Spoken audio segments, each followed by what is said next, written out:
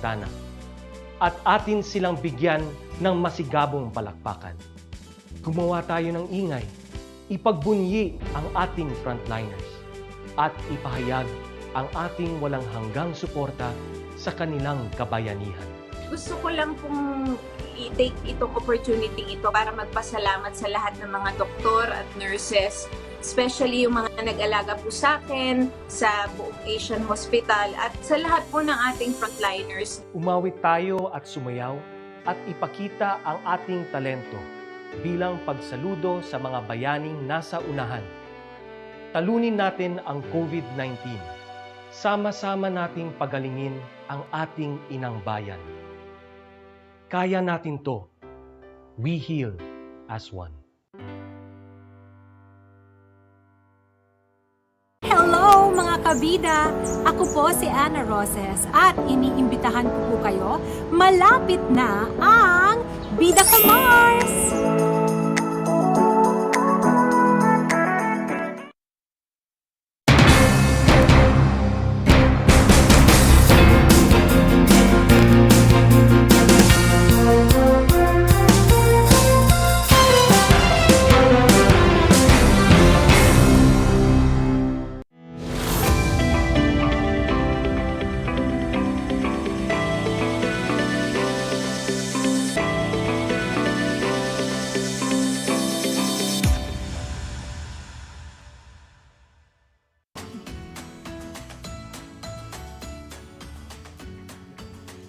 Hi! Balik po kami dito sa ating RTV Tarlac Channel 26. Leng and Lynn, syempre po, naka-TV na tayo. FB, ayan, yes. RTV Tarlac Channel 26 FB page. I-like and share lang po at ang ating pong YouTube. At mamaya pa tayo. Yung Aral TarlakHenyo po, mamaya pang 8:30. Pero kami, gaya na nabanggit ko, TV na, FB pa, YouTube pa. Lynn? Oh, yes, Ate Len. Hello, welcome back po sa ating RTV Tarlac Channel 26. Lynn Gabilan po. Samahan pa rin ninyo, abangan po ninyo any moment, yung interview po namin with the PIO ng Tarlac Province. Kanina binabanggit ko yung temporary, Ate Len, suspension, nung pagpasok nga po ng ating mga returning overseas Filipinos sa ating bansa at bawal po muna yung mga returning overseas Filipinos starting March 20 hanggang April 19. Uy, Ayun. So yun po isang yung buwan din yun, period. Opo. 1 month din siya. Opo, medyo isang buwan din po yun na hindi muna sila papapasukin. Ayun, dito po sa ating bansa dahil nga dumarami po yung mga cases natin all over the Philippines, lalo-lalo na po sa NCR, Tapos kahapon nga, 'di ba, binanggit po ni Ma'am Marinel, dati-dati nandun tayo sa baba biglang nandun tayo sa taas ng mga cases natin. Yes, oo. Buong lalawigan po, pinaka konti ang kaso ng Aurora. Tapos noong panahon na 'yon, pangalawa tayo, pero medyo naging pangatlo tayo because of this 2-digit spike of positive cases natin dito sa ating lalawigan.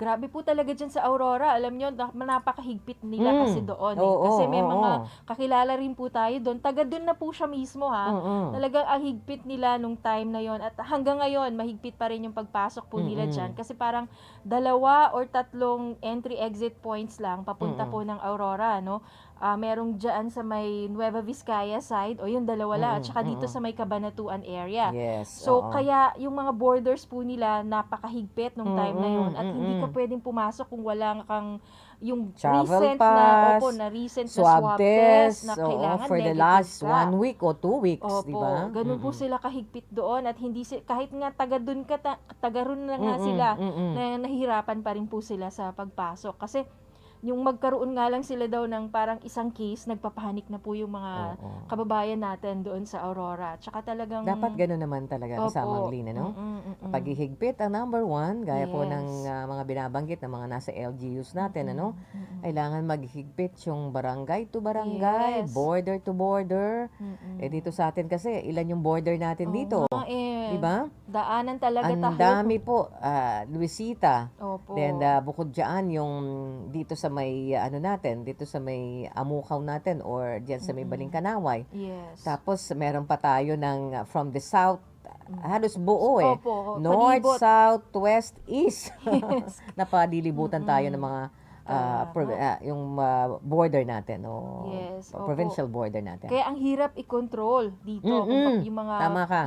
ins and outs nga ng Yes. mga tao dito. Kaya sobrang mahirap po kaya ganun na lang dapat siguro pag medyo maghigpit tayo, pero yun nga medyo maapektuhan na yung movement dito kasi yung mga pupunta halimbawa ng north or south ay mostly dito po dumadaan. Tama ka, kasamang Lynn. Isa yan sa ating itatanong siguro, sa ating pong the Provincial Information Officer kay Boss Arvin, itong ating mga provincial borders, At alam natin kailangan po yung paghihigpit, travel pass, siguradong i-implement pa rin naman yan. May ilan kasing mga executive orders na pinalabas, So, siguro yung iba talagang kailangan lang nilang i-intensify pa, Yes. Itong mga guidelines pa rin. Opo. Tsaka lalo na talaga yung talaga natin, yung protocols, yung health protocols, yung standard health protocols, dapat talaga Number one yun. nagmamask. Opo. Oo. Ano ba yung gagawin ninyo dun po sa mga taong hindi nagmamask? Let's say, siguro sa mga bara-barangay, Ate Len, hirap sila kasi wala rin naman siguro silang pambili ng mask. Tama. Isang Minsan nga case kasamang yun. Lin baka paulit-ulit na yung face mask nila, Opo. Pero alam nyo, yung mga LGUs hindi rin naman nagpapabaya. Talagang nagbibigay sila, Kung wala man po kayo ng mga tinatawag nating medical face mask, pwede naman yung mga cloth. Opo. Diba? Ang dami naman po na binigay yung mga LGUs natin. So, labahan na lang natin yon. Yes. Tapos, pag lalabas kayo, talagang magsuot po kayo ng mga face mask. Bibili kayo sa tindahan, sa talipapa, Opo. Pero ako naman kung hindi na po kailangan, wala naman kayong trabaho, just stay at home na lang po. Yes, Lalo yun na yung mga bata, lalo na yung mga teenagers. Number one, napasaway, Kaya dumami yung mga kaso po natin kasi ayan nga po, talagang nasa labas this oras ng gabi. Kaya dinagdagan po ng isa pang oras, Dati-dating 11 p.m., gaya nga po ng binanggit ng ating Lady Mayor Christy Angeles nung interview namin ni Lynn, 10 p.m. to 5 a.m. po ang curfew natin. At ganun din, yung mga guidelines from the province ay buong lalawigan is 10 p.m. to 5 a.m. Pero ang dami pang nagrereklamo. Bakit daw, hindi naman pala nagrereklamo. Ang daming gusto, sana 8 o'clock na lang daw.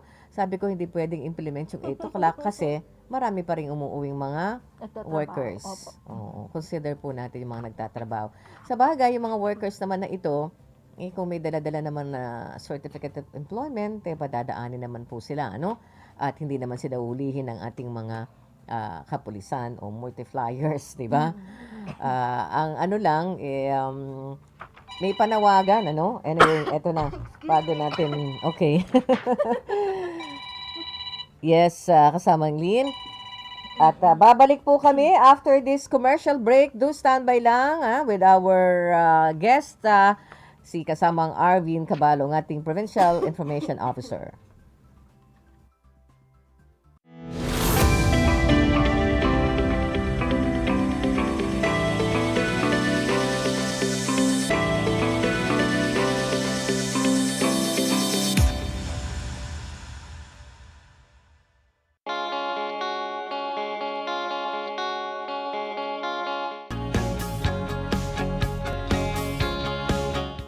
Buhay mga bata, sa mga batang nasa ika-5 baitan. Hello! Magandang araw din sa inyo, mahal naming magulang.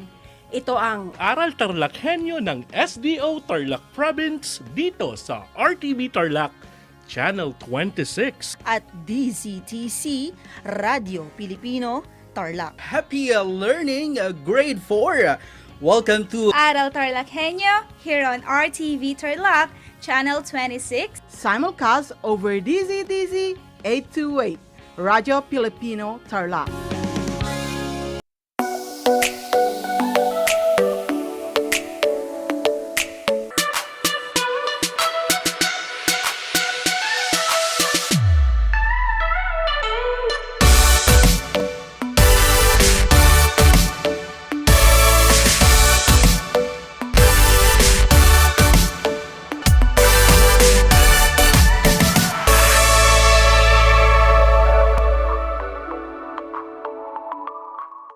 congratulations, Radyo Pilipino Media Group, for launching its first provincial station here in Tarlac City, the RTV 26. The airing of this TV station is the first step in achieving its mission to serve and delight people through genuine, relevant, excellent, accessible, thoughtful programs significant to nation building. Thank you for the TV production team for making this possible. To all our viewers, I would like to ask for your support not only to our TV station, RTV 26, but also to our radio stations, DCTC for AM and 96.11 FM. Congratulations again, RTV 26, and more power. Tuwing sasapit ang alas 5 ng hapon, parangalan natin ang ating mga kababayan na nasa unahan laban sa COVID-19. Lumabas tayo sa pintuan ng ating mga tahanan. Dumungaw tayo sa ating mga bintana. At atin silang bigyan ng masigabong palakpakan. Gumawa tayo ng ingay, ipagbunyi ang ating frontliners, at ipahayag ang ating walang hanggang suporta sa kanilang kabayanihan. Gusto ko lang pong i-take itong opportunity ito para magpasalamat sa lahat ng mga doktor at nurses, especially yung mga nag-alaga po sa akin, sa buong Asian Hospital, at sa lahat po ng ating frontliners. Umawit tayo at sumayaw at ipakita ang ating talento bilang pagsaludo sa mga bayaning nasa unahan. Talunin natin ang COVID-19. Sama-sama nating pagalingin ang ating inang bayan. Kaya natin to. We heal as one.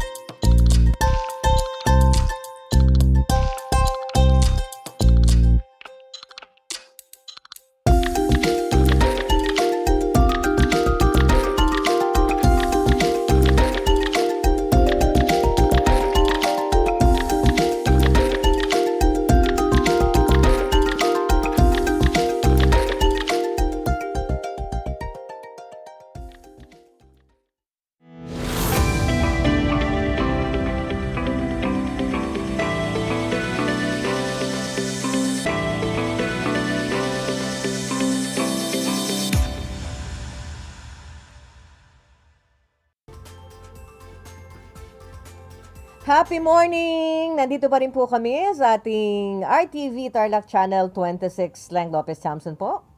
Yes, Lynn Gabilan po.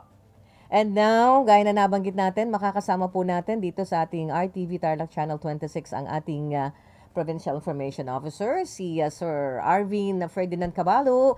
Sir Arvin, happy morning! Maya paabak. Live na po tayo dito sa ating RTV Tarlac Channel 26. Bumati muna po kayo. Yes. Sandali lang. Okay. Medyo hindi ko yata siya narin. Ayan. Kasamang Arvin, go ahead. Bakit wala? Anong nangyari? Saan ka napunta? Kasamang Arvin. Okay. Go ahead. Kasamang Arvin, go ahead. Happy morning. Bumati ka na. Parang hindi siya pumapasok. Kanina parang narinig na natin. Ano? Oo, kanina okay naman siya. Ayan, medyo malakas naman tong ato natin. Kasamang Arvin, dyan, wait lang ha. Okay, at medyo commercial break lang kami ha. Kasamang Arvin, babalikan ka namin.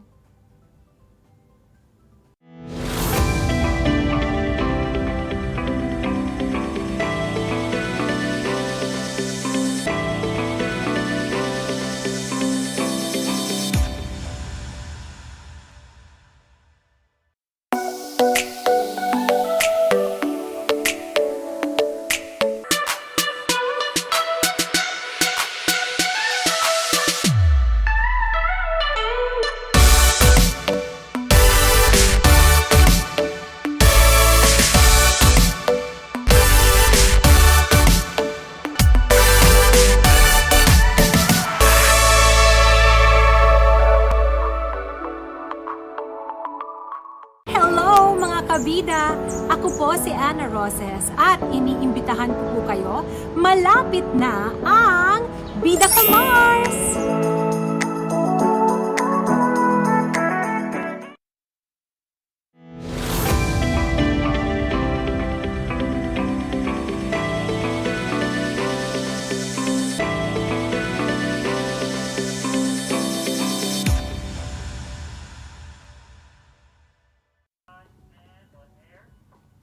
Hi! Happy morning! Take 2 tayo ha. At kasamang Lynn medyo hindi natin marinig si Sir Arvin kanina. So eto na po dito sa ating RTV Tarlac Channel 26. Sir Arvin, go ahead. Happy morning. Hi! Hello, happy morning din ho sa inyong lahat. Kasamang Leng at saka sa mga tagapanood natin. With Lynn, kasama ko si Lynn dito. Hello Ayo, po. morning. Hello, sir. Good morning, sir. Good morning din. Okay, kasamang Arvin, Boss Arvin, alam mo, kahapon talagang ang daming mga calls, text messages na nagtatanong kung totoo ba na buong lalawigan ng Tarlac ila-lockdown itong araw na to hanggang April 18. Ayan, siguro ikwento mo lang, clarify mo bakit umusbong o 'di ba? Bakit lumabas yung ganyang impormasyon sa ating lalawigan na magla-lockdown daw? Kahit kami, we were bombarded yesterday of questions asking us kung magkakaroon nga ng lockdown. Well, ito'y nag-umpisa dun sa isang malicious post in which we found out later on na meron ng ganong sulat. But yung sinirculate sa social media ay masyadong malicious because tinakpan nila yung kabuuan ng letter. So, nakatakip siya. So, we were caught by surprise na madaling makagawa ng fake news. So, we were not aware na ito'y official letter pala ng mayor ng La Paz addressed to the Sangguniang Bayan at La Paz. So, wala kaming kaalam-alam na may nag-exist na sulat kahapon. Ngayon, yung nilabas nga kalahati. So, we reacted to it. At kasi nga nakalagay dito, the governor was directly quoted as saying na during the TUPAD orientation of the Diwa ng Tarlac, na there will be a possible lockdown from March 18 to April 18 of 2021. So, we are denying that. Wala hong dinideclare si Gob, walang sinasabing ganon. At wala hong, hindi recommend ang IATF province in which I'm also a member of that group. Ang sinasabi ho ni Gob, specifically dun sa March 18 to April 18, actually March 18 to April 15 ito, yung curfew. We were talking about curfew. Ano ba yung curfew yan? 11 to 4 tayo ngayon sa buong Luzon. Now, maglalabas ng executive order at gagawin siyang 10 to 5 in the evening and the following morning.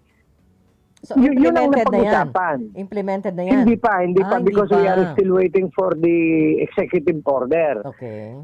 So, yun ay draft yun. So, ang nangyari, nagkaroon ng kontrobersiya nga because alam mo, yung mga kasamang lang, yung mga tao, takot sa word na lockdown. Tama ka. That's why we are very Napakabigat careful. na salita kasi ng lockdown Even the national government is not using the word lockdown. Tama. ECQ nga tayo nung enhanced community quarantine. Much more si Governor, since he is the head of our IATF. Very careful siya sa pagsasalita, lalo na sa word na lockdown. Kung baga, yung national government niya, kung hindi hirap din silang magsalita ng lockdown because pag nag-lockdown, which is true naman, lalong mahihirapan ng ating bansa dahil lubok na nga tayo ang ekonomiya natin, and then another lockdown will not help us talaga. Lulubog tayo. So, doon nag-umpisa yung kontrobersiya dito. Na because again, the governor was quoted as saying that there will be a possible lockdown from March 18 to April 18 in which we deny it. Ang statement nga namin, we are clarifying it.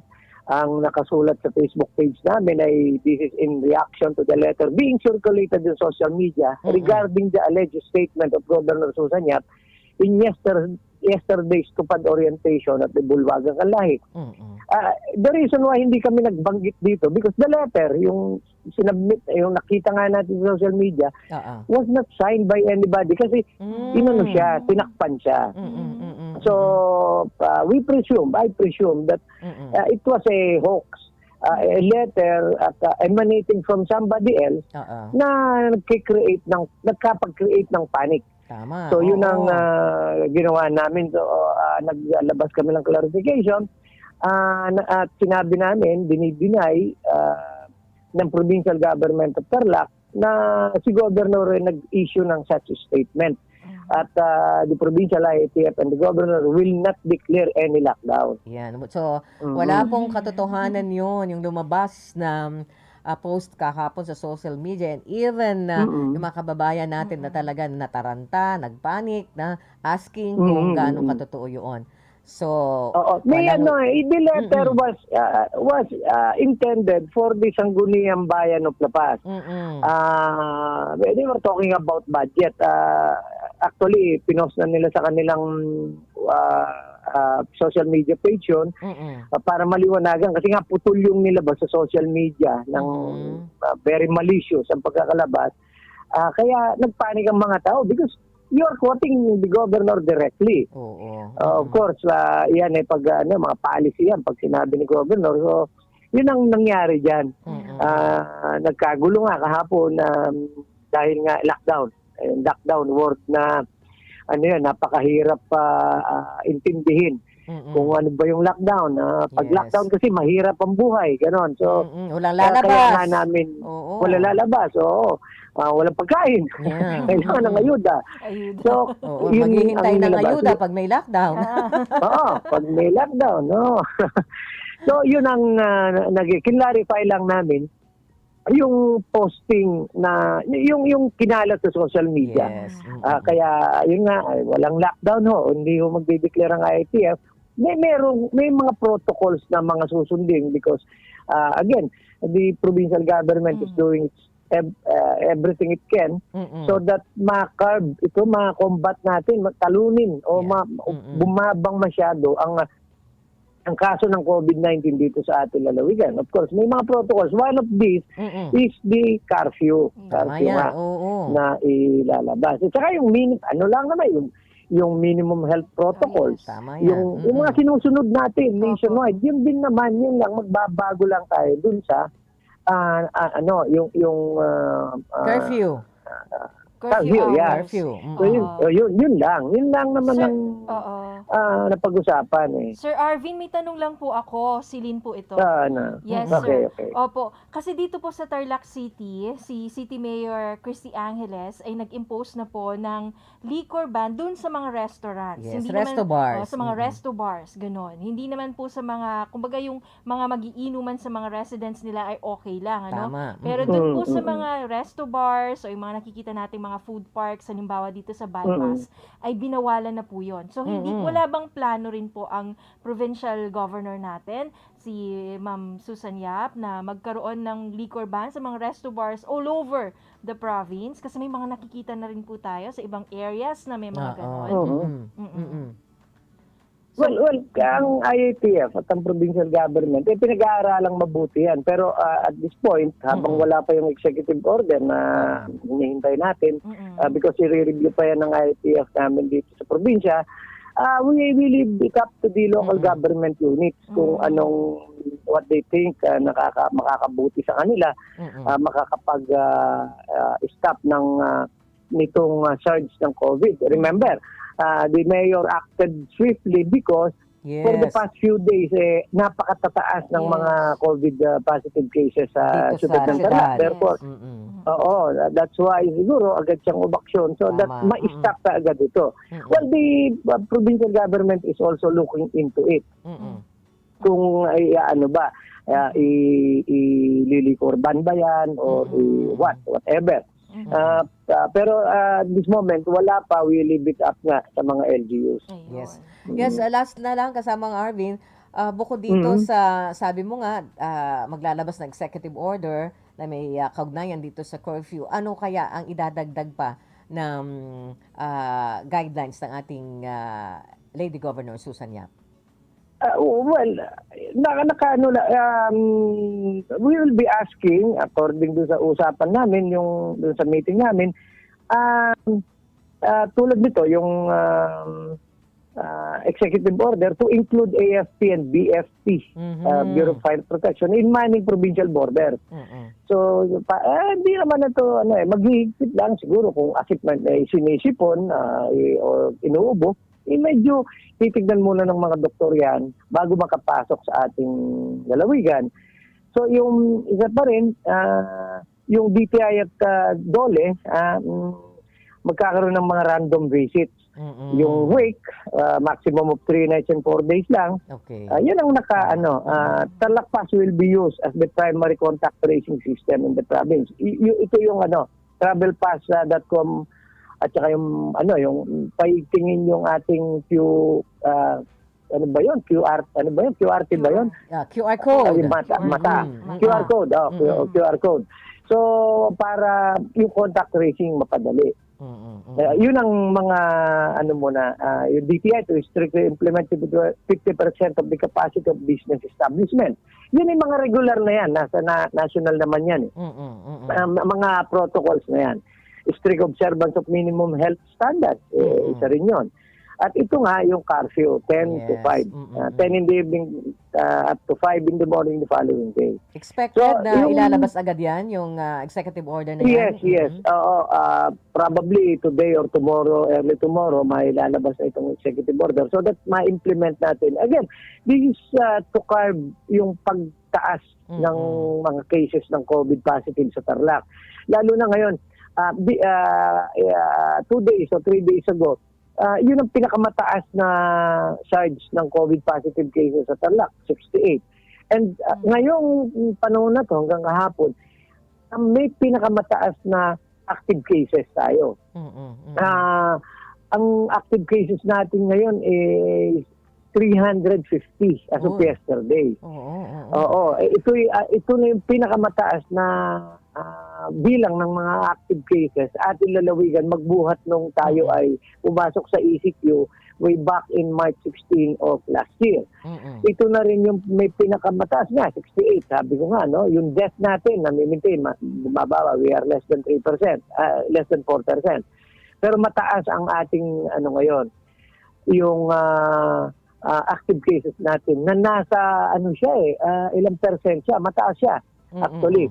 So, nasa 16.43% siya. Okay. Kaya mataas. Maraming salamat and hindi lang ito ang huli nating updates dito sa ating RTV Tarlac Channel 26. Maya pa. Maraming salamat sa binigay niyong opportunity. Thank you. Sir. Bye po. Thank you. Stay safe. So, dito po nagtatapos ang ating panayam sa ating Provincial Information Officer, Leng Lopez Chamson po. Yes, thank you po. Ingat po lahat. Lynn Gabilan po.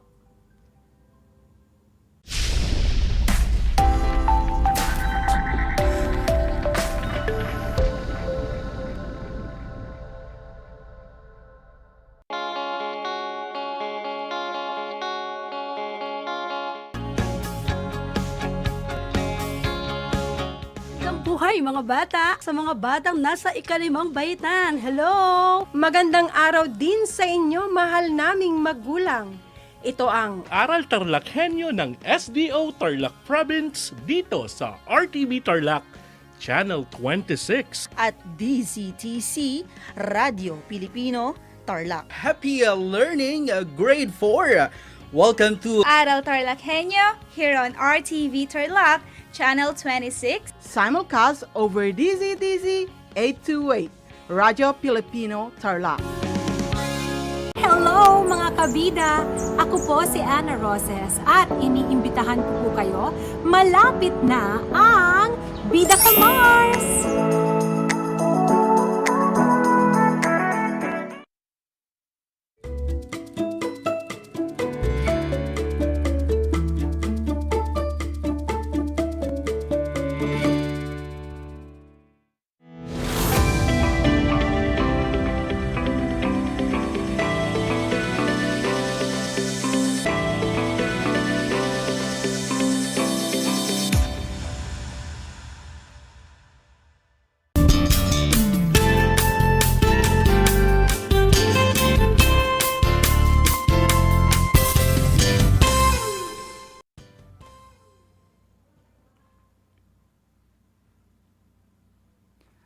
Welcome to Aral TarlakHenyo here on RTV Tarlac Channel 26, simulcast over DZTC Radio Filipino Tarlac. I am Jojo Cruz, your teacher broadcaster for English Grade 4.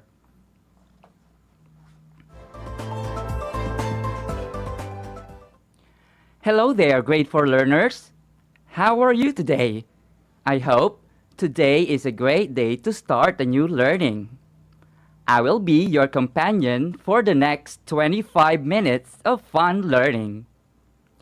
Join me as we discover how regular verbs form their past forms and use them in sentences.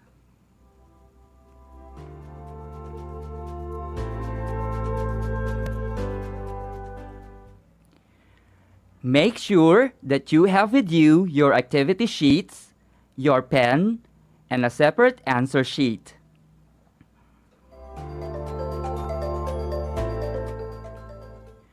Before we proceed to our quest, let's test how well you know about our topic. Take a look at activity number 1 in your activity sheet. Let's see if you can do it.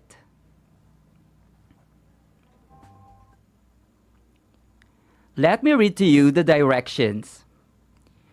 Use the past form of the underlined verbs to make each sentence grammatically correct. I repeat, use the past form of the underlined verbs to make each sentence grammatically correct.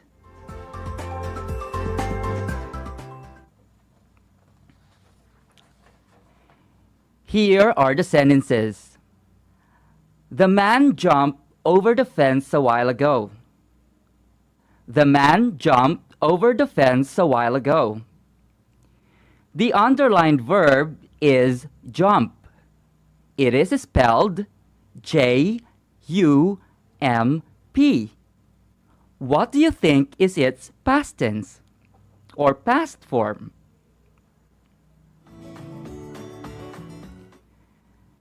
Sentence number 2. Last night, Anita asked her mother about her doll. Last night, Anita asked her mother about her doll. In this sentence, the underlined verb is ask. It is spelled A-S-K. What do you think is its past form? And sentence number 3. Lucia want to have a playhouse. Lucia want to have a playhouse. In this sentence, the underlined verb is want. It is spelled W-A-N-T. What is its past form?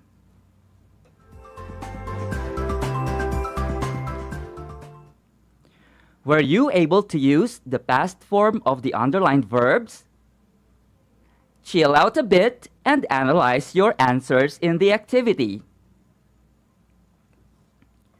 Were your answers jumped, asked, and wanted? Great! It means you are on the right track. Are you now ready to work on the new track? Come on, and let us learn new things in this new adventure.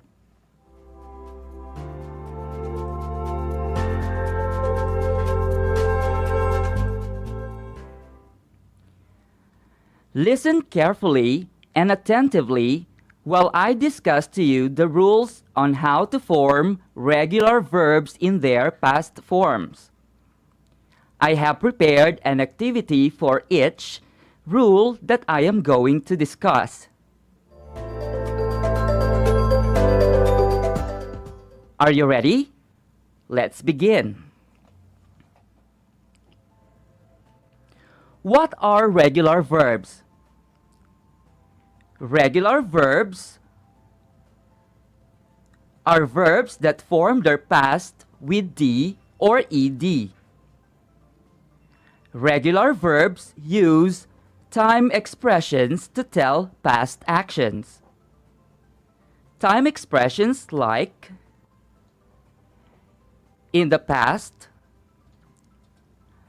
a long time ago, yesterday, an hour ago, this morning, a week ago, last week, last month, last year, a little while ago, and more. With most verbs, their simple past is created simply by adding ed. I repeat, with most verbs, their simple past is created simply by adding ed. Examples of these are found in Activity 2, Letter A of your activity sheet. Let's try it. Let me read to you the directions. Write the past forms of the following regular verbs. I repeat, write the past forms of the following regular verbs. Are you ready? Number 1 is done for you. Visit, visited.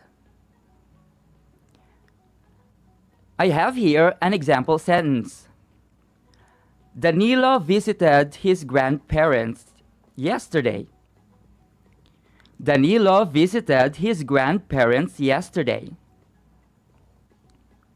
Number 2, want. What do you think is its past form? Number 3, fold. Number 4, watch. And number 5, pull. Let us see if you all got the correct answers. Here are the answers. Visit, visited. Want, wanted. Fold, folded. Watched, watched. Pull, pulled.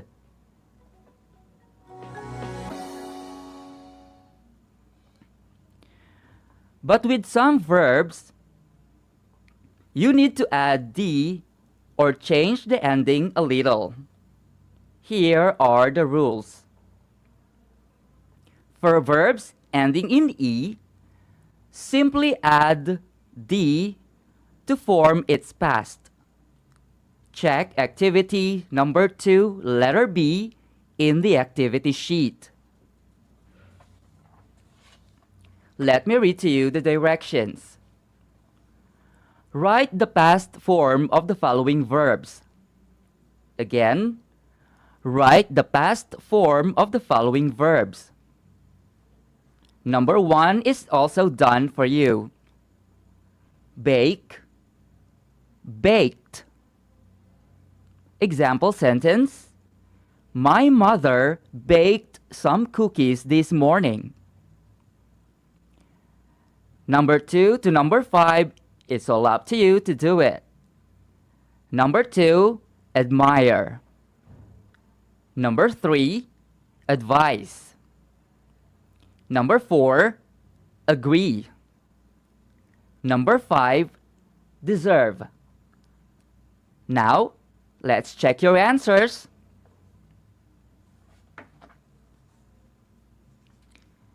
If your answers are bake, baked, admire, admired, advise, advised, agree, agreed, deserve, deserved.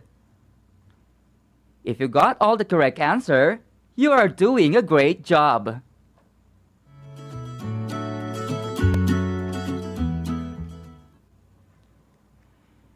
If your verb ends with the consonant Y or the letter Y, change Y to I and then add ed in the end. Let us have some examples. I repeat that.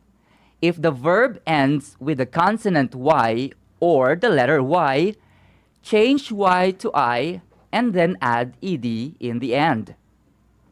Try answering the activity 2, letter C, in your activity sheet. Number 1 is done for you. Write the past form of the following verbs. Try, tried.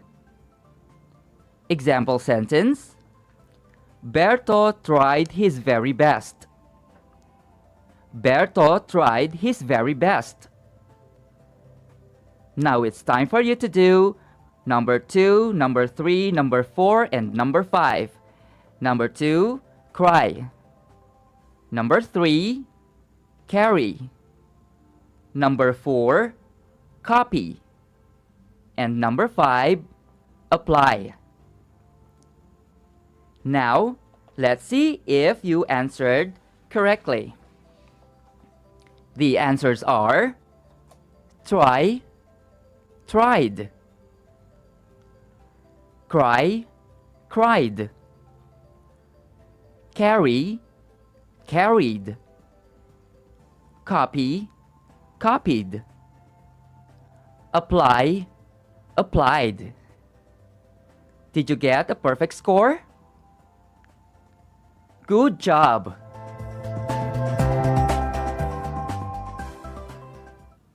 Now, let us continue. For verbs ending with consonant plus vowel plus consonant, double the last consonant and then we add ed in the end. I repeat, for verbs ending with consonant plus vowel plus consonant, double the last consonant and then we add ed in the end. The following are examples. Let us do it. Write the past form of the following verbs. Number 1 is done for you. Mop, mopped.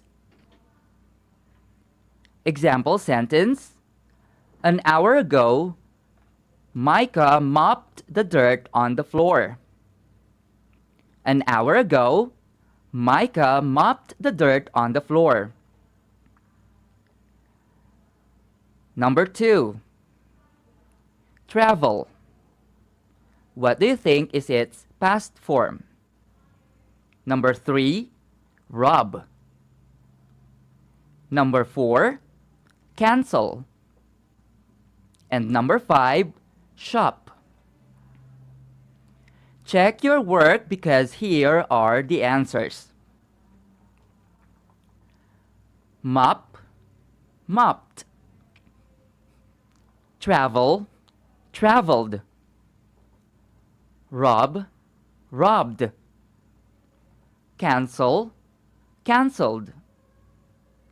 Shop, shopped. Congratulations! Way to go!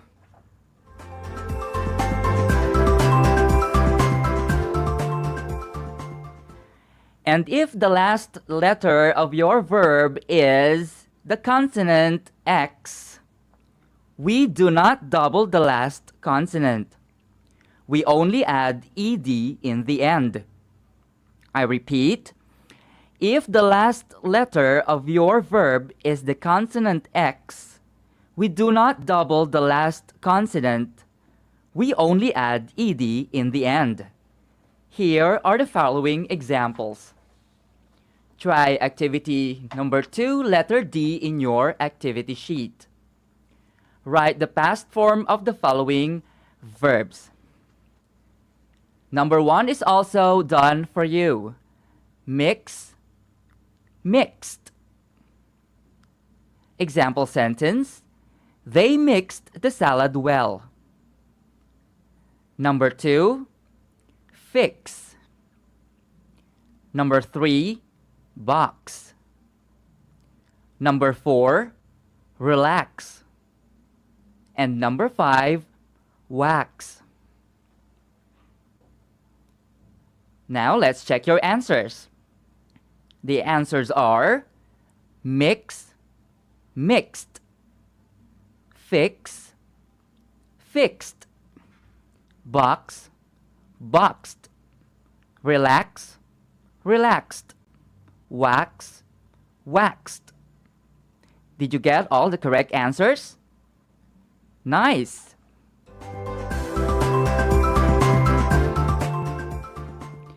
Now that we are done with the rules on how to form the past form of regular verbs, let us see if we can already proceed to our next destination.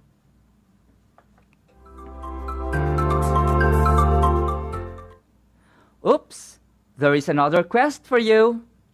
To pass this quest, you must read with me the story which is on pages 11 and 12 of your modules, and work on the given task after. Are you ready?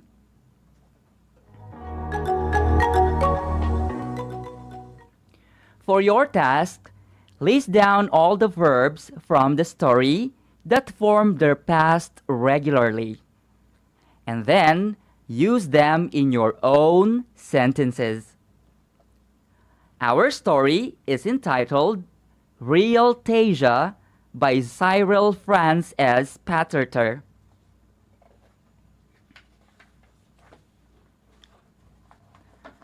Okay, let's read the story together. Alan loves to read books. Sometimes he imagines himself as one of the characters from the book he reads. One night, while he was in his room, he heard a loud bang from the room next door. It was his mini library. He jumped out of bed and checked the room. When he opened the door, a blinding light came out. When Alan opened his eyes, he was already in a different place. Books are flying. There are also flying horses, as if all the things he read from the books came to life. Welcome to Real Tasia. Would you like to have some tour? A talking cat approached Alan. He happily followed. They walked around the place and Alan was amazed by its beauty. The cat named Ali then guided Alan to the woods where he saw a gigantic tree as tall as a mountain. Its leaves looked like pages of books, and its branches looked like the skeleton of books. He said this is the tree that gives life to real Tasia. And without it, the world will be gone.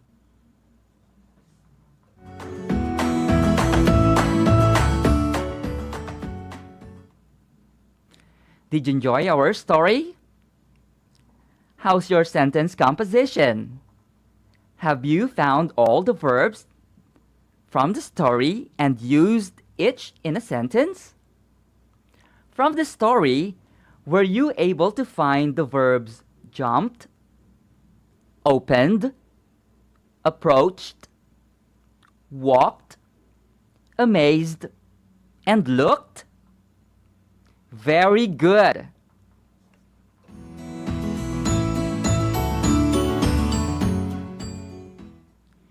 We are about to finish our journey.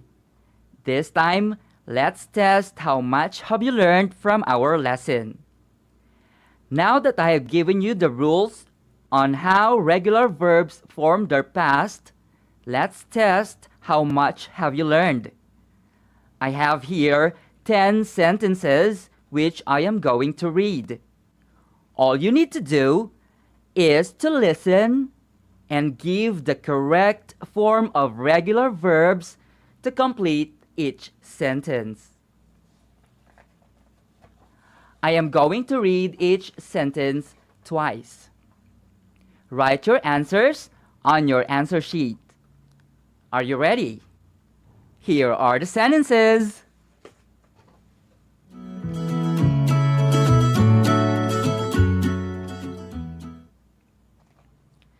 Sentence number 1. The man jumped over the fence a while ago. The man jumped over the fence a while ago. Number 2. Last night, Anita asked her mother about her doll. Last night, Anita asked her mother about her doll. Number 3. Yesterday, Myra visited her grandparents. Yesterday, Myra visited her grandparents. Number 4. John's mother baked a delicious cake this morning. John's mother baked a delicious cake this morning. Number 5. Marlon fixed his toys an hour ago. Marlon fixed his toys an hour ago. Number 6. Joshua waited for his friend for a very long time. Joshua waited for his friend for a very long time. Number 7. Last month, she traveled to Palawan. Last month, she traveled to Palawan. Number 8. They posted the banner a week ago.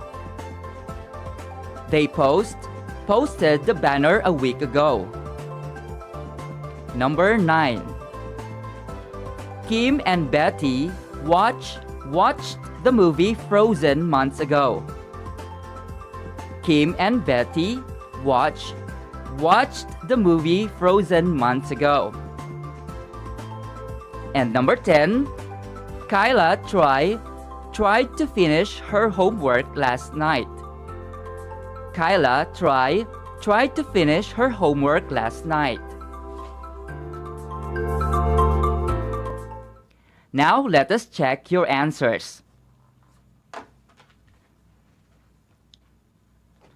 Number 1.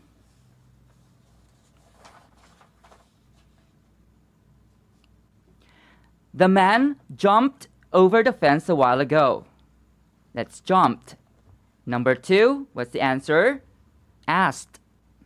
Number 3, visited. Number 4, baked. Number 5, fixed. Number 6, waited. Number 7, traveled. Number 8, posted. Number 9, watched. Number 10, tried.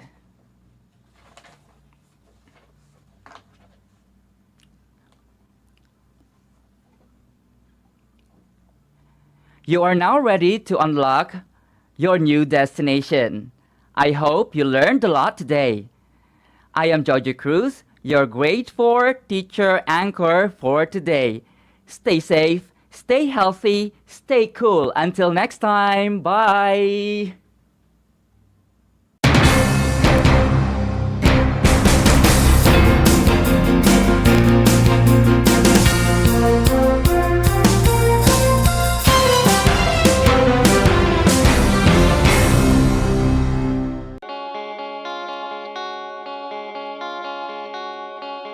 Upang matugunan ang mga kinakaharap na pagsubok ng mga guro at mag-aaral sa gitna ng kasalukuyang pandemya, nagsanib tulong sina Congressman Charlie Cojuangco ng unang distrito ng Tarlac, DEPED Region 3 Regional Director Dr. May B. Eclar at Tarlac Schools Division Superintendent Dr. Ronaldo Pozon para sa isang napapanahong proyekto na tinaguriang Project Shine, Aral TarlakHenyo.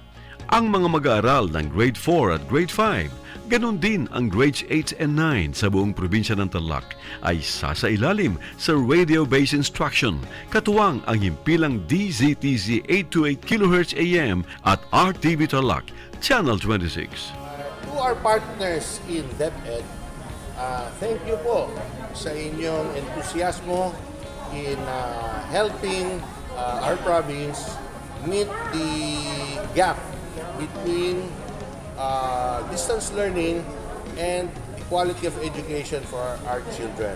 Sa mga TV ninyo, pwede kayo manood ng DEPED sa Channel 26.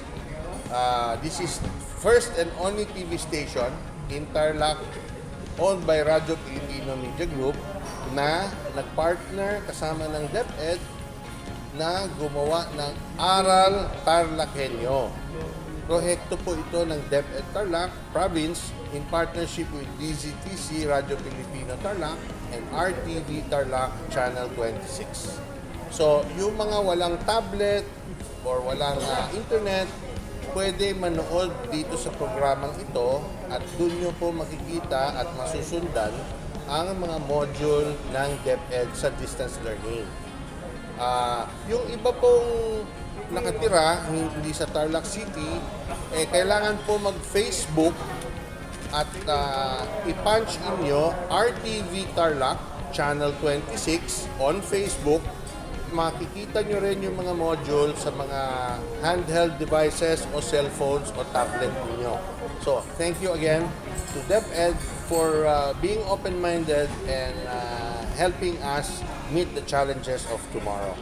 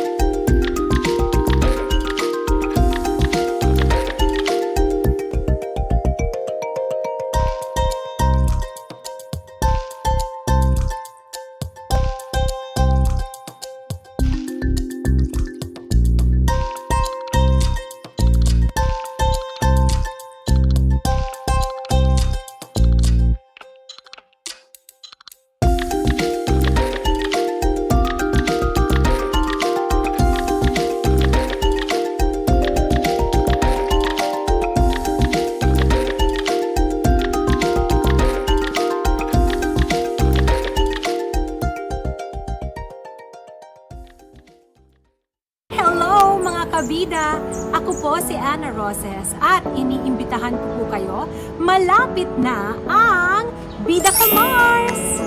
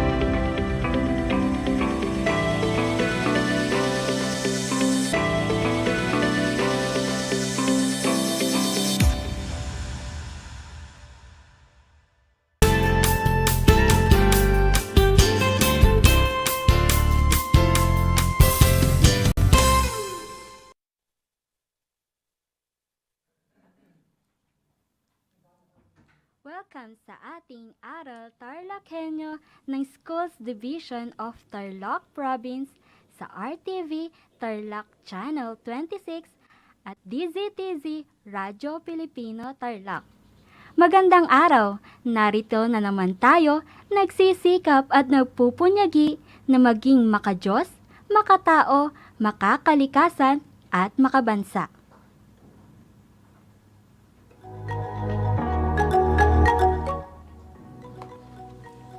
Kamusta kayo mga ginigiliw kong mag-aaral? Ang aking pagbati at paghanga sa inyong masidhing pagpupunyagi sa patuloy na pag-aaral sa himpapawid upang matuto sa kabila ng hamon ng pagkakataon ang COVID-19 pandemic. Ako, ang inyong guro sa Araling Panlipunan, Grade 4, Binibining Jenny F. Takdol, upang samahan at gabayan kayong maunawaan ang nilalaman ng ating aralin na ang kultura at pagbubuo ng pagkakakilanlan ng mga Pilipino. Samahan niyo ako sa isang makabuluhan at masayang talakayan ng mga bagong kaalaman sa susunod na minuto.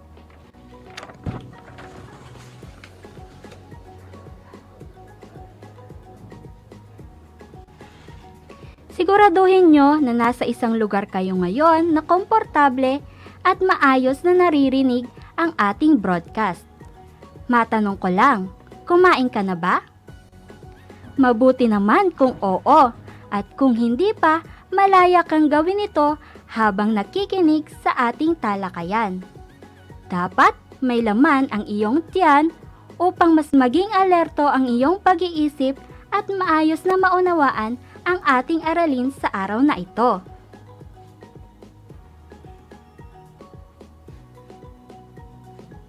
Sa puntong ito, nais kong kunin ninyo ang inyong module sa Araling Panlipunan 4 para sa ikapitong linggo ng ikalawang markahan, Module 5, ang kultura at pagbubuo ng pagkakakilanlan ng mga Pilipino. Ihanda rin ang inyong ballpen at sulatang papel upang maitala ninyo ang mga mahalagang detalye o impormasyon na aking mababanggit.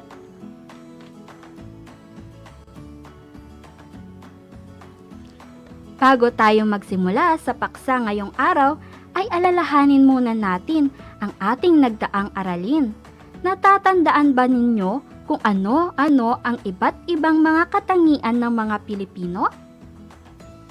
Ano-ano ang mga ito? Magaling! Ang mga Pilipino ay mayroong magagandang katangian tulad ng pagiging maawain at mapagbigay, magalang, at ang bayanihan. Ngunit, maliban sa mabubuting katangian, ang mga Pilipino ay mayroon ring di kanais-nais na katangian. Naaalala nyo ba ang mga ito? Magbigay nga ng halimbawa. Tama! Ilan sa mga ito ay sistemang padrino, bahala na o manyana habit, ningas kugon, at mentalidad na bandwagon. Alam nyo ba na ang mga Pilipino ay may iba't ibang tradisyon din? Teka, matanong ko lang. Alam nyo ba kung ano ang ibig sabihin ng tradisyon? Ang tradisyon ay tinatawag ding kaugalian. Ito ay mga paniniwala, opinyon, kustumbre o mga kwentong naisalin mula sa mga magulang papunta sa anak nila. Alam nyo ba na tayong mga Pilipino ay maraming tradisyon? Ngayong umaga, tatalakayin natin ang ilan sa mahalagang tradisyon ng mga Pilipino. Isa na dito ay ang pamamanhikan. Kalimitan, ang mga pamilya ng babae ang nagsasagawa nito. Ang ikakasal na lalaki at ang kanyang mga magulang ay dadalaw sa pamilya ng babae para formal na hingin ang kamay ng dalaga bilang mapapangasawa at para mapag-usapan ang darating na kasalan. Kaugalian na may dalang regalo ang bumibisitang pamilya. Kalimitan ay espesyal na niluto ng ina para sa may bahay. Isang magandang daan ang pamamanhikan para makaiwas sa isang nakakaasiwang katayuan na ang mga magulang ng ikakasal na lalaki at babae ay magkikita lamang sa unang pagkakataon sa araw ng kasal. Isang maganda ang daan nito para sa dalawang partido na magkakilala. Isa ring bahagi ng kulturang Pilipino ang pagsasama-sama ng pamilya. Karaniwan sa mga pagtitipon, magkakasama-sama ang pamilya gaya ng Pasko, kasalan, pagkamatay ng isang mahal sa buhay, bagong taon, at sa araw ng kapanganakan. May mga pamilya naman nagtitipon-tipon kahit walang espesyal na okasyon. Layunin ng pagtitipon-tipon na mapanatili ang malapit na pag-uugnayan ng mga kasapi ng pamilya na lubhang pinahahalagahan ng mga Pilipino. Ang pagkahilig sa pista ay tradisyong pinahahalagahan pa rin ng mga Pilipino. Karaniwan, may handaan tuwing pista sa isang lugar.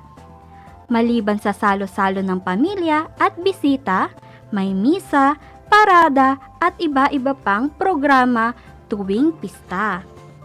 Ilan lang yan sa mga natatanging katangian at tradisyon na ipinagmamalaki nating mga Pilipino. Kayo mga bata, ano ang pinakapaborito niyong tradisyon ng mga Pilipino? Maganda nga ang mga yan. Ako, ang isa sa paborito kong tradisyon ng mga Pilipino ay ang pagsisimbang gabi natin tuwing sasapit ang Kapaskuhan. Marami pang iba't ibang mga natatanging katangian at tradisyon ang mga Pilipino na siyang naging pagkakakilanlan ng mga Pinoy sa buong mundo. Upang mas mapalalim pa natin ang ating kaalaman sa mga katangian at tradisyon ng mga Pilipino, ay ating sagutin ang susunod na gawain. Handa na ba kayo? Magaling! Buksan ang inyong module sa pahina 15 at ating sagutin ang isa-isip. Punan ng angkop na salita ang bawat patlang upang mabuo ang diwa ng mga pahayag. Basahin ang mga salita sa ibaba upang maging gabay. Piliin ang tamang sagot sa kahon. Isulat ang sagot sa sagutang papel. Ang mga salita na nasa kahon ay pamamanhikan, paggalang, pagsasama-sama ng pamilya, pakikisama, mapagbigay, pagkahilig sa pista, amor propio, ningas kugon, bayanihan, at manyana habit. Uulitin ko, ang mga sagot ay inyong pipiliin sa kahon at isusulat sa sagutang papel. Babasahin ko muna ang buong teksto at bibigyan ko kayo ng 1 minuto para isulat ang inyong mga sagot sa inyong sagutang papel. Maaari na rin kayong sumagot habang nakikinig. Handa na ba kayo? Atin nang basahin ang teksto at punan ang mga patlang. Tunay na natatangi ang mga katangian ng mga Pilipino. Binubuo ng ama na siyang gumagawa ng huling pasya sa pamilya. Katulong niya ang ina sa pagtataguyod sa kanilang mga anak. Malaki ang patlang ng mga anak sa kanilang mga magulang dahil sila ang nagtataguyod sa kanila sa lahat ng bagay. Maawain at patlang ang mga Pilipino lalo na kung tumutulong sa mga taong nawalan ng mahal sa buhay at handa silang makiramay sa lahat ng pagkakataon. Ito ay nagpapakita ng patlang at pagtutulungan sa paggawa at mabuting pagsasamahan kung gagamitin ng tama. Kilala rin ang mga Pilipino sa tinatawag na patlang. Ito ay nangangahulugan na handa sila sa lahat ng oras ng pangangailangan tulad ng pagsama-samang pagtatanim o kaya'y paglilipat ng bahay. Kung may kanais-nais na katangian ang mga Pilipino, mayroon din namang di kanais-nais na pag-uugali na dapat nating itama. Ang tinatawag na patlang ay nagsasabing pahala na o umaasa sa iba. Ang patlang ay uri ng hindi kanais-nais na pag-uugali gaya ng pagmamahal sa sarili o kaya'y pagpapahalaga sa sarili. Isa ring konsepto ang patlang o ang katamaran ng mga Pilipino. Hindi lamang mabubuting katangian mayroon ang mga Pilipino, kundi may mga tradisyon na sinusunod. Tulad ng patlang na siyang kalimitang ginagawa sa panig ng mga nasa kalalakihan na formal na dadalaw sa pamilya ng babae upang hingin ang kamay ng babae bilang mapapangasawa at mapag-uusapan ang kanilang kasal. Bilang bahagi ng kultura, binibigyan nila ng importansya ang patlang na karaniwang pagtitipon-tipon sa mga espesyal na okasyon. Bilang Kristiyano, kinaugalian na ang patlang na karaniwang may handaan at salo-salo, may misa at prosesyon. Ngayon ay maaari na kayong magsagot. Pinapaalala ko lamang na kayo ay may 1 minuto upang tapusin ang gawain. Umpisahan nyo na!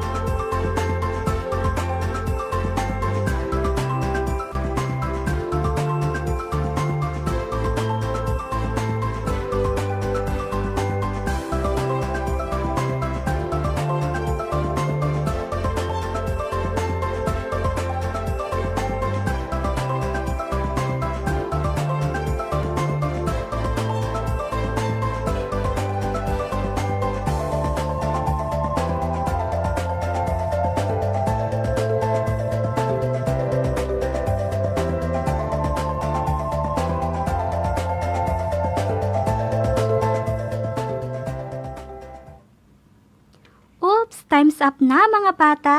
Tapos na ba kayo? Magaling! Handa na ba kayong malaman kung tama ang inyong mga sagot? Tara na at atin nang alamin. Aking babasahin muli ang teksto at ating sagutin ito.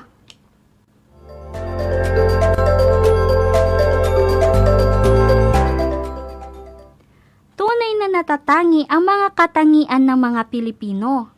Binubuo ng ama na siyang gumagawa ng huling pasya sa pamilya.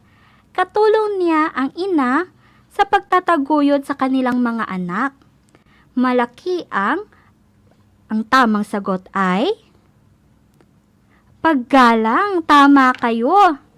Malaki ang paggalang ng mga anak sa kanilang mga magulang dahil sila ang nagtataguyod sa kanila sa lahat ng bagay. Maawain at Ano ang inyong sagot? Magaling! Ang sagot ay mapagbigay.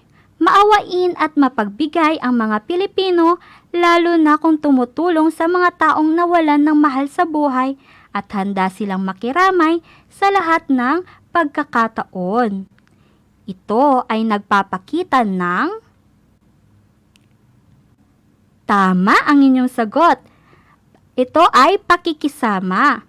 Ito ay nagpapakita ng pakikisama at pagtutulungan sa mga paggawa at mabuting pagsasamahan kung gagamitin ng tama. Kilala rin ang mga Pilipino sa tinatawag na, saan pa nga kilala ang mga Pilipino? Mahusay, kilala rin tayo sa ating pakikipagbayanihan. Ito ay nangangahulugan na handa sila sa lahat ng oras ng pangangailangan tulad ng pagsasama-samang pagtatanim o kaya'y paglilipat ng bahay. Kung may kanais-nais na katangian ang mga Pilipino, mayroon din namang di kanais-nais na pag-uugali na dapat nating itama. Ang tinatawag na patlang ay nagsasabing bahala na o umaasa sa iba. Ang sagot natin ay magaling manyana habit. Ang manyana habit ay ang ugali ng mga Pilipino na iasa sa iba ang mga gawain. Ang amor proprio ay uri ng hindi kanais-nais na pag-uugali gaya ng pagmamahal sa sarili o pagpapahalaga sa sarili. Tandaan nyo mga bata na hindi naman masamang mahalin ang ating sarili, huwag lamang labis-labis. Kailangan isipin din natin ang kapakanan ng iba at hindi lamang ang ating sarili. Maliwanag ba mga bata? Magaling. Balikan natin ang teksto. Isa ring konsepto ang patlang o ang katamaran ng mga Pilipino. Ano ang inyong sagot? Mahusay. Ang sagot ay ningas kugon. Ang ningas kugon ay katangian ng mga Pilipino na uumpisahan lang ang trabaho at hindi na ito tatapusin. Lagi nating tandaan na dapat ay tapusin natin ang ating mga gawain. Hindi lamang mabubuting katangian mayroon ang mga Pilipino, kundi may mga tradisyon na sinusunod. Tulad ng, ang sagot ay pamamanhikan. Tama! Ang pamamanhikan ay kalimitang ginagawa sa panig ng mga nasa kalalakihan na formal na dadalaw sa pamilya ng babae upang hingin ang kamay ng babae bilang mapapangasawa at mapag-uusapan ang kanilang kasal. Bilang bahagi ng kultura, binibigyan nila ng importansya ang tama kayo mga bata, pagsasama-sama ng pamilya na karaniwang pagtitipon-tipon sa mga espesyal na okasyon bilang Kristiyano, kinaugalian na ang pagkahilig sa pista na karaniwan may handaan at salo-salo, may misa at prosesyon. Magaling, tama ang inyong sagot. Napakahusay nyo mga bata. Inyong naunawaan at nasagutan ng maayos ang gawain. Binabati ko kayo sa nakuha nyong score.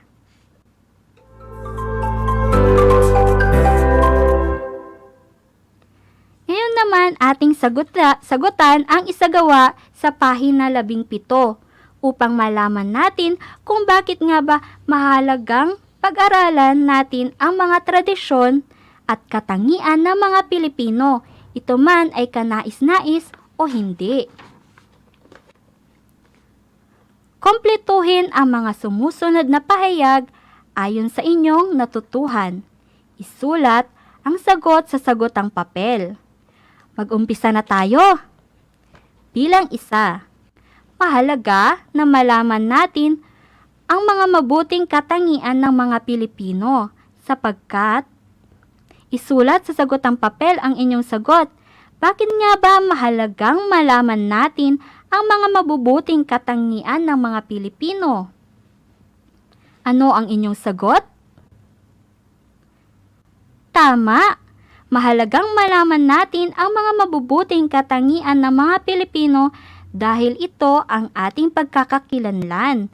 Dito tayo nakilala ng buong mundo. At para na rin ito ay maituro din natin sa ating kapwa at sa mga susunod pang henerasyon. Bilang 2, mahalagang malaman natin o mahalaga na kailangan nating malaman ang mga di kanais-nais na pag-uugali ng mga Pilipino para pakisulat nga ang inyong sagot sa sagotang papel. Ano ang inyong sagot?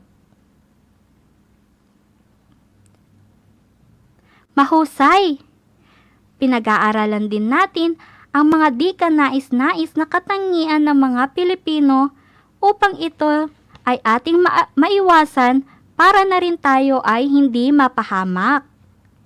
Bilang 3, maipapakita ko ang pagpapahalaga ng mga katangian ng mga Pilipino sa paraan na paano nyo maipapakita ang pagpapahalaga sa mga katangian ng mga Pilipino? Naisulat nyo na ba? Ano ang inyong sagot? Magaling! Maipapakita natin ito sa pamamagitan ng pagsasapuso, pagsasaisip, at pagiging mabuting halimbawa sa iba. Bilang 4, makatutulong ako sa pagpapalaganap ng mabubuting katangian, iyon sa pamamagitan ng... Isulat nyo na ang inyong sagot. Ano ang inyong sagot? Mahusay! Maaari nating ibahagi o ituro sa iba ang mga magagandang katangian ng mga Pilipino. Maaari din nating ipaliwanag sa kanila kung ano ang kabutihang maidudulot nito sa ating kapwa. Maaari din nating ituro ito hindi lamang sa kapwa Pilipino, maging na rin sa mga ibang lahi. Napakahusay nyo! Nasagutan nyo ng tama ang mga tanong. Ngayon ay alam kong lubusan nyo nang naunawaan ang ating aralin.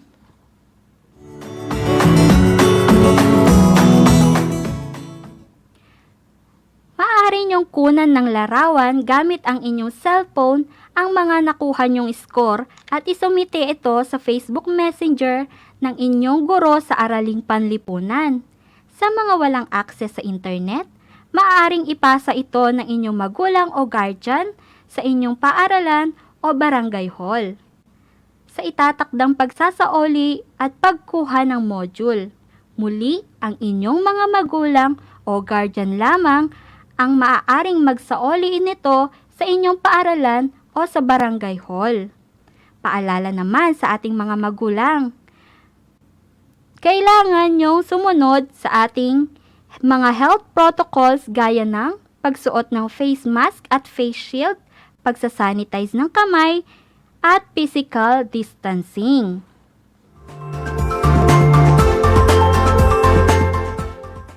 Bago natin tapusin ang ating aralin, tandaan natin ang mga mahalagang detalye mula sa ating tinalakay.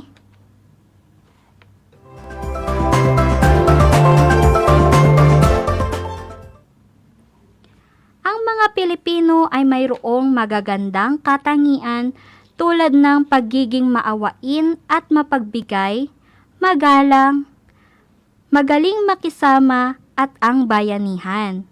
Mahalagang malaman natin ito upang ito ay ating maipagpatuloy gawin at maituro pa sa ating kapwa. Ngunit, maliban sa mabubuting katangian, ang mga Pilipino ay mayroon ring di kanais-nais na katangian. Ilan sa mga ito ay sistemang padrino, bahala na o manyana habit, ningas kugon, at mentalidad na bandwagon. Ito ay pinag-aaralan natin upang ito ay ating maiwasan at hindi makasanayan. May mga iba't ibang tradisyon din ang mga Pilipino. Ilan sa mga halimbawa nito ay pamamanhikan, pagsasama-sama ng pamilya o pagkakaroon ng salo-salo at pagkahilig sa pista. Ang mga ito ay bumubuo sa pagkakakilanlan nating mga Pilipino.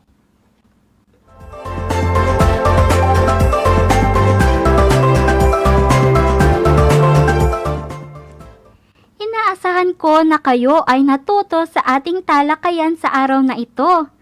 Muli, ako ang inyong guro sa Araling Panlipunan, Grade 4, Binibining Jenny F. Takdol na nagsasabing ang pag-aaral ng Araling Panlipunan ay daan sa pagiging makadiyos, makatao, makakalikasan at makabansa. Hanggang sa muli, paalam!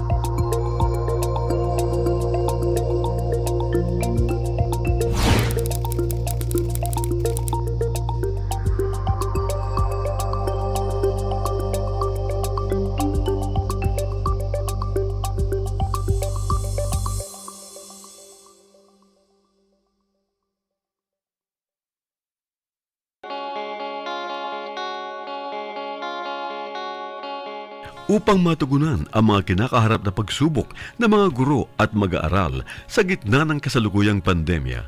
Nagsanib tulong sina Congressman Charlie Cojuangco ng unang distrito ng Tarlac, DEPED Region 3 Regional Director Dr. May B. Eclar at Tarlac Schools Division Superintendent Dr. Ronaldo Poson para sa isang napapanahong proyekto na tinaguriang Project Shine, Aral TarlakHenyo. Ang mga mag-aaral ng Grade 4 at Grade 5, ganon din ang Grades 8 and 9 sa buong probinsya ng Tarlac ay sasailalim sa radio-based instruction, katuwang ang himpilang DZTZ 828 kHz AM at RTV Tarlac, Channel 26. First of all, I would like to say thank you to our sponsors for having this Aral TarlakHenyo for the benefit of our learners. My dear teachers, my dear parents, and everybody else in DEPED Tarlac family, you are invited to be a part of this. Get involved, engage with it, ask a lot of questions so that we can improve more because this is for you. To you, my dear parents, this is now the opportunity for you to reach us out. Be with us. Tune in to this radio station, DCTC, Radio Pilipino, sa ating pong talapihitan, 828 AM radio po yan, Angat TarlakHenyo. This is for all of us. God bless us all.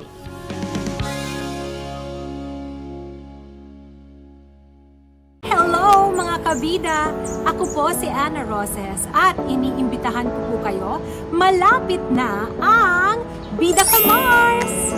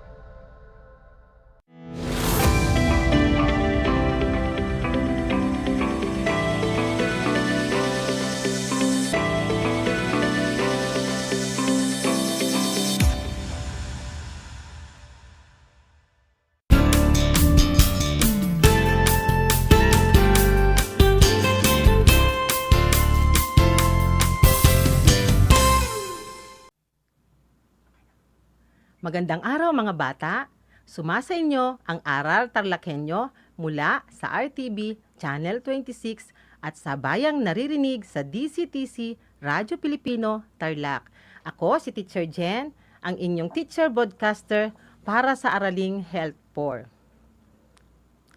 Bago tayo magsimula sa ating mga gawain, para sa araw na ito ay mangyari lang na ihanda ang inyong mga learners module at activity sheet at ang inyong papel at pansulat para sa edukasyon sa pangkatawan at pangkalusugan. Handa na ba ang mga ito? O, mabuti naman kung ganon. Wala kayong ibang gagawin kundi ituon ang inyong mga pansin sa pakikinig. Siguraduhin komportable kayo sa inyong kinalalagyan at iwasan ang anumang bagay na makakapinsala sa inyong pag-aaral.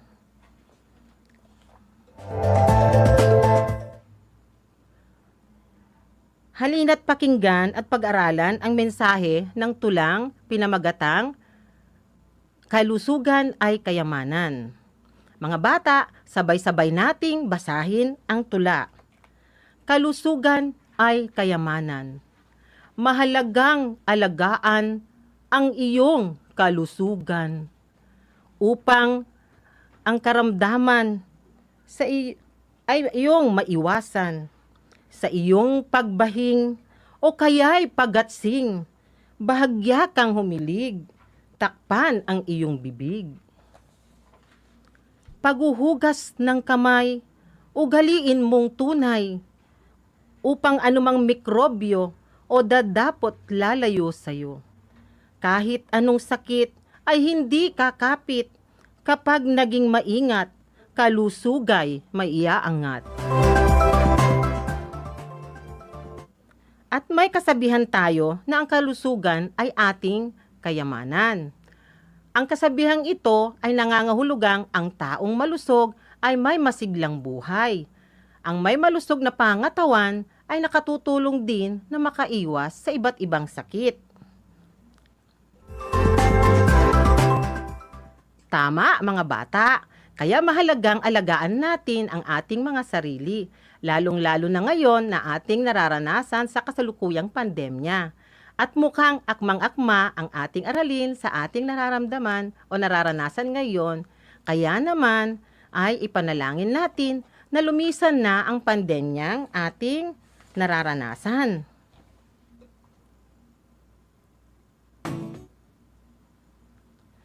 Ang ating aralin sa araw na ito ay tungkol sa pag-iwas ay gawin upang di maging sakitin.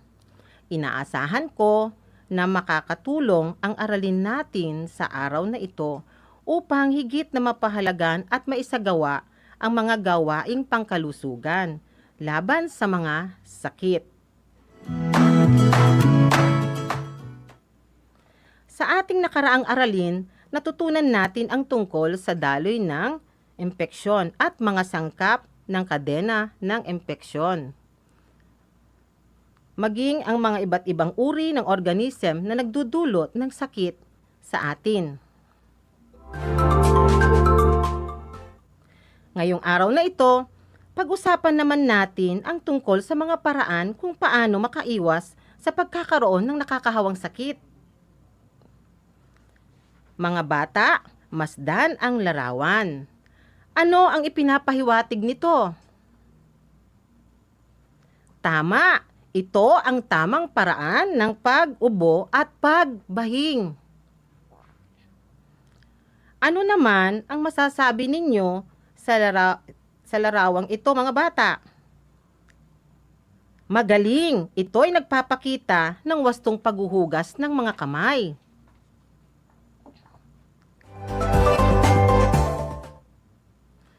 Itong pangatlong larawan, ano naman ang ipinapakita dito? Correct!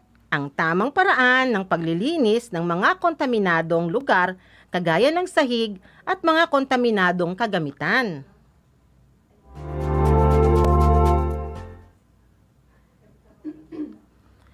Ano sa palagay nyo ang dahilan bakit kailangan nating gawin o tularan ang mga nasa larawan?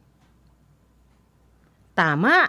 Ito ay mga paraan upang makaiwas sa pagkakasakit at mapanatiling malusog ang ating katawan. Kagaya na nga ng nabanggit ko kanina, ang kalusugan ay ating kayamanan. Tandaan mga bata, ang nakakahawang sakit ay tulad ng isang kadenang dugtong-dugtong. Ngunit ito ay maaari nating maiwasan. Ang kadena ng impeksyon o chain of infection ay maaaring sugpuin sa pamamagitan ng pagsasagawa ng mga tamang gawaing pangkalusugan.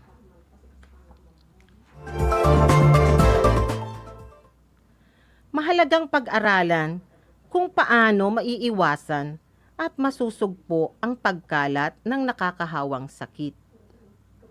Kaya naman, ngayon ay ating pag-aralan ang pag-iwas ay gawin upang di maging sakitin, na mababasa ninyo sa inyong mga compendium of notes, Health, Aralin 4.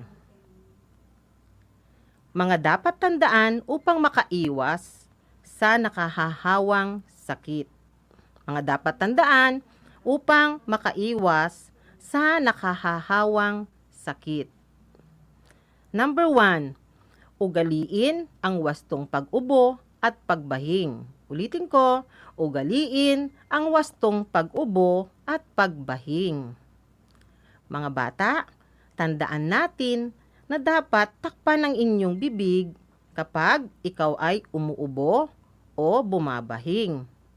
Pagkatapos ay ilagay ang gamit na tissue sa basurahan.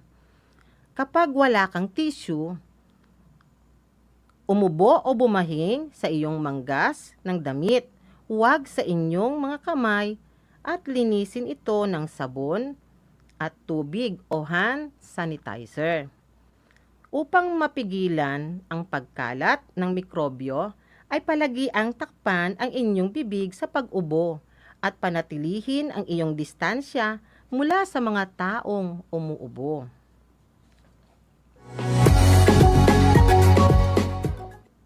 Number 2, ugaliin ang palagiang paghuhugas ng kamay. Ugaliin ang palagiang paghuhugas ng kamay. Panatilihin ang iyong mga kamay na malinis. Linisin ang iyong mga kamay na may sabon at maligamgam na tubig, o kapag ang mga kamay ay hindi na halatang marumi, maaari mong gamitin ang isang pinakamababang hand sanitizer na 70% alcohol base.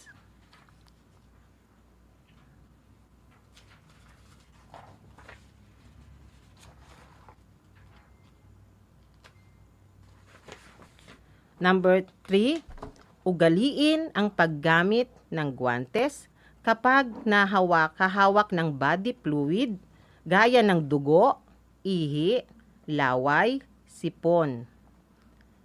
Ugaliin ang paggamit ng guwantes kapag hawak ng body fluid gaya ng dugo, ihi, laway, sipon.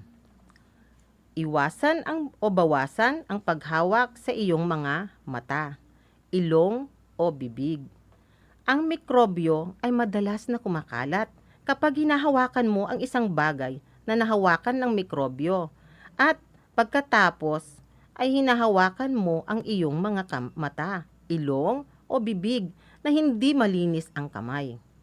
Kaya mga bata, huwag kinakalimutang ugaliin ang paghuhugas ng kamay.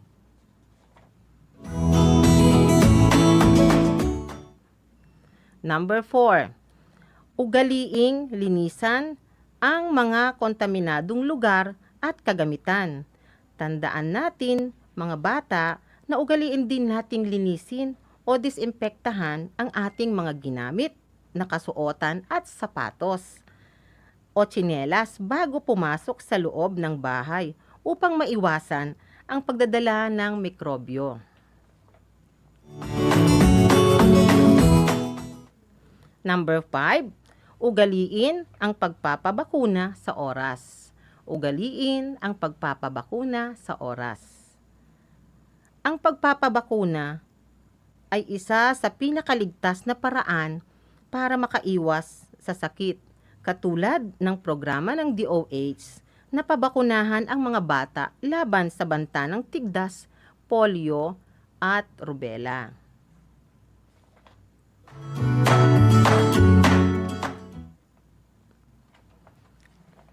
Number 6, ugaliin ang pagkain ng balanse, regular na pag-ehersisyo at pagkakaroon ng sapat na tulog at pahinga. Ulitin ko, ugaliin ang pagkain ng balanse, regular na pag-ehersisyo, at pagkakaroon ng sapat na tulog at pahinga. Dapat kumain tayo ng sapat at masustansyang pagkain, mag-ehersisyo at uminom ng 8 basong tubig, at dapat may sapat na tulog upang mapanatiling malakas ang ating katawan. Number 7, ugaliin ang pagkonsulta sa doktor kung kinakailangan. Ugaliin ang pagkonsulta sa doktor kung kinakailangan. Lagi nating tandaan mga bata na kapag may nararamdaman kayo sa ating katawan, ay huwag tayong mag-atubiling, magpatingin o kumonsulta sa doktor upang makaiwas sa sakit. Mainam ang pagkonsulta sa doktor ng 1 beses kada 2 o 3 taon upang mabigyan ka ng reseta ng tamang gamot.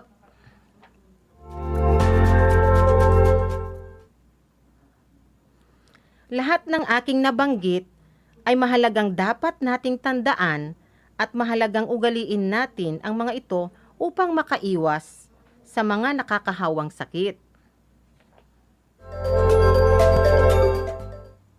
Alam din ba nyo mga bata na may kaakibat ang mga batas, ordinansa na pinaiiral para sa kalusugan ng lahat ng mamamayan? Handa na ba kayong malaman, mga bata, ang mga batas o ordinansa na pinaiiral para sa kalusugan sa ating pamayanan? Mga bata, mga batas, ordinansa na pinaiiral para sa kalusugan ng mamamayan. Ito po ang mga batas, ordinansa na pinaiiral para sa kalusugan ng mamamayan.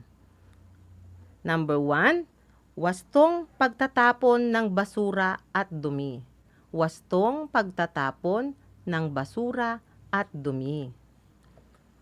Upang maging malinis ang ating kapaligiran, ay ugaliin ang tamang pagtatapon ng mga basura sa tamang lalagyan at ihiwalay ang mga basurang nabubulok tulad ng mga balat at ng gulay at prutas. At sa di nabubulok naman ay ang mga plastik, lata at bote. Tayo ay makakaiwas sa pagkakasakit kung malinis ang ating paligid.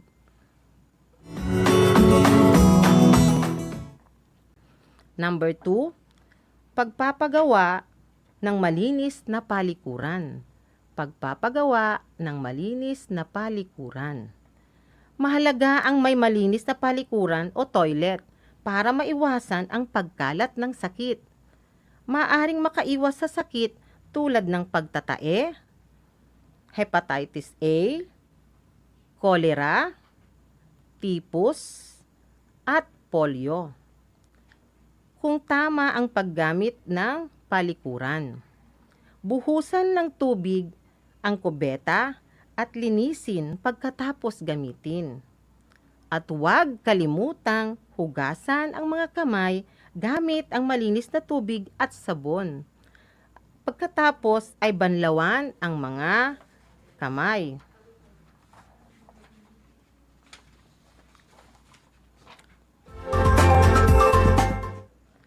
Number 3, pagbabawal ng mga alagang hayop sa daan.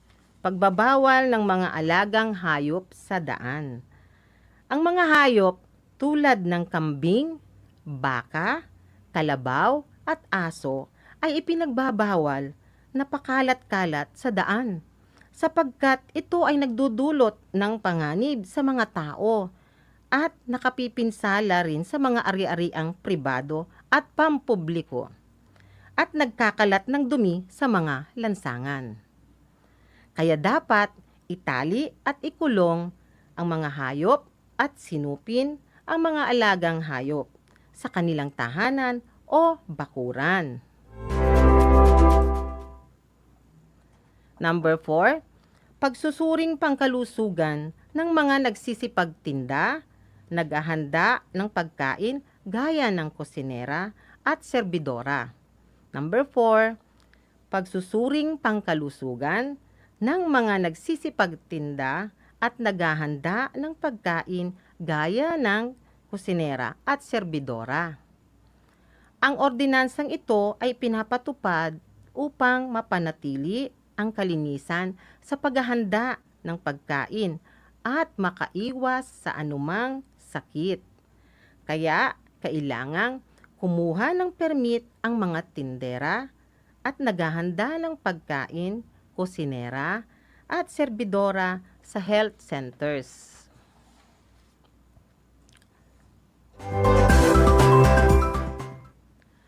Ngayon ay alam na ninyo ang dapat gawin upang makaiwas o maiwasan natin o mahawaan tayo ng sakit. Sa ganitong paraan at pagkakataon, magiging handa na kayo sa kung paano ninyo aalagaan ang inyong katawan o sarili laban sa mga sakit.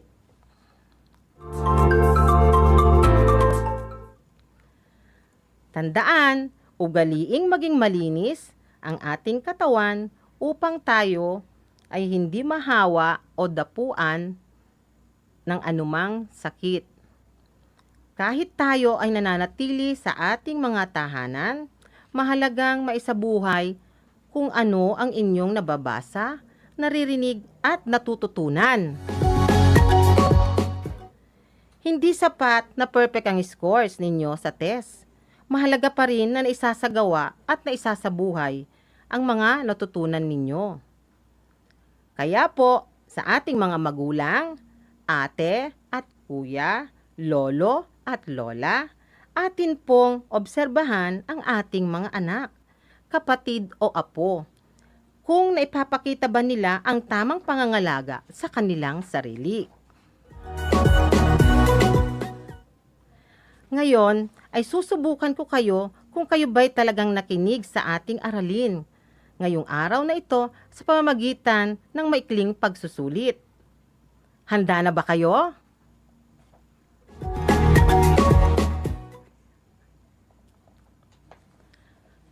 Ang panuto ay lagyan ng check kung nagpapakita ng wastong paraan upang maging malusog ang katawan at maiwasan ang nakahawang sakit at ekes.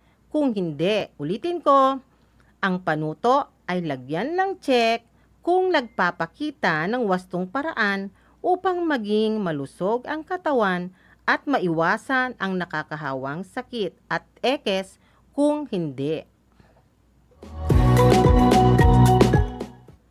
Number 1, nakatanungan.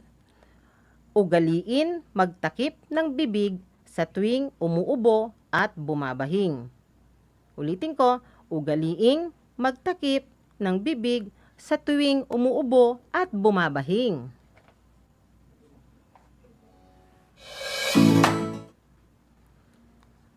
Ang tamang sagot ay check. Magaling mga bata. Number 2, laging linisan ang mga kontaminadong lugar at kagamitan. Laging linisan ang mga kontaminadong lugar at kagamitan.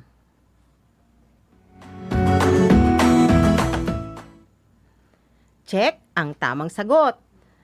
Correct kayo mga bata. Number 3, ipahiram ang panyong ginamit sa pagpunas ng bibig. Ipahiram ang panyong ginamit sa pagpunas ng bibig.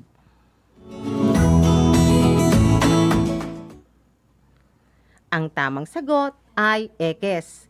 Correct kayo ulit mga bata. Number 4, dapat tayong magpabakuna sa oras para makaiwas sa sakit. Ulitin ko, dapat tayong magpabakuna sa oras para makaiwas sa sakit.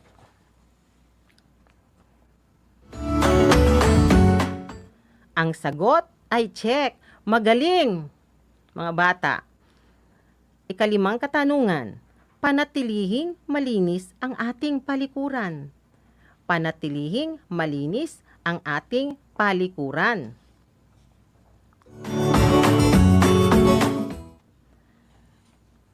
Check ang tamang sagot. Lalong magaling mga bata. Nakuha ba lahat ang tamang sagot? Magaling kung ganon. Akin ko pa kayong susubukan kung talagang naisaisip ninyo ang ating aralin sa araw na ito. Handa na ba muli ang lahat sa panibagong pagsusulit?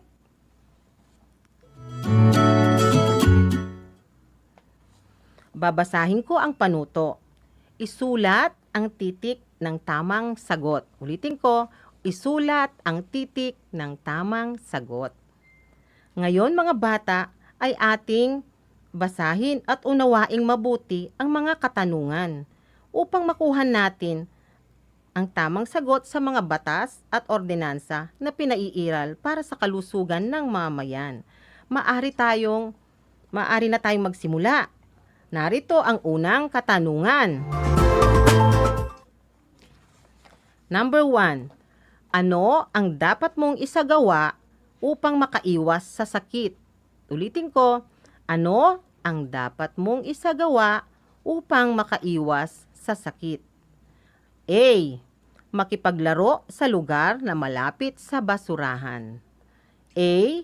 Makipaglaro sa lugar na malapit sa basurahan. B. Maghugas ng kamay gamit ang sabon at malinis na tubig. Maghugas ng kamay gamit ang sabon at malinis na tubig. C. Tumabi sa taong may ubo at sipon. Tumabi sa taong may ubo at sipon. D. Isama ang batang maliit sa pagbabantay ng taong may sakit sa ospital.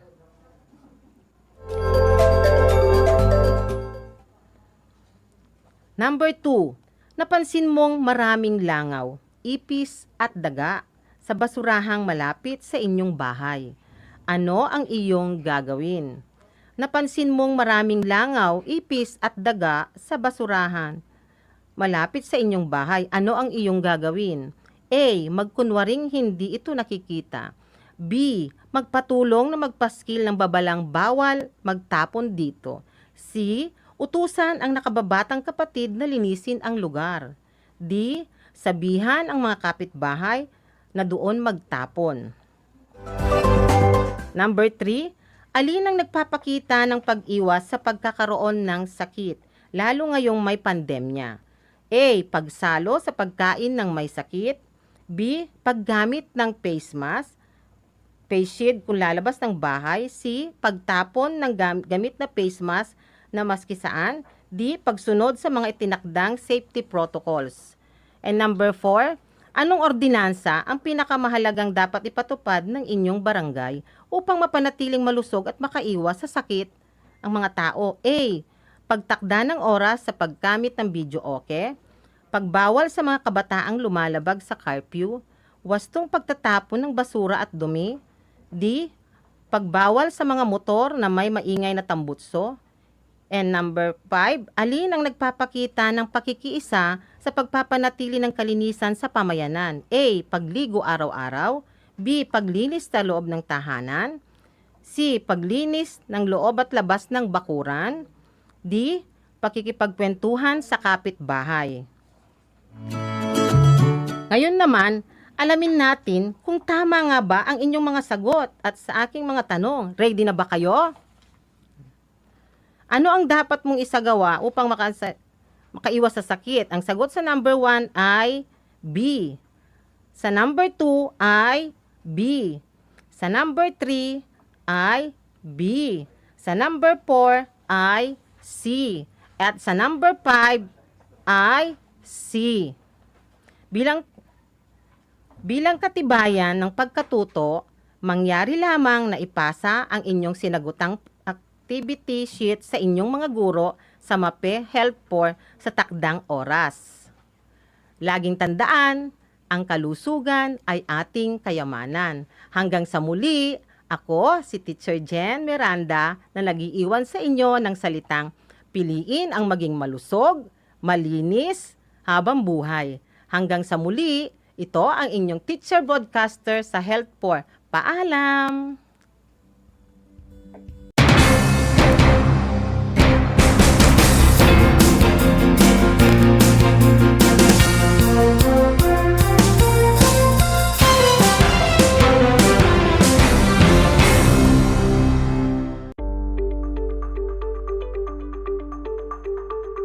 Sa pagnanais na mapigilan ng ating pamahalaan ang pagdami ng bilang ng mga kaso ng COVID-19, binuo ang One Hospital Command Center o OHCC upang mas mabilis na matugunan ang medikal na pangangailangan ng ating mga kababayan.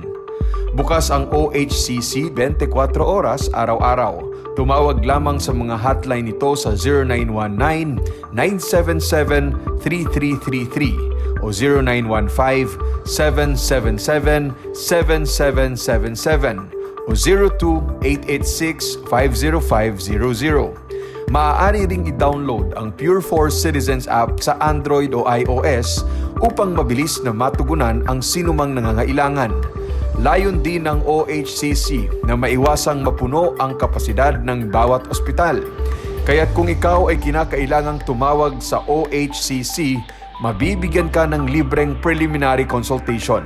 Para sa mga nangangailangan ng emergency quick response, makikipag-ugnayan ang OHCC sa DOH Bed Tracker at sa mga ospital upang makahanap agad ng pinakamalapit na bakanteng ospital.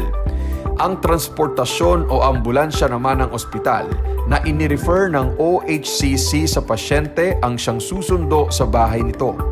Kaya't kapag ikaw ay nakakaranas ng anumang sintomas ng COVID-19 o nangangailangan ng agarang tulong medikal, tumawag lamang sa OHCC at handa silang tumulong sa lahat ng oras.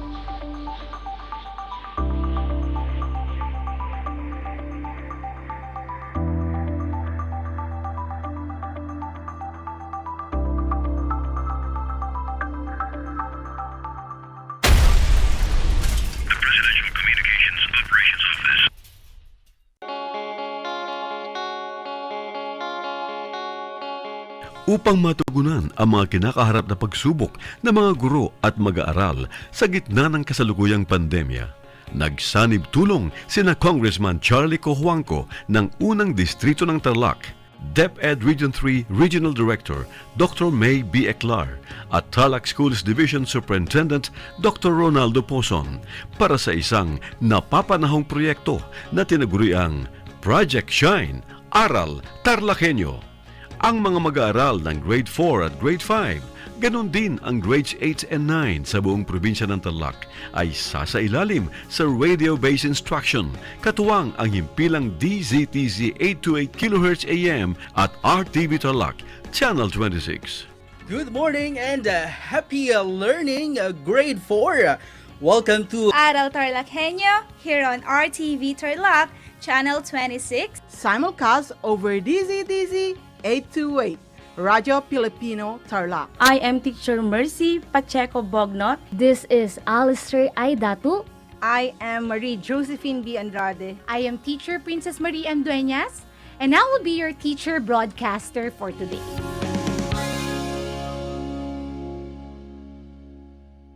Hello mga kabida! Ako po si Ana Roses at iniimbitahan ko po kayo, malapit na ang Bida Ka Mars!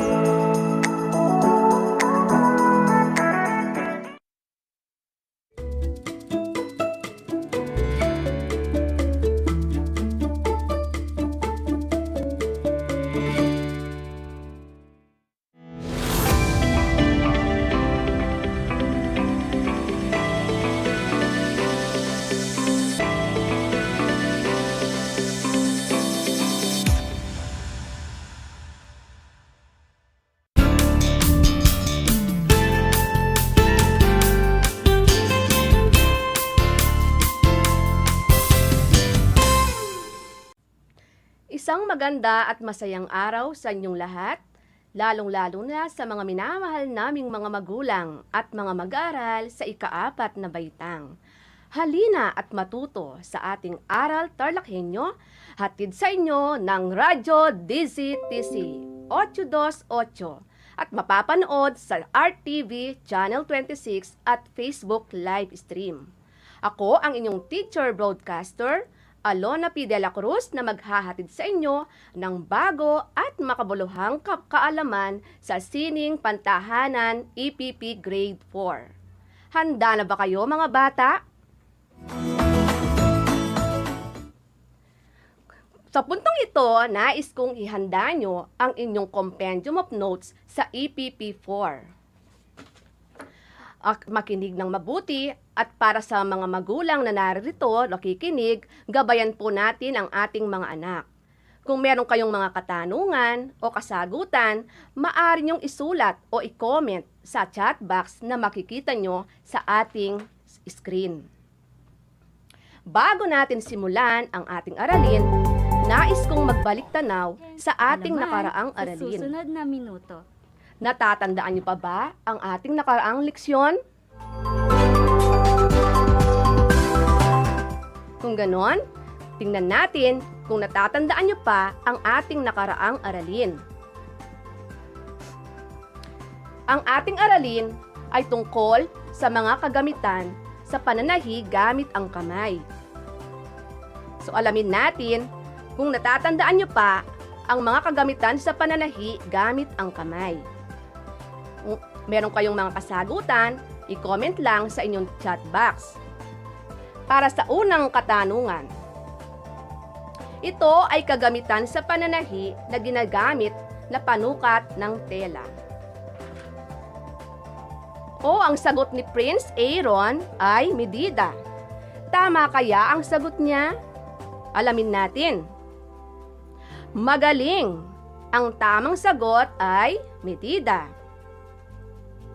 Pangalawa, kagamitan sa pananahi na ginagamit sa panggupit ng tela. Ang sagot naman ni Sophia ay gunting. Tama rin kaya siya? Tingnan natin. Magaling! Ang tamang sagot ay gunting. Pangatlong katanungan. Dito itinutusok ang karayom pagkatapos gamitin. Ano ang inyong sagot? Ang tamang sagot ay pincushion. Pang-apat. Isinusuot ito sa daliri upang itulak ang karayom sa pananahi. Ang sagot naman ni Ashley ay didal. Tama ba ang sagot niya? Tingnan natin. Mahusay. Ang tamang sagot ay tidal. Panglima, ginagamit ito sa pananahi ng tela. O ang sagot ni Chantal ay karayom at sinulid. Tingnan natin. Tama, ang karayom at sinulid ay ginagamit sa pananahi ng tela. Tama rin ba ang inyong mga kasagutan, mga bata? Magaling! Natutuwa ako at tandang-tanda nyo pa ang ating nakaraang leksyon. Kaya binabati ko kayong lahat dyan.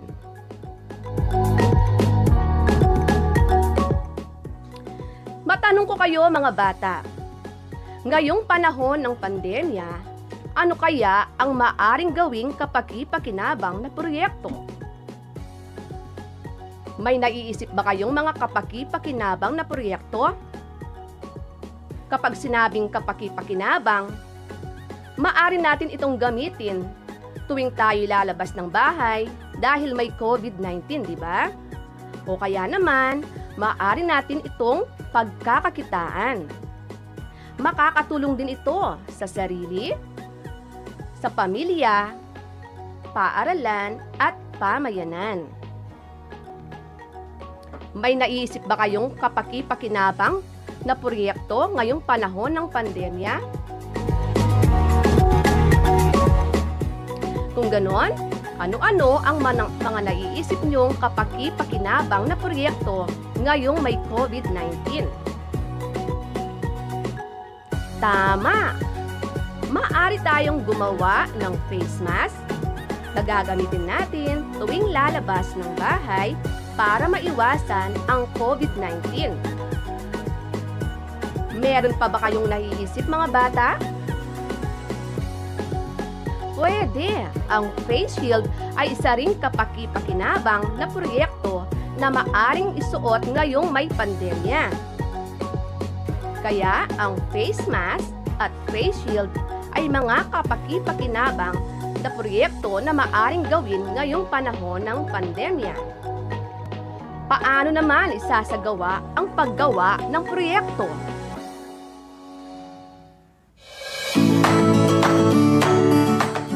Siyempre, kailangan may pagpaplano upang maging madali ang gagawing proyekto. At ngayong umaga, pag-aaralan natin ang mga bahagi sa pagbuo ng plano ng proyekto o tinatawag nating project plan. Ano ang plano ng proyekto o project plan? Ang plano ng proyekto o project plan ay isang batayan upang makagawa ng isang proyekto sa mabilis, matipid at maayos na pagkakagawa. Ito ay dapat isagawa bago magsimula sa gagawing proyekto.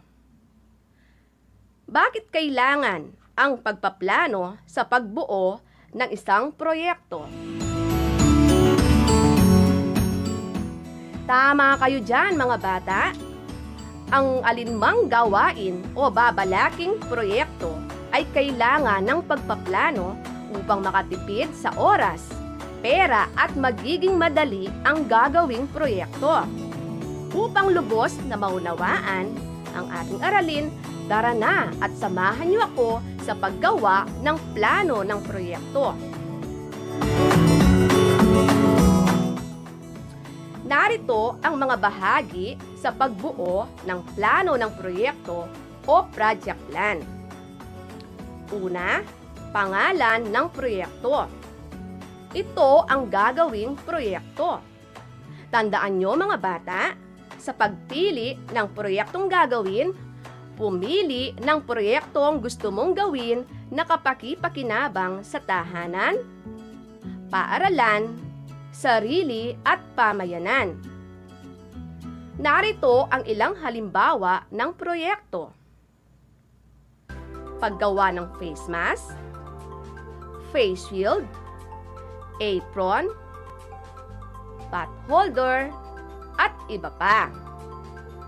May naiisip na ba kayong gagawing kapaki-pakinabang na proyekto? Mahusay, mga bata! Tandaan lamang, sa pagpili ng isang proyekto, pumili ng simple o payak na proyekto, madaling gawin at siguradong kapaki-pakinabang. Ang ikalawang bahagi ng plano ng proyekto ay ang layunin.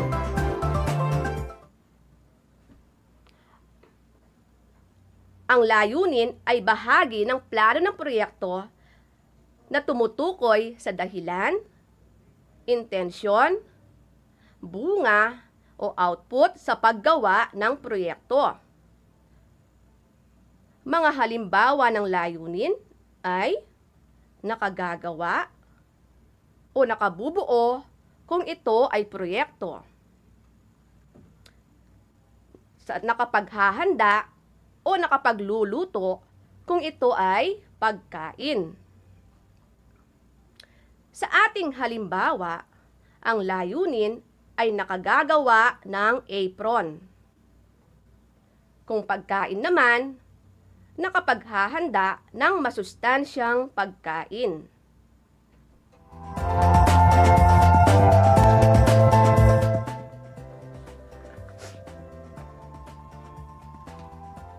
Ikatlong bahagi ng plano ng proyekto ay ang talaan ng kasangkapan, materyales o kagamitan. Sa bahaging ito, makikita ang kumpletong listahan ng mga materyales at kagamitan sa paggawa ng proyekto. Tandaan lamang, piliin lamang ang mga materyales na makikita sa inyong pamayanan. Huwag gumamit ng mga mamahaling materyales para makatipid sa perang gagastusin. Ito nga po pala ang inyong teacher broadcaster. Mga bata, narito ang halimbawa ng talaan ng materyales. Sa paggawa ng proyekto, may sinulid, tela, garter at iba pa. Sa pagkain naman, may karne ng baboy, kamote, petchay, kamatis at iba pa. Para sa talaan ng kasangkapan, dito itatala o isusulat ang lahat ng kagamitan sa paggawa ng proyekto. Sa pananahi, gagamitin ang gunting, ruler, lapis, medida, at iba pa. Sa pagluluto naman, gagamitin ang kutsilyo, sandok, kutsara, plato, at iba pa. Ang ikaapat na bahagi ng plano ng proyekto ay ang croquis o drawing. Ito ay larawan ng disenyo o modelo ng gagawing proyekto. Ito ang magsisilbing gabay sa paggawa ng proyekto. Ito rin ang mahalagang bahagi na hindi dapat kaligtaan sa paggawa. Sa ating halimbawa ng croquis, makikita ang disenyo ng gagawing proyekto. Gumamit ng lapis at papel sa paggawa ng croquis. Ano kaya ang mga naging Ang impluwensya ikalimang sa bahagi aspeto sa ng paggawa ng politika, plano ay ang mga ekonomiya, hakbang sa paggawa. Ito ay tumutukoy sa mga sunod-sunod na gagawin sa pagbuo ng isang proyekto. Nakasulat ang mga ito ng maayos ayon sa wastong pagkasunod-sunod. Uulitin ko, ang ikalimang bahagi ng plano ng proyekto ay mga hakbang sa paggawa. Mahusay kaayuban dahil tama ang Paalala mga bata, sa pagsasagawa ng mga hakbang, maging maingat at sundin ang mga alituntunin upang makaiwas sa anumang sakuna o disgrasya. Ang pagpapahusay At ang ika-anim na bahagi ng Ito plano ay ang ng proyekto ay ang Google o costing. Ito ay batayan sa pagbibigay ng presyo o costing sa gagawing proyekto. Nakasulat dito ang halagang gastos o Google ng proyekto. Narito ang halimbawa ng Google o costing ng isang proyekto. Nakasulat ang bilang, unit, materyales at halaga ng mga gagamitin. Nakasulat din ang kabuuang gagastusin ng isang proyekto. Maliwanag ba mga bata? Magaling! Ngayon, sabay-sabay nating basahin ang mga bahagi sa pagbuo ng plano ng Ito ay ang proyekto. pandemyang COVID-19. Ang mga bahagi ng plano ng proyekto ay ang mga sumusunod.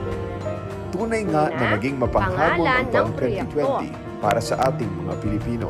Ngunit sa Ikalawa, kabila layunin.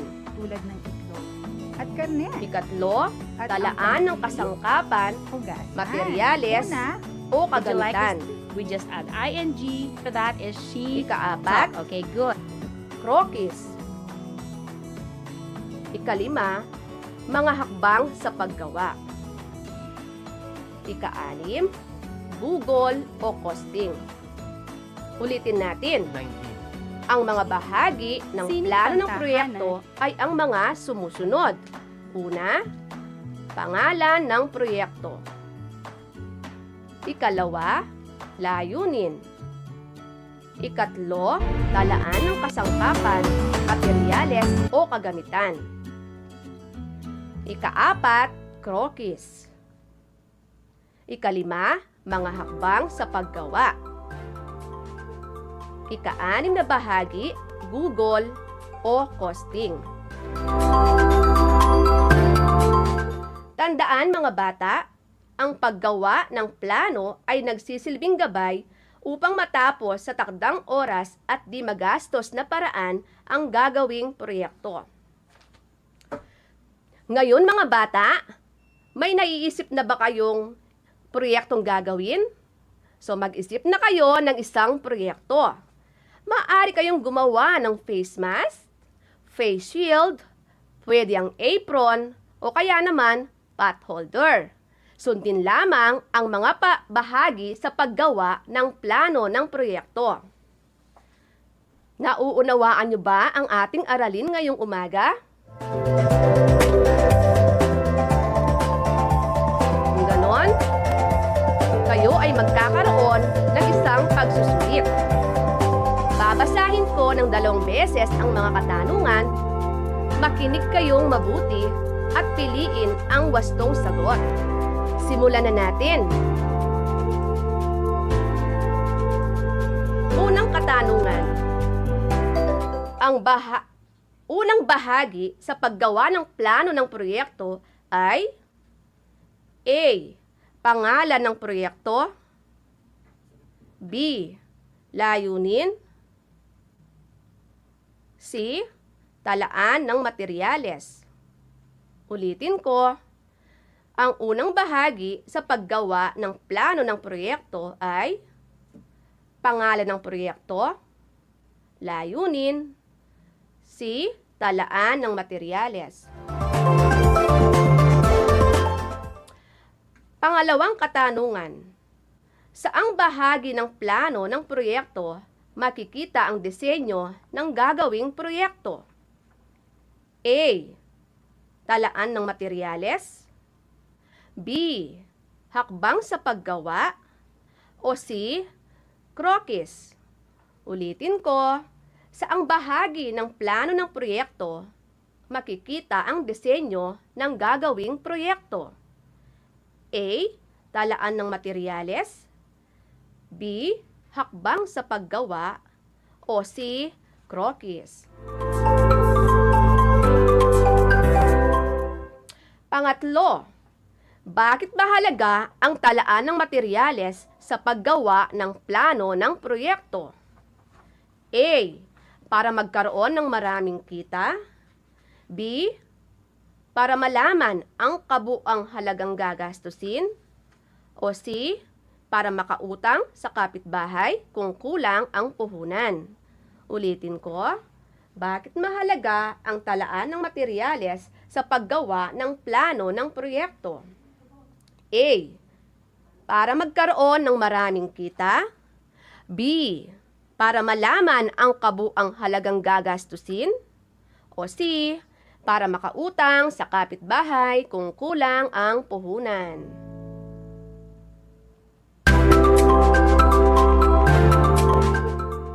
Pang-apat, dito nakatala ang kumpletong materyales at gastos sa pagbuo ng plano ng proyekto. A. Layunin. B. Krokis. C. Talaan ng materyales. Ulitin ko, dito nakatala ang kumpletong materyales at gastos sa pagbuo ng plano ng proyekto. A. Layunin. B. Krokis. C. Talaan ng materyales.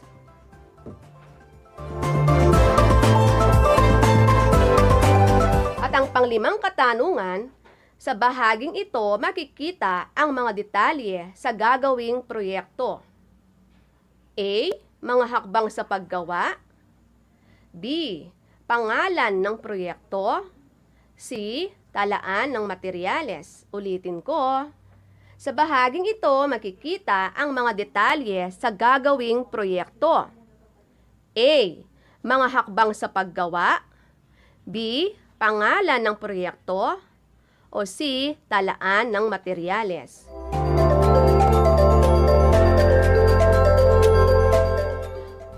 O ngayon mga bata, tingnan natin kung tama ang inyong mga kasagutan. Narito ang mga tamang sagot. Una, ang tamang sagot ay titik A. Pangalawa, titik C. Pangatlo, titik B. Pang-apat, titik C. At panglimang katanungan, ang tamang sagot ay titik A. Tama ba ang inyong mga kasagutan, mga bata?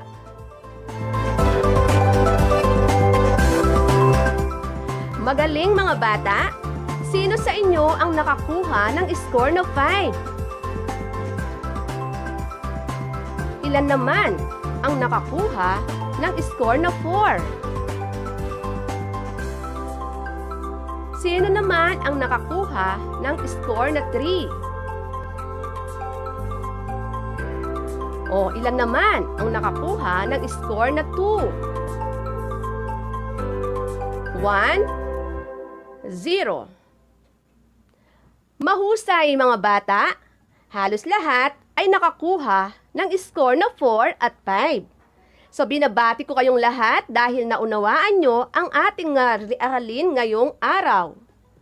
At para sa inyong takdang aralin, gumawa ng isang plano ng proyekto na sinusundan ang lahat ng mga bahaging pinag-aralan. Ulitin ko, gumawa ng isang plano ng proyekto na sinusundan ang lahat ng bahaging pinag-aralan. Maliwanag ba ang inyong takdang aralin?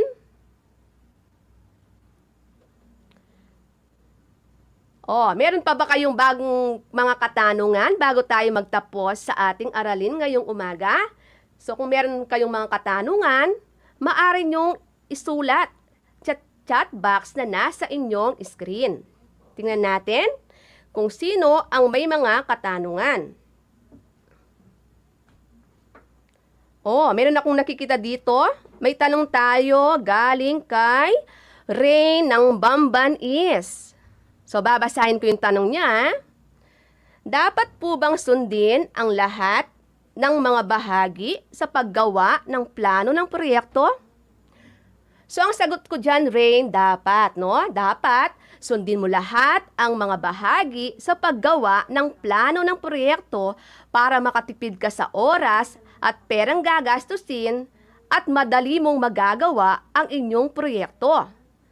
Tandaan mo rin, ang mga bahagi sa plano ng proyekto ang magsisilbing gabay mo upang mapadali ang inyong proyekto. So nasagot ko ba rin? So tingin pa tayo ng mga tanong no sa ating mga comment box. Meron pang tanong dito galing naman kay Rian Sophia. Babasahin ko yung tanong niya. Lahat po ba ng materyales ay kailangan bilhin sa palengke? O kailangan bilhin? So ang sagot dyan, Rian Sophia, ay hindi. So maaari kang gumamit ng mga materyales na nasa inyong paligid lamang. Mainam na mag-recycle ka ng mga kagamitan para maging kapaki-pakinabang. So meron pa bang mga katanungan? Okay, so wala na tayong mga katanungan at dito nagtatapos ang ating aralin ngayong umaga. Maraming salamat hanggang sa muli nating pagkikita sa ngalan ng Project Shine Aral TarlakHenyo sa Radyo Pilipino ng DEPED Tarlac Province. Marami pong salamat. Ito ang inyong teacher broadcaster Alona P. De La Cruz na nagsasabing ang kaalaman, kabuhayan at kinabukasan sa EPP matatagpuan. Paalam!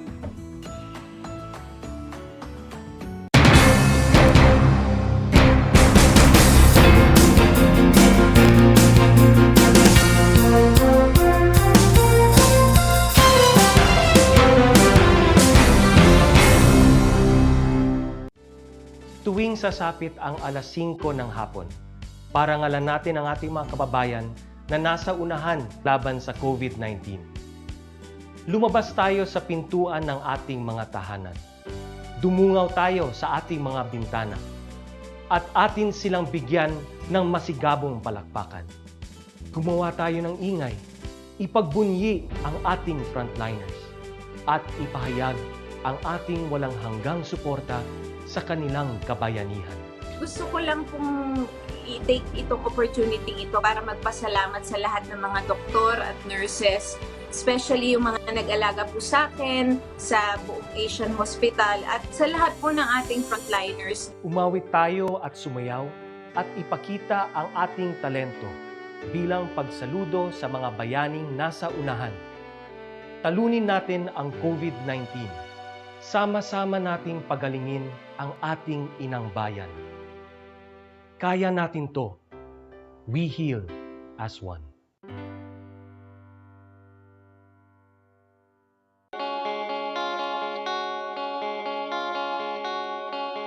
Upang matugunan ang mga kinakaharap na pagsubok ng mga guro at mag-aaral sa gitna ng kasalukuyang pandemya, nagsanib tulong sina Congressman Charlie Cojuangco ng unang distrito ng Tarlac, DEPED Region 3 Regional Director Dr. May B. Eclar at Tarlac Schools Division Superintendent Dr. Ronaldo Pozon para sa isang napapanahong proyekto na tinaguriang Project Shine Aral TarlakHenyo.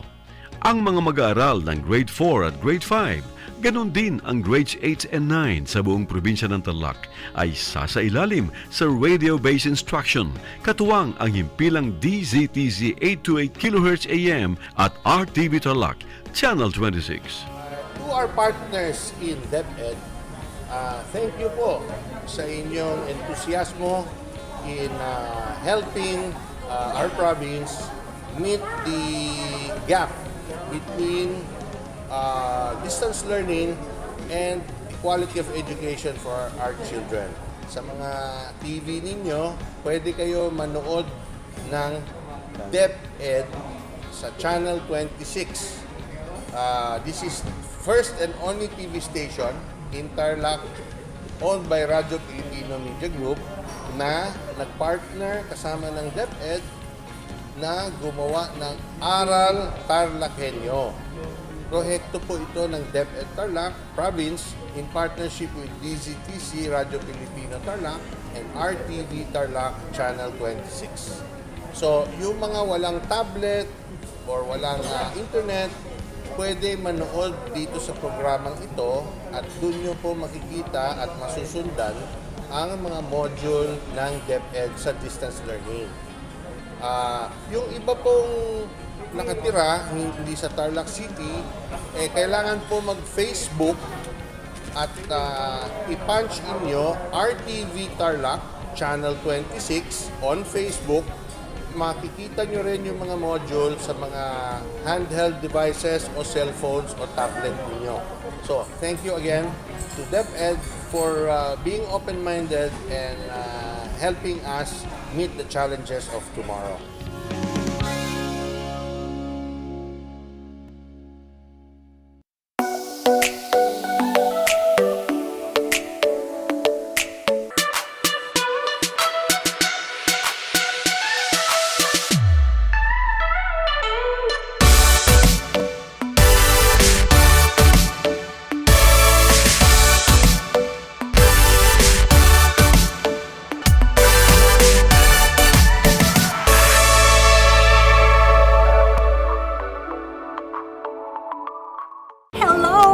kabida, ako po si Ana Roses at iniimbitahan ko po kayo, malapit na ang Bida Ka Mars!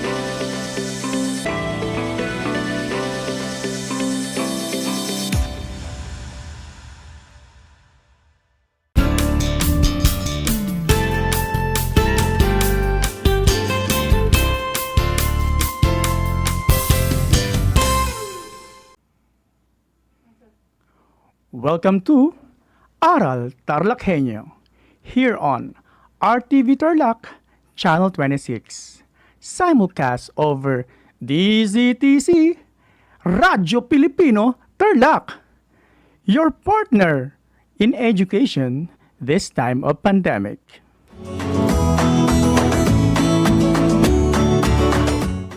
I am Leopoldo G. Kitalik Jr., your teacher broadcaster for English Grade 5.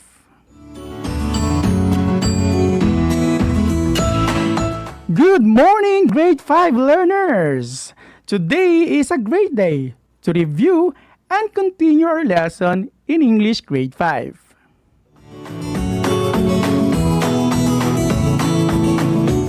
This lesson focuses on modals or modal verbs.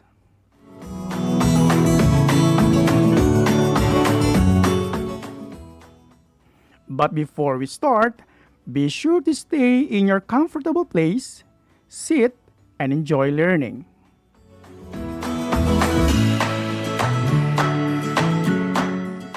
Do not forget that while listening, your activity sheets, a paper, and a pen are with you.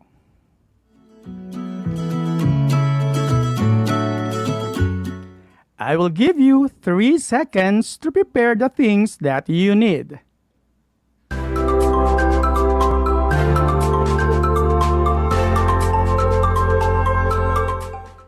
You are expected to answer the activities while listening to our lesson on air.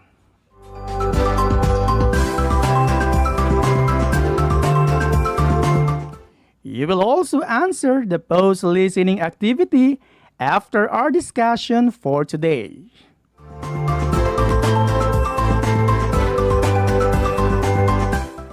Listen carefully and take down notes as we review our lesson on modal verbs. Are you ready to learn? If you are ready, then let's start learning. Let us define what are modal verbs.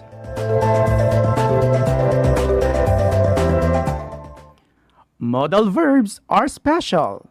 They are kinds of verbs in English that make the meaning of the main verbs more specific. Modals express ability, permission, obligation, possibility, and polite requests. It is very important to understand the different special meanings that each modal carries.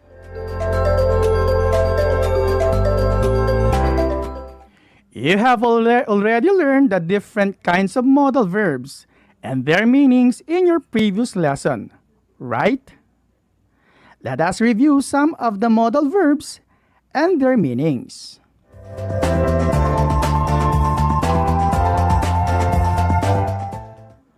So let us begin. What is the meaning of the modal verb can?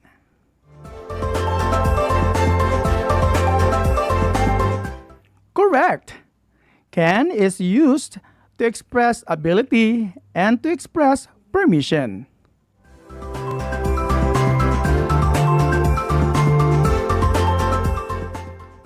What is the meaning of the modal verb could?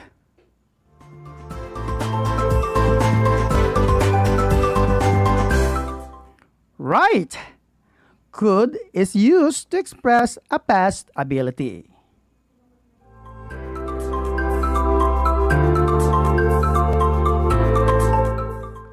How about may? What is the meaning of it?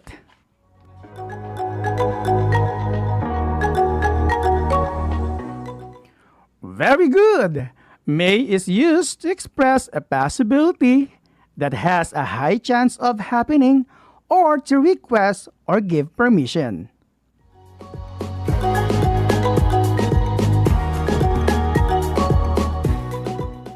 Now let's go to the modal verb might.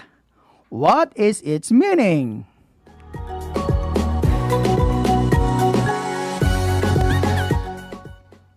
Amazing! Might is used to express a possibility that has a low chance of happening.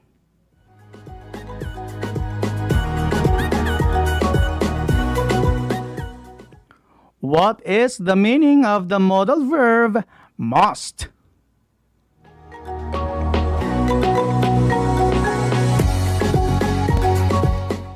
Yes, you got the right answer. Must is used to express obligation and to express a strong belief.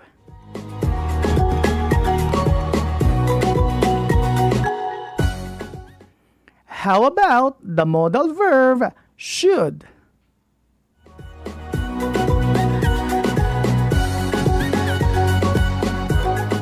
Correct. Should is used to give advice.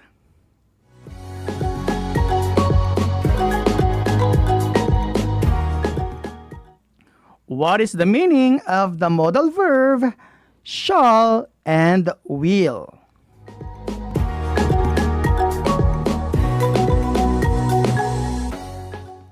Right! Shall and will are used to express future event, prediction, or promise.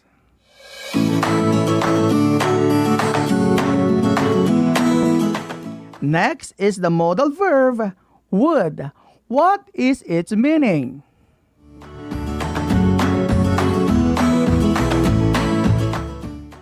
Excellent! Would is used to request, offer, and to describe a future event that was stated in the past.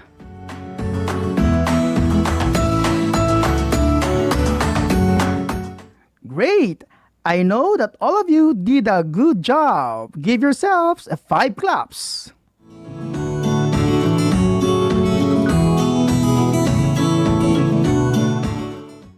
At this moment, kindly get your activity sheets and let us answer together the following activities.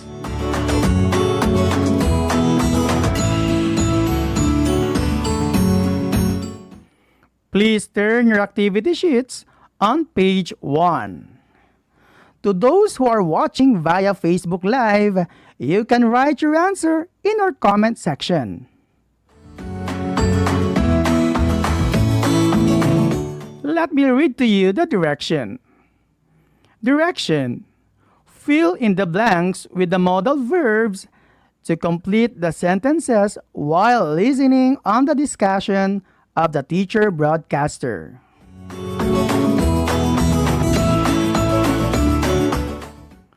Let's start number 1.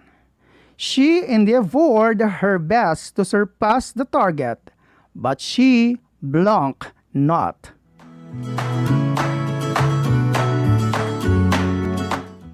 Correct. The answer is could. Number 2. You blank have to fulfill your promise under all the circumstances.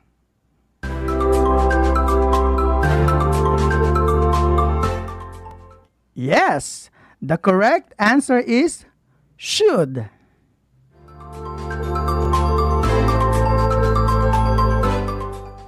Number 3.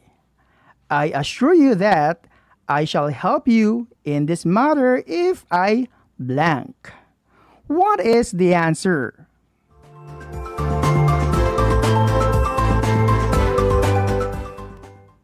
The answer is can.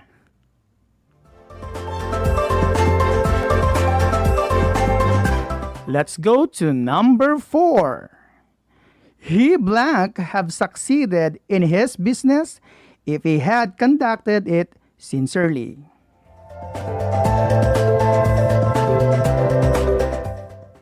The correct answer is would. Very good.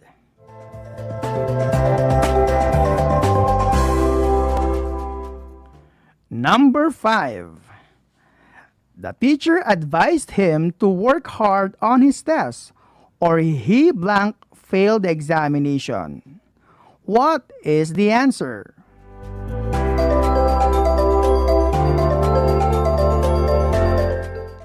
The correct answer is should.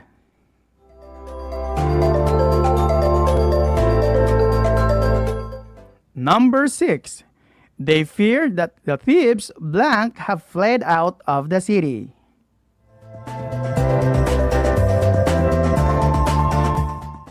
Correct. The answer is might.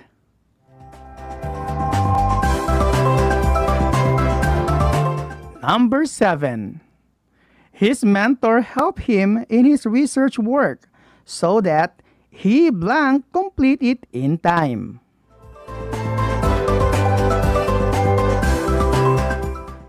Very good. Could is the correct answer.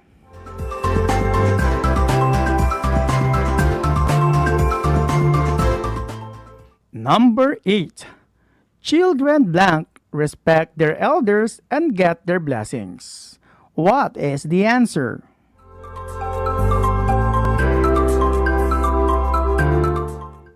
Very good. The correct answer is must. Number 9. You blank tell me the truth for your own good.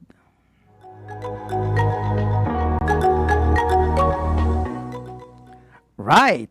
The correct answer is must.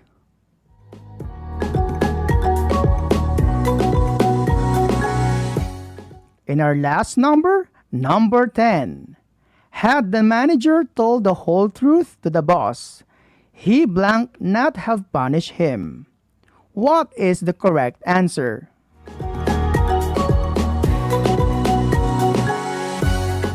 The correct answer is would. That's great.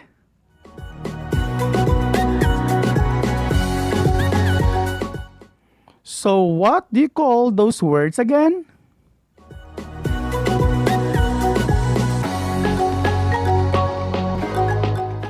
Yes, they are called modals or modal verbs. And what is the function of these modal verbs or modals? Modals express ability, permission, obligation, possibility, and polite request.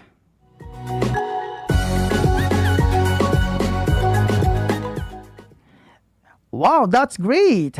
That shows that you understand the lesson very well.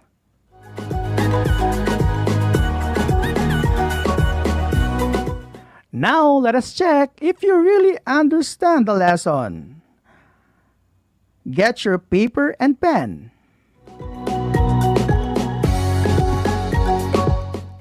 Let me guide you on what to do. I will read the direction, questions, or statement. So, this is the direction. Circle the modal verb in each sentence given below.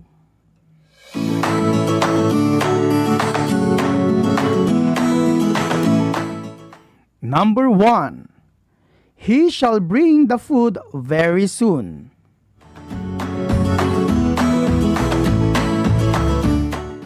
Yes, the answer is shall.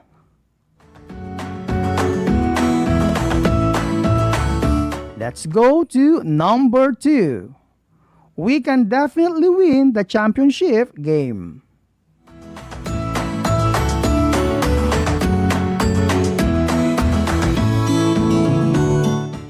Yes, the answer is can.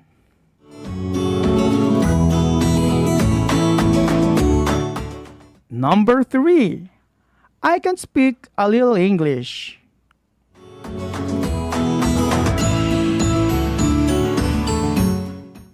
Very good. The answer is can.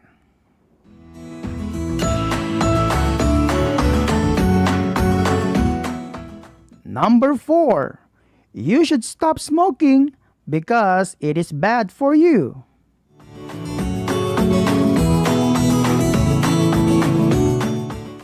Great! The answer is should. Let's move on to number 5. May I sit down now?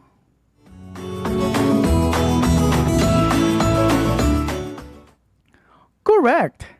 The answer is may. Number 6. I can play basketball very well.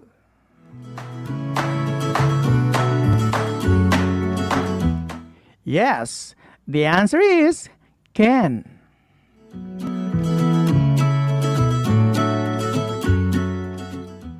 Number 7. I must go now.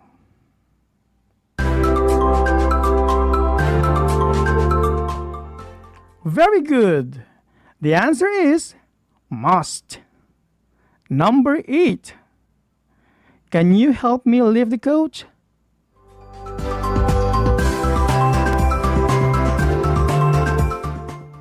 Yes, the answer is can. Number 9. I must tell the truth to the teacher.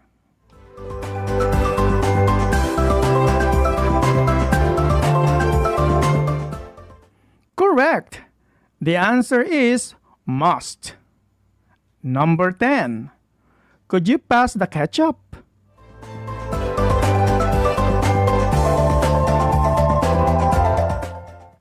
Great.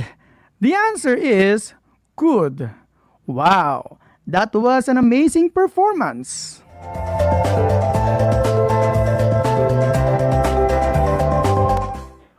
Who among you got a perfect score?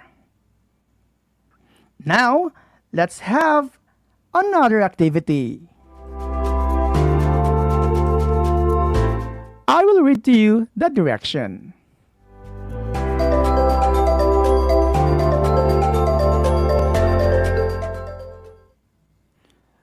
For those watching via Facebook Live, you can choose or send your answer to our comment section. So here is our direction. Fill in the blanks in the following sentences with appropriate modals. Modals are will, shall, would, should, can, could, may, and might. So you better listen carefully and answer the activity while listening to the story. I will read to you the story for 2 times. So let us read the story together.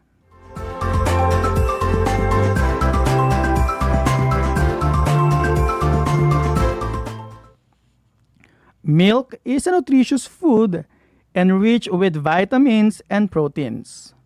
We blank take milk regularly that we blank not develop deficiencies of undernourishment in our body. The aged persons, children, and patients blank take milk in sufficient quantity as it provides strength to their body. We blank supplement it with other elements of food like fruits, vegetables, and pulses for proper growth of our body. But we blank consume milk of good quality, only otherwise it blank cause harm to the body. We blank be very careful while selecting items of our food because there are chances that this blank be adulterated. Okay, I'll read it to you once more. Let's read together. Milk is a nutritious food enriched with vitamins and proteins. We blank take milk regularly so that we blank not develop deficiencies of undernourishment in our body. The aged persons, children, and patients blank take milk in sufficient quantity as it provides strength to their body. We blank supplement it with other elements of food like fruits, vegetables, and pulses for proper growth of the body. But we blank consume milk of good quality only, otherwise it blank cause harm to the body. We blank be very careful while selecting items of our food because there are chances that this blank be adulterated.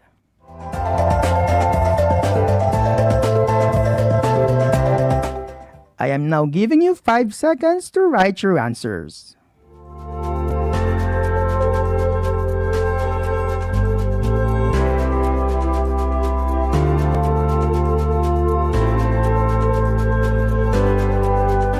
Okay, did you get the answers? Good job! I know you can do it. So here are the answers in order.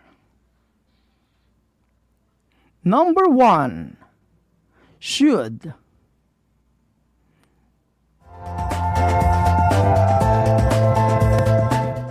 Number 2, may. Number 3, must.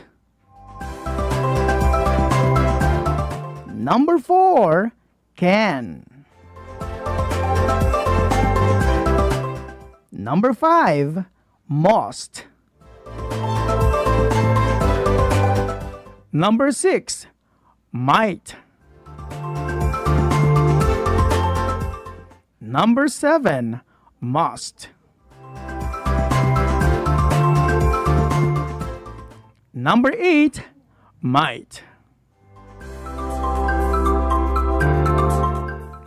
I know you got a perfect score, right? Excellent! Now for those who needs time and other activities, please answer the post-listening or viewing activity distributed by your teachers. Feel free to ask the assistance of your teachers in your respective schools if you need to clarify the part of or parts you did not understand.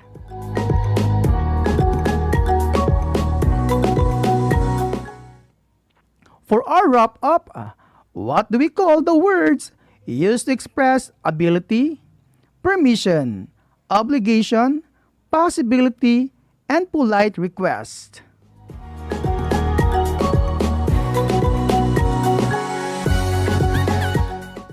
Exactly! They are called modal verbs or modals.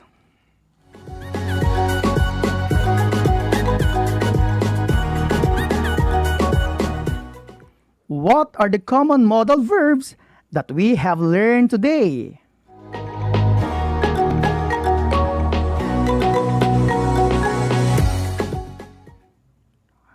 Can,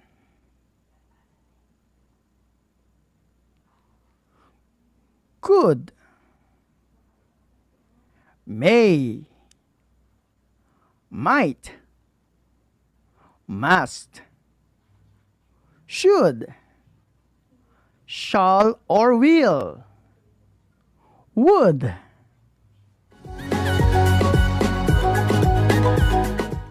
Very good! I hope that was able to help you with your lesson today. So before I will end our lesson today, I will leave you a quote to inspire others to learn in this time of pandemic. Always remember that we need to be kind every time and everywhere because kindness costs nothing but needs everything. So be kind always. Alright, grade 5 learners, that ends our discussion for today. I expect you will get a perfect score for your post-listening activity. For questions and clarifications, do not hesitate to ask for assistance from your family or your teacher. Watch us live on Facebook. Like and share our Facebook page at RTV Tarlac Channel 26. I hope you learned a lot today. I am Leopoldo G. Kitali Jr., your grade 5 teacher anchor for today. Thank you for listening. God bless. Until next time.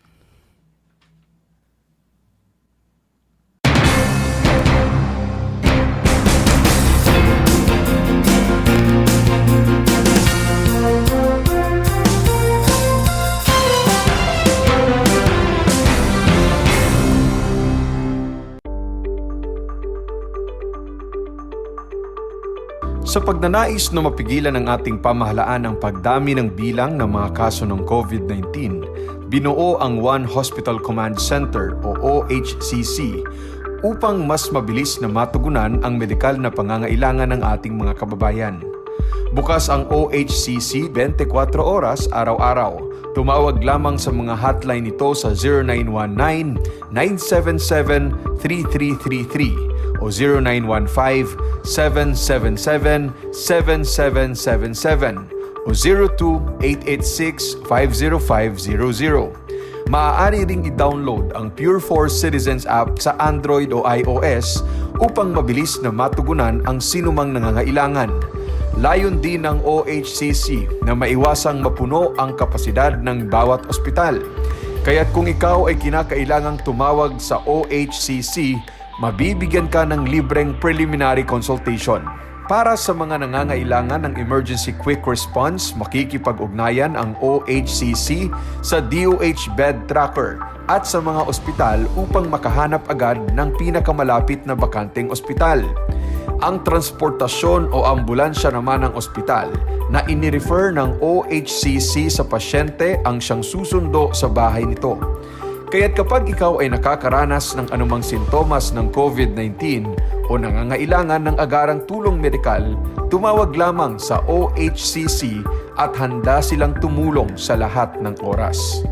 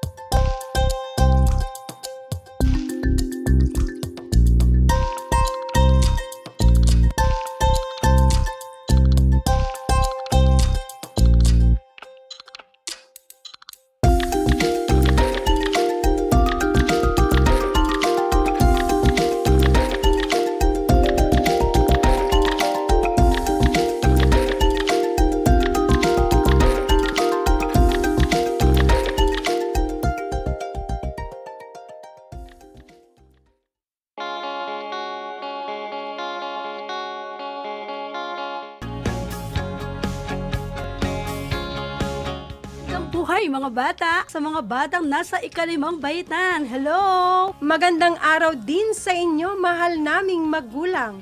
Ito ang Aral TarlakHenyo ng SDO Tarlac Province dito sa RTV Tarlac, Channel 26. At DZTC, Radio Pilipino, Tarlac. Happy learning, grade 4. Welcome to Aral TarlakHenyo here on RTV Tarlac, Channel 26. Simulcast over DZTZ 828, Radio Filipino, Tarlac. Hello mga kabida, ako po si Ana Roses at iniimbitahan ko po kayo, malapit na ang Bida Ka Mars!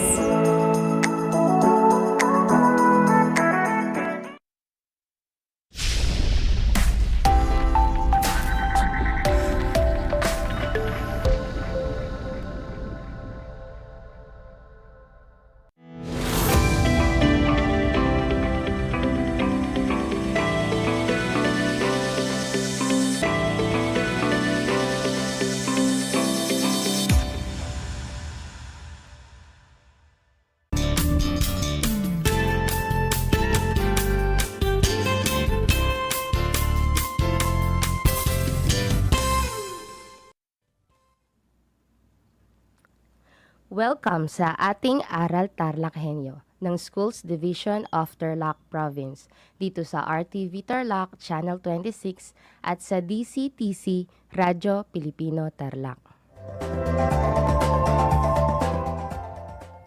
Magandang araw! Naririto na naman tayo, nagsisikap at nagpupunyagi na maging makadiyos, makatao, makakalikasan at makabansa. Kumusta na kayo mga ginigilo kong mag-aaral? Ang aking pagbati at paghanga sa inyong masidhing pagpupunyagi sa patuloy na pag-aaral sa himpapawid upang matuto sa kabila ng hamon ng pagkakataon, ang COVID-19 pandemic. Ako ang inyong guro sa Araling Panlipunan 5, Ginang Nicole C. Santos, na sasamahan at gagabayan kayong maunawaan ang nilalaman ng ating aralin na patungkol sa pamahalaang kolonyal ay pamahalaang patakarang pampolitikal, pamahalaang kolonyal. Naway maging aktibo at nakakaaliw ang ating talakayan para sa araw na ito. Kaya ano pang hinihintay ninyo? Halina't makinig at matuto.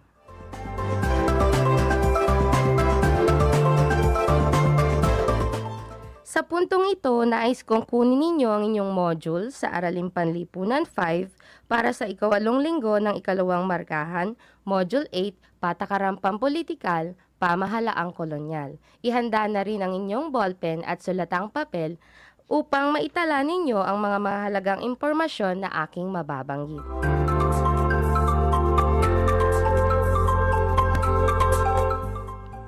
Ang ating paksang aralin sa linggong ito ay patungkol sa patakarang pampolitikal, pamahalaang kolonyal. Bago tayo magsimula sa ating paksa ngayong araw, ay alalahanin muna natin ang ating naging aralin noong mga nakaraang linggo. Natatandaan pa ba ninyo? Magaling! Noong mga nakaraang episodes, tinalakay natin ang mga patakarang pang-ekonomiya sa ilalim ng kolonyalismong Espanyol. Ang mga patakarang pang-ekonomiya na ipinatupad noon sa ilalim ng kolonyalismong Espanyol ay ang mga sumusunod: sistema ng pagbubuwis, sistemang bandala, kalakalang galyon, monopolyo sa tabako, Royal Company at ang sapilitang paggawa o tinatawag na polo e-servisyo. Upang gabayan kayo sa pagsagot sa pahina 3 hanggang 4 ng inyong module, naghanda ako ng isang gawain na magbibigay daan sa inyo upang alalahanin ang mga nakaraang leksyon na tinalakay. Handa na ba kayo?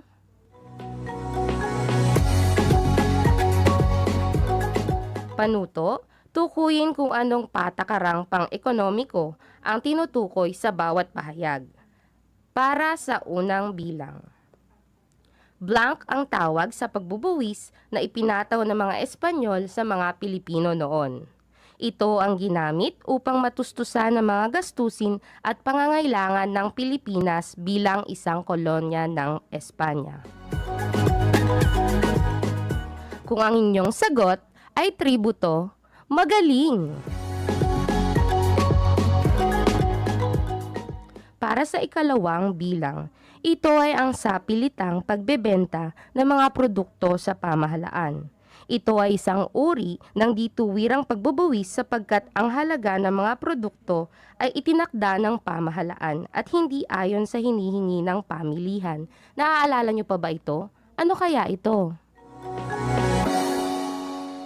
Kung ang inyong sagot ay sistemang bandala, Tama!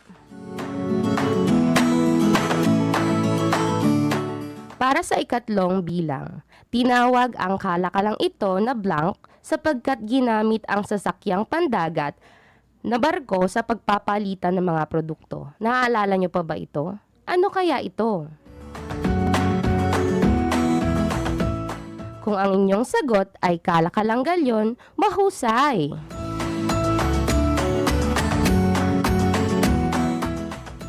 Para sa ika-4 na bilang, ito ang programang pang-ekonomiya na itinatag noong 1782 ni Jose Vasco y Vargas. Sa programang ito, pinangasiwaan ng pamahalaan ang pagtatanim ng tabako. Naaalala niyo pa ba ito? Ano kaya ito? Kung ang inyong sagot ay monopolyo sa tabako, magaling!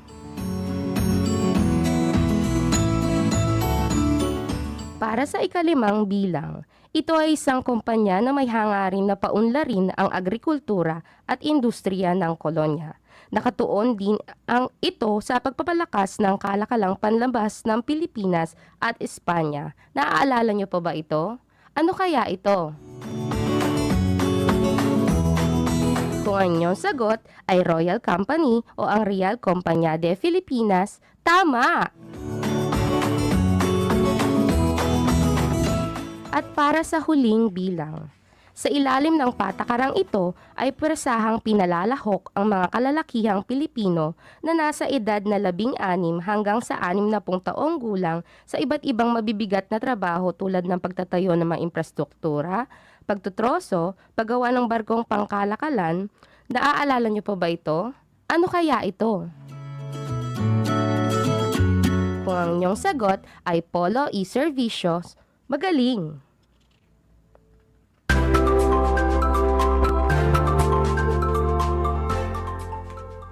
Palakpakan ninyo ang inyong mga sarili dahil tandang-tanda nyo pa ang mga nakaraang leksyon na inyong napag-aralan. At ngayon, sa palagay ko, ay handa na kayo para sa ating bagong paksa para sa araw na ito. Inaasahan na pagkatapos ng aralin na ito, may ilarawan ninyo ang mga pagbabagong pampulitikal na ipinatupad ng kolonyang pamahalaan. Sa ilalim ng pananakop ng mga Espanyol sa Pilipinas, binago nila ang maraming aspekto ng pamumuhay ng mga Pilipino. Sa pilitan nilang ipinatupad ang iba't ibang patakarang nagpabago sa kalagayang pampolitika, pang-ekonomiya at pangkultura ng mga katutubo. Inalis sa mga datu, raha at sultan ang mga pinakamataas na katungkulang pamunuan ang kanilang sakop at ibinigay ito sa mga pinunong Espanyol. Paano nga ba pinamahalaan ng mga Espanyol ang mga Pilipino sa panahon ng kolonyalismo? Mula ika-17 siglo, naging sentro ng kapangyarihan ng pamahalaang Espanyol ang Intramuros. Ang Palasyo del Gobernador sa Intramuros ang nagsilbing tahanan ng kinatawan ng Espanya sa Pilipinas, ang Gobernador General. Noong 1825, isang ari-arian sa San Miguel, Maynila ang binili ng pamahalaan kung saan naisipan nilang ilipat ang tahanan ng Gobernador General, ang Palasyo de Malacañang o Malacañang Palace. Ang Palasyo de Malacañang o Malacañang Palace ay naging opisyal na tirahan ng Gobernador General. Ito ang naging simbolo ng kapangyarihan ng Espanya sa Pilipinas noong panahon ng Espanyol. Sa katunayan, ito ang tirahan ng Pangulo ng Pilipinas na patuloy pa ring ginagamit sa kasalukuyan. Noong 1524, itinatag ng Hari ng Spain ang Real y Supremo Consejo de Indias o Royal and Supreme Council of the Indies. Isa itong konseho na nagbibigay ng mungkahi sa hari tungkol sa pangangasiwa ng mga kolonya ng Spain. Taglay nito ang lehislatibo, ehekutibo at hudisyal na gampanin sa Amerika at sa Asya. Pagsapit ng 1544, ang Spanish Empire ay nahati sa dalawang Viceroyalty, ang Viceroyalty of New Spain o kasalukuyang Mexico at Viceroyalty of Peru. Ang viceroyalty ay mga teritoryo o kolonyang pinangangasiwaan ng isang viceroy o hinirang na kinatawan ng hari ng Spain sa mga sakop nitong bansa sa mundo. Ang Pilipinas ay napasailalim sa Viceroyalty of New Spain nang tuluyang sakupin at pangasiwaan ang bansa ng mga Espanyol. Dahil sa kalayuan ng Pilipinas sa Mexico kung saan nakasentro ang Viceroyalty of New Spain, itinalaga ang Gobernador General upang tuwirang pangasiwaan ang pamahalang sentral ng Pilipinas sa ngalan ng Hari ng Spain. Ang mga batas at kautosang ipatutupad sa Pilipinas bilang kolonya ng Spain ay naaayon sa Recopilación de las Leyes de los Reinos de las Indias o Compilation of the Laws of the Kingdoms of the Indies. Binubuo ito ng mga batas at kautosang may kaugnayan sa pampolitika, pang-ekonomiya at panlipunang aspekto ng pamumuhay ng mga nasasakupan ng Spain. Pamahalaang sentral. Bilang kabisera ng Pilipinas noong panahon ng mga Espanyol, matatagpuan sa Maynila ang pamahalaang sentral ng bansa sa pangunguna ng isang gobernador general. Mayroon lamang dalawang sangayang pamahalaan ng Pilipinas noong panahong ito, ang ehekutibo at ang hudisyal. Ang gobernador general ang may hawak ng ehekutibo sapagkat siya ang nagpapatupad ng mga batas mula sa Spain. Ang Royal Audiencia naman ang may kapangyarihang hudisyal bilang pinakamataas na hukuman sa kolonya. Ang gobernador general ay ang kinatawan ng hari ng Espanya at pinakamataas na pinuno ng pamahalang sentral na nakatalaga sa Pilipinas. Karaniwan, isang opisyal ng militar ang inaatasan sa posisyong ito dahil sa kakayahan niyang gampanan ang tungkuling mamahala, gayon din ang manguna sa mga gawaing panghukbo sa kolonya. Bilang pinakamataas na pinuno ng Espanyol na nasa Pilipinas, taglay ng gobernador general ang kapangyarihang panghukuman at panrelihiyon at may hawak ng tatlong gampanin: gobernador general, pangulo ng Royal Audiencia at ang vicereal patron. Bagamat walang kapangyarihan ng gobernador general na gumawa ng batas, may karapatan siyang suspindihin ang anumang ipinag-uutos ng hari at ng Council of the Indies batay sa pangangailangan ng nasasakupan nito. Tinatawag ang karapatang ito ng gobernador general bilang complice. May kapangyarihan din ang gobernador general na magtalaga at magsuspindi o magtanggal ng mga opisyal maliban sa mga itinalaga ng hari ng Spain. Pagdating naman sa tirahan, naging opisyal na tahanan ng Gobernador General ang Palacio del Gobernador sa Intramuros, Maynila. Noong 1863, matapos masira ang Palacio del Gobernador dahil sa lindol, opisyal na inilipat ang tirahan ng Gobernador General sa Palacio de Malacañang sa San Miguel, Maynila. Si Miguel Lopez de Legazpi ang hinirang nakauna-unahang gobernador general sa Pilipinas. Ipinagkaloob sa kanya ang titulo dahil sa matagumpay niyang pananakop sa bansa. Namahala si Miguel Lopez de Legazpi sa loob ng isang taon mula 1571 hanggang 1572. Ang Royal Audiencia ang kataas-taasang hukuman sa Pilipinas noong panahon ng kolonyal. Ito ang nagsilbing Royal Court of Justice ng Espanya na itinatag sa pamamagitan ng Royal Decree ni Haring Felipe II noong 5 ng Mayo 1583. Layunin ng hukumang ito na tulungan ang Gobernador General sa pamamahala at pangangalaga ng mga mamamayan laban sa mapang-abusong pinunong Espanyol. Upang ninyong lubos na maintindihan, makikita sa pahina 7 ng inyong module ang detalyadong balangkas ng pamahalang Espanyol sa Espanya at sa Pilipinas. Pamahalaang lokal.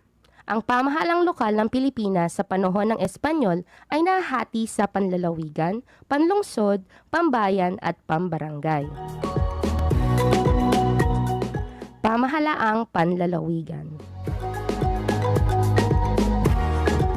Sa pagkakabuwag ng sistemang enkomienda noong 1720, hinati ng mga Espanyol ang Pilipinas sa mas maliit na unit politikal. Upang mas madaling mapamahalaan ang bansa, binubuo ito ng alkaldya o mga napayapang lalawigan na pinamumunuan ng isang alkalde mayor, at korehimento o hindi pa napayapang military zone na pinamumunuan ng korehidor. Ito ang mga lalawigang hindi pa lubusang nasasakop ng Kastila. Karaniwan, korehidor ay mga opisyal na tumutugi sa mga taong tutol sa pamamahala ng mga Espanyol sa lugar. Ang mga Espanyol lamang ang maaaring humawak ng posisyon ng alkalde mayor at korehidor. Sila ang pangalawa sa pinakamataas na opisyal ng pamahalaan. Ilan sa mga kapangyarihan nila ay ang gampanin bilang gobernador, hukom at ingat yaman sa mga lalawigan. Mayroon din silang pribilehiyo na makalahok sa kalakalan at negosyo na tinawag na indulto de comercio.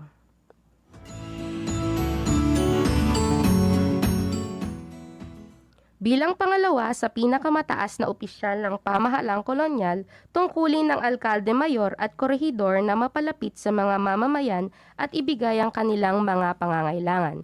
Ngunit hindi nila tinupad ang mga tungkulin nito. Nagpayaman at naging mapagmalabis sila sa kapangyarihan. Kinontrol nila ang mga presyo at mga produkto para sa kanilang kapakinabangan at pinahirapan ng mga katutubong Pilipino na nasa ilalim ng sapilitang paggawa o polo e-servisyo.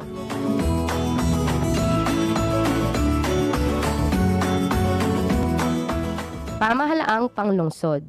May itinatag ding lungsod o syudad ang mga Espanyol sa Pilipinas.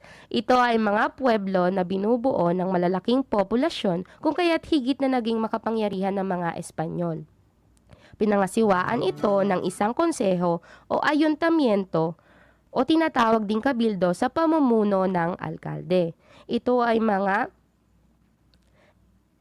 mga pueblo o bayan na binubuo ng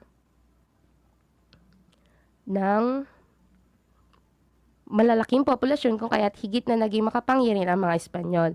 Ang kabildo ay binubuo ng 2 alkalde, 4 hanggang 12 regidores o konsehal, 1 eskribano o kalihim at 1 alguacil o pulis.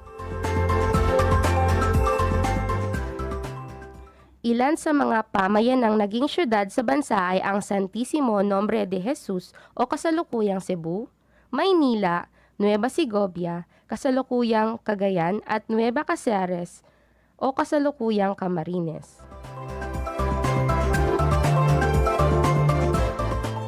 Pamahalaang pambayan. Ang lalawigan ay nahahati sa mas maliit na unit politikal na tinatawag na pueblo o bayan, at ito ay pinamumunuan ng isang gobernador-silyo. Ito ang pinakamataas na posisyon sa pamahalaan na maaaring hawakan ng Pilipino o mga mistisong Chino. Ang gobernador-silyo ay nagsilbing clerk at hukom sa maliit na sibil, naghahanda ng padron o listahan ng singil sa tributo at pagkalap ng mga manggagawa para sa polo e-servisyo, gawaing pang-infrastruktura at kinto o military conscription. Mayroon din silang kakayahan na malibre sa buwis.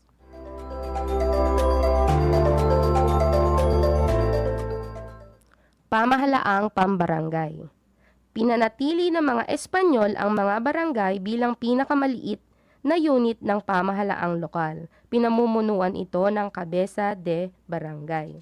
Karaniwan sa mga itinalagang kabesa ay mga katutubong dato o kamag-anak nito na naabutan ng mga Espanyol na namamahala sa sinaunang barangay. Tulad ng Gobernador Silyo, ang kabesa de barangay ay may tungkulin na lumikom ng tributo o buwis. Narito ang balangkas ng pamahalang lokal sa kolonyalismong Espanyol. Ngayon, tayo naman ay dumako sa mga epekto ng pagbabagong politikal sa Pilipinas. Nagdulot ng malaking pagbabago ang sa larangan ng politika ang pagiging kolonya ng Pilipinas sa Espanya. Sa pagkakatatag ng pamalaang sentral, napasailalim ang malaking kapuluan sa pamumuno ng Espanyol. Dahil dito, tuluyang napag-isa ang watak-watak na pamahalaan ng mga dato sa kani-kanilang barangay.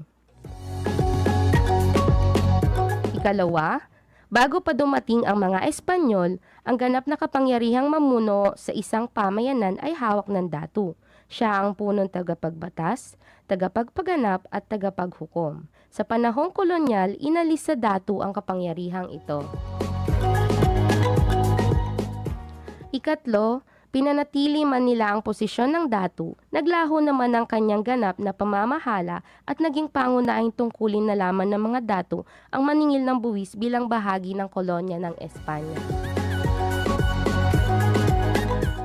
Ika-4, nakaapekto rin ang pagbabago ng kalagayang politikal ng bansa sa mga Pilipino sa panahong kolonyal. Naging mahirap ang pagsunod sa batas at sa mga patakarang ipinatutupad ng mga dayuhan. Ikalima, ang mga Pilipino ay naging mga tagasunod lamang sa sariling lupain na pinamumunuan ng banyaga.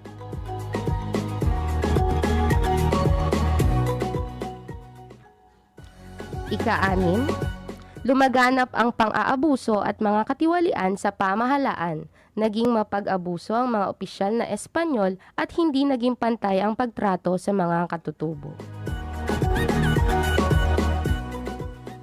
At sa huli, hindi rin pinagkatiwalaan ng mga Pilipino sa matataas na posisyon sa pamahalaan, sa takot na magdulot lamang ito ng problema sa pamahalaang Espanyol. Sa puntong ito, atin nang subukin kung may natatandaan ba kayo sa ating aralin. Panuto, basahin at unawain ang mga sumusunod na pahayag. Punan ng tamang letra ang bawat bakanteng linya upang mabuo ang tinutukoy na kasagutan. Handa na ba kayo mga bata? Para sa unang pahayag, ito ang uri ng pamahalaan na itinatag ng mga Espanyol. Kung ang inyong sagot ay pamahalang sentral, mahusay, pamahalang sentral ang uri ng pamahalaan na itinatag ng mga Espanyol. Para sa ikalawang pahayag, siya ang pinakamataas na pinuno ng pamahalaang sentral at kinatawan ng hari ng Espanya. Kung ang inyong sagot ay Gobernador General, tama, Gobernador General ang pinakamataas na pinuno ng pamahalaang sentral. Para sa ikatlong pahayag, lugar kung saan naninirahan ang itinalagang pinuno ng Pilipinas noong panahon ng mga Espanyol. Dito din naninirahan ang Pangulo ng kasalukuyang administrasyon. Kung ang inyong sagot ay Malacañang Palace, magaling! Ito ang lugar kung saan naninirahan ang itinalagang pinuno ng Pilipinas noong panahon ng Espanyol. Para sa ika-4 na pahayag, tawag sa kataas-taasang hukuman sa Pilipinas noong panahon ng Espanyol. Kung ang inyong sagot ay Royal Audiencia, mahusay. Royal Audiencia ang tawag sa kataas-taasang hukuman sa Pilipinas noong panahon ng Espanyol. Para sa ikalimang pahayag, ito ay nahahati sa panlalawigan, panlungsod, pambayan at pambarangay. Kung ang inyong sagot ay pamahalang lokal, tama! Para sa ika-6 na pahayag, ito ang tawag sa namumuno sa mga korehiyemento. Kung ang iyong sagot ay korehedor, magaling! Para sa ika-7 pahayag, Ito ang tawag sa namumuno sa alkaldya o sa mga lalawigang payapa na. Kung ang iyong sagot ay alkalde mayor, mahusay!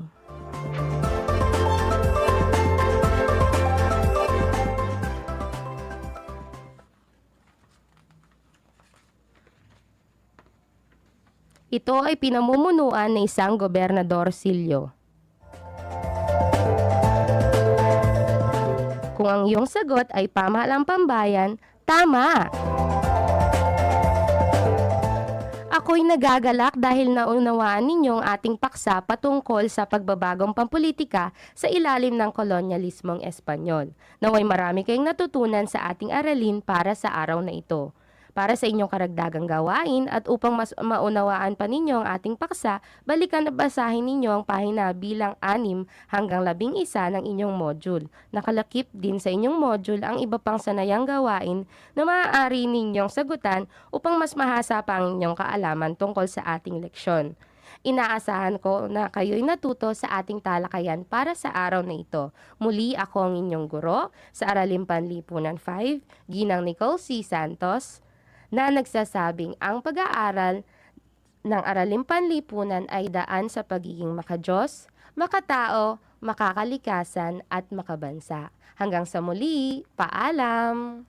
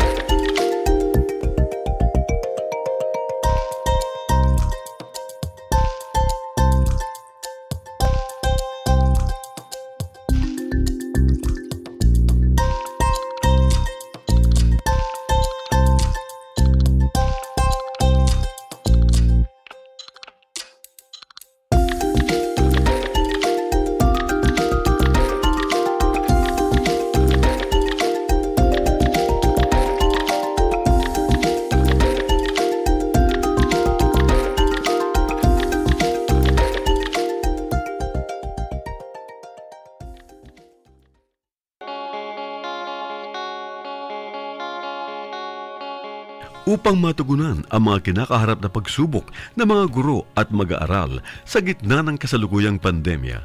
Nagsanib tulong sina Congressman Charlie Cojuangco ng unang distrito ng Tarlac, DEPED Region 3 Regional Director Dr. May B. Eclar at Tarlac Schools Division Superintendent Dr. Ronaldo Pozon para sa isang napapanahong proyekto na tinaguriang Project Shine, Aral TarlakHenyo.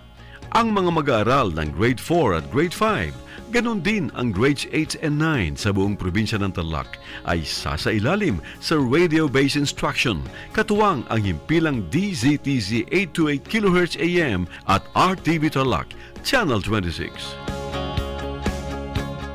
Buhay mga bata at lalong-lalo na syempre sa mga batang nasa ika-5 baitan. Hello! Magandang araw din sa inyo, mahal naming magulang.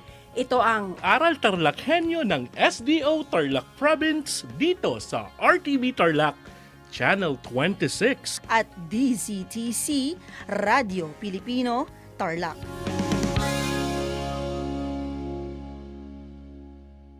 Hello mga kabida! Ako po si Ana Roses at iniimbitahan ko po kayo, malapit na ang Bida Ka Mars!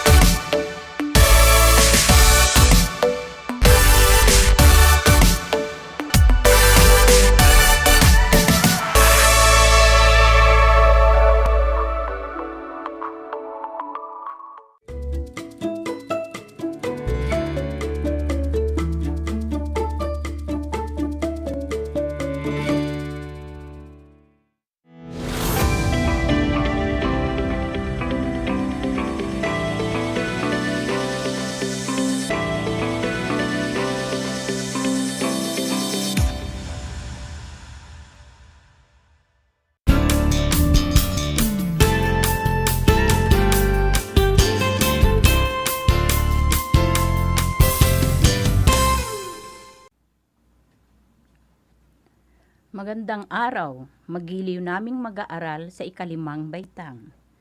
Sumasa inyo ang TarlakHenyo mula sa RTV Tarlac, Channel 26 at sa bayang naririnig sa DZTC, Radyo ng Pilipino, Tarlac. Ako, si Binibining Elena M. Cortez, ang inyong teacher broadcaster para sa EPP, Edukasyong Pantahanan at Pangkabuhayan, Sining Pantahanan, ikalimang baitang.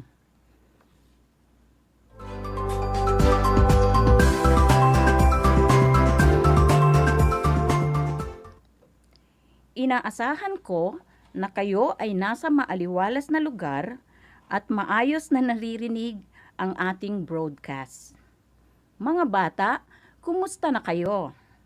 Sana ay nasa mabuti kayong kalagayan, mabuti rin kung nakakain na kayo upang higit niyong maunawaan ang ating aralin, alerto ang inyong pag-iisip at maiintindihan ng maayos ang ating aralin.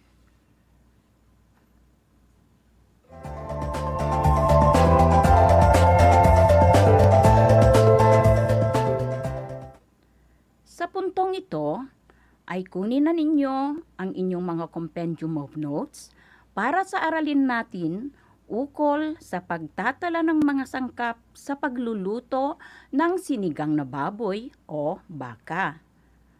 Tatalakayin din natin kung paano ang tamang pagluluto nito.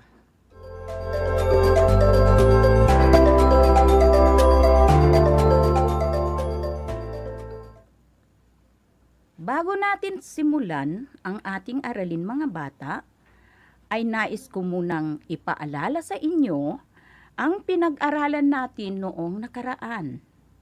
Ano kaya ang napag-aralan natin, mga bata? Naalala pa ba ninyo?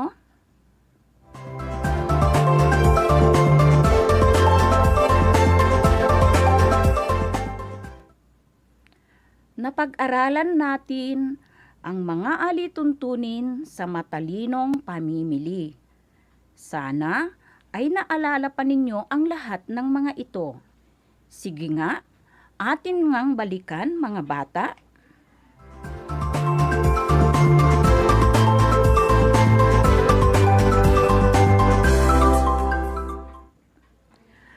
Una, ay dapat nating alamin kung anong sangkap ang dapat bilihin batay sa inihandang menu. Pangalawa, bumili ng mga sangkap ng napapanahon upang makasiguro na mura at masustansya. Pangatlo, iwasang bumili ng mga sangkap na may food artificial additives. Pang-apat, nararapat din nating alamin ang kasalukuyang halaga ng mga bibilhin. Panlima, huwag mahiyang tumawad sa bibilhin. Pang-anim, tiyaking tama ang ibinabayad at bilanging mabuti ang sukli. At kwentahin ang halaga ng lahat ng pinamili. Napakahusay nyo mga bata. Natandaan nyo ang ating nakalipas na aralin. Dahil diyan, bibigyan na ninyo ng 3 palakpak ang inyong sarili at sabihin nyo, ang galing-galing ko.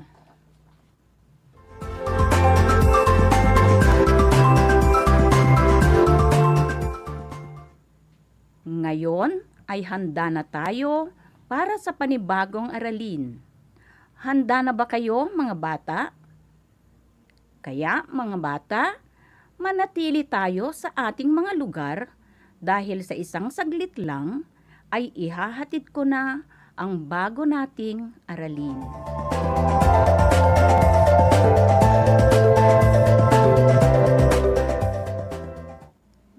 Gaya ng nabanggit ko kanina, ang ating aralin ay tungkol sa pagtatala ng mga sangkap sa pagluluto ng sinigang. Kuhanin ninyo ang inyong compendium of notes para masundan niyong maigi ang ating aralin ngayong araw. At dahil wala tayo sa paaralan, gagabayan kayo ng inyong mga magulang o nakatatanda para sa gawain natin sa araw na ito. Kung mayroon kayong katanungan, huwag mag-alinlangan na humingi ng tulong o kumonsulta sa inyong mga guro o kasama sa bahay. Excited na ba kayong matutong muli, mga bata? Kung gayon, ay maari na ninyong buksan ang inyong compendium of notes sa pahina 11 at atin nang sisimulan ang ating aralin.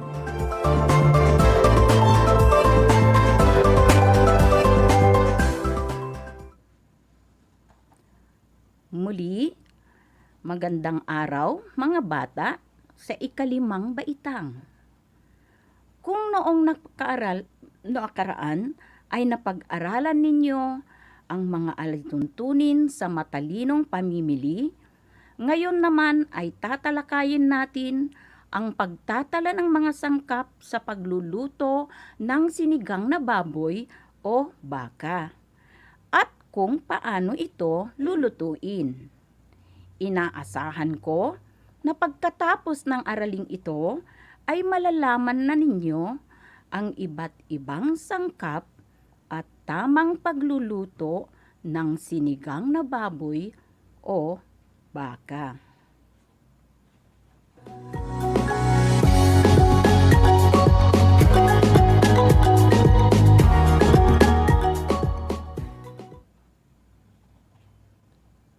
Mga bata, kunin na ninyo ang inyong notebook at ballpen at magsisimula na tayo. Handa na ba kayo?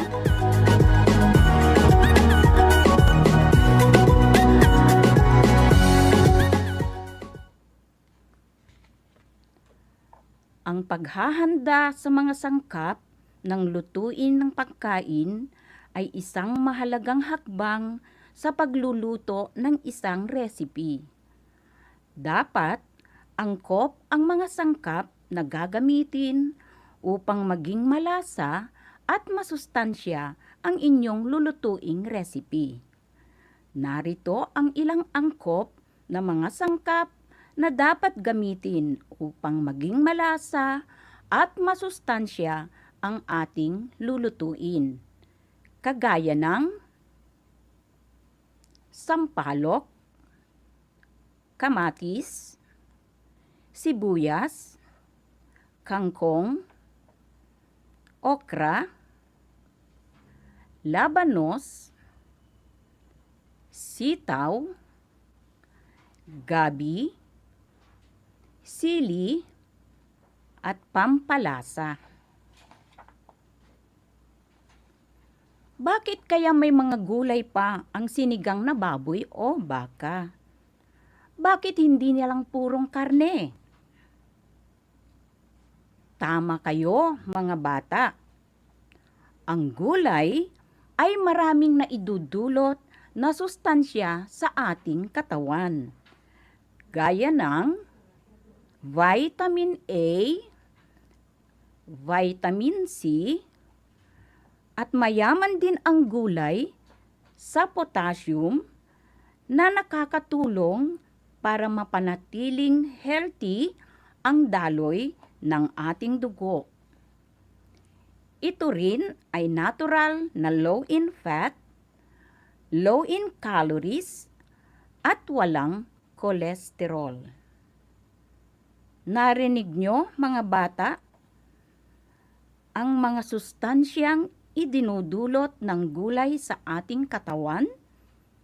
Kaya, ugaliing kumain ng mga ito para mapanatiling malusog ang ating katawan at laging tatandaan, mga bata, ang nilutong pagkain ay kaaya-aya sa panlasa ng mga kumakain kapag ito ay kumpletong mga sangkap. Ang mga sangkap sa pagluluto ang nagbibigay ng masarap na panlasa at mabangong amoy sa pagkain. Nagbibigay rin ito ng mga sustansya na kinakailangan ng ating katawan. Kaya naman, napakahalaga na sa tuwing ikaw ay magluluto, mas mainam na kumpleto ang sangkap at presko ang mga ito.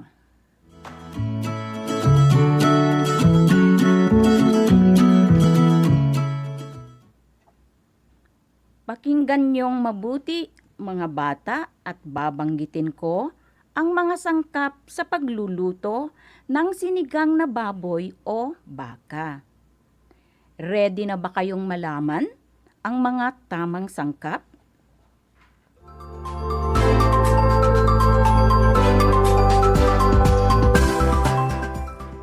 Narito ang mga sangkap sa pagluluto ng sinigang na baboy o baka. Mga bata, kakailanganin natin ang 1 kilong laman ng baboy o baka, 1 tasa ng bunga ng sampalok, kalahating kutsarang asin, 4 na pirasong hiniwang kamatis, 1 pirasong hiniwang sibuyas, 1 taling okrang buo, 1 pirasong hiniwang labanos, 15 pirasong pinutol na sitaw, 1 taling pinutol na kangkong, 2 pirasong hiniwang gabi, at 2 pirasong siling pansigang. Narinig nyo bang mabuti, mga bata? Akin itong babasahing muli.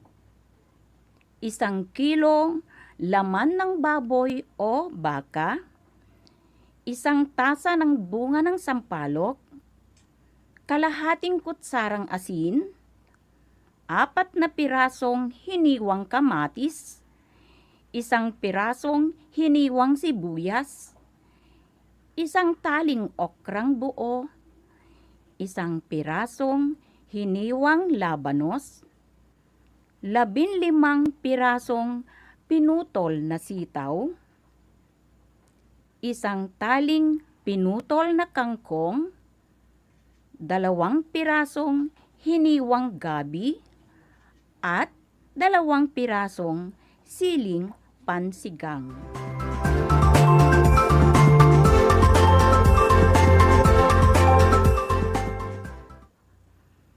Mga bata, sa paghahanda ng pagkain ay may mga gawain na dapat isagawa ng maayos upang makasigurong masarap at malinis ang nilulutong pagkain. So ang susunod na paksa ay nagtatalakay sa paraan ng pagluluto ng sinigang na baboy o baka. Ngayon naman ay babangkitin ko sa inyo ang paraan sa pagluluto nito.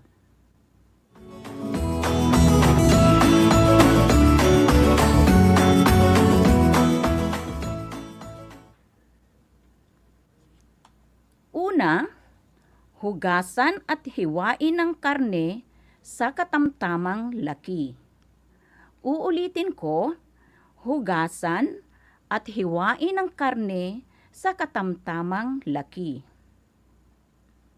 Pagkatapos, pakuluan ang karne kasama ang pampaasim na sampalok, kamatis, at sibuyas.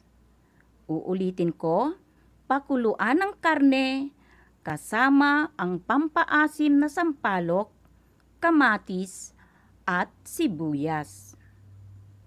Sunod nito ay hanguin ang pampaasim kapag malambot na at durugin upang makuha ang katas, salain at ibalik ang katas sa pinakukulaang karne. Ulitin ko, hanguin ang pampaasim kapag malambot na at durugin upang makuha ang katas. Salain at ibalik ang katas na sa pinagkukuloang karne. Hinaan ang apoy at hayaang kumulo ng atay-atay hanggang sa lumambot ang karne. Hinaan ang apoy at hayaang kumulo ng atay-atay hanggang sa lumambot ang karne. Kasunod nito, ilagay ang gabi at palambutin. Isunod ang mga gulay ayon sa ganitong pagkakasunod-sunod. Una, sitaw, okra, labanos, kangkong, at siling pansigang.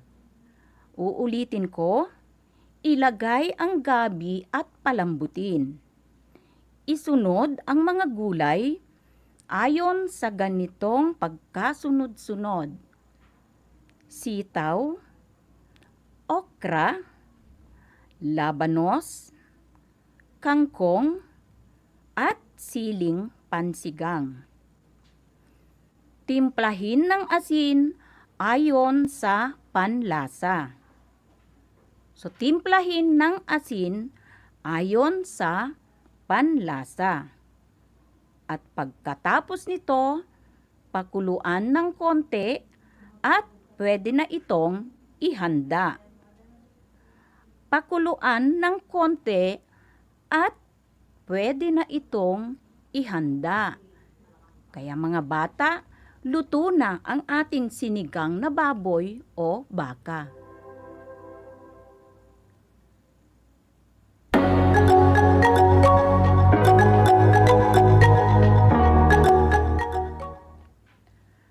Nasundan nyo ba mga bata? Magaling kung ganon. Ako ay natutuwa dahil siguradong kayang-kaya nyo nang magluto ng isang masarap na sinigang na baboy o baka.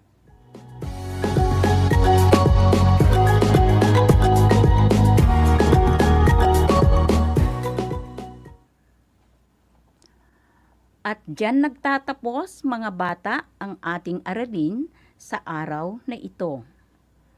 Mga bata, sana ay nag-enjoy kayo sa ating aralin. Tandaan ninyong mabuti ang ating naging aralin sa araw na ito.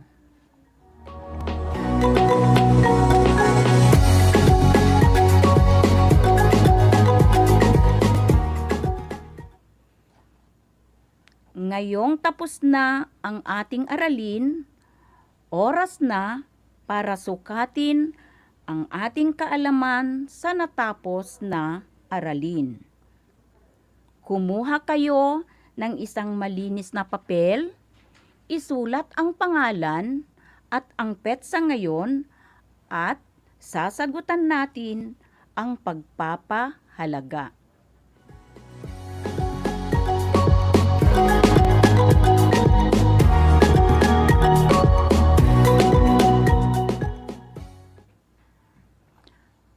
Narito ang panuto. Isulat ang tama kung ang pangungusap ay nagsasaad ng tamang paghahanda ng mga sangkap sa pagluluto ng sinigang na baboy o baka at isulat naman ang mali kung hindi.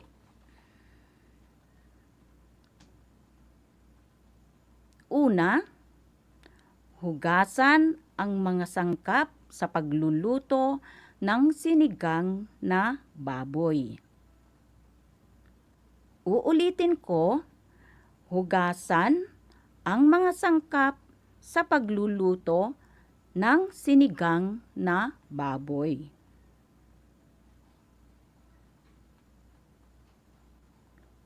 Ikalawa, mga bata, hiwain ang mga sangkap sa katamtamang laki at tamang hugis. Uulitin ko, hiwain ang mga sangkap sa katamtamang laki at tamang hugis. Ikatlo, mga bata, huwag nang hugasan ang mga sangkap at lutuin na ito agad. Uulitin ko, huwag nang hugasan ang mga sangkap at lulutuin na ito agad. Pang-apat, mga bata, siguraduhing sariwa ang mga sangkap sa pagluluto. Uulitin ko, siguraduhing sariwa ang mga sangkap sa pagluluto. Ikalima, hayaang kulang o hindi sapat ang mga sangkap sa pagluluto. Uulitin ko, hayaang kulang o hindi sapat ang mga sangkap sa pagluluto.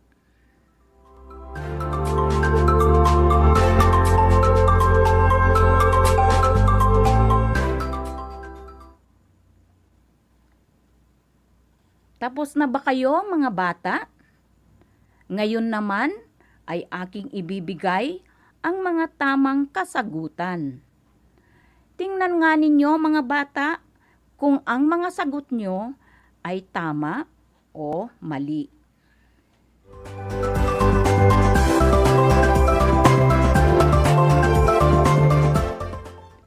So, ating itatama, mga bata. Ang sagot sa unang bilang ay tama. Sa pangalawa naman ay tama pa rin. Sa pangatlo naman ay mali. Bakit kaya mali ito? Magaling, mga bata. Kinakailangang hugasan muna ang mga sangkap bago ito lulutuin. Ang sagot naman sa pang-apat ay tama. At ang panglima ay mali ulit. Bakit kaya mali na naman ang sagot, mga bata? Magaling. Dapat sa pagluluto ay kumpleto ang mga sangkap nito upang malasa, masarap, at masustansya ang pagkain.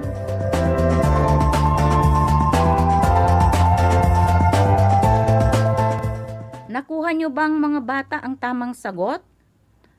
Isang malakas na palakpak ang nararapat para sa inyo. Alam kong nakuha nyong lahat ang mga ito. Binabati ko kayong lahat, mga giliw kong mag-aaral.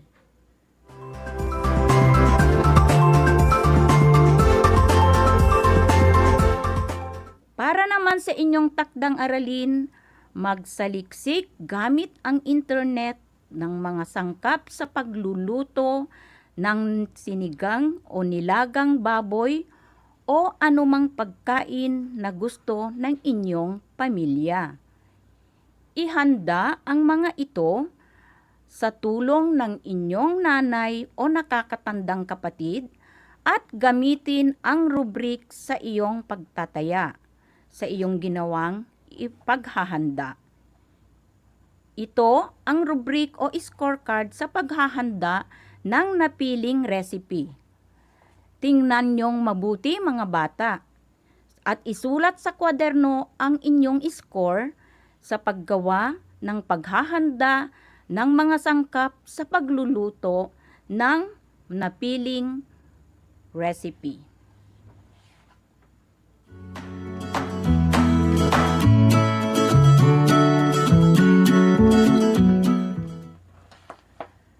Mga bata, inaasahan ko na kayo ay natuto sa ating aralin ngayong araw. Muli, Ako si Binibining Elena M. Cortez, ang inyong guro sa Edukasyong Pantahanan at Pangkabuhayan, Sining Pantahanan, Ikalimang Baitang. Pakatandaan ang 3 K: kaalaman, kabuhayan, kinabukasan, sa IPP matatagpuan. At walang mahirap na gawain, lahat sa IPP ay kakayanin. Magandang araw, hanggang sa muli.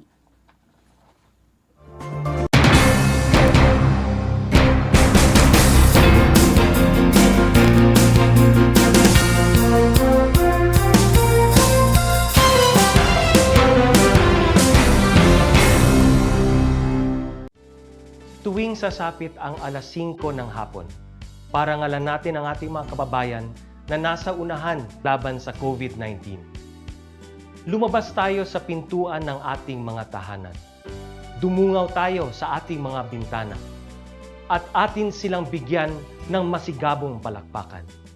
Gumawa tayo ng ingay, ipagbunyi ang ating frontliners, at ipahayag ang ating walang hanggang suporta sa kanilang kabayanihan. Gusto ko lang pong i-take itong opportunity ito para magpasalamat sa lahat ng mga doktor at nurses, especially yung mga nag-alaga po sa akin, sa buong Asian Hospital, at sa lahat po ng ating frontliners. Umawit tayo at sumayaw at ipakita ang ating talento bilang pagsaludo sa mga bayaning nasa unahan. Talunin natin ang COVID-19. Sama-sama nating pagalingin ang ating inang bayan. Kaya natin to. We heal as one.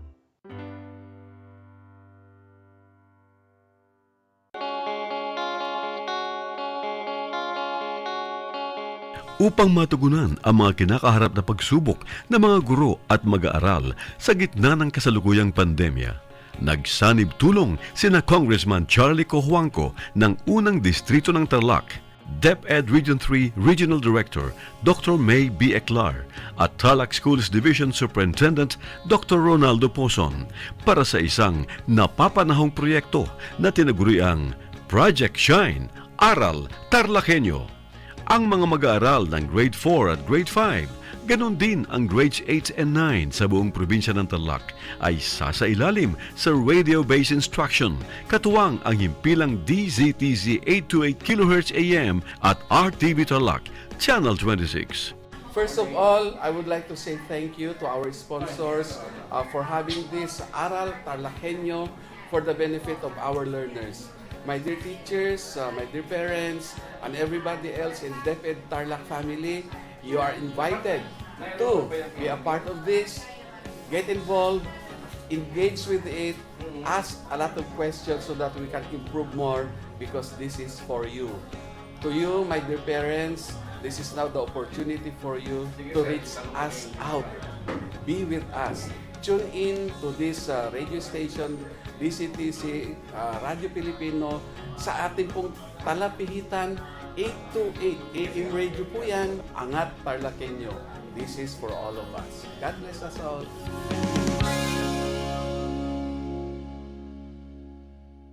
Hello mga kabida!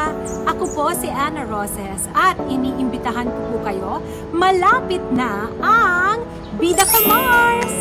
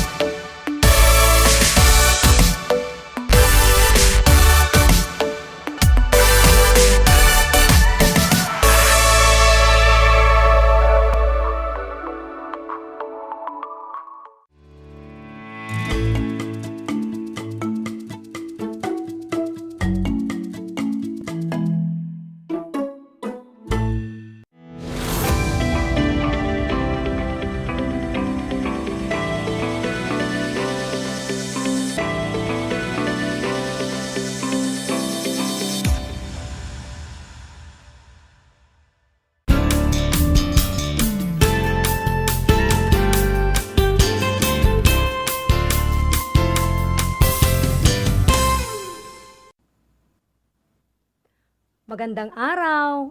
Sumasa inyo ang Aral TarlakHenyo mula sa RTV Tarlac, Channel 26 at sabayang naririnig sa DCTC Radyo Pilipino Tarlac.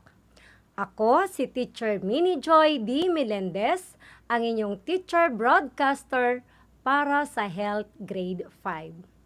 At sa loob ng 25 minuto ay makakasama ninyo ako sa makabuluhang talakayan tungkol sa paksang pangangalaga sa katawan ng nagdadalaga at nagbibinata. Bago tayo magsimula sa ating mga gawain para sa araw na ito, mangyari lang na ihanda ang inyong mga learners module, learners activity sheet at ang inyong kwaderno at pansulat. Ready na ba ang mga ito? Oh, mabuti naman kung ganon. Wala kayong ibang gagawin kundi ituon ang inyong pansin sa pakikinig. Siguraduhin komportable kayo sa inyong kinalalagyan at iwasan ang anumang bagay na makapipinsala sa inyong pag-aaral.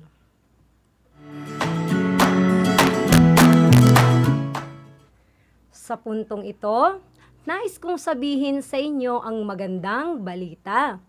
Sa bawat perfect score sa ating mga gawain, may makukuha kang isang sticker hanggang sa ikaw ay makaipon ng 5 stickers sa iyong kwaderno. Excited na ba kayo? Ako din, excited na rin.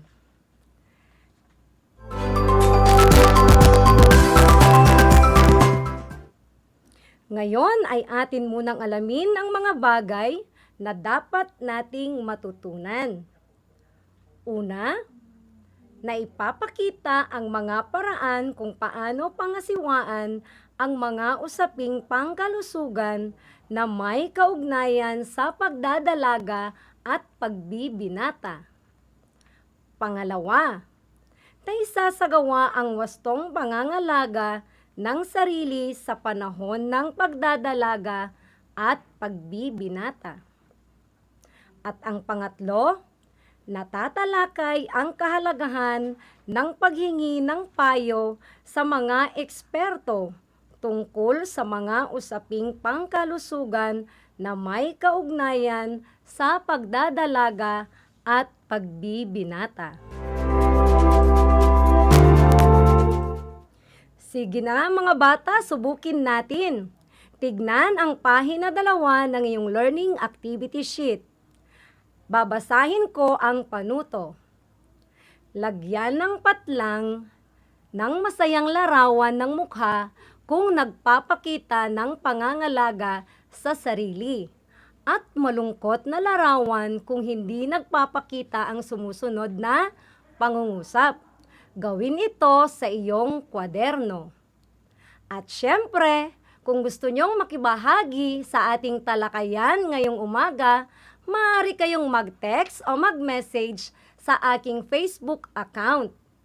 Hihintayin ko ang inyong mga katanungan at kasagutan mga bata. Okay? Handa na ba kayo?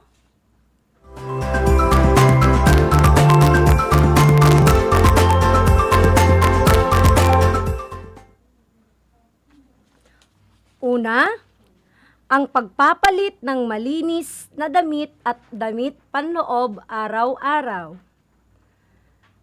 Pagpapalit ng malinis na damit at damit panloob araw-araw. Ano ang iyong sagot? Masayang muka, tama.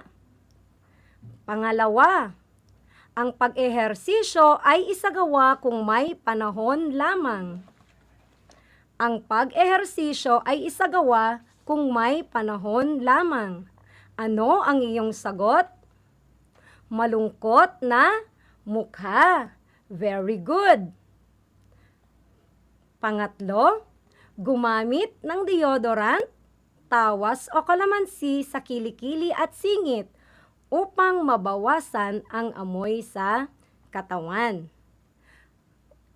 Gumamit ng deodorant, tawas o kalamansi sa kilikili at singit upang mabawasan ang amoy sa katawan. Ano ang iyong sagot?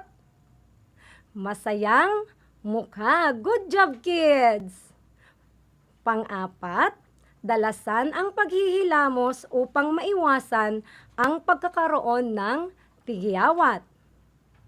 Dalasan ang paghihilamos upang maiwasan ang pagkakaroon ng tigiyawat. Ano ang iyong sagot? Masayang mukha. Magaling, mga bata. At ang panglima, pagkain ng junk foods at pag-inom ng soft drinks at iba pang pagkaing may maraming sangkap. Pagkain ng junk foods at pag-inom ng soft drinks at iba pang pagkaing may maraming sangkap. Ano ang iyong sagot?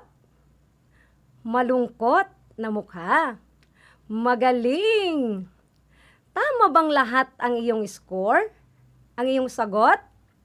Kung perfect ang score mo, may sticker ka ng isa. Kung hindi naman, well, huwag kayong mag-alala. Don't worry, be happy. Unang gawain pa lamang yan. Ang mahalaga ay isinangkot mo ang iyong sarili sa gawain. At higit sa lahat, hindi mo dinaya ang iyong score.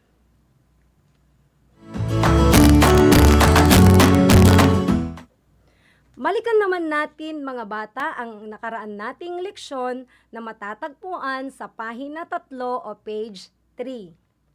Babasahin kong mabuti ang mga pangungusap at isusulat mo sa iyong kwaderno kung ito ay check o X sa bawat bilang. Maaari din kayong sumagot sa ating chat box. Handa na ba kayo? Una, sumunod sa payo ng mga magulang. Sumunod sa payo ng mga magulang. Ang sagot ay check. Very good. Pangalawa, sumama sa mga masasamang barkada. Sumama sa mga masasamang barkada. Ang iyong sagot ay X. Magaling. Pangatlo, makinig sa leksyon at paalala ng guro. Makinig sa leksyon at paalala ng guro. Ang sagot ay check. Wow! Ang galing! Pang-apat, manood ng malalaswang pelikula. Manood ng malalaswang pelikula. Ang sagot ay X. Good job! Panglima, huwag uminom ng alak. Huwag uminom ng alak. Ang sagot ay check. Wow! Ang galing! Ilan ang iyong nakuha, mga bata? Magaling! Narito na ang iyong pangalawang sticker. Yehey! Ang galing! Ngayon naman ay nais kong tingnan mo ang iyong learning activity sheet sa ika-4 na pahina. May nakikita ka bang larawan? Sa tingin mo, tama ba ang ginagawa nila? Magaling! Ngayon, handa na tayo para sa panibagong aralin. Game na ba kayo? Kung kailangan ninyong magbanyo, gawin nyo na ngayon. Tawagin na si nanay, si tatay, ate o kuya upang ikaw ay magabayan. Dahil sa isang saglit lang, tayo ay dadako na sa ating bagong leksyon.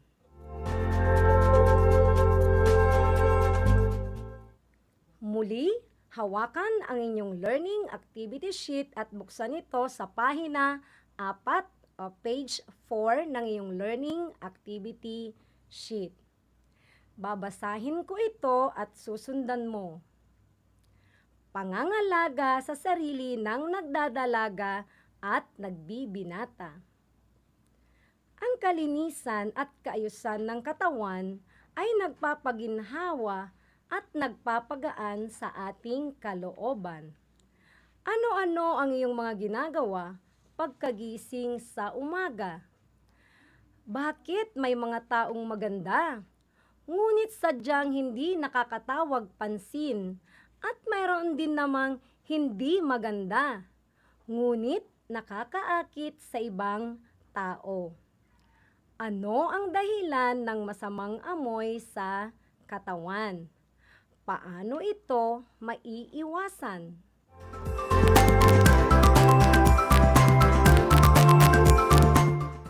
Ating tuklasin mga bata. Tignan ang learning activity sheet sa pahina 5 o page 5. Ito ang panuto. Suriin ang mga larawan. Isulat ang check kung nagpapakita ng pangangalaga sa sarili at X kung hindi. Isulat ang sagot sa iyong kwaderno. Pwede rin kayong sumagot mga bata sa ating chat box.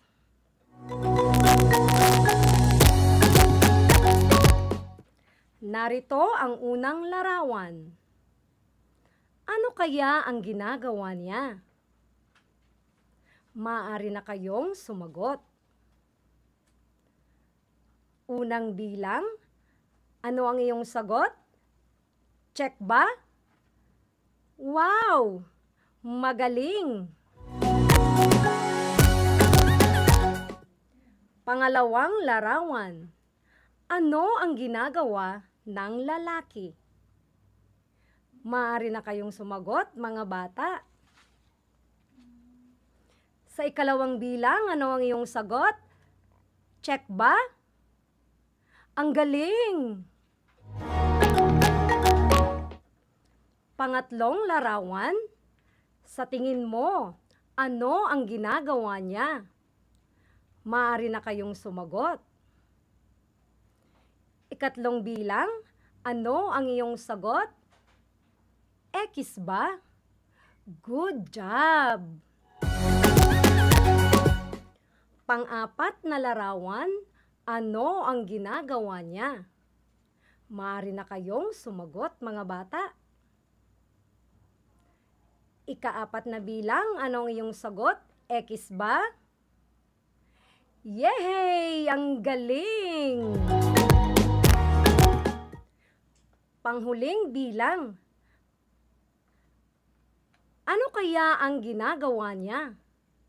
Maaari na kayong sumagot, mga bata. Sa ikalimang bilang, ano ang iyong sagot? Check ba? Good job! Napakahuhusay ninyo, mga bata. Dahil dyan, heto na ang iyong pangatlong sticker. Yay! Idikit mo ito sa iyong kwaderno. Ngayon naman, nais kong ikaw ay makinig at mag-concentrate dahil narito na ang ilan sa mga paraan na maaari mong gawin sa pangangalaga ng iyong katawan bilang ikaw ay nagdadalaga o nagbibinata na. Ang kasanayan sa mga pamamaraan sa pag-aalaga ng sarili ay nakatutulong sa nagdadalaga at nagbibinata na lumaki at mamuhay ng malinis, malusog at ligtas. Ang payo ng mapagkakatiwalaang nakakatanda at ng mga nasa propesyong medikal ay lubos ding mahalaga.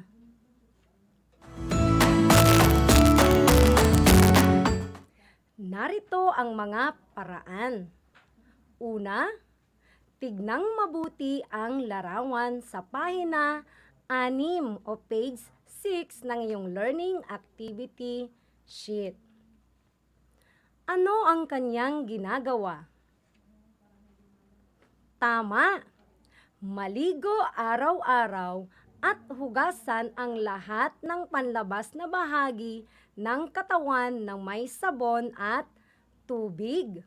Mas makakaiwas tayo sa anumang sakit kung napapadalas ang pagligo at paghugas ng kamay. Pangalawa, tignan mabuti ang larawan sa sumunod na pahina. Ano ang ginagawa nila? Sila ba ay nagbibihis o nagpapalit ng damit?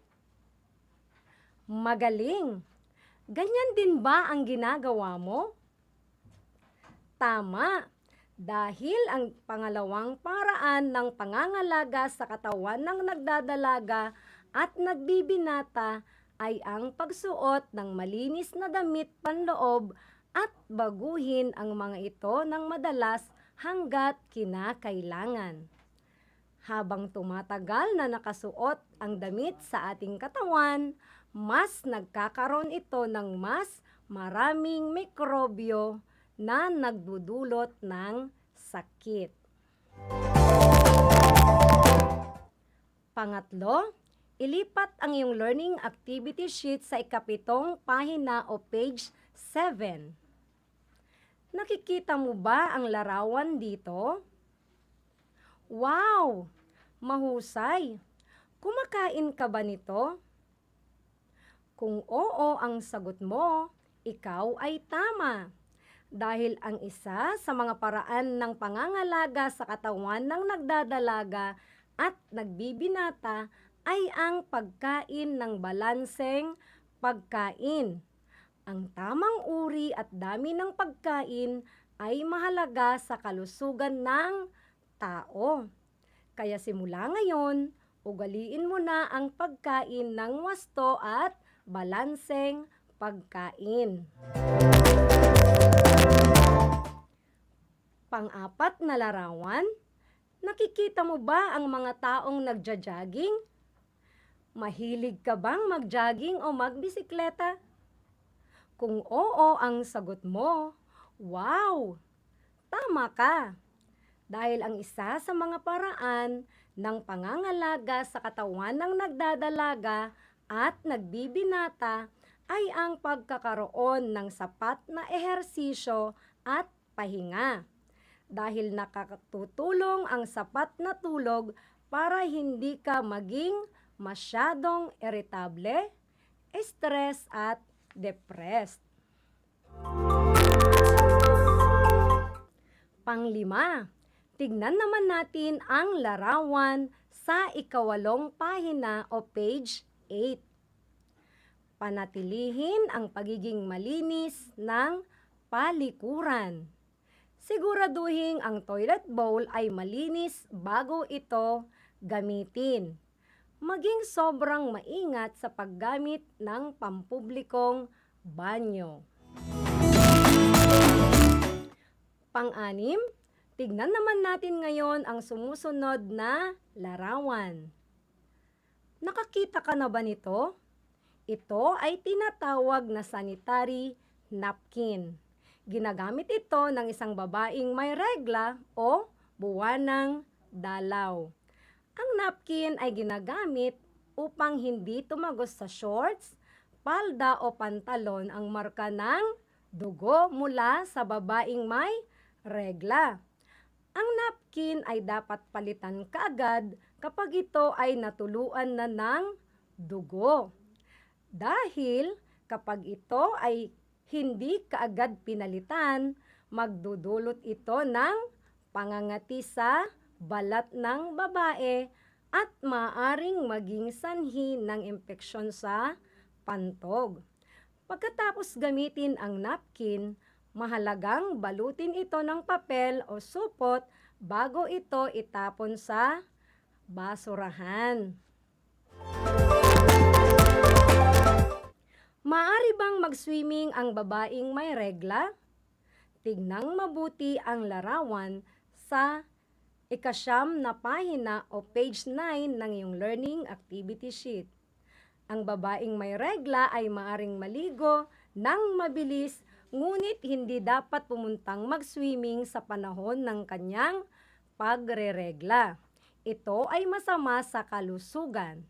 Sa katunayan, ang pagkuha ng isang buong mainit-init na tubig paliguan ay nagdadagdag sa pakiramdam ng pagiging malinis, refresh, relax at komportable. Pangwalo, tignang mabuti ang larawan. Ang isa sa mga paraan ng pangangalaga sa katawan ng nagdadalaga at nagbibinata ay ang huwag pakikisangkot sa maagang pakikipagtalik. Ito ay maaring humantong sa mga hindi gustong pagbubuntis o magdudulot ng nakakahawang sakit. Pangsyam, tignan ang larawan bilang 10 o page 10 ng iyong learning activity sheet. Ang mga lalaki ay dapat sumailalim sa pagtutuli. Upang maiwasan ang impeksyon ng bagong nagpatuli, magpalit ng pantalon o palda at hugasan ang mga sugat ng may antiseptiko. Pagkatapos ay itali ng may napakalinis na gasa. Dapat ding iwasan ang paglalaro o paglalakad sa labas ng bahay upang maiwasan ang paglanghap ng dumi. Pang-10, huwag mag-atubiling bumisita o kumonsulta sa manggagamot kapag nakakaranas ng hindi mabuting karamdaman. Naunawaan ba ninyo ang ating leksyon, mga bata? Wow! Napakahusay mong makinig. Ngayon at nalaman mo na ang mga pamamaraan ng pangangalaga sa nagbibinata at nagdadalaga, nais kong sagutin mo ang mga sumusunod. Kilalanin kung tama o mali ang bawat pangungusap. Isulat ang iyong sagot sa patlang. Una, ang isang batang babae ay hindi dapat maligo sa panahon ng regla dahil ito ay maaring makaepekto sa estado ng kanyang pag-iisip at maging sanhi ng impeksyon. Ang sagot ay tama. Pangalawa, ang lubos na pag-iingat at kalinisan ay kailangan para sa mabilis na paggaling ng sugat ng bagong tuli. Ang sagot ay tama. Pangatlo, ang paliligo ay ginagawa ayon sa kondisyon ng katawan. Ang sagot ay tama. Pang-apat, ang mga panloob na kasuotan ay dapat pinapalitan araw-araw o mas madalas pa rito. Ang sagot ay tama, magaling. At ang panglima, ang pagtulog ng 8 oras, pag-inom ng 8 basong tubig at ang pag-ehersisyo araw-araw ay mga paraan upang mapangalagaan ang ating katawan. Ang sagot ay tama, mahusay mga bata. Dahil aktibo kayo sa mga bata sa pagsagot, narito na ang iyong pang-apat na sticker. Idikit mo ito sa iyong notebook. Mga bata, isaisip lagi na mahalagang alagaan ang sarili, lalo na sa panahon ng pagdadalaga at pagbibinata. Narito para sa karagdagang gawain, tignan ang pahina 12 o page 12 ng inyong learning activity sheet at sagutin ang mga katanungan ng tama o mali. Sa susunod nating pag-aaral ay ating sasagutin ito. Mga bata, laging tandaan ang kalinisan at kaayusan sa katawan ay nagpapaginhawa at nagpapagaan ng ating kalooban. Sa dami ng iyong natutunan sa araw na ito, inaasahan kong ikaw ay magiging malinis at maayos sa iyong paglaki bilang isang nagbibinata o nagdadalaga. Mangyari lamang, manatili tayo sa pakikinig dahil pagkatapos ko ay mayroon pa pong susunod na paksa tungkol sa Health 5. Mabilis na lumipas ang 25 minuto sa ating makabuluhang talakayan sa Health Grade 5. Abangan pa ninyo ang mga sumusunod na episodes ng ating aralin sa Music, Arts, PE at Health. Muli, ako si Teacher Minnie Joy D. Melendez, ang inyong teacher broadcaster para sa Health Grade 5. Hanggang sa muli!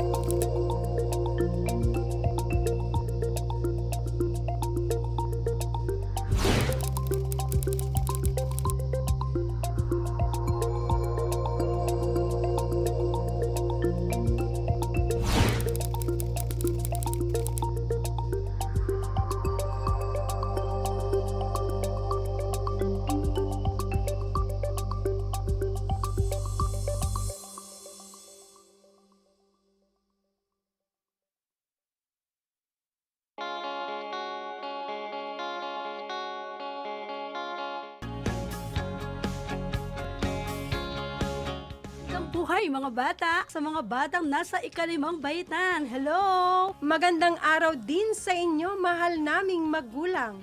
Ito ang Aral TarlakHenyo ng SDO Tarlac Province dito sa RTV Tarlac, Channel 26. At DZTC, Radio Pilipino, Tarlac. Happy learning, grade 4. Welcome to Aral TarlakHenyo here on RTV Tarlac, Channel 26. Simulcast over DZTZ 828, Radio Filipino, Tarlac. Hello mga kabida! Ako po si Ana Roses at iniimbitahan ko po kayo, malapit na ang Bida Ka Mars!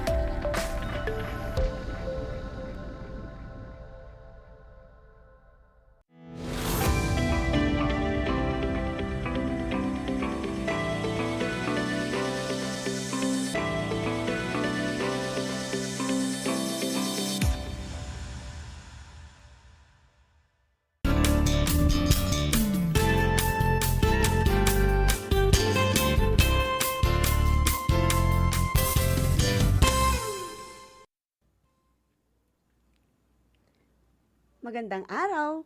Sumasa inyo ang Aral TarlakHenyo mula sa RTV Tarlac Channel 26 simulcast over DZTC 828 AM Radyo Pilipino, Tarlac.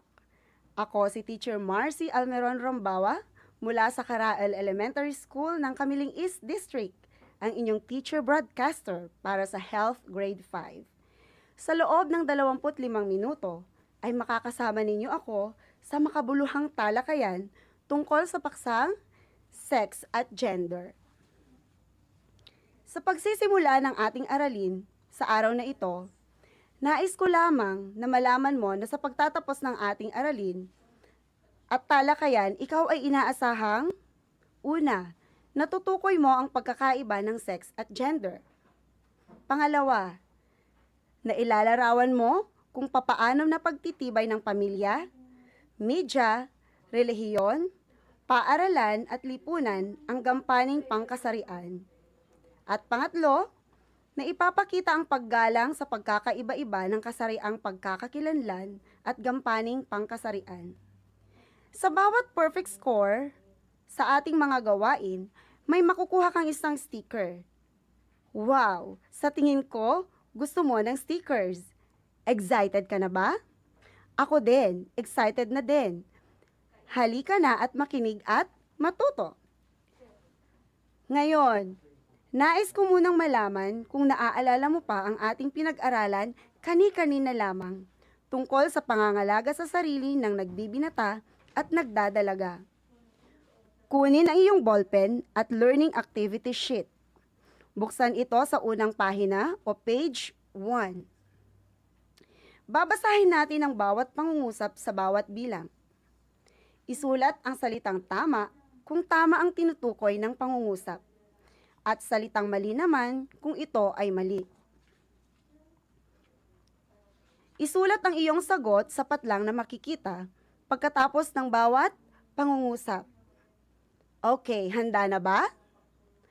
Number 1. Magpalit ng damit panloob at medyas araw-araw. Uulitin ko. Magpalit ng damit panloob at medyas araw-araw. Tama o mali? Isulat mo na ang iyong sagot sapat lang sa number 1.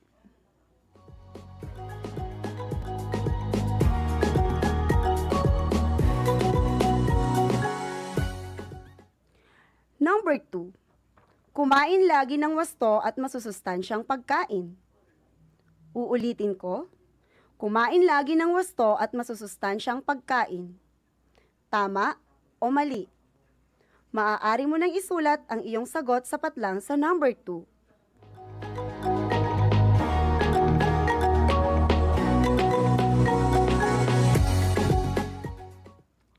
Number 3.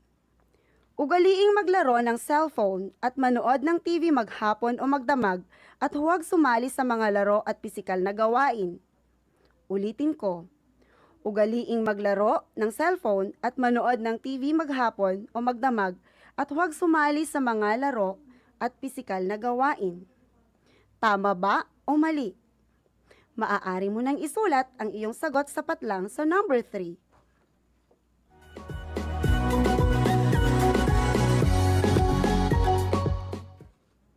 Number 4. Para sa mga nagdadalaga, ugaliing magpalit ng napkin upang maiwasan ang pangangati ng balat ng babae. Uulitin ko. Para sa mga nagdadalaga, ugaliing magpalit ng napkin upang maiwasan ang pangangati ng balat ng babae. Tama ba o mali? Maaari mo nang isulat ang iyong sagot sapat lang sa number 4.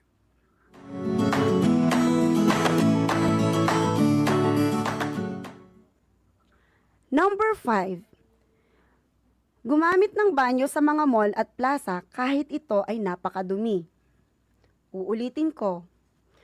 Gumamit ng banyo sa mga mall at plaza kahit ito ay napakadumi. Tama ba o mali? Maaari mo nang isulat ang iyong sagot sapat lang sa number 5.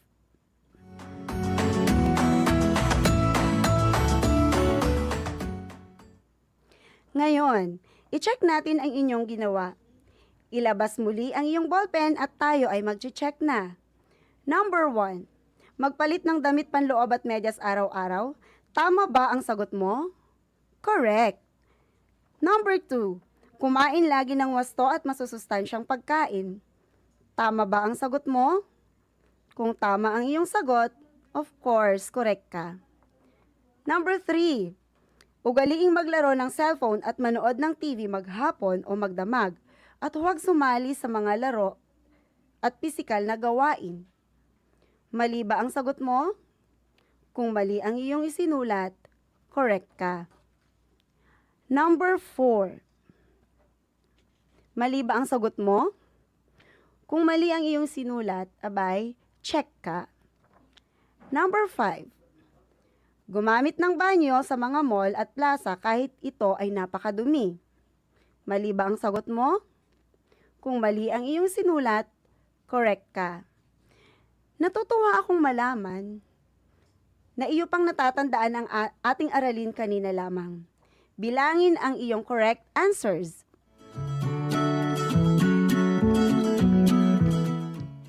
Lima ba o perfect score ka ba sa gawaing ito? Wow, napakahusay mo. Narito ang iyong first sticker. Ididikit ko ito sa iyong notebook o kaya sa wall mo. Masaya ba? Yehey! Ang galing-galing mo. Meron ka ng isang sticker. Gusto mo pa bang madagdagan yan? Galingan mo pa sa mga susunod nating mga gawain. Ngayon, nais kong ilipat mo ang iyong learning activity sheet sa ikalawang pahina o page 2. Mga bata, may nakikita ka bang larawan o simbolo? Saan mo ito madalas makita? Sa CR ba? Tama, napakahusay mo. Pag-usapan pa nating mabuti ang tungkol dito sa araling ngayong araw.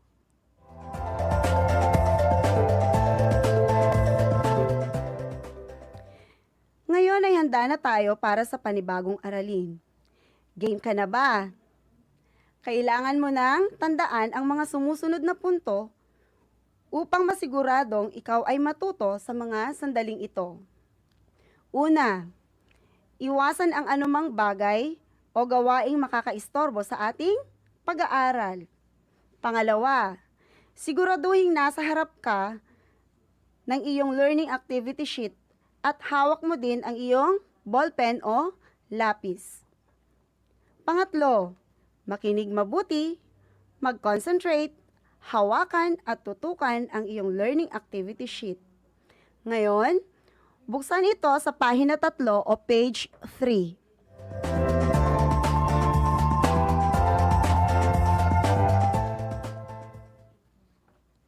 Nasa page 3 ka na ba? Nakasulat sa itaas na bahagi ng page ang pamagat ng ating leksyon ngayong araw. Babasahin ko muna. Pagkatapos ay uulitin mo. Okay ba? Sex and gender. Ngayon, ikaw naman ang magbasa. Wow, napakahusay. Dahil dyan, narito ang iyong pangalawang sticker. Yehey! Mayroon ka ng 2 stickers. Ididikit ko na ito sa iyong wall. Wow! Ngayon, nais kong ikaw ay makinig at mag-concentrate dahil narito na ang ilan sa mga dapat mong malaman tungkol sa sex at gender. Hawakan ang iyong learning activity sheet. Buksan ito sa ika-4 na pahina o page 4. Una, tingnang mabuti ang nasa larawan. Ano ang iyong nakikita? Kung nakikita mo ay larawan ng isang babae at isang lalaki, tama ka. Bigyan natin ng pansin ang mga braso ng lalaki at babae. Nakikita mo ba ang pagkakaiba nila?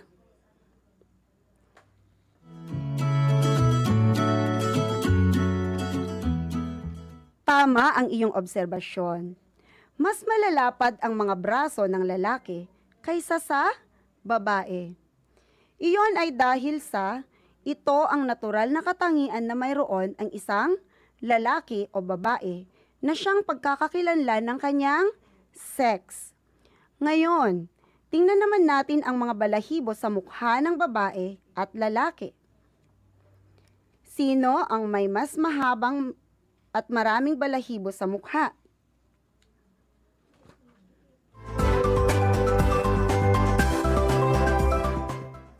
Tama.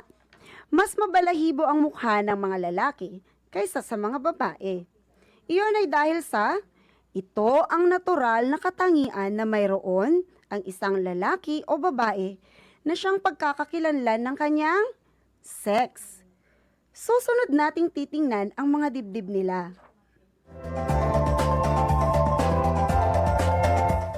Tingnan mabuti ang larawan ng dibdib ng babae at ang dibdib ng lalaki. Sino kaya ang may mas malaking dibdib?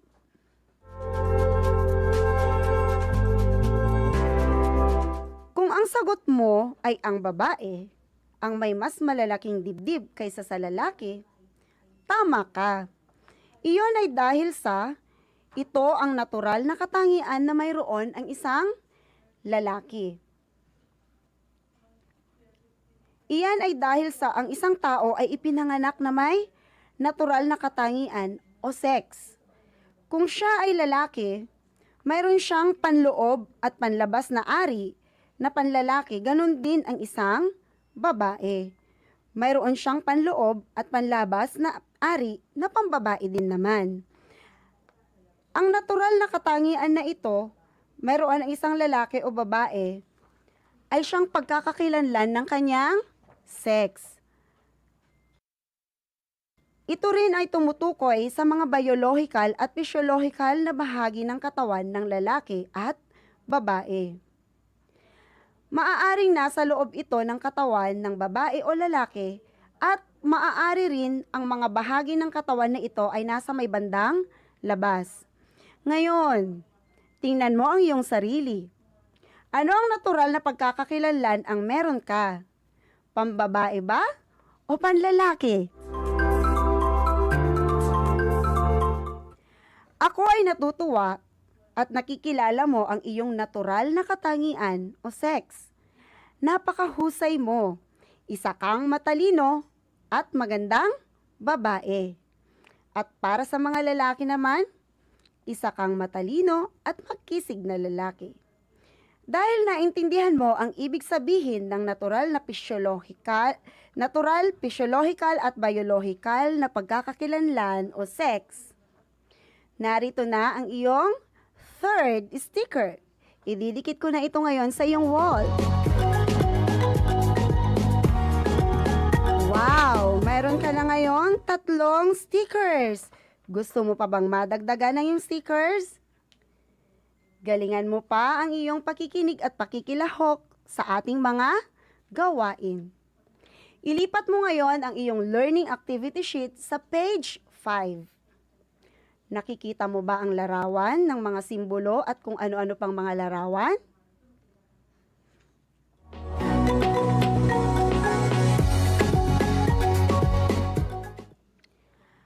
Ang asul ay sumasagisag sa lalaki, samantalang ang kulay rosas ay sumisimbolo sa babae. Habang ang tao ay lumalaki sa lipunang kanyang ginagalawan, ang isang lalaki at babae ay maaaring magbago ng pagkakakilanlan, hindi na lamang batay sa natural na katangian, kung hindi batay sa nakikita at natututunan nila mula sa kanilang kultura, tradisyon, at paniniwala ng lipunan na pinagtitibay ng ating pamilya, paaralan, relihiyon, at media. Tingnan mabuti ang mga larawan na nasa ilalim ng asul na bilog. Ano ang ginagawa ng unang lalaki sa larawan?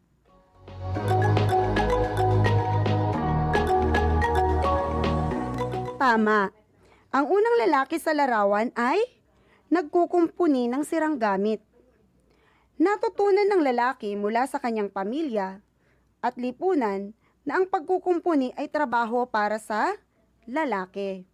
Ang tawag dito mga bata ay gender. Ano naman ang ginagawa ng mga lalaki sa ikalawa at ikatlong larawan?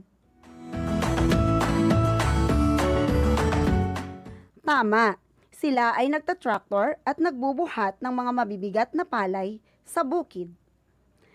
Ayon sa ating pamilya, lipunang ginagalawan at media, ang mga lalaki ay inaasahang magtrabaho sa bukid.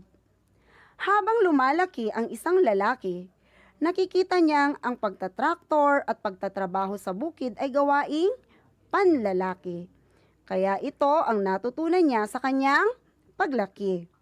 Ang pagtatraktor at pagbubuhat ng mga mabibigat na bagay ay nagpapakita ng kanyang gender bilang isang lalaki.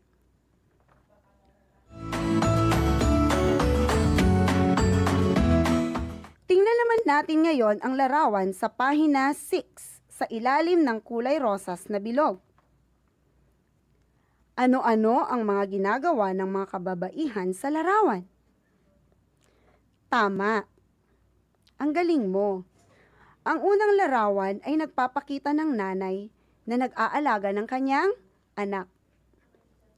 Sa pangalawang larawan naman, makikita ang isang babaeng naglalaba.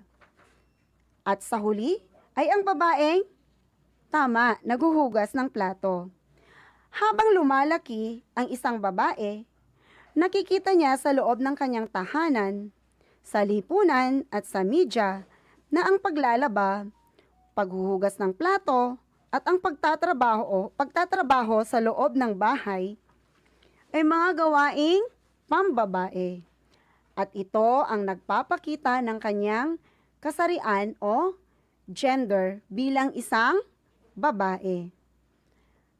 Ang mga gawaing pinagtitibay ng pamilya, relihiyon, paaralan at mga impormasyong naririnig at nakikita sa media ay nagbibigay ng epekto sa kasarian ng lalaki na siyang nagiging daan para makilala pa niya ang kanyang pagkatao kung siya ba ay talagang isang lalaki o babae o isa pang kasarian. Ang ibang pagkakakilanlan na nararamdaman ng isang tao na hindi nababase sa unang kategoryang pangkasarian ay maaaring mangyari depende sa kanyang pinaniniwalaan batay sa dikta ng lipunan. Dito na ngayon papasok mga bata ang tinatawag na kasariang pagkakakilanlan o gender identity. Ang gender identity ay isang paraan ng pagkilala ng kanyang sarili sa isang kategoryang pangkasarian. Dito na pumapasok mga bata ang terminong bakla, tomboy at iba pang pangkategoryang pangkasarian mayroon sa ating lipunan. Dahil sa pagkakakilanlang pangkasariang ito, ang kanyang kilos, gawain at kaugalian ay nagbabago. Ang lalaki, babae, bakla, tomboy, at ibang kategoryang pangkasarian ay may kanya-kanyang gampaning pangkasarian o gender role base sa idinidikta ng kultura, tradisyon at paniniwala sa ating lipunan. Kaya mapapansin mo na may mga lalaki na ginagawa na rin nila ang mga gawaing pambabae kagaya ng pagbibihis at pagkikilos, babae. Dahil dito nila iniuugnay ang kanilang sarili bilang kanilang pagkakakilanlan. Ganoon din sa kaso ng ibang mga babae. Ang mahalaga, igalang natin ang bawat isa kahit ano pa mang pagkakakilanlan mayroon ang bawat isa sa atin. Ngayon, nais kong ilipat mo na ang iyong learning activity sheet sa ika-6 na pahina o page, ika-7 pahina rather, o page 7.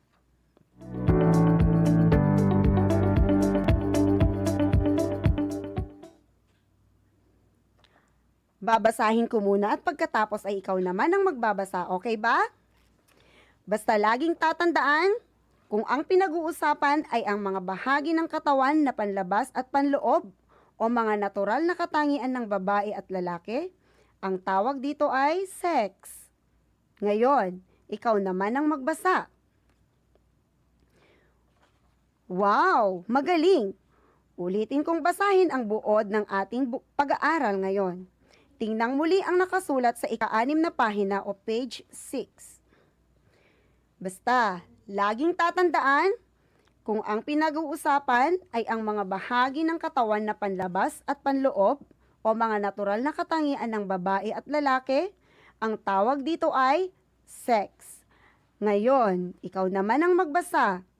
1, 2, 3, go! Very good. Umaasa akong naintindihan mo at natandaan mo na ang ibig sabihin ng sex. Dahil dyan, narito ang iyong pang-apat na sticker. Wow! Meron ka na ngayong 4 na stickers. Ang galing mo. Nais kong ikaw ay mag-concentrate muli at buksan ay iyong learning activity sheet sa ikapitong pahina o page 7 sa may bandang ibabang kahon. Nakikita mo ba ang nakasulat sa page 7 sa may bandang ibabang kahon? Babasahin ko muna ng malakas at sundan mo. Okay ba?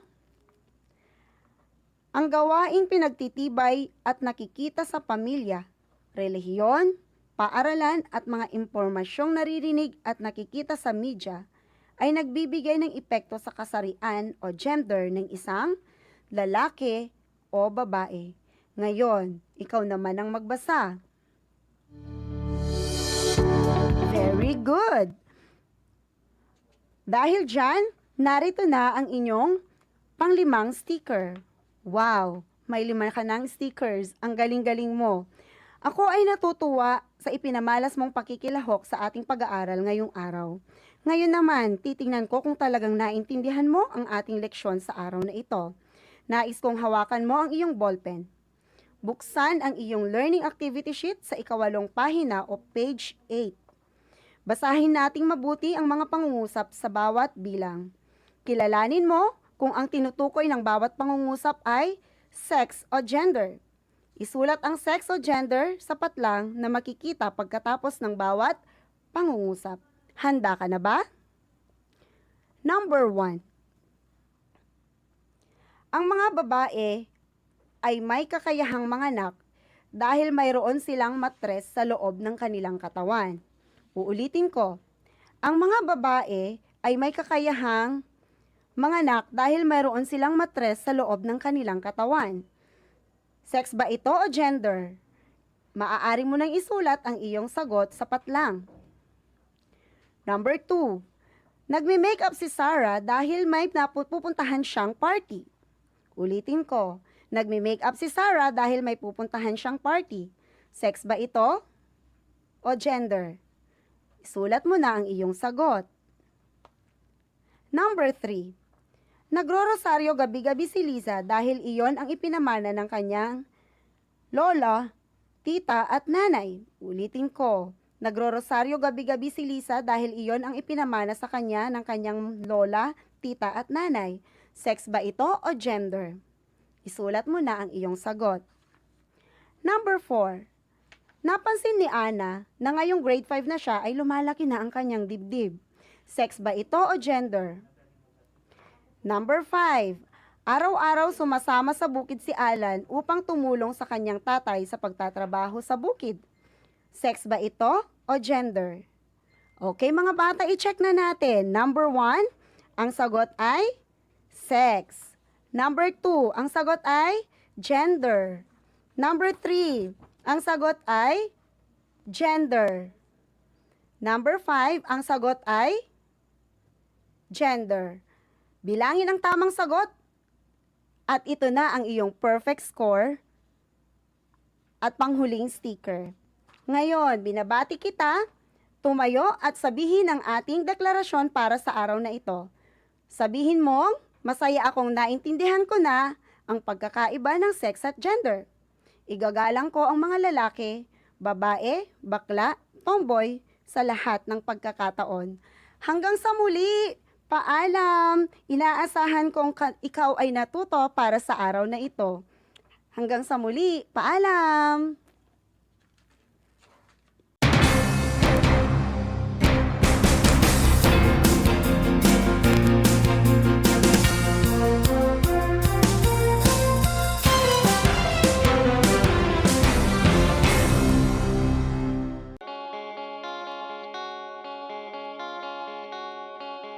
upang matugunan ang mga kinakaharap na pagsubok ng mga guro at mag-aaral sa gitna ng kasalukuyang pandemya. Nagsanib tulong sina Congressman Charlie Cojuangco ng unang distrito ng Tarlac, DEPED Region 3 Regional Director Dr. May B. Eclar at Tarlac Schools Division Superintendent Dr. Ronaldo Poson para sa isang napapanahong proyekto na tinaguriang Project Shine, Aral TarlakHenyo. Ang mga mag-aaral ng Grade 4 at Grade 5, ganon din ang Grades 8 and 9 sa buong probinsya ng Tarlac ay sasailalim sa radio-based instruction, katuwang ang himpilang DZTZ 828 kHz AM at RTV Tarlac, Channel 26. To our partners in DEPED, thank you po sa inyong entusiasmo in helping our province meet the gap between distance learning and quality of education for our children. Sa mga TV ninyo, pwede kayo manood ng DEPED sa Channel 26. This is first and only TV station in Tarlac owned by Radyo Pilipino Media Group na nagpartner kasama ng DEPED na gumawa ng Aral TarlakHenyo. Proyekto po ito ng DEPED Tarlac Province in partnership with DZTC Radio Pilipino Tarlac and RTV Tarlac Channel 26. So, yung mga walang tablet or walang internet, pwede manood dito sa programang ito at doon nyo po makikita at masusundan ang mga module ng DEPED sa distance learning. Yung iba pong nakatira, hindi sa Tarlac City, kailangan po mag-Facebook at i-punch in nyo RTV Tarlac Channel 26 on Facebook. Makikita nyo rin yung mga module sa mga handheld devices o cellphones o tablet ninyo. So, thank you again to DEPED for being open-minded and helping us meet the challenges of tomorrow.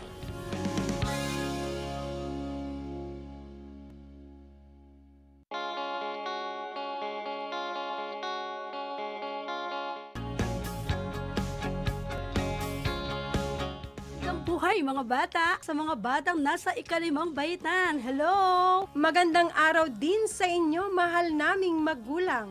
Ito ang Aral TarlakHenyo ng SDO Tarlac Province dito sa RTV Tarlac, Channel 26. At DZTC, Radio Pilipino, Tarlac. Happy learning, grade 4. Welcome to Aral TarlakHenyo here on RTV Tarlac, Channel 26. Simulcast over DZTZ 828, Radio Pilipino Tarlac. Hello mga kabida! Ako po si Ana Roses at iniimbitahan ko po kayo, malapit na ang Bida ka Mars!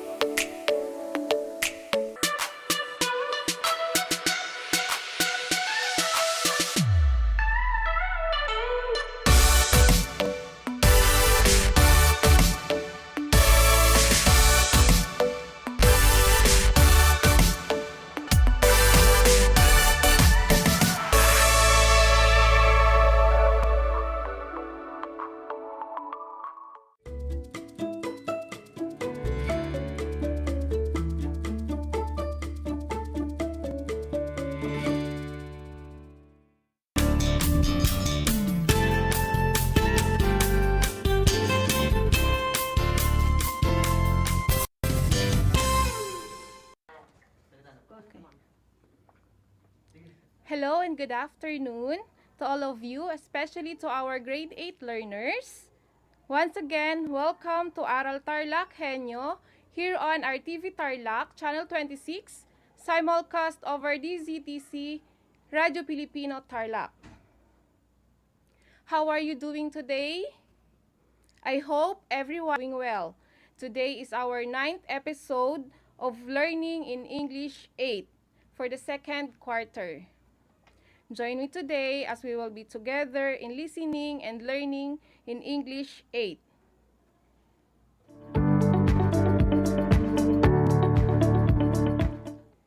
I am Teacher Gracia from Tarlac National High School.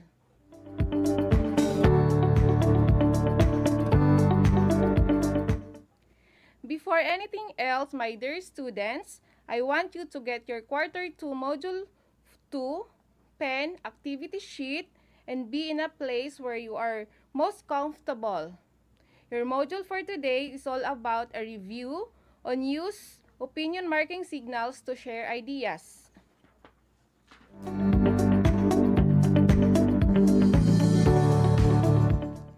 Again, find a place where you are most comfortable while listening.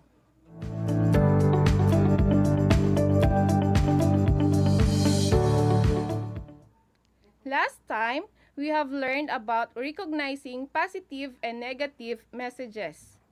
When we say tone, it refers to the emotion or attitude that the writer embeds in writing.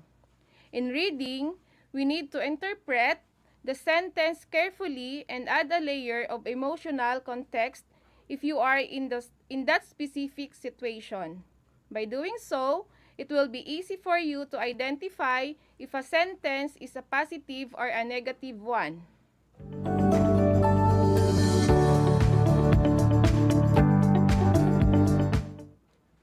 Writers use tones to establish a message. These are words that make the author's opinion on the subject matter known. They make the tone either positive or negative. Do you still remember the words used to express positive message and negative message? You may see them on your screen.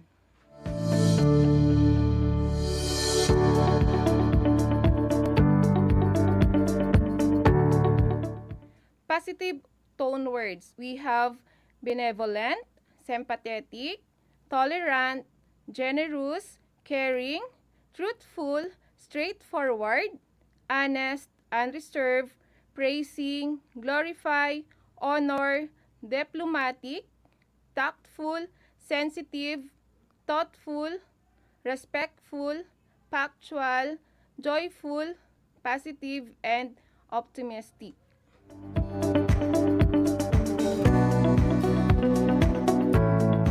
And for negative tone words, we have aggressive, forceful, argumentative, indignant, annoyed, offended, angry, threatening, apathetic, indifferent, and so on.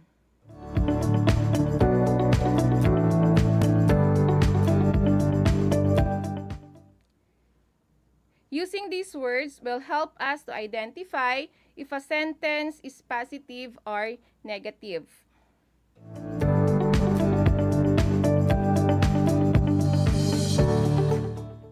I think our previous lesson is already clear. Now, are you ready to enjoy and learn new English lesson?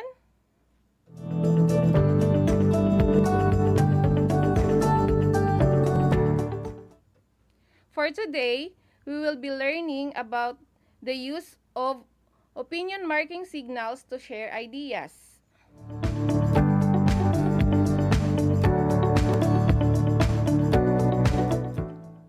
Now, ready your module, pen, activity sheet, and I will be reading 5 sentences twice.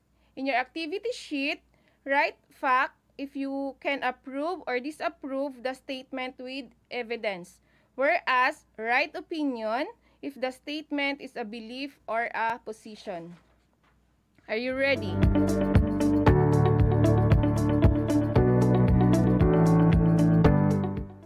Okay, are you ready? Again, I will read the 5 sentences twice. You need to determine if the sentence is a fact or opinion by writing the words fact and opinion. Take note.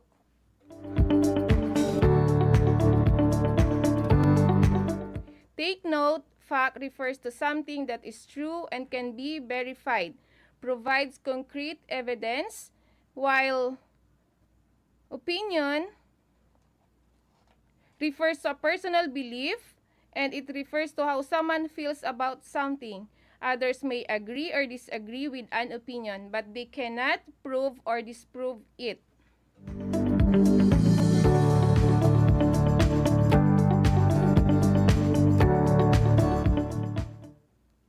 Okay, sentence number 1. Eid is a religious festival celebrated by Muslims twice a year. Again, Eid is a religious festival celebrated by Muslims twice a year.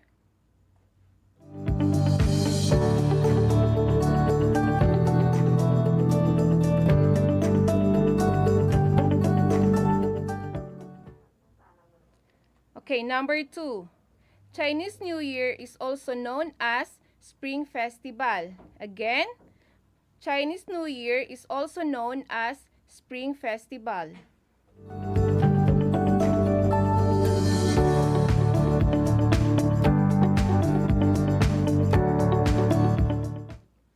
And for number 3, personally, I think upholding our cultural practices through fiestas should be preserved for future generations. Again, personally, I think upholding our cultural practices through fiestas should be preserved for future generations.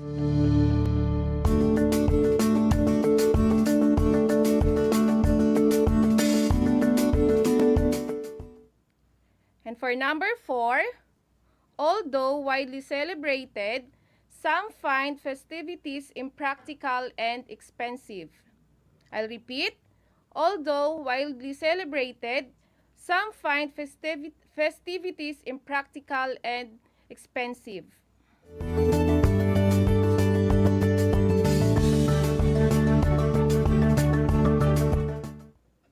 And lastly, in Philippines, celebrating fiestas is still common. Again, in Philippines, celebrating fiestas is still common.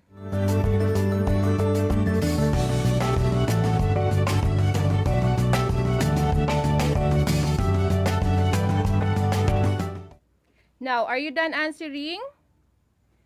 Okay, now let us check them one by one. What do you think for statement number 1? Is it a fact or opinion?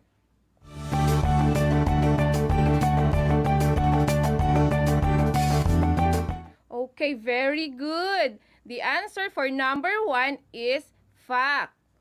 Eid literally means a festival or feast in Arabic. There are 2 major Eids in the Islamic calendar per year. It is Eid al-Fitr and Eid al-Adha.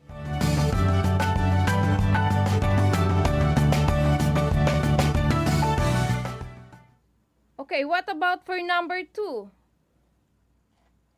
Okay, the answer is fact. Why do you think so? Okay. Chinese New Year is also known as Spring Festival or Lunar New Year. It is the grandest festival in China with a 7-long-day holiday.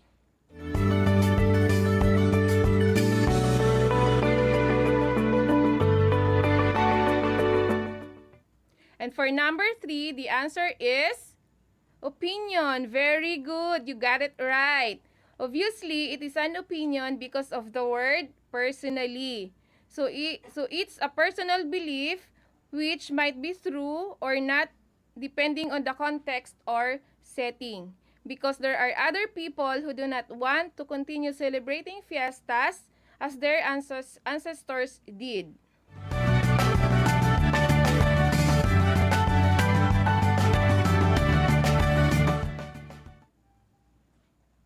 Okay, for number 4, the answer is opinion. That's right. It is just an opinion because it doesn't have any concrete details or evidence that festivities are truly impractical and expensive.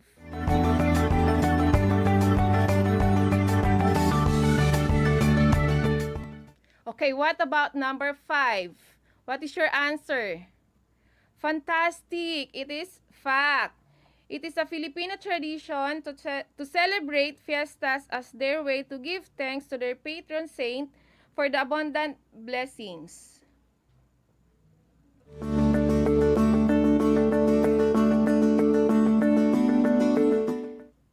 Did you get all them correctly? If you get good scores on this activity, that really means that you can distinguish fact from opinion. But if not, you definitely need more practice, and that's our mission for today, to give you more knowledge about identifying fact and opinion.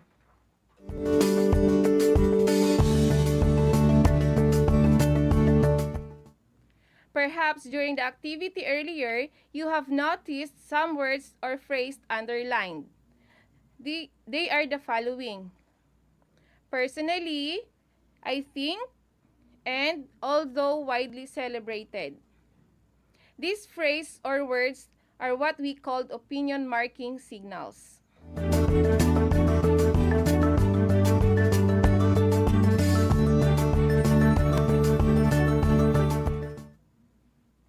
What opinion marking signals then? Okay, opinion marking signals are words and phrases that signify opinion-based statements. Opinion markers improve the way we express our ideas. It also improves our reading and listening comprehension. Expressions like I believe, in my opinion, and I see it are examples of opinion markers.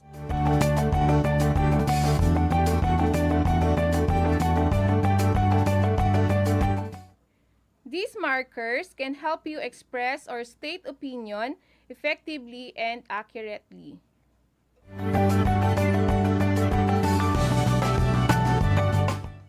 Okay, now let's examine this scenario. You went to a movie that your friend had suggested you to watch. This was the same movie she had enjoyed watching with her family. Afterwards, he asked you if you like it too. You simply responded with so-so.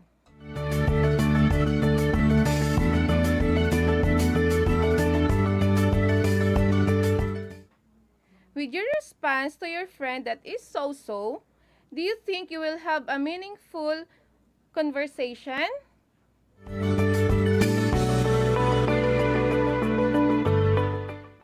Remember this. Knowing how to agree or disagree with someone else's opinion is just as valuable as being able to express your own.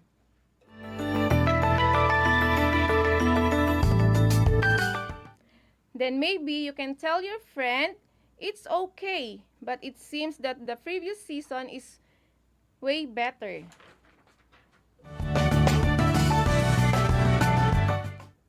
You see, a response like that may spark further conversation.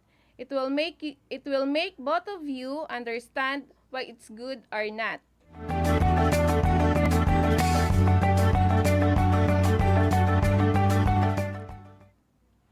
Opinion markers allow the speaker to state his or her opinion as well as state agreement and disagreement with someone else's opinion.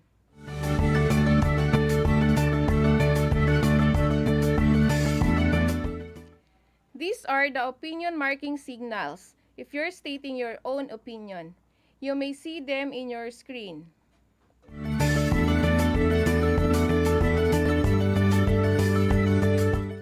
These are, it seems to be that, in my opinion, I take the view that, my personal view is that, in my experience, as far as I understand, see, can, if I am not mistaken, I am not certain, sure, it is claimed that, I believe one can say. These phrases can be used in stating your own opinion. For example, if I am not mistaken, haiku is a type of short-form poetry originally from Japan.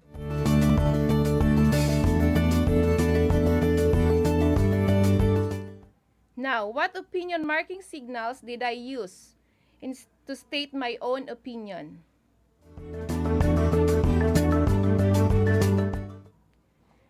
Very good. If I am not mistaken, that is the opinion marking signals that I used. Okay, another example.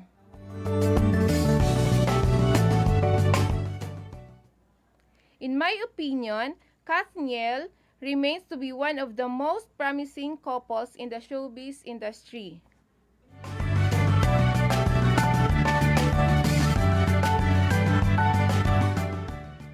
Now, what opinion marking signals used in the sentence?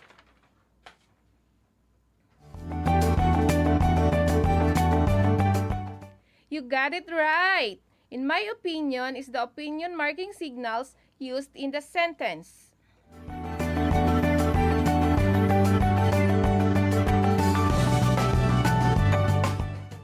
Next, here are some opinion marking signals that you can use to state your agreement. Again, to state your agreement with someone else's opinion.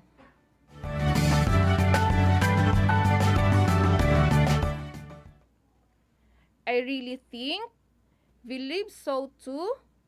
I couldn't agree more. I have come to same conclusion. I hold the same opinion. I completely, really, totally, absolutely, honestly, truly agree with you. I have no objection. I see it that way too. I am not certain, sure. You have a point there. You have made a good point.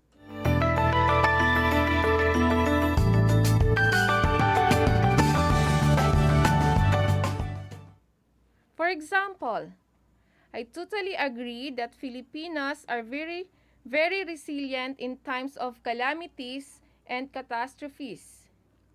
Again, I totally agree that Filipinos are very resilient in times of calamities and catastrophes.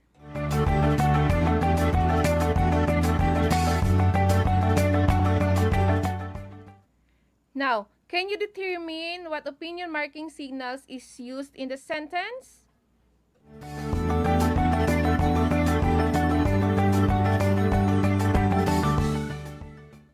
You are right. I totally agree. That is the opinion marking signals that used in the sentence.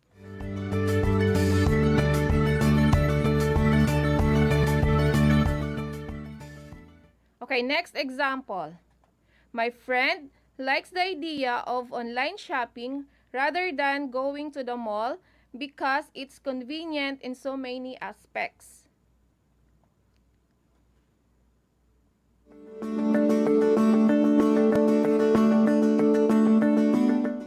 Class, can you determine what opinion marking signals used in the sentence?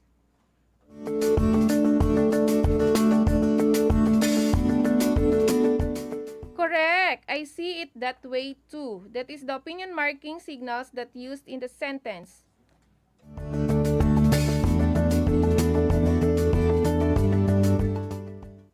And lastly, here are some opinion marking signals that you can use to state your disagreement with someone else's opinion.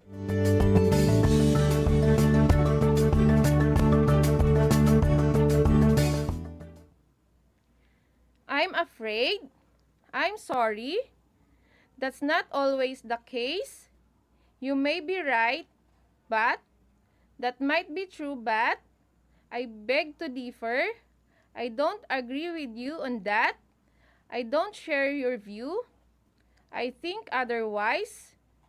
I take a different view. I am not sure.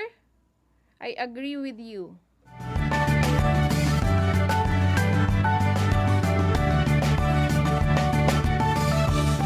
I'll give you an example. I don't agree with you that job satisfaction is much more important than salary.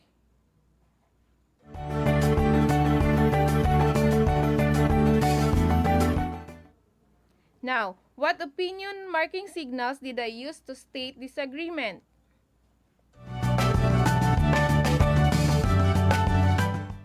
Oh, Zam, you got it right. I don't agree with you is the opinion marking signals used in the sentence.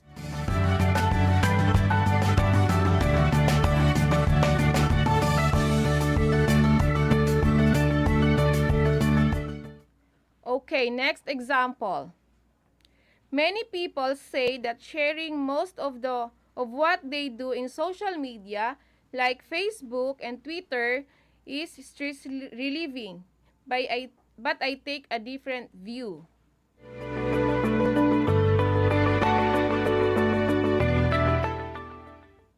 Now, what opinion marking signals did I use to state disagreement?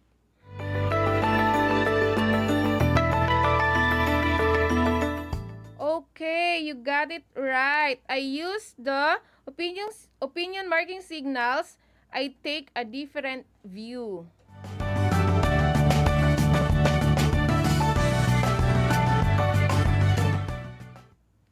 Now, you were able to learn opinion marking signals that you can use in stating your own opinion, stating agreement and disagreement with someone else's opinion.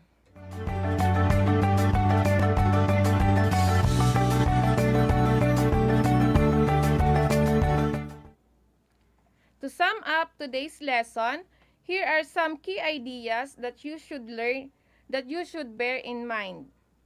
Facts refers to something that is true and can be verified.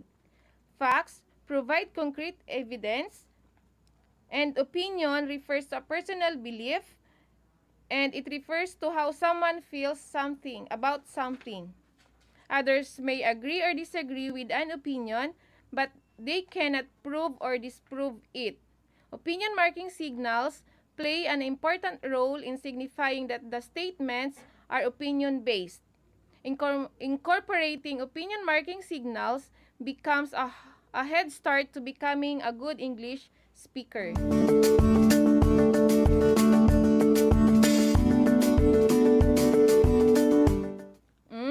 Now that we are done, it's time to check your understanding. Let's have a short quiz. Now, get your activity sheet.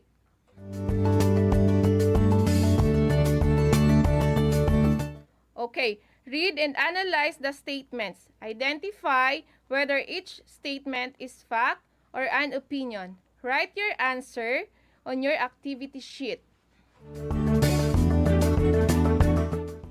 Okay, for number 1, agriculture is the main source of income of rural inhabitants, primarily in farming and fishing.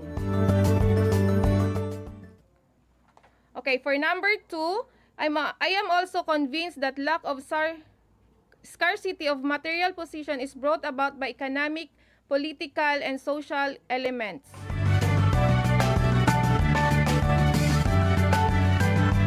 Okay, have you answered everything? Wow, congratulations everyone.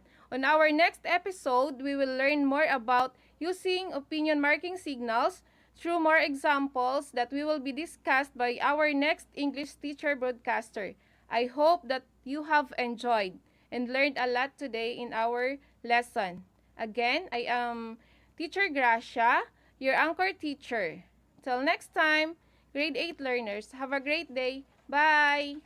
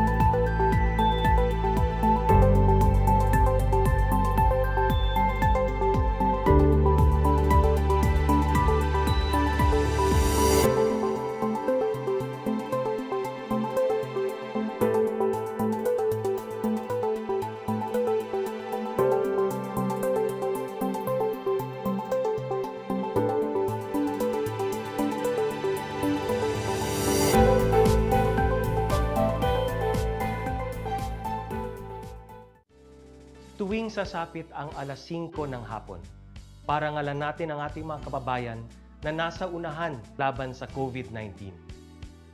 Lumabas tayo sa pintuan ng ating mga tahanan. Dumungaw tayo sa ating mga bintana.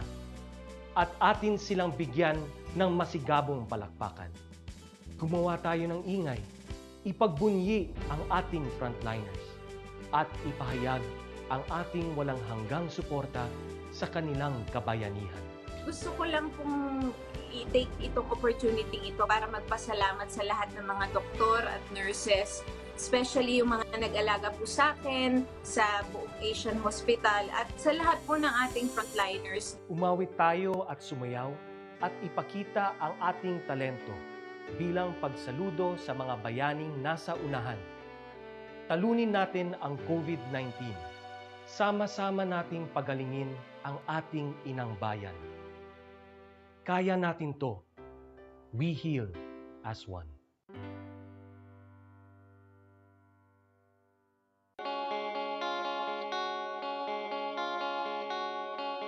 Upang matugunan ang mga kinakaharap na pagsubok ng mga guro at mag-aaral sa gitna ng kasalukuyang pandemya, nagsanib tulong sina Congressman Charlie Cojuangco ng unang distrito ng Tarlac, DEPED Region 3 Regional Director Dr. May B. Eclar at Tarlac Schools Division Superintendent Dr. Ronaldo Pozon para sa isang napapanahong proyekto na tinaguriang Project Shine, Aral TarlakHenyo. Ang mga mag-aaral ng Grade 4 at Grade 5, ganon din ang Grades 8 and 9 sa buong probinsya ng Tarlac ay sasailalim sa radio-based instruction, katuwang ang himpilang DZTZ 828 kHz AM at RTV Tarlac, Channel 26. Buhay mga bata at lalong-lalo na syempre sa mga batang nasa ika-5 baitan. Hello! Magandang araw din sa inyo, mahal naming magulang. Ito ang Aral TarlakHenyo ng SDO Tarlac Province dito sa RTV Tarlac, Channel 26. At DZTC, Radio Pilipino, Tarlac.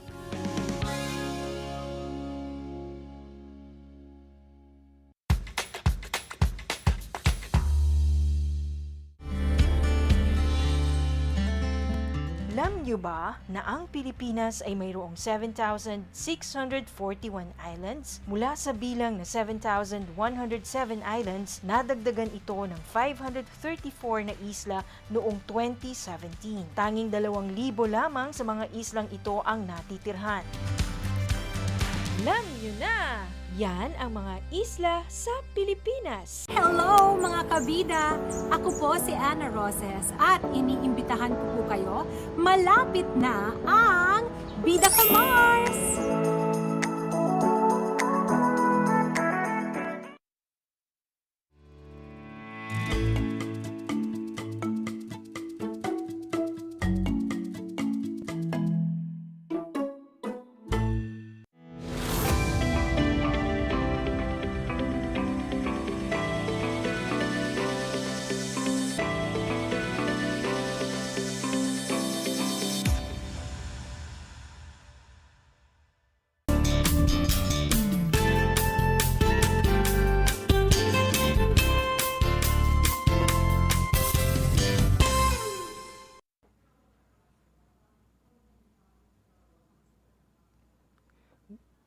Welcome sa ating Aral TarlakHenyo sa Schools Division of Tarlac Province sa RTV Tarlac Channel 26 DZTZ Radio Pilipino Tarlac.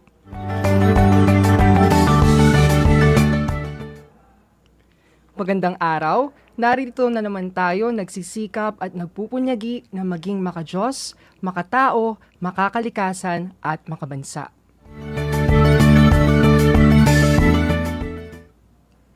Kamusta kayo mga ginigiliw kong mag-aaral? Ang aking pagbati at paghanga sa inyong masidhing pagpupunyagi na sa patuloy na pag-aaral sa himpapawid upang matuto sa kabila ng hamon ng pagkakataon, ang COVID-19 pandemic.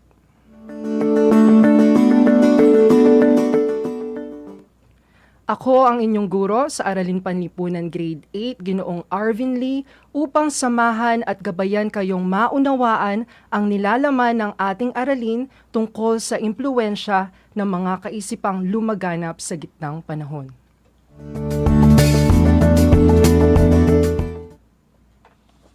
Sa lahat pa ng mga magulang at mag-aaral sa ika-8 baitang, nakasalukuyang nakasubaybay sa ating live broadcast.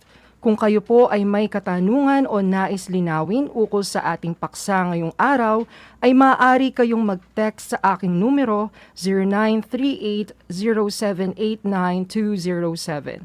Inuulit ko, 0938-0789-207. Kaya text na!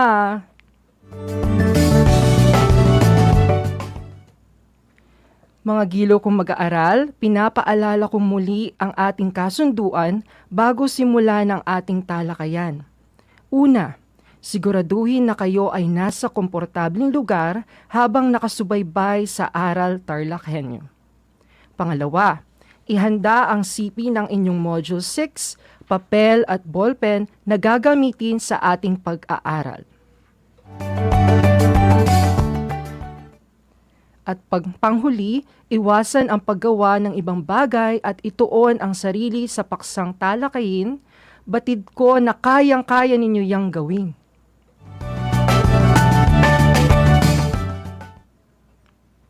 Balikan muna natin ang paksang tinalakay noong nakaraang linggo. Subukan ninyong sagutin ang 5 tanong na aking ibibigay ukol sa impluwensyang politikal at impluwensyang pang-ekonomiya sa gitnang panahon.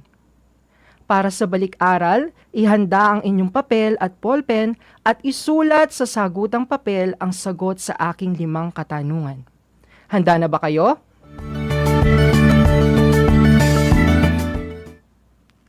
Kung ganun, magsisimula na tayo sa ating balik-aral.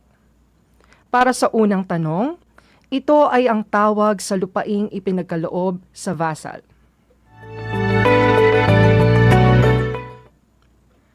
Ang sagot ay fief.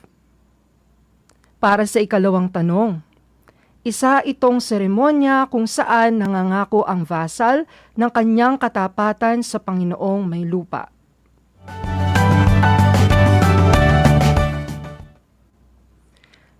Ang sagot ay act of homage or homage.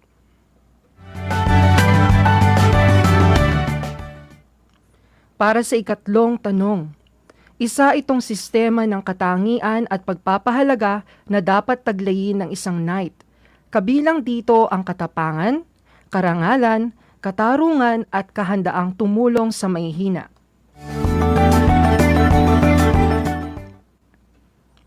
Ang sagot ay chivalry.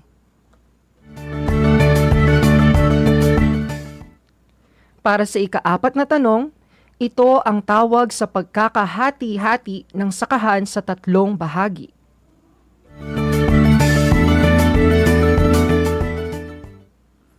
Ang sagot ay 3-field system. At para sa pang-5 tanong, ito ang tawag sa pagpapalitan ng produkto o sistema ng kalakalan na hindi gumagamit ng salapi o pera.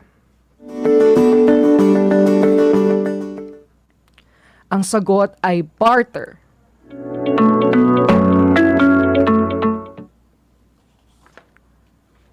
Ilan ang nakuha mong tamang sagot?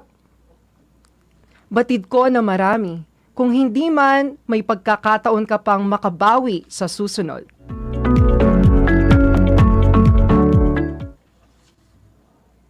Tinalakay natin sa nakaraang aralin ang unang 2 aspeto ng impluwensya sa gitnang panahon. Ito ay ang impluwensyang politikal at impluwensyang pang-ekonomiya. Ngayon ay ating ipagpapatuloy ang pag-aaral sa ikatlong aspeto ng mga kaisipang lumaganap sa gitnang panahon.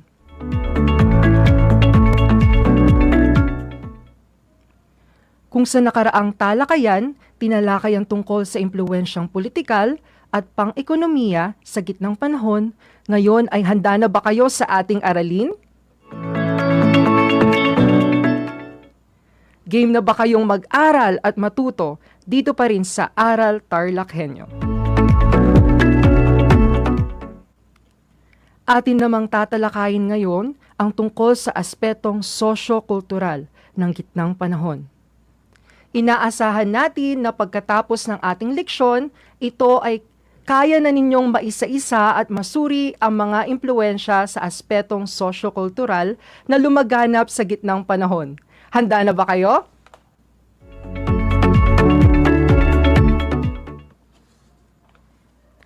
Ang mga pangyayaring naganap sa gitnang panahon ay may malaking impluensya sa ating panahon. Isa ang mga pangyayaring ito sa mga humubog sa ating kasalukuyan at naging pundasyon ng mga mauunlad na sibilisasyon. Ang pagbagsak ng Imperyong Romano sa panahong ito ay isa lamang sa mga pangyayaring dapat nating tandaan.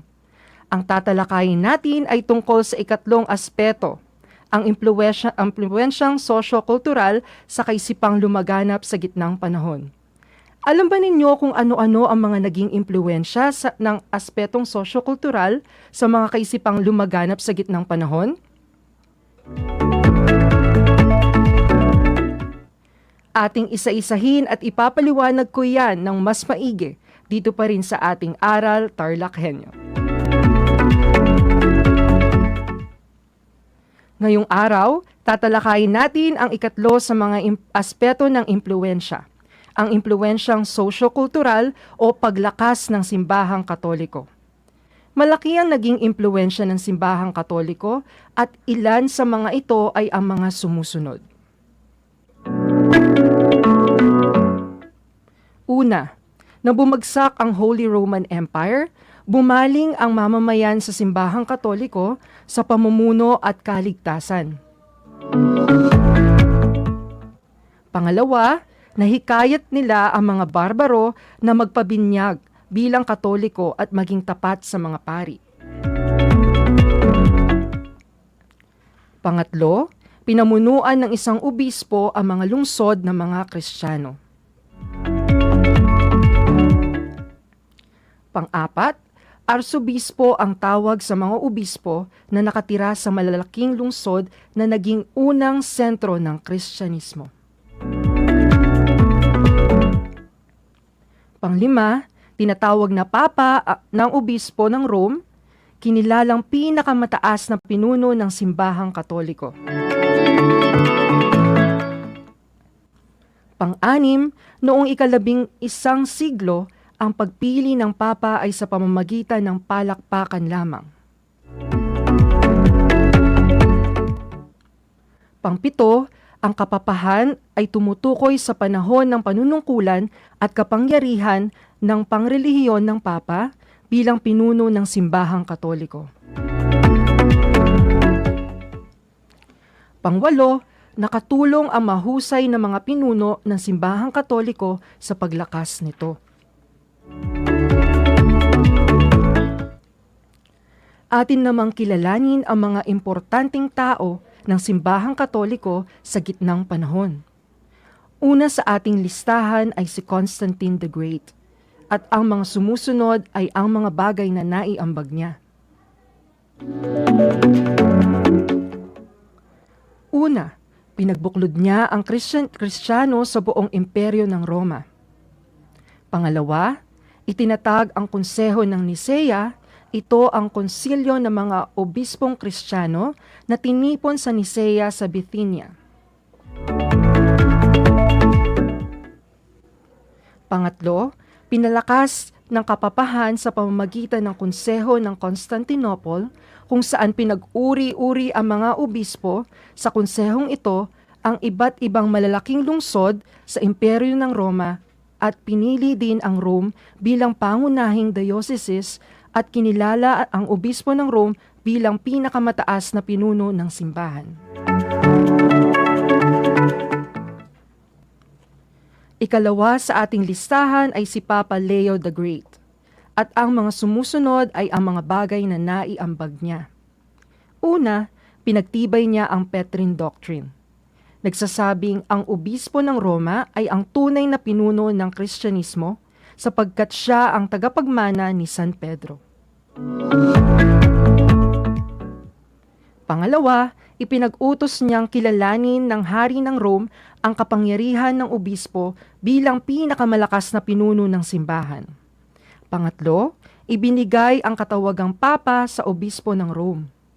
Pang-apat, sa kanyang panahon kinilala ang kapangyarihan ng papa sa buong kanlurang Europe. Panglima, tumanggi ang silangang Europe na kilalanin ito.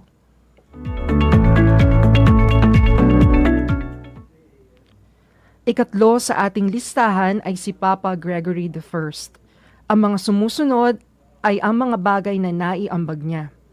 Una, inilaan niya ang kanyang buong pagsisikap sa paglilingkod at patnubay sa simbahang Katoliko sa buong kanlurang Europe. Pangalawa, nagawa niyang pasampalatayahin ang iba't ibang mga barbarong tribo sa Kristyanismo. Pangatlo, nagpadala siya ng mga misyonero sa iba't ibang panig ng bansa upang palaganapin ang Kristyanismo. At pang-apat, napalaganap niya ang Kristyanismo sa England, Ireland, Scotland at Germany.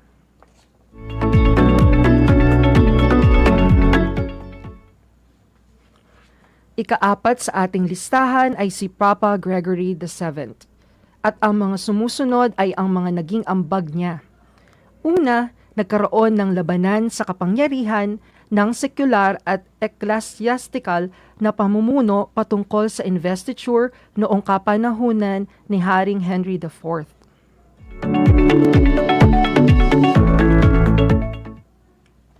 Pangalawa, ang investiture ay isang seremonya na kung saan ang isang hari ay pinagkakalooban ng simbolo sa pamumuno tulad ng isang singsing. At pangatlo, tiniwalag niya si Haring Henry IV.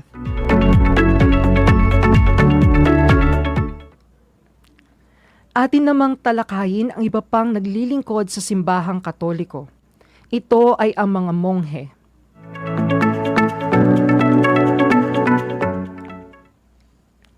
Ang mga sumusunod ay naglalarawan kung sino nga ba ang mga monghe. Una, sila ay pangkat na mga pari na tumalikod sa makamundong pamumuhay.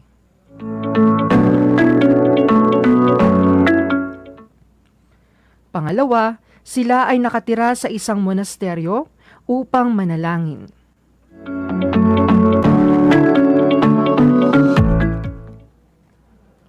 Pangatlo, sila ay nasa ilalim ng pamumuno ng mga abot at papa. Pang-apat, namumuhay ang mga monghe sa mahigpit na alituntunin ng monasteryo.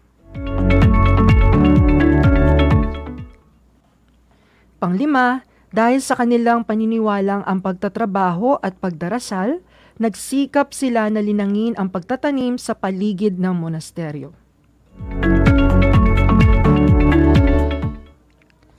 Pang-anim, nakaimpluwensya ang pagtatanim na ito sa pag-unlad ng agrikultura sa buong Europa.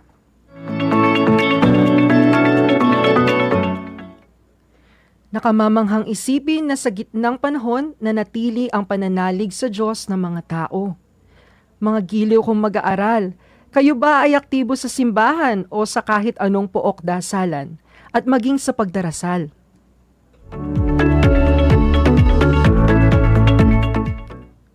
Kung ang sagot nyo ay oo, labis akong natutuwa.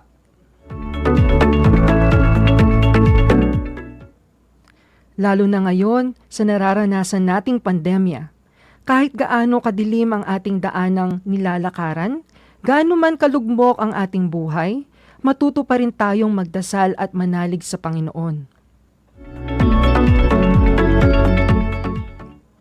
Sang-ayon ba kayo? Mabuti kung ganon. Thumbs up para sa ating patuloy na nagdarasal at nananalig sa Panginoon.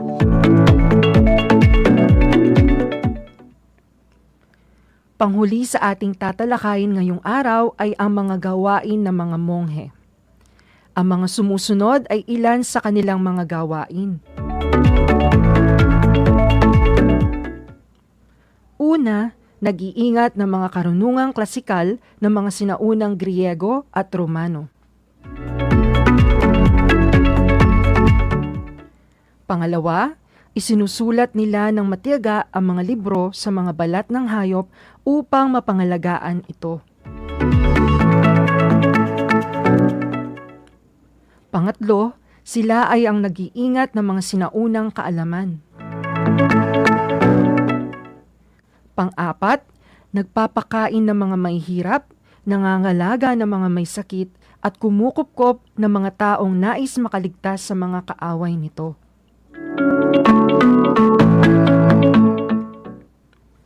Panglima, sila rin ang isa sa mga nagpalaganap ng Kristyanismo sa utos ng Papa sa iba't ibang parte ng kanlurang Europe.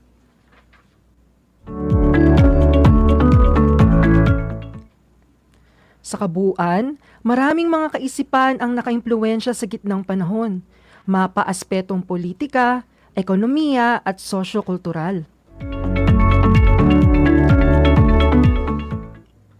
Ating tandaan, nang humina at tuluyang bumagsak ang imperyo ng Roma, ay siya namang pag-unlad at pag-usbong ng simbahang Katoliko, na isa rin sa mga pinakamahalagang impluwensya noong gitnang panahon ng Europa at sa kasalukuyan.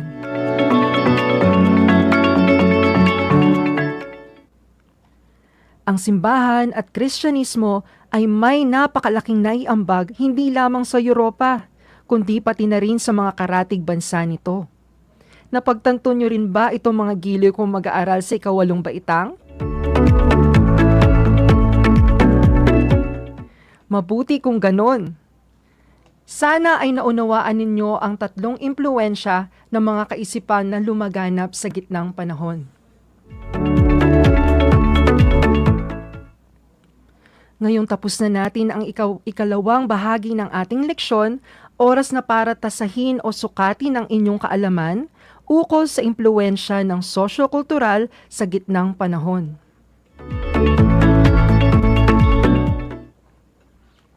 Ihanda ang inyong kwaderno at ballpen para sa inyong gawain. Isulat ang inyong pangalan, antas at pangkat, petsa ngayong araw. Magsisimula na tayo. Kailangan ninyo lamang isa-isahin ang mga sagot sa aking katanungan. Handa na ba kayo? Mukhang handa na kayo. Kung gayon ay pakinggan maigi ang panuto at ang mga tanong na aking babasahin at isulat ninyo ang tamang sagot sa sagutang papel. Para sa ating unang gawain, isulat ang salitang tama kung wasto ang ipinapahayag na idea ng pangungusap. Kung ito naman ay mali, ay isulat ang salitang nagpamali sa pangungusap. Uulitin ko. Isulat ang salitang tama kung wasto ang ipinapahayag na ideya ng pangungusap. Kung ito naman ay mali, ay isulat ang salitang nagpamali sa pangungusap.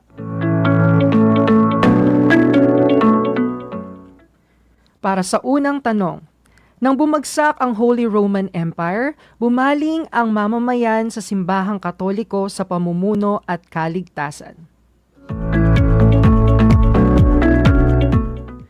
Kung ang sagot ninyo ay tama, mahusay.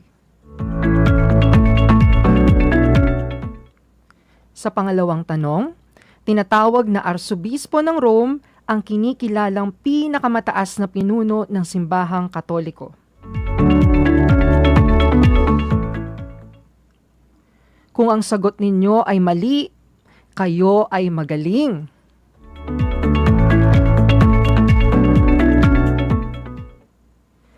Ang arsobispo ang nagpamali sa pahayag dahil ang kinikilalang pinakamataas na pinuno ng simbahang Katoliko ay ang Papa.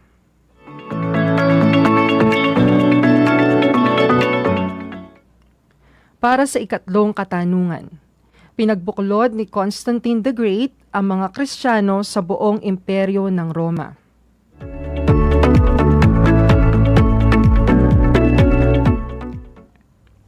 Kung ang sagot ninyo ay tama, kayo ay tama.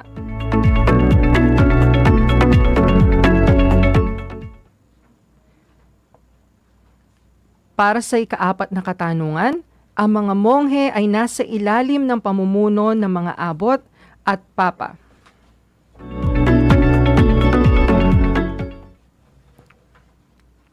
Kung ang sagot ninyo ay tama, mahusay. Para sa ikalimang katanungan, ang investiture ay isang seremonya na kung saan ang isang hari ay pinagkalooban ng simbolo o pamumuno tulad ng isang singsing,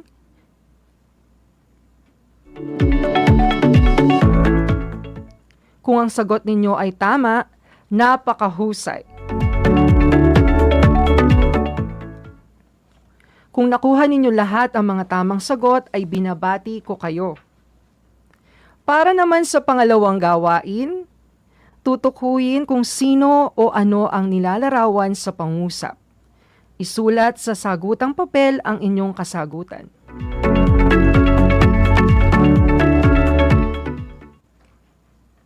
Para sa unang tanong, ito ay ang mga pangkat ng mga pari na tumalikod sa makamundong pamumuhay at naninirahan sa mga monasteryo.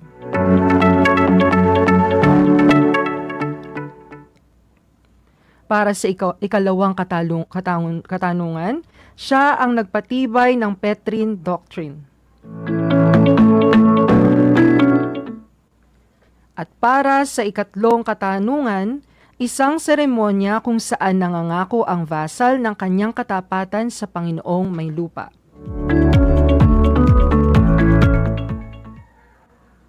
Para sa ikaapat na katanungan, tawag sa pagpapalitan ng produkto o sistema ng kalakalan na hindi gumagamit ng salapi o pera. At para sa ikalimang katanungan, tumutukoy sa panahon ng panunungkulan at kapangyarihang pangrelihiyon ng Papa bilang pinuno ng Simbahang Katoliko. Atin nang iwasto ang inyong mga sagot sa pangalawang gawain. Ang unang sagot ay mga monghe. Ang pangalawa naman, Papa Leo the Great. Ang pangatlo ay homage or act of homage. Ang pang-apat ay barter at ang panglima ay kapapahan. Kung inyong nakuha ang mga tamang sagot ay binabati ko ulit kayo sa inyong kahusayan. Nakakuha ba kayo ng mataas na score sa inyong gawain? Magaling! At para sa mga hindi nakakuha ay huwag mag-alala. Bagkos ay bumawi sa susunod nating mga episodes kasama kaming inyong mga guro sa Araling Panlipunan 8 bilang inyong gabay. Kayang-kaya mo yan.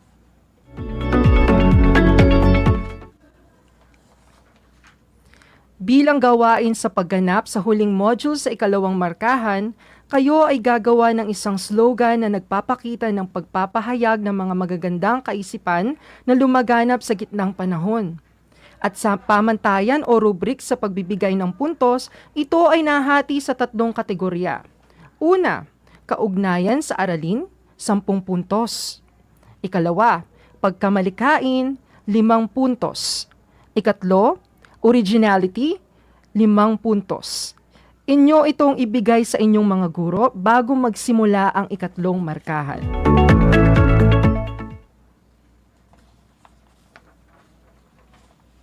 Inaasahan ko na kayo'y natuto sa ating talakayan sa araw na ito. Muli ako ang inyong guro sa Araling Panlipunan Grade 8, Ginoong Arvin Lee, na nagsasabing ang pag-aaral ng Araling Panlipunan ay daan sa pagiging makadiyos, makatao, makakalikasan at makabansa. Hanggang sa muli!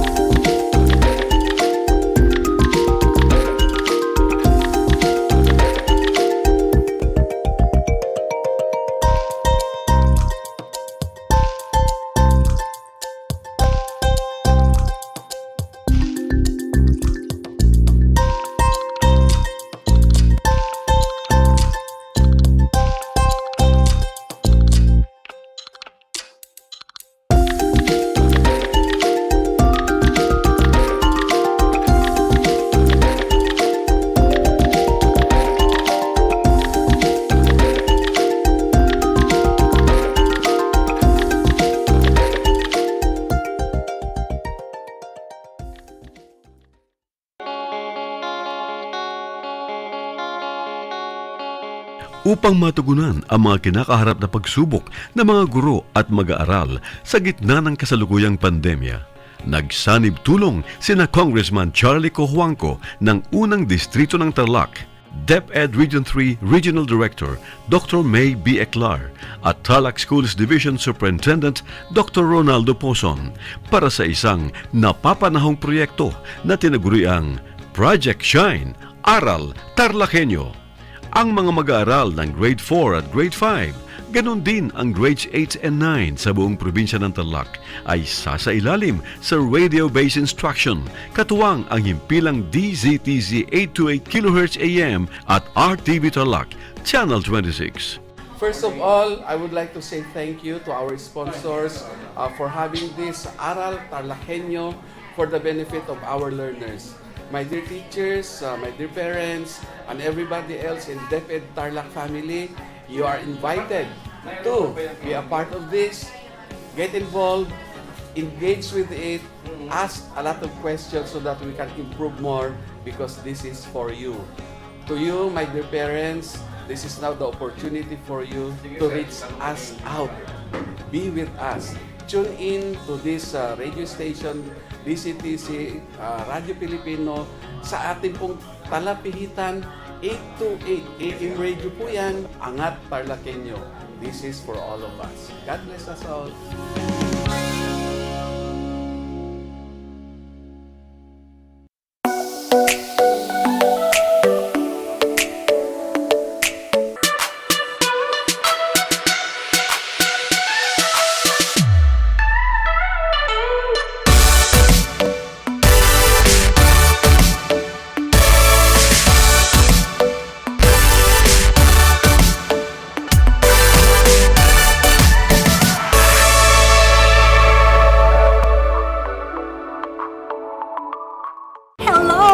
kabida, ako po si Ana Roses at iniimbitahan ko po kayo, malapit na ang Bida Ka Mars!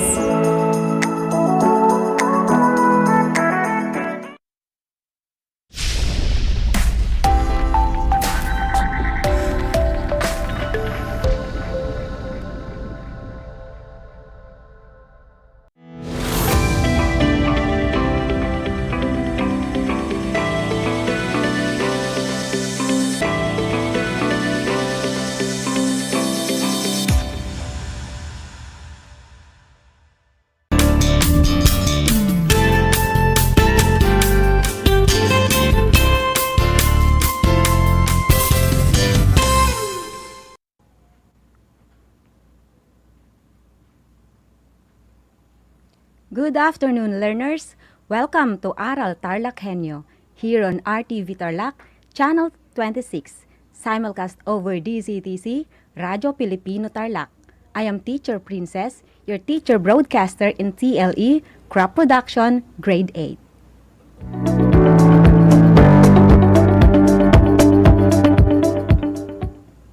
I'm so happy that you are tuned in with your new favorite school on the air through radio and television. This is Project Shine, Aral TarlakHenyo.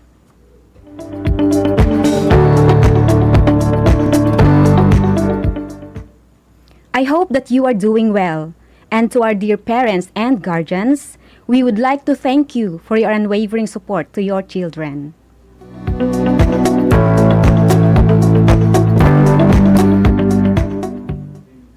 Now, dear students, are you ready to enjoy and learn something new?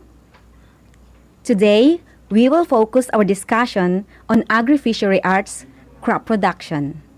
Our topic is about calculation of the most common surface area. Don't forget to prepare your compendium of notes in TLE crop production, ball pen, and paper.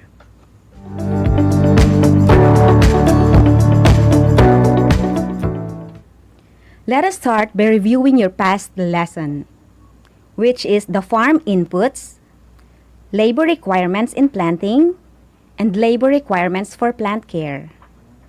Will you name some of the farm inputs? You may see these farm input examples on your screen. We have seeds, seedlings, fertilizers, and insecticides. How about the labor requirement in planting? First, pulling of seedlings, then transplanting of seedlings. And for the labor requirement for plant care, we have fertilizer application, pest control, irrigation, weeding, harvesting, threshing, drying, and storing.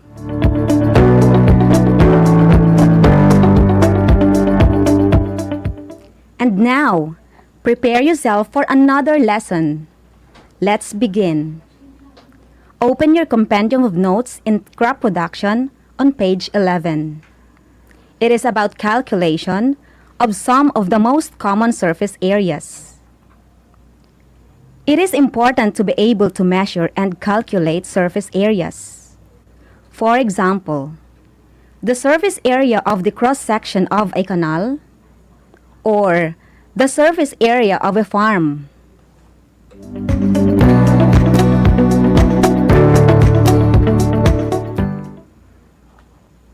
Now, what are the most common surface areas? We have square, rectangle, triangle, circle, rhombus, parallelogram, and trapezoid. Let us first talk about square, rectangle, and triangle. We will learn formulas for square, rectangles, and triangles. Then, we're going to find their surface areas.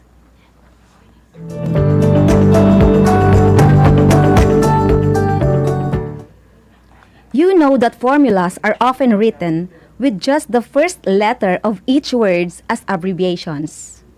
So let's get familiarized with abbreviations. We're going to use in finding surface areas.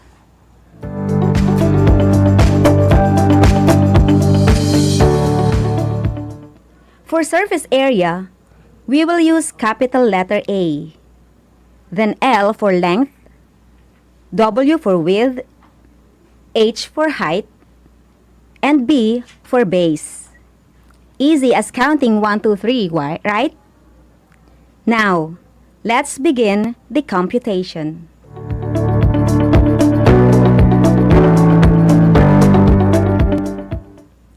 To find the surface area of any square or rectangle, all we have to do is multiply its two side dimensions together. They're usually called the length and the width. So the formula for square and rectangle is area is equal to length times width, or A equals L times W. The width of a square or a rectangle is the distance from a top corner to the opposite side called length. The width is the vertical line in a square or a rectangle, and the length is the horizontal line. The length is always perpendicular to the width. In a square, the lengths of all four sides are equal, and all four angles are right angles. In a rectangle, the lengths of the opposite sides are equal, and all four angles are also right angles.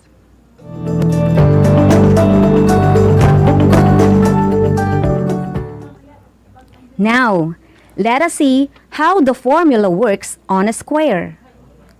Here is a square that is 4 meters in length and 4 meters in width.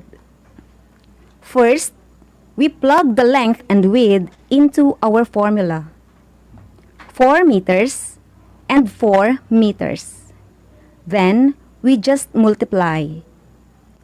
A equals L times W, or A equals 4 meters times 4 meters. 4 times 4 equals 16. Meter times meter is meter squared. So according to our formula, the area of a square is 16 meters squared. Did you get that, my dear students? It is easy, right?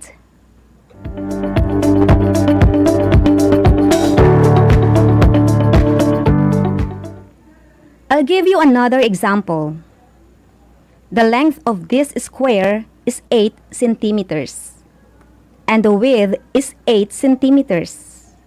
Now, try to find the surface area of this square using the formula given. I'll give you a few seconds to compute.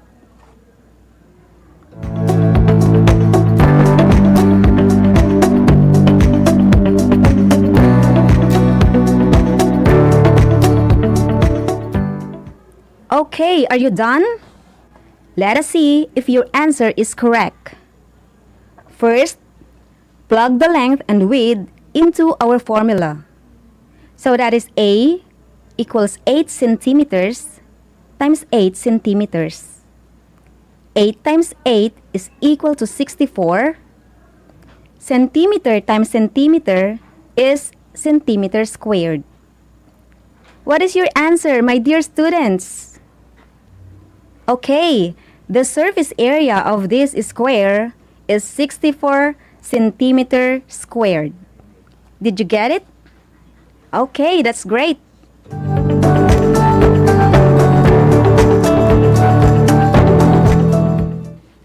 How about rectangles? Let us see if the formula also works on rectangles.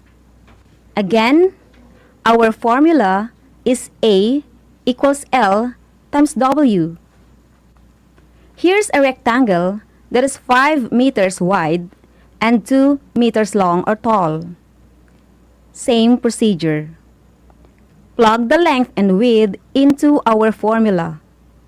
So that is A equals 5 meters times 2 meters. 5 times 2 equals 10. Meter times meter equals meter squared. And that is 10 meters squared.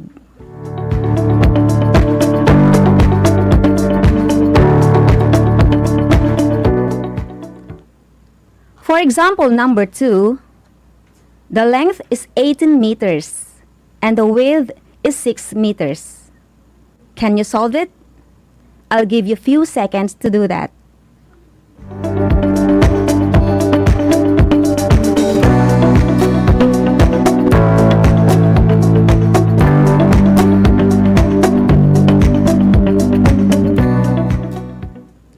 I guess you are done, so let us check. Plug the length and width into our formula. A equals 18 meters times 6 meters. And that is? Yes, it's 108 meters squared. Are you following? Okay, that's great. So let us continue with the triangles.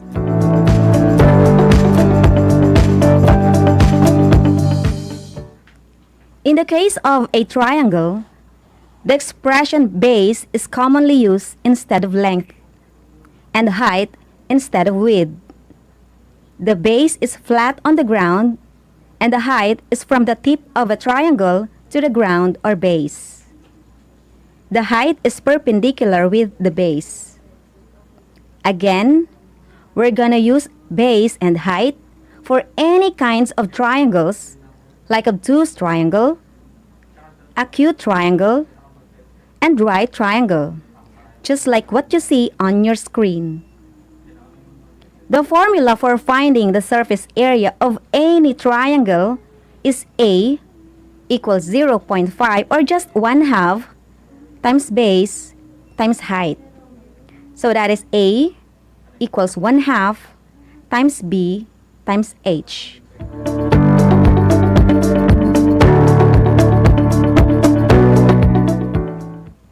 Let us try to calculate the surface area of this triangle. The base is 6 meters and the height is 4 meters. First, by plugging in the base of 6 meters and a height of 4 meters into our formula. A equals 1/2 times B times H. A equals 1/2 times 6 meters times 6 meters. 1/2 of 6 is 3 times 4 equals 12. And meter times meter is a meter squared rather. So the surface area of a triangle is 12 meters squared.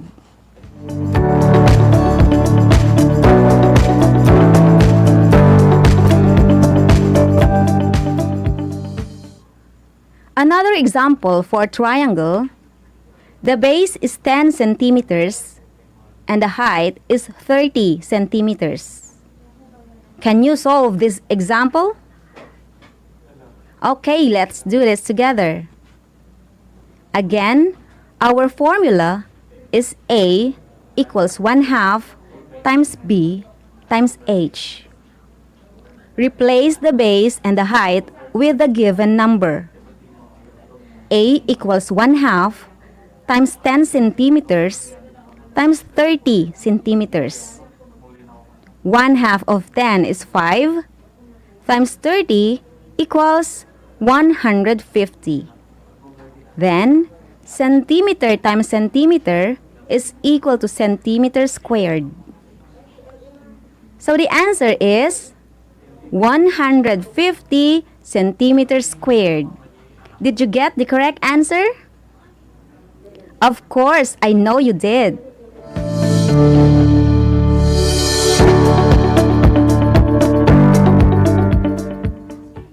Are you having fun finding the surface area? Great! Now, let's have a recap of our topic. Some of the most common surface areas are square, rectangle, and triangle. The mathematical equation or formula for square and rectangle is A equals L times W, which stands for length and width. We simply multiply the length and the width to get the surface area of any square or a rectangle. For triangles, the formula for the surface area should just be half of a rectangle. Meaning, instead of area equals length times width, it should be area equals 1/2 times length times width. It is basically the same with the square and the rectangle. But instead of L for length and W for width, we use two different names for our triangle dimensions. We call them base and height. So the formula for the surface area of any triangle is area equals 1/2 times base times height. Or A equals 1/2 times B times H. And that's it. Have you learned something from our topic today?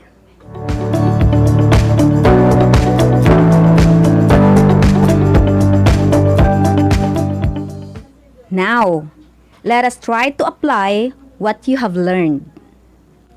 Here's a picture of a garden or a lawn. Then, try to solve or find the surface area. The length of the garden is 150 centimeters. And the width is 100 centimeters.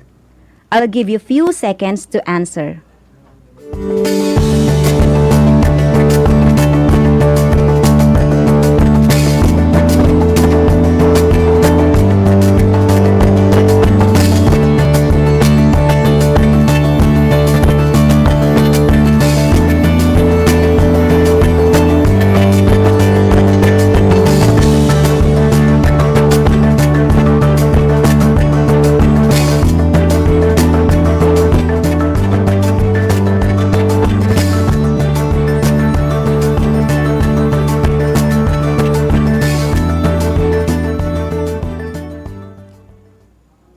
I guess you are all done.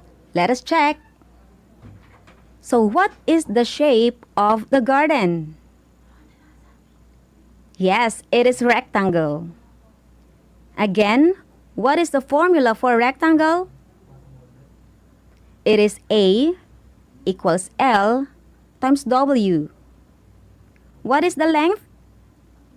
It is 100 centimeters. And the width is 150 centimeters. Then, what is the surface area of the garden? Okay, let us see. Again, the formula is A equals L times W. The length is 100 centimeters and the width is 150 centimeters. That is A equals 100 centimeters times 150 centimeters. 100 times 150 is equal to 15,000. Centimeter times centimeter is centimeter squared. So, what is the surface area of the garden? Yes, you are right. The surface area of the garden is 15,000 centimeters squared. Tap your shoulder for a job well done.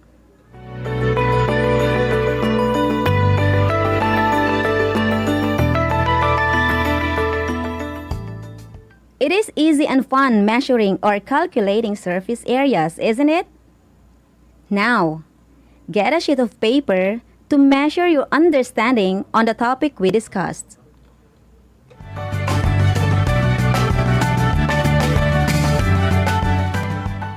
Our quiz is a multiple choice. Select the correct answer. I will read the question twice, so listen very carefully. Number 1. Which of the following are examples of common surface areas? Letter A. Square, rectangle, and triangle. Letter B. Rhombus, diameter, and parallelogram. Letter C. Length, base, and width. And letter D. Diameter, pi, and radius. I repeat. Which of the following are examples of common surface areas? Letter A. Square, rectangle, and triangle. Letter B. Rhombus, diameter, and parallelogram. Letter C. Length, base, and width. And letter D. Diameter, pi, and radius.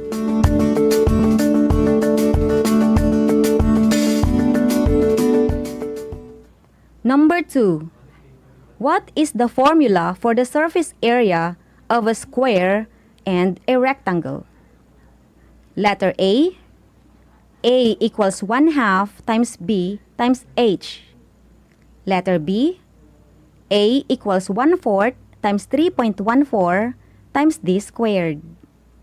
Letter C. A equals B times H. And letter D. A equals L times W. Again, what is the formula for the surface area of a square and rectangle? Letter A. A equals 1/2 times B times H. Letter B. A equals 1/4 times 3.14 times D squared. Letter C. A equals B times H. And letter D. A equals L times W.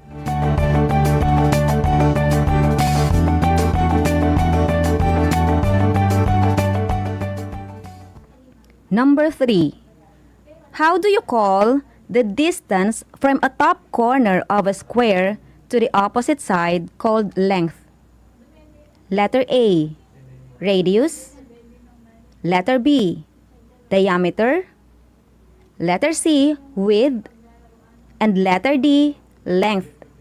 Again, how do you call the distance from a top corner of a square to the opposite side called length? Letter A. Radius. Letter B. Diameter. Letter C. Width. And letter D, length.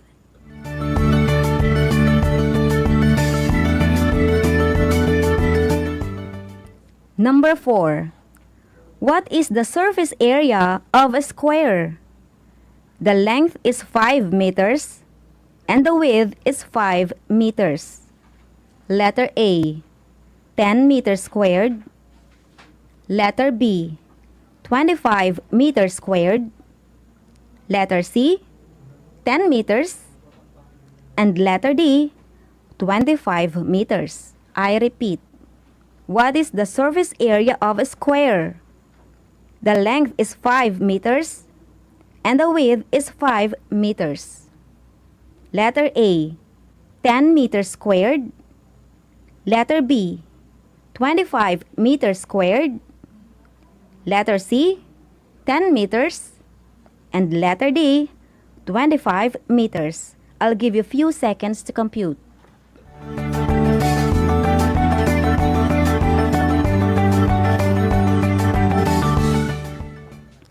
Number 5. Find the surface area of a triangle. The base is 8 centimeters and the height is 4 centimeters. Letter A, 16 centimeters squared. Letter B, 16 centimeters. Letter C, 32 centimeters. And letter D, 32 centimeters squared. Again, find the surface area of a triangle. The base is 8 centimeters and the height is 4 centimeters. Letter A, 16 centimeters squared. Letter B, 16 centimeters. Letter C, 32 centimeters. And letter D, 32 centimeters squared. I'll also give you a few seconds to answer.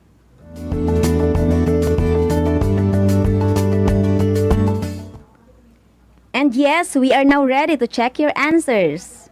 For number 1, we have letter A, square, rectangle, and triangle. For number 2, letter D, A times L times W. Number 3, letter C, width. And number 4, letter B, 25 meters squared. And for number 5, it is letter A, 16 centimeters squared. Okay, count your scores.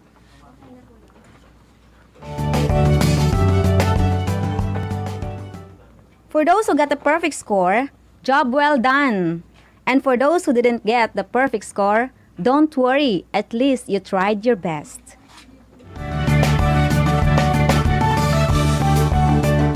Alright, that ends our session this afternoon.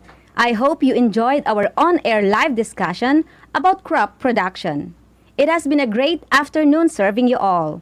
This is Project Shine Aral TarlakHenyo, brought to you by the Department of Education, Division of Tarlac Province, in cooperation with DZTC 828 AM station, is sponsored by our ever-supportive Congressman Charlie Cojuangco of 1st District Representative. Thank you and God bless. I am Teacher Princess of San Pedro National High School, Grade 8 TLE Anchor Teacher for today.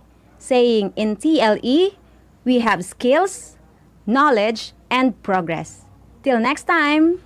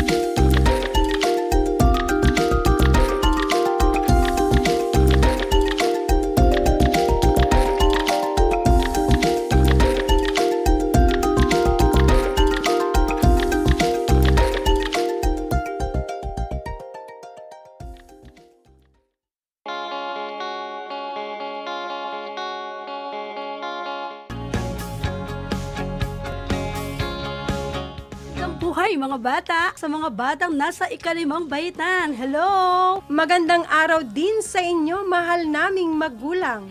Ito ang Aral TarlakHenyo ng SDO Tarlac Province dito sa RTV Tarlac, Channel 26. At DZTC, Radio Pilipino, Tarlac. Happy learning, grade 4. Welcome to Aral TarlakHenyo here on RTV Tarlac, Channel 26. Simulcast over DZTZ 828, Radio Pilipino, Tarlac.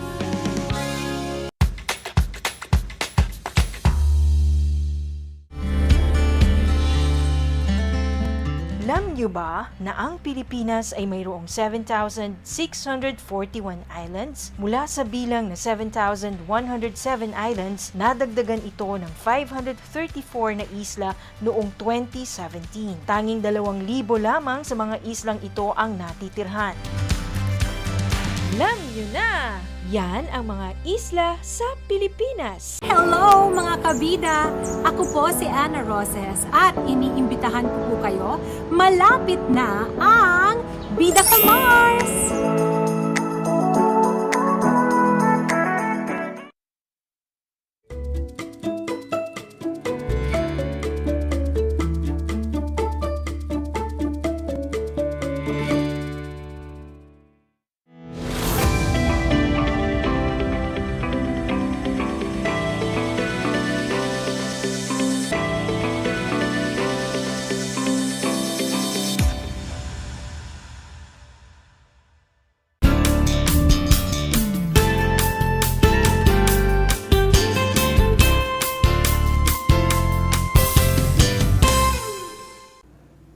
Bright and shine everyone! It's a fantastic Tuesday afternoon and welcome to Aral TarlakHenyo here on RTV Tarlac, Channel 26, simulcast over DZTC, Radio Pilipino Tarlac. I am your health aid teacher broadcaster na hindi naman puyat pero mukhang laging nakapikit kahit nakamulat. Sheila Pungay Tayag. Today is another episode of our schooling not only on air but also online and on television. Let me greet our dear viewers and listeners, especially the grade 8 students. Please be with me for the next 25 minutes of our discussion. Alright, before anything else, I want you to be in a place where you can focus and most comfortable. And kindly get your module and LAS in Health 8 to serve as your guide.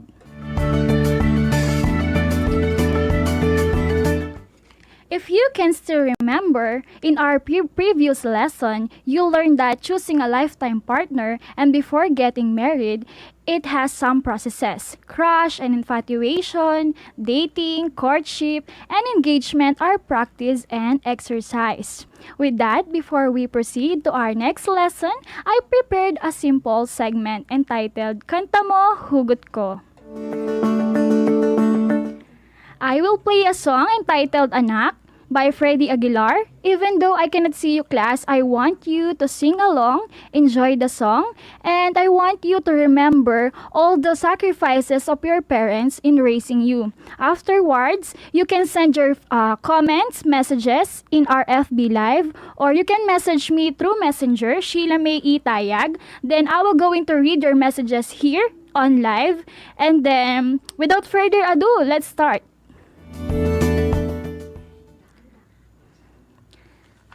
So, pakinggan na natin yung kantang Anak, okay?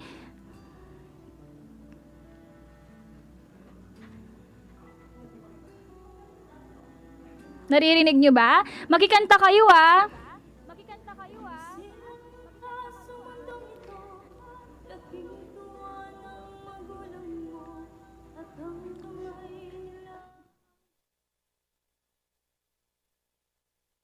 Nag-aano na ako ng mga messages ha, para mamaya may mabasa na ako.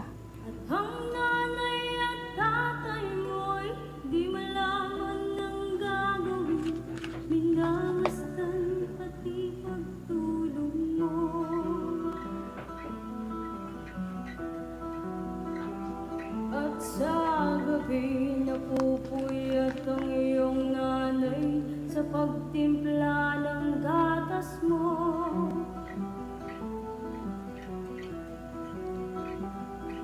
sa umaga na may kalong ka ng iyong amang tuwang-tuwa sa'yo.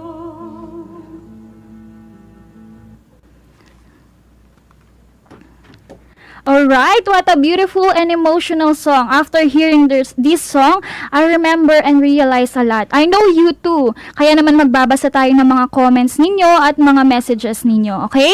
So, eto. May mga ni-screenshot na ako dito. Hindi ko in-expect na marami palang magme-message sa akin. So, ayan, nag-screenshot na ako. Yung mga hindi ko mababasa ngayon, don't worry babasahin ko sila after nito, okay? Babasahin ko sila, okay? Ito yung unang message.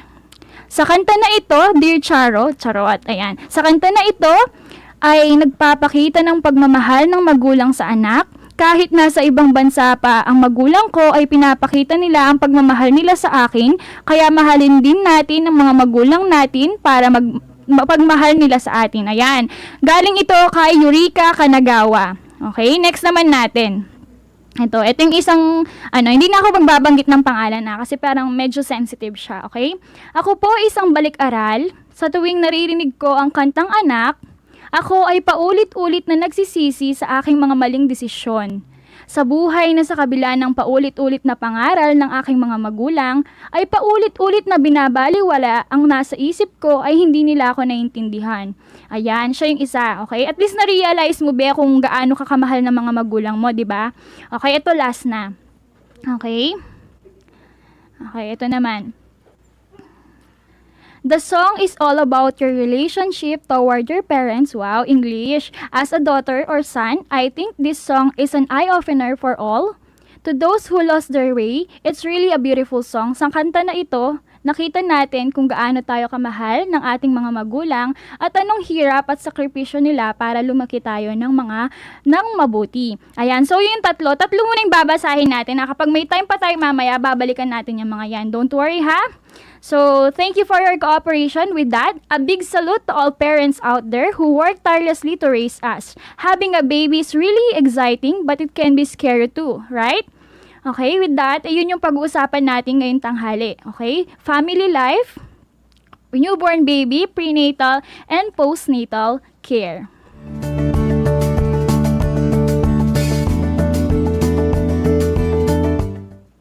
After marriage, a couple's desire is to build a family. Humans are reproduced through sexual reproduction.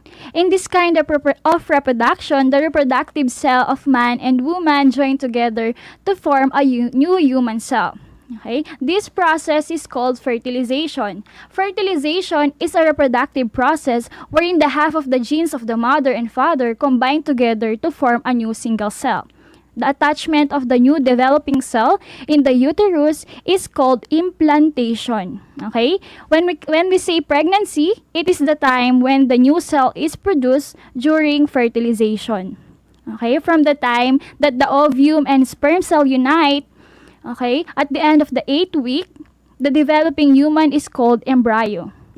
From the 8th week until birth, the developing human is called fetus. I think normal pregnancy generally lasts until 9 months or 38 to 40 weeks. Tapos, yung pinakamaagang pwedeng mga anak yung isang buntis ay 37 weeks. The rest, kapag pababa na, premature na yung isang baby. Ayan, next natin, prenatal care. Prenatal care ideally starts within 3 months before you begin trying to conceive. So here are some healthy habits to follow during this period. Ayan, papakita natin sa screen. Okay, first, quitting smoking and drinking alcohol. Second, taking folic acid supplements daily. Third, talking to your doctor about your medical conditions, dietary supplements, and any over-the-counter or prescription drugs that you take. And last one, avoiding all contact with toxic substances and chemicals at home or work that could be harmful. Regular prenatal visit can help your doctor monitor pregnancy and identify any problems or complications before they become serious.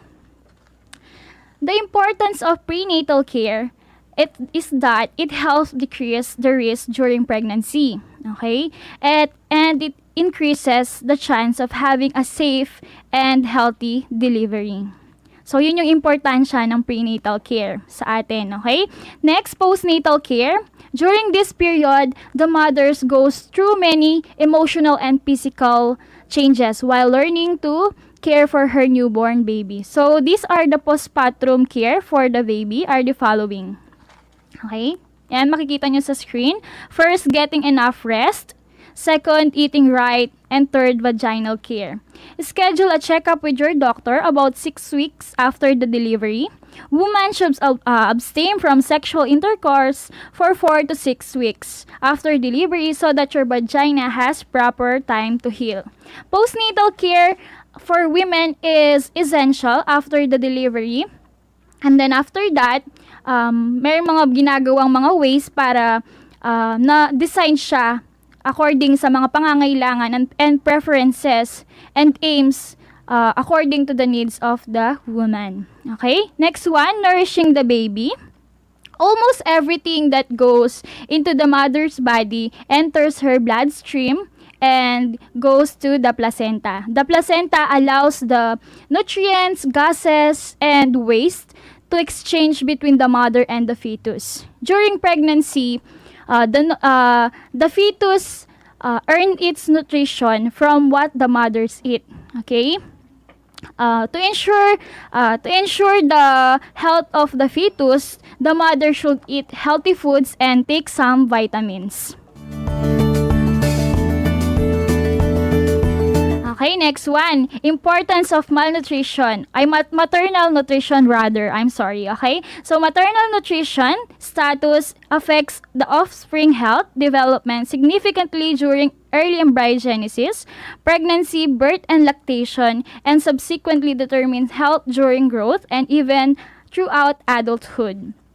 The ability of the mother to provide nutrients and oxygens for her baby is a critical factor for fetal health, while failure to give adequate nutrients can be lead to fetal malnutrition.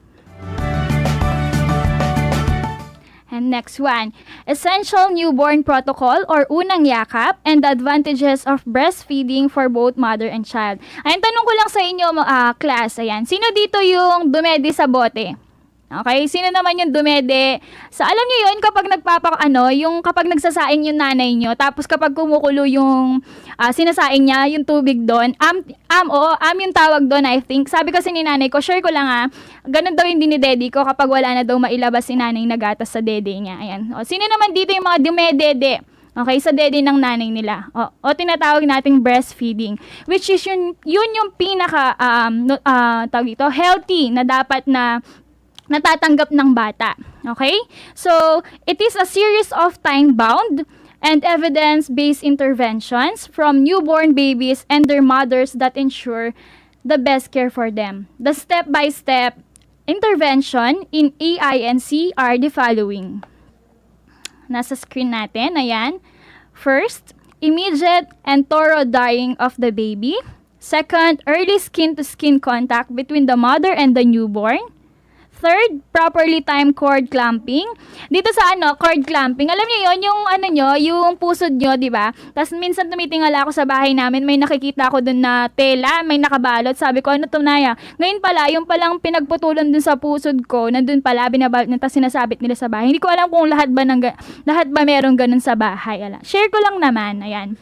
So, last one is non-separation of the mother and baby for early breastfeeding initiation. Okay? The unang yakap or early initiation of breastfeeding. So, how early is early? Okay? As early as delivery po. Okay? The newborn is placed strategically on the mother's breast. So, he will be able to feed immediately when he is hungry. Kasi 'di ba kapag kapag yung sinasangkapan na gatas, pag gutom na yung anak mo, aanuin mo pa yun, di ba? Sasangkapin mo pa yun. Pero kapag sa breast lang ni nanay, agad-agad, pwede niya nang ibigay. So, wala nang formula pa. Ayan. So what's good about unang yakap is that it respects the readiness of the baby to breastfeed. Okay? As manifested by feeding cues. The most important outcome of unang yakap is the promotion of breastfeeding. So yung pinaka importanteng outcome nito ng unang yakap ay yung breastfeeding talaga. Okay? Since the baby is placed closely to the mother's breast, he becomes familiar with the breast as the source of food. Kaya yung pandemic na to, hindi naman talaga siya negative lahat. May positive din, especially sa mga bagong panganak. Kasi talaga nabibigyan nila ng time yung mga anak nila, especially na mag-breastfeed sila. Kaya wag natin tignan yung pandemic as negative lang. Kasi may positive naman talaga siya. Yan, sulong lang.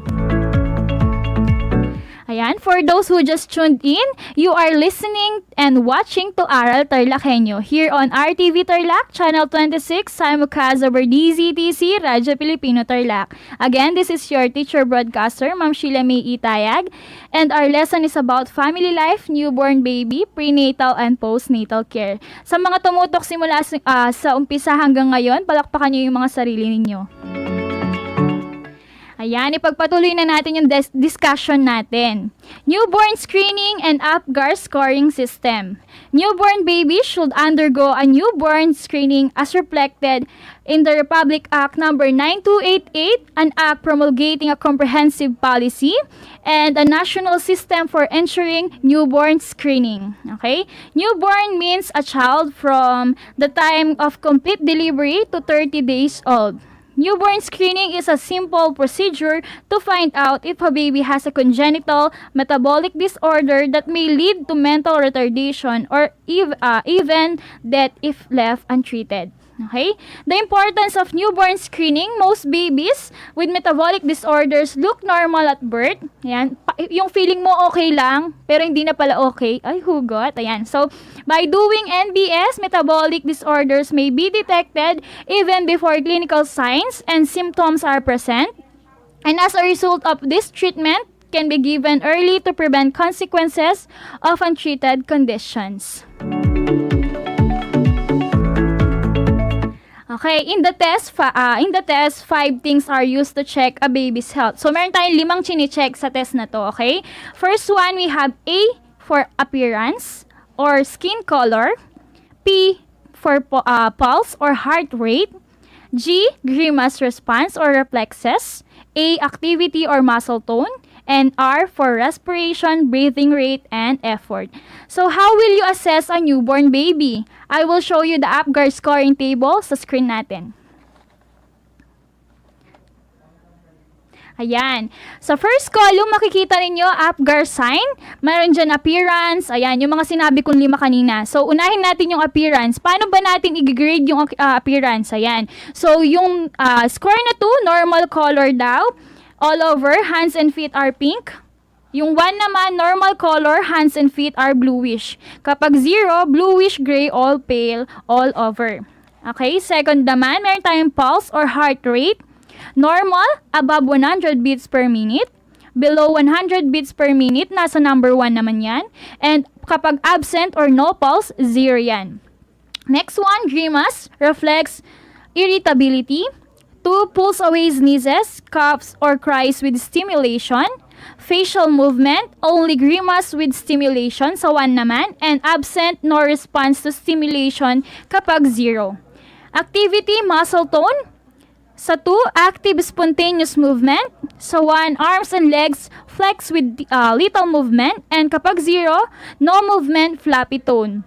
Respiration, breathing rate, and effort. Normal rate and effort, good cry sa number 1, and ay sa number 2 pala rather, and sa number 1, slow or irregular breathing, weak cry.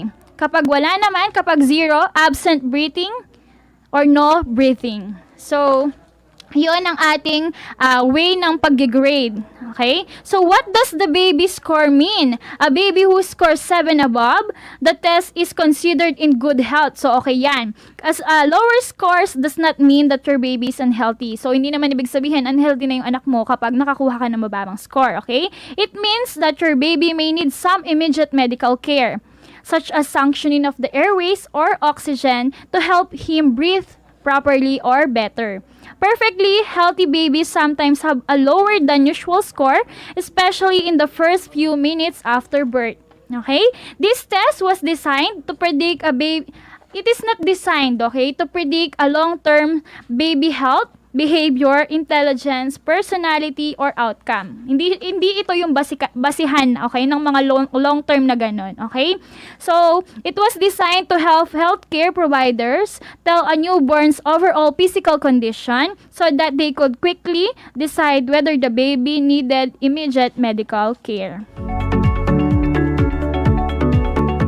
Ayan, patuloy sulong. Immunization in protecting children's health. Immunization is a simple and effective way of protecting children from serious diseases. It is not only helps protect individuals, it also protects the broader community by minimizing the spread of diseases.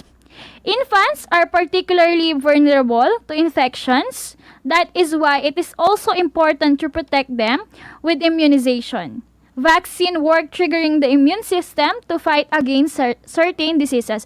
Especially this time of pandemic, guys, kailangan ng mga bata yan, yung immunization. Actually, hindi lang naman sila pati tayong mga matatanda na, kasi nga, di ba, lalo na yung lumalaganap na virus na yan. Okay, so dapat, pero ako, sabi ni nanay ko dati, alam niyo yung dito nyo, sa may, right arm ninyo, di ba may makikita kayo doon na, yung talagang nagpatusok ka dati nung bata ka, mayroon doon na makikita kang, di naman siya scar, parang yun lang yung tag dito, evidence na nagpatusok ka talaga. Ako nun sa lang daw ko nagpapatusok, sabi ni nanay ko, sa sa center, ayan, kasi poor pa kami nun kahit naman yun, char, okay?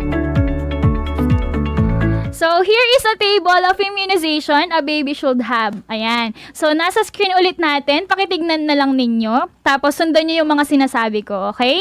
So, kind of immunization sa first column natin. Ayan, yung mga yan. BCG. Asan na ba? Ayan. Kind of immunization. Okay, kahit wala pa sa screen. Ayan, meron na pala. Okay, medyo na lang. Ayan. BCG, anti-TB, OPB, anti-polio vaccine, DPT, pertussis and tetanus, Hep B vaccine, MMR, measles, mumps, and rubella. So, mayroong mga age yan of immunization. Meron tayong mga age nila. Yan, makikita nyo. 0 to 1 month old to 7 years old, yung BCG. 1.5 months, yung OPV. 2.5 months, yung DPT. Yung 1.5 2.5, 32 months yung DPT. Ayan, yung 1.5, 2.5, and 32 months ulit, Hep B vaccine. And then 9 months to 1 year is yung MMR. Sabi, alam ko dito yung tawag dito, kapag tinusok ka, pwede kang lagnatin, ganon. Tapos, ngayon kasi sa hospital daw, meron ng yung isang tusok lang, pero na siya, parang 3-in-1, kumbaga. Isang tusok, pero marami na, okay? So, ganun yung, ngayon, tag ito, parang makabago. Ayan.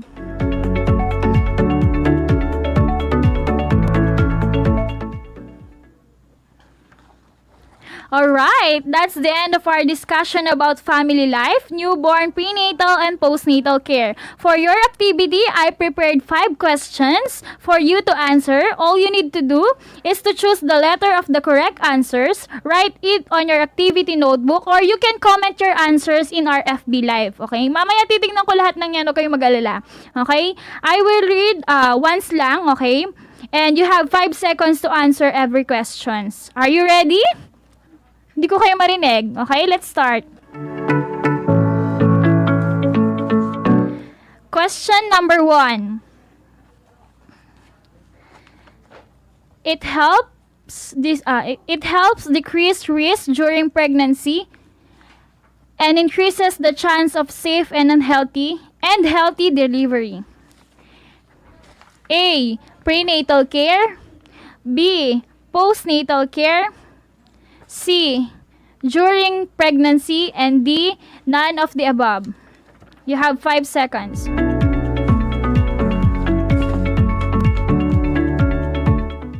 Alright, question number 2. This affects the offspring's health development significantly during early embryogenesis, pregnancy, birth, and lactation, and subsequently determines health during growth and even throughout adulthood. A. Maternal nutritional status. B. Postnatal care. C. Prenatal care. D. During pregnancy.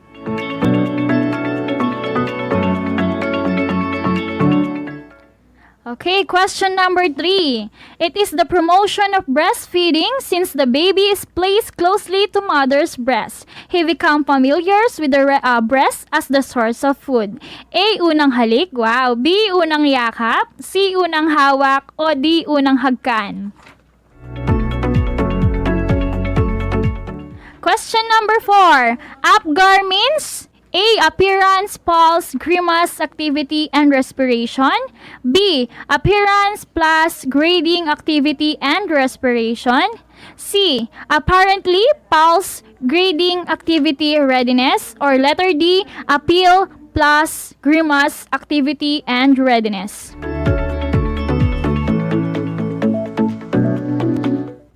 Okay, last question. During this period, the mother goes through many physical and emotional changes while learning to care and for her newborn. A. Prenatal care. B. Postnatal care. C. During pregnancy. And D. Maternal status. Okay, we're done. Now let's check. I know that you are all honest with the correct answers. Okay? So, yung mga sagot, ako nang bahala mag-check sa mga yan at saka yung mga MAPE teachers nyo. Okay? With that, okay? Okay. Wait lang. Okay. With that, I am your teacher broadcaster, Sheila May Itayag, okay, for Health 8. I hope you learned a lot like me. We are still live here at Aral TarlakHenyo here on RTV Tarlac, Channel 26, simulcast over DZTC, Radyo Pilipino Tarlac. Again, I am your teacher broadcaster, Sheila May Itayag for Health 8.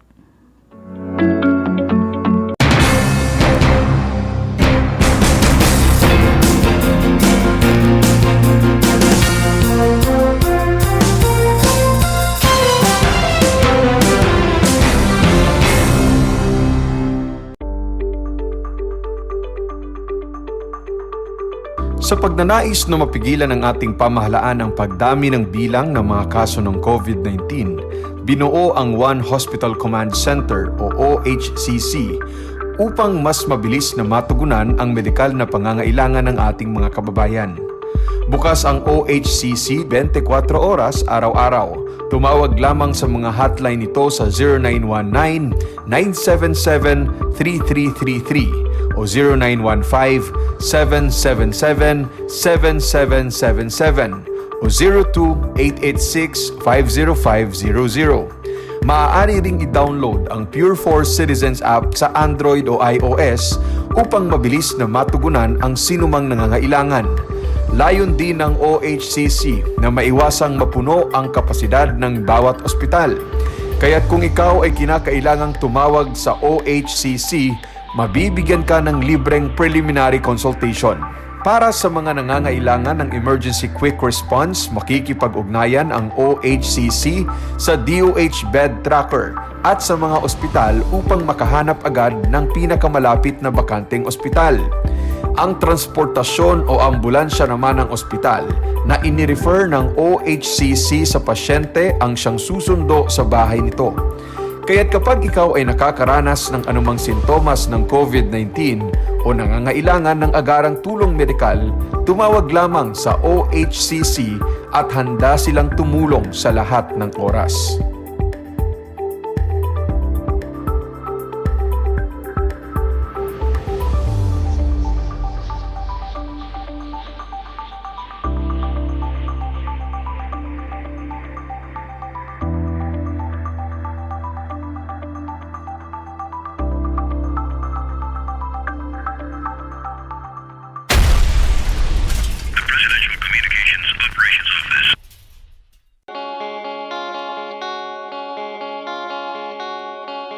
upang matugunan ang mga kinakaharap na pagsubok ng mga guro at mag-aaral sa gitna ng kasalukuyang pandemya. Nagsanib tulong sina Congressman Charlie Cojuangco ng unang distrito ng Tarlac, DEPED Region 3 Regional Director Dr. May B. Eclar at Tarlac Schools Division Superintendent Dr. Ronaldo Poson para sa isang napapanahong proyekto na tinaguriang Project Shine, Aral TarlakHenyo. Ang mga mag-aaral ng Grade 4 at Grade 5, ganon din ang Grades 8 and 9 sa buong probinsya ng Tarlac ay sasailalim sa radio-based instruction, katuwang ang himpilang DZTZ 828 kHz AM at RTV Tarlac, Channel 26. Good morning and happy learning, Grade 4. Welcome to Aral TarlakHenyo here on RTV Tarlac, Channel 26. Simulcast over DZTZ 828, Radyo Pilipino, Tarlac. I am Teacher Mercy Pacheco Bognot. This is Alistair Aidatu.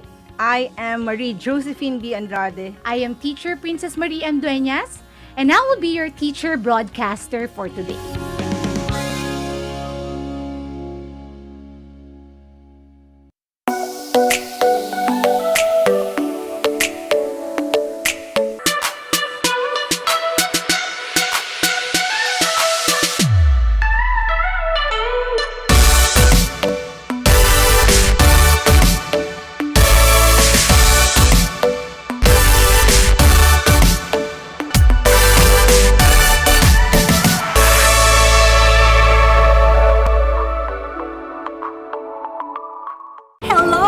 Kabida, ako po si Ana Roses at iniimbitahan ko po kayo, malapit na ang Bida Ka Mars!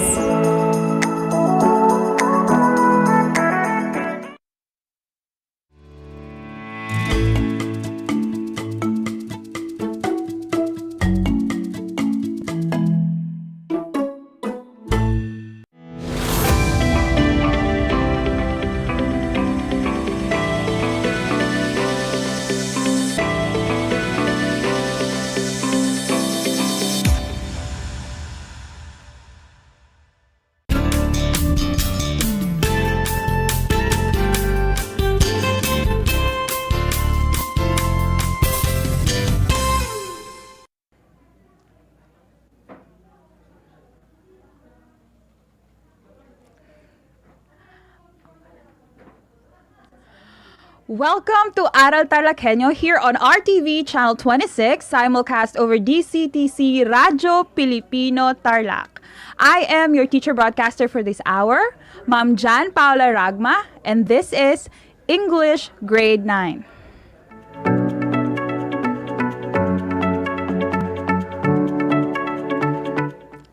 Good afternoon, dear grade 9 students. I hope we are all ready. We've eaten our lunch, we're prepared, and we're excited to learn for our new lesson for today. We have a very exciting lesson for this afternoon, and I hope that you will all pay attention, and you will all be with me all throughout this 25-minute lesson. And you can also participate in our Facebook Live on RTV Channel 26 Facebook. You can comment your answers down on the comment box section of this live if I'm going to ask you to participate or answer any questions. So, you can also write your name and your school or your section where you're from and participate in our lesson for today.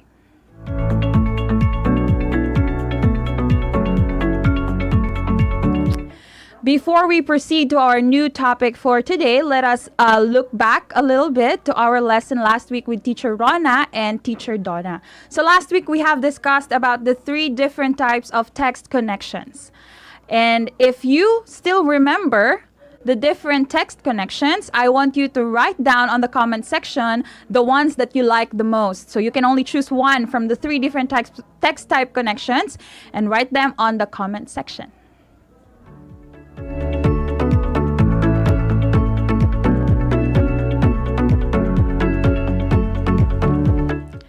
For those students who might have missed our episode last week with Teacher Rona and Teacher Donna, the 3 different types of text connections are the text to self, the text to text, and the text to the world connections. So well done, everybody. We have reviewed a little bit of the discussion last week because it's going to be valuable for our discussion for today. Today, we are going to learn a new set of topic. And for those who think that reading is boring, I might be one of those people. This lesson is for you.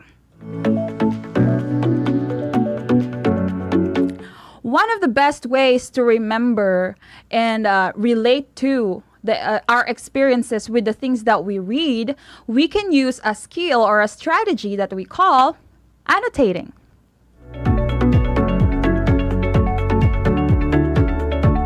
You can see the slides in the screen and you can follow me as I read. Annotating is to make marks on a text. It is not simply highlighting appealing words or sentences.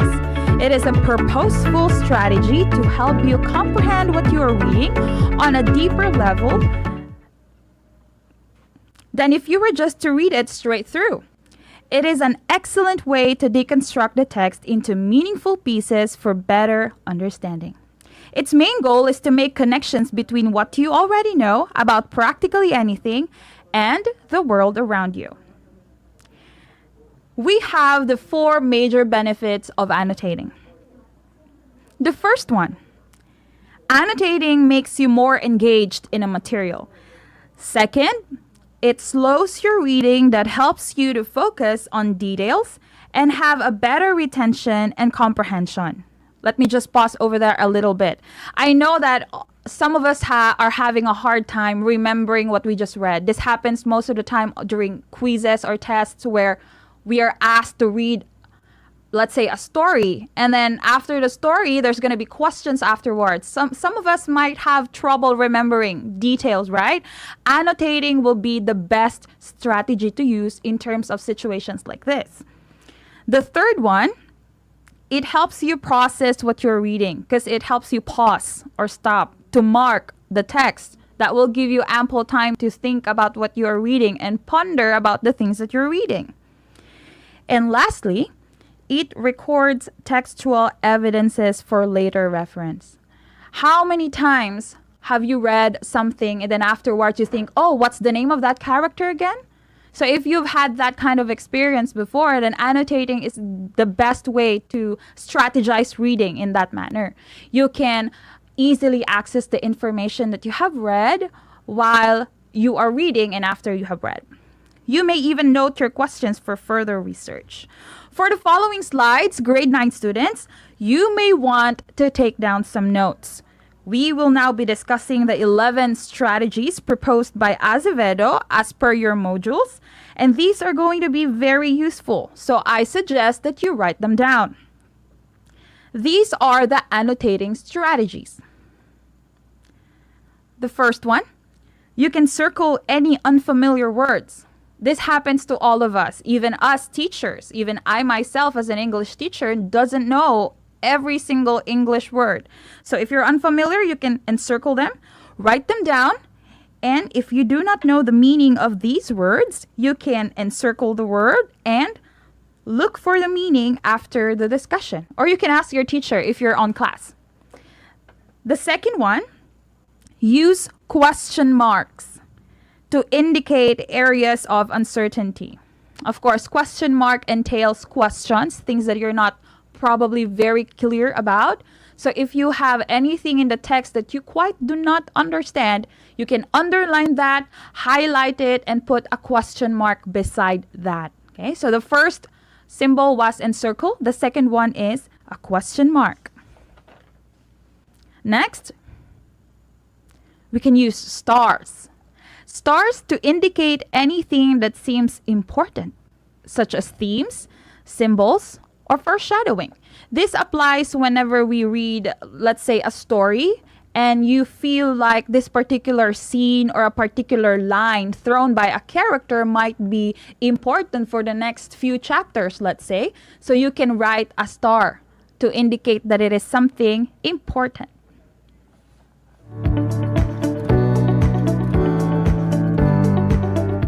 I hope you're still with me. We have 3 down. Now we have 8 more to go. This is still English grade 9. Next one, we can use exclamation points to indicate something dramatic or a key turning point. So I want you to think about that for a minute. Last time we've talked about question marks because it entails questions, things that you're not very sure about.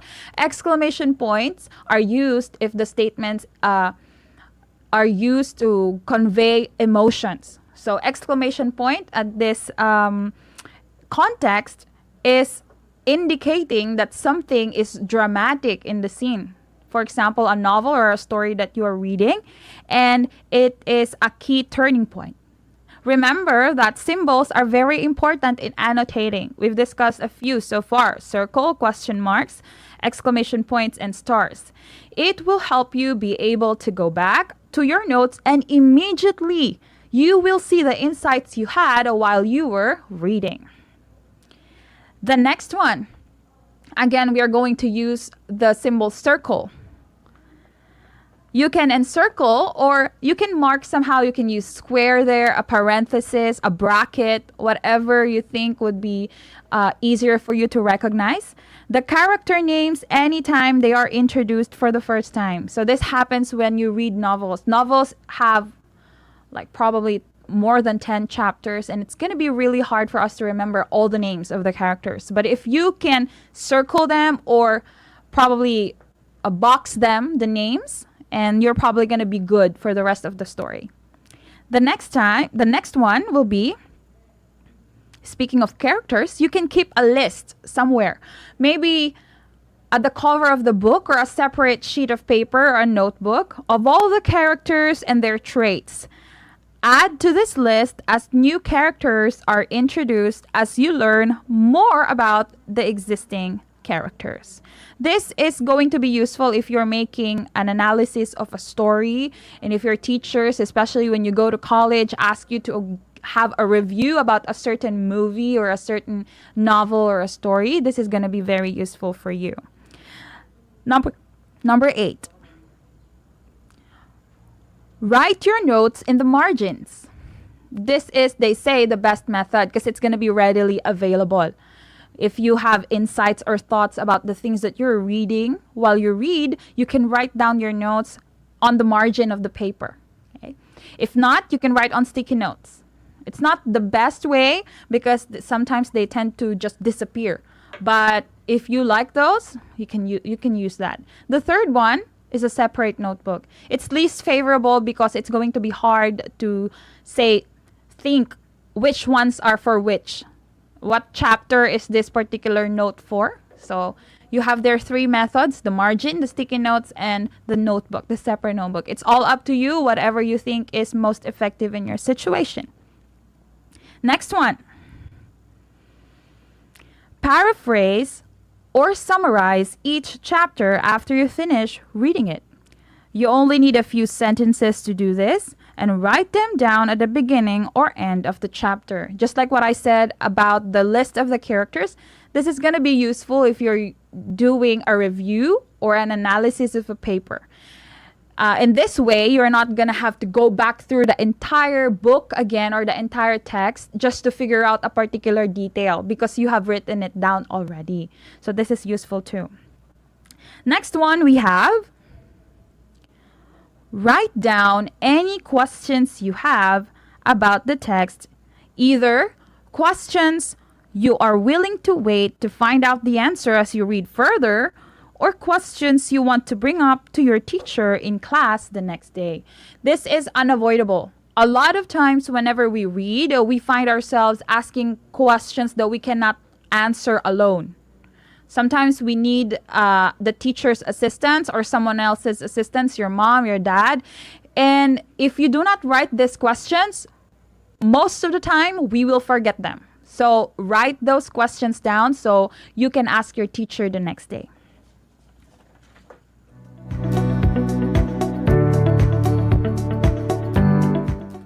We are still English 9. I am still Ma'am Paula Ragma. And we are now on the 10th annotating strategy for as prescribed by Azevedo.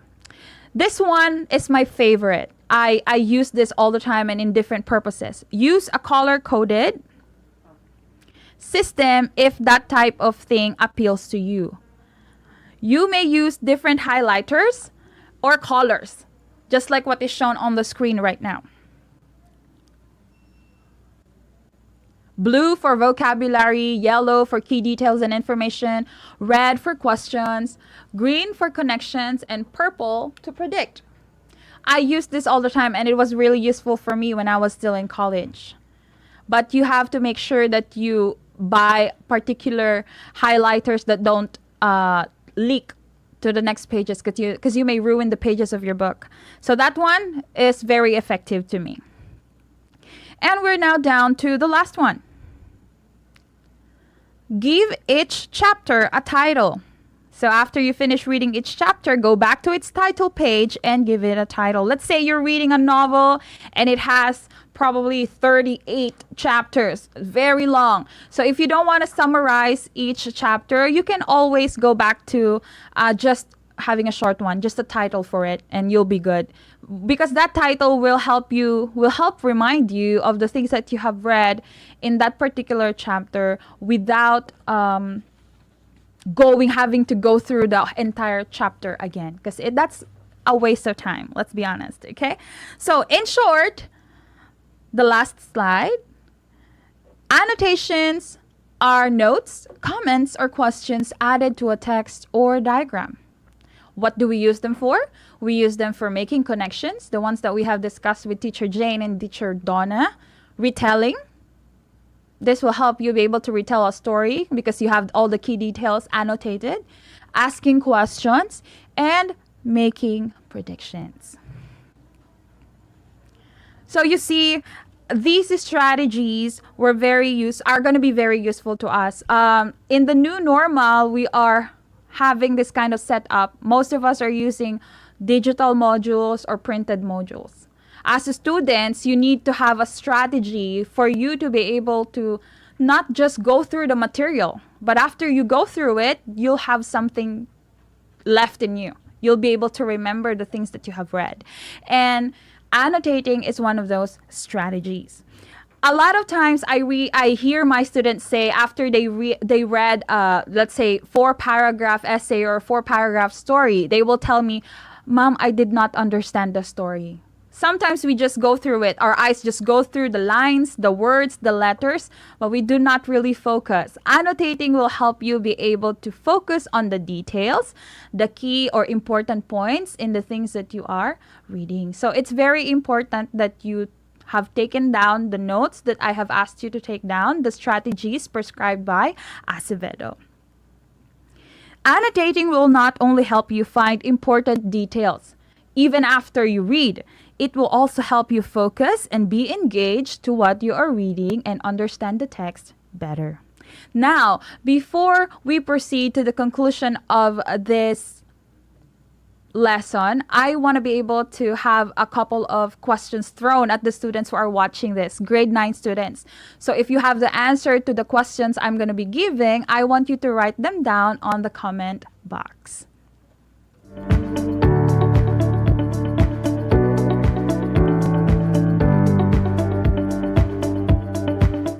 The first question is already flashed on our screen.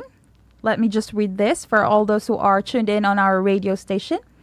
What do we call a note that is a further explanation or comment added to a text or diagram?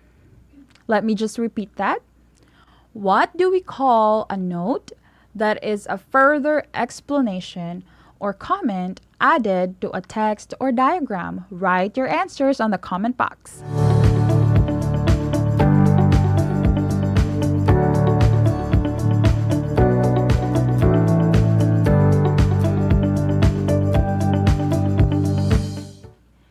Thank you for those who have written their answers and those who have participated. If you have answered annotating or annotation, you're right. Now that is the entire lesson for this afternoon. Annotating is the further explanations or the comments, the notes that we actually add to the text that we are reading or diagrams that we are studying. So great job for those who got it right. For the next question.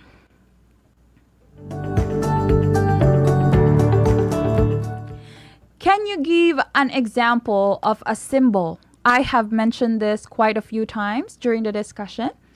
Can you give me an example of a symbol we can use in annotating? I'll give you an example. We can use question marks. Again, can you give an example of a symbol we can use in annotating? I'll give you an example. We can use question marks. Now it's your turn. Write them down on the comment box.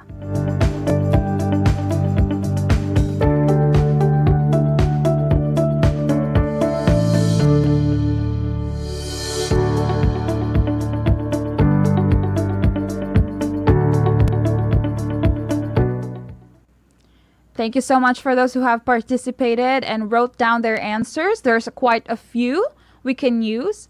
Both I have mentioned and not. One, we have the question mark as stated in the question. Second, we can also use circles. Next, we can use stars, exclamation points, boxes, parentheses, asterisk or underlines, arrows. We can use all of that. Whatever you think will be helpful for you to remember why you had those words annotated. Okay. The third one. We have a third question.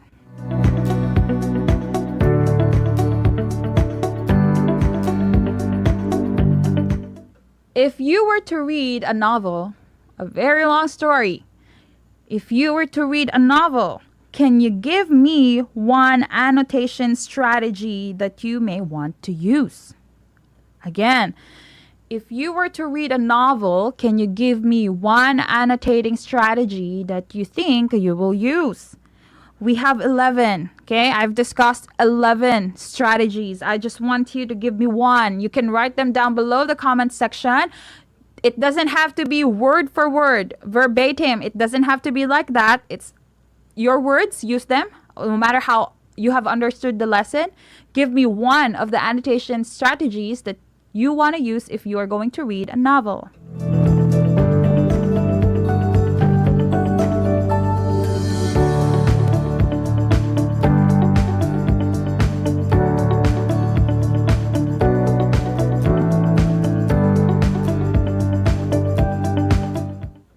For those who have written their answers on the comment sections, well done, everybody. You could have written there and circle unfamiliar words, which I think would be the most common answer that I can find on the comment box, because I use that a lot too.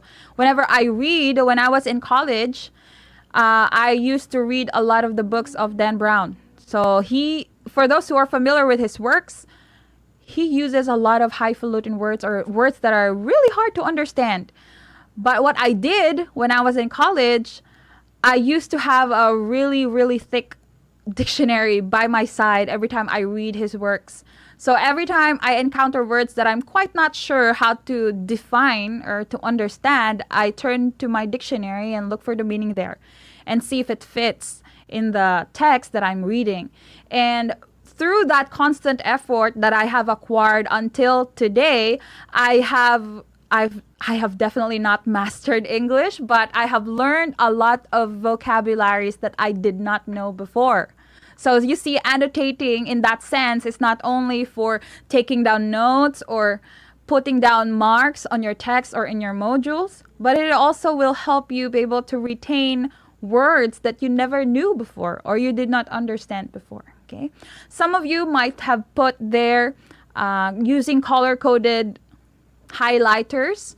I use that too. Up until now, I use that too. So as I can separate topics. For example, if I am reading a grammar book, I can highlight the ones that are for subject-verb agreement. I can highlight those ones green.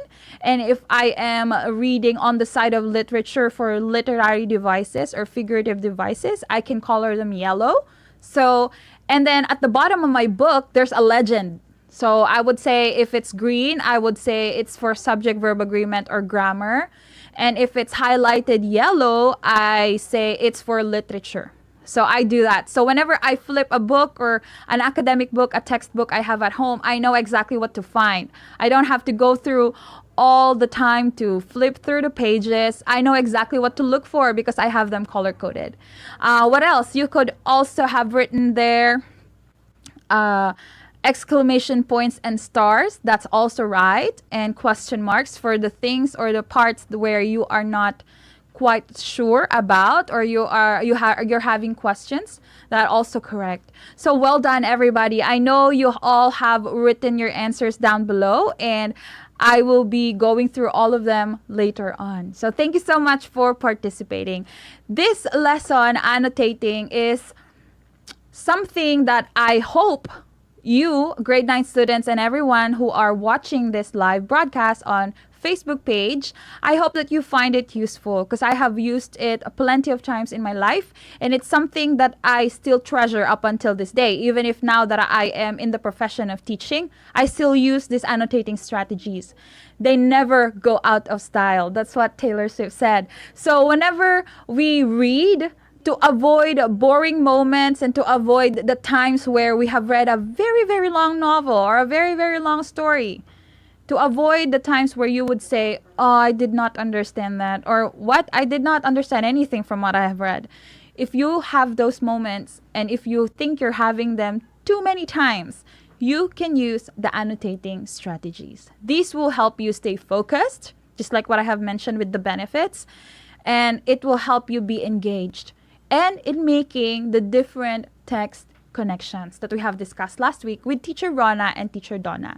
They will help you be able to identify the points in whatever you are reading and be able to relate those notes or those information or details in the text to yourself or to your own experiences. So that's how wonderful and how useful annotating is. Sometimes it gets overlooked and sometimes it's not being discussed and being given enough credit, because it's really, really useful. And when you go to senior high school, you are going to definitely use the annotating strategies.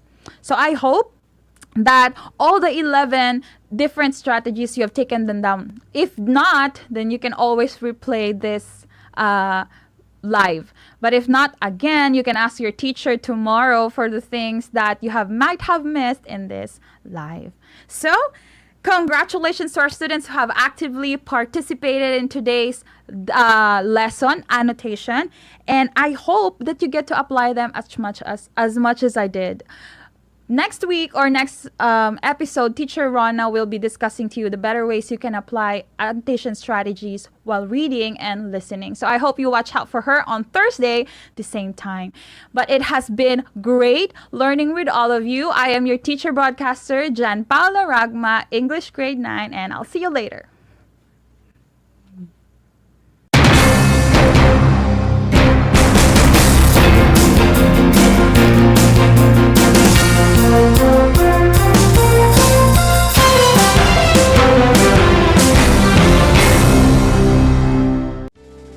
Tuwing sasapit ang alas 5 ng hapon, parangalan natin ang ating mga kababayan na nasa unahan laban sa COVID-19.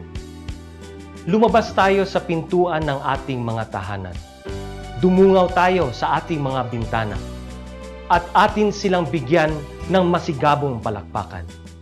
Gumawa tayo ng ingay, ipagbunyi ang ating frontliners, at ipahayag ang ating walang hanggang suporta sa kanilang kabayanihan. Gusto ko lang pong i-take itong opportunity ito para magpasalamat sa lahat ng mga doktor at nurses, especially yung mga nag-alaga po sa akin, sa buong Asian Hospital, at sa lahat po ng ating frontliners. Umawit tayo at sumayaw at ipakita ang ating talento bilang pagsaludo sa mga bayaning nasa unahan. Talunin natin ang COVID-19. Sama-sama nating pagalingin ang ating inang bayan. Kaya natin to. We heal as one.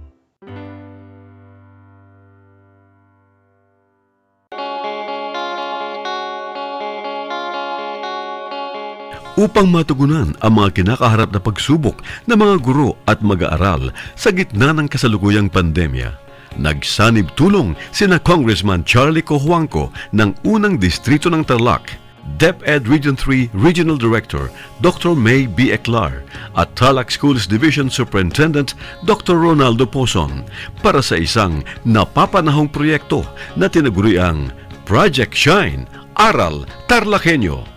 Ang mga mag-aaral ng Grade 4 at Grade 5, ganon din ang Grades 8 and 9 sa buong probinsya ng Tarlac ay sasailalim sa radio-based instruction, katuwang ang himpilang DZTZ 828 kHz AM at RTV Tarlac, Channel 26.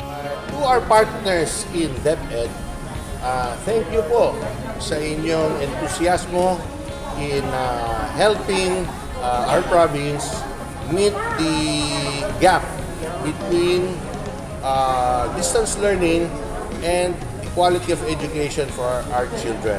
Sa mga TV ninyo, pwede kayo manood ng DEPED sa Channel 26.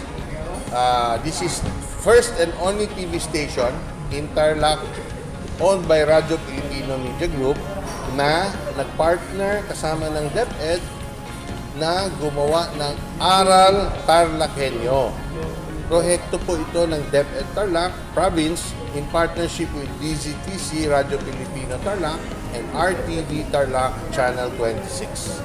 So, yung mga walang tablet or walang internet, pwede manood dito sa programang ito at doon nyo po makikita at masusundan ang mga module ng DEPED sa distance learning.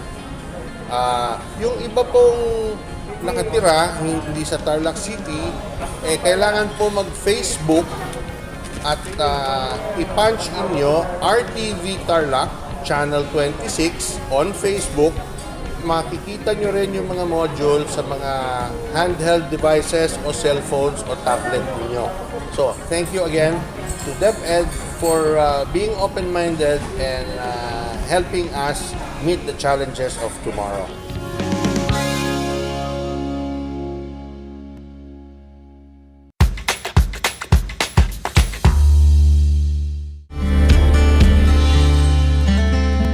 Alam niyo ba na ang Pilipinas ay mayroong 7,641 islands? Mula sa bilang na 7,107 islands, nadagdagan ito ng 534 na isla noong 2017. Tanging 2,000 lamang sa mga islang ito ang natitirhan. Alam niyo na! Yan ang mga isla sa Pilipinas. Hello mga kabida!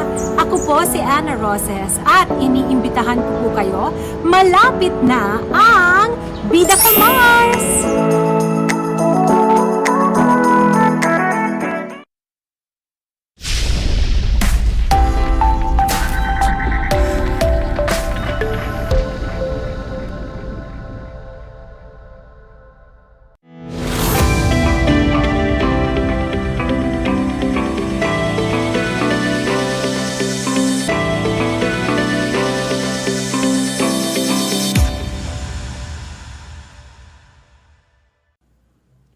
Kamusta kayo mga ginigiliw kong mag-aaral? Ang aking pagbati at paghanga sa inyong masidhing pagpupunyagi sa pagpapatuloy ng pag-aaral sa kabila ng hamon ng pagkakataon, ang COVID-19 pandemic.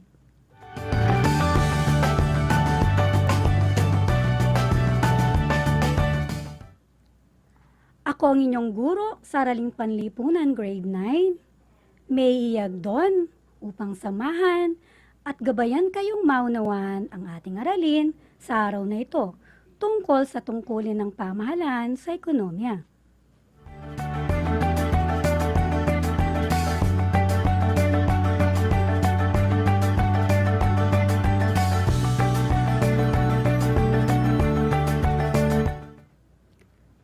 Bago pa man tayo magsimula sa ating talakayan ay may iilan lamang akong paalala. Una, siguruhin ninyong nasa lugar kayo ngayon na komportable at maayos na naririnig ang ating broadcast. Mas mabuti rin kung may laman ang inyong mga tiyan upang maging alerto ang iyong pag-iisip at maunawaan ang ating aralin sa araw na ito.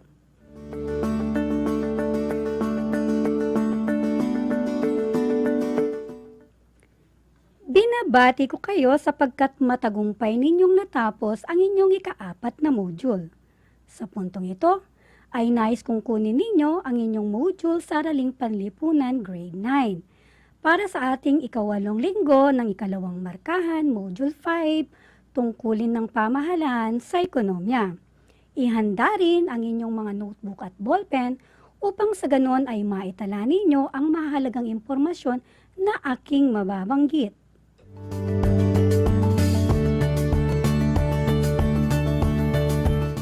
Ang ating paksa para sa araw na ito ay tungkulin ng pamahalaan sa ekonomiya. Inuulit ko, ang ating paksa ay tungkulin ng pamahalaan sa ekonomiya.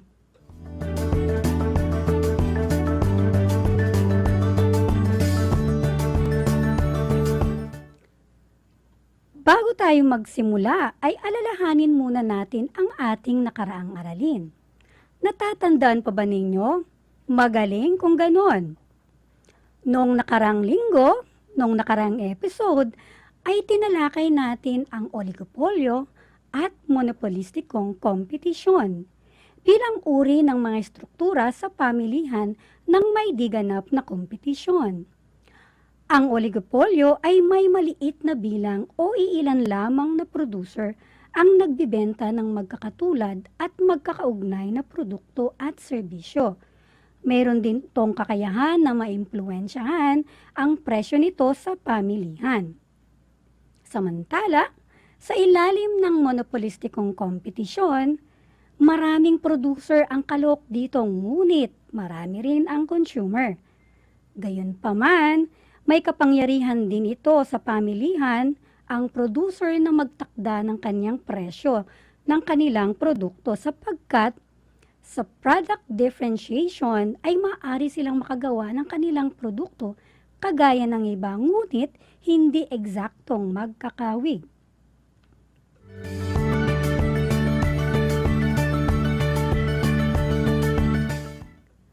Sa palagay ko ay handa na kayo para sa ating aralin sa araw na ito.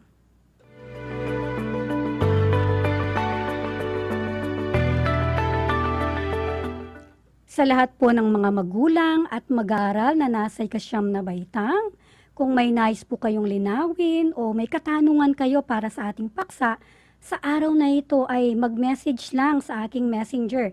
I-type lang ang aking pangalan, May Iyagdon, o kaya mag-text o tumawag sa aking numero. Ang aking numero ay 0949-750-5675.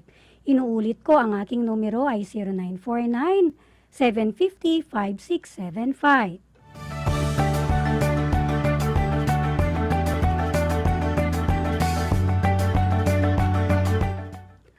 Alam kong handa na kayo, kaya't magsimula na tayo. Simulan natin ang ating paksa sa pamamagitan ng mga tanong.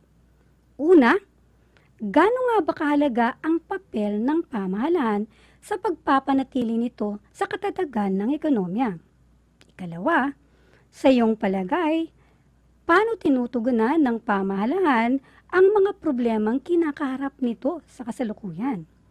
Ikatlo, kung ikaw ang Pangulo ng Pilipinas sa panahon ng pandemya, ano ang higit mong isasaalang-alang?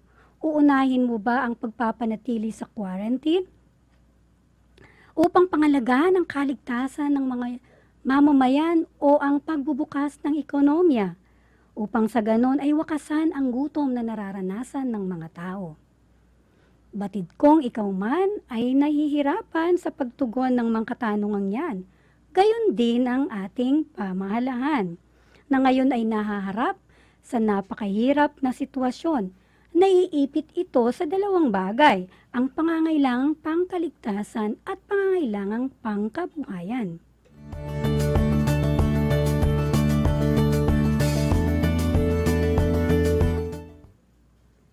Ngayon ay ating alamin ang pananaw ng teoryang laissez-faire ukol sa mga katanungang ito.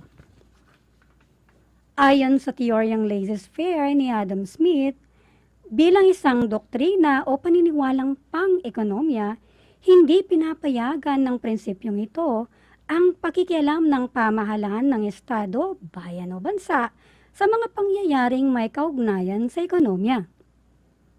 Mula dito, hindi dapat pakialaman ng pamahalaan ang operasyon at pamamalakad ng mga industriya. Ngunit, dahil sa lubos na napakaraming produkto at pamilihan, at paglilingkod ng hindi kayang tustusan ng mamamayan ay nangangailangang mamagitan ang pamahalaan.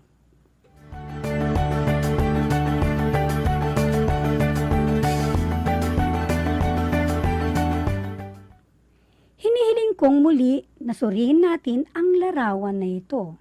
Sa inyong sinagutang gawain sa tuklasin, ano ang napansin mo sa mga gabay na tanong? Katulad ng, sa iyong palagay, paano tinutugunan ng pamahalaan ang problemang kinakaharap nito sa kasalukuyan?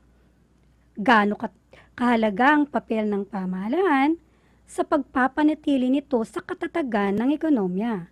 Maliban pa dyan, ano pa ang ibang mga suliranin na maaaring kaharapin ng ating pamahalaan sa kasalukuyan? Kung ang sagot mo ay mga suliraning kinakaharap ng pamahalaan at kailangan ang kahalagan ng pamahalaan ng pagpapatatag ng ekonomiya, ay tama kayo.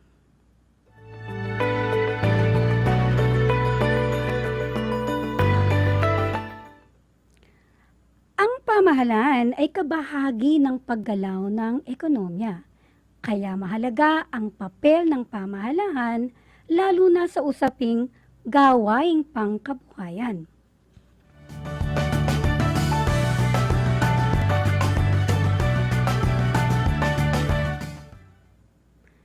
Narito ang mga pangunahing tungkulin ng pamahalaan upang maging balanse ito sa ekonomiya. Una, ang pagkakaloob ng serbisyong panlipunan. Hindi lingid sa ating kaalaman na ang kriminalidad ay hindi makakatulong at makakahikayat sa pamumuhunan.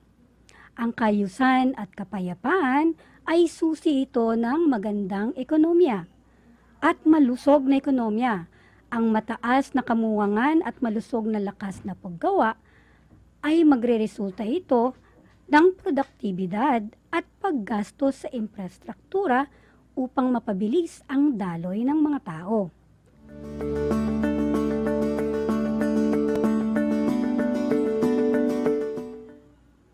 Pangalawa, pagtataguyod ng kompetisyon. Tungkulin ng pamahalaan na pangalagaan ang karapatan ng mga mamamayan, lalong-lalo na ang mga mamimili. Kung kaya, ang monopolyo sa pamilihan ay mahigpit na binabantayan ng pamahalaan. Tinitiyak ng ating pamahalaan na hindi iilang tao lamang ang dapat nakikinabang dito. Pangatlo, pagtitiyak sa katatagan ng ekonomiya. Hindi lingid sa ating kaalaman na ang Pilipinas ay sumailalim sa State of National Emergency bunsod ng COVID-19. Dahil dito, nagtakda ang pamahalaan ng presyo na abot kaya ng mga mamimili upang sa ganon ay mabawasan ang epekto ng kawalan ng hanap buhay.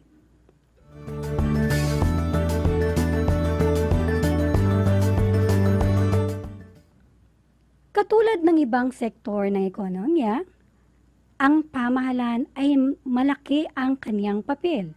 Ayon sa Constitution 1987 ng Article 11, Section 4, ang pangunahing tungkulin ng pamahalaan ay pangalagahan at paglingkuran ang sambayanan.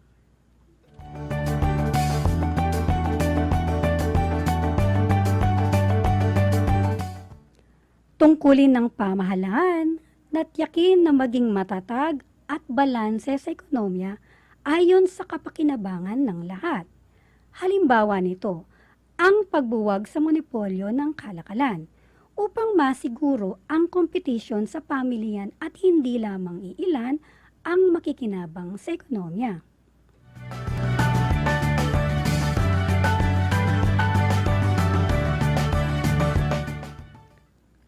Ayon kay Nicholas Gregory Mankiw, government can sometimes improve market outcomes. Ayon pa sa kanya, bagamat ang pamilihan ay isang organisadong sistemang pang-ekonomiya, may mga pagkakataong nahaharap ito sa pagkabigo o tinatawag na market failures. Halimbawa ng mga ito ay ang paglaganap ng externalities gaya ng polusyon at pagkakaroon ng monopolyo sa pamilihan na nagdudulot ng kawalan ng kompetisyon. Sa ganitong pagkakataon, kinakailangan ang pakikialam o panghihimasok ng pamahalaan sa takbo ng pamilihan.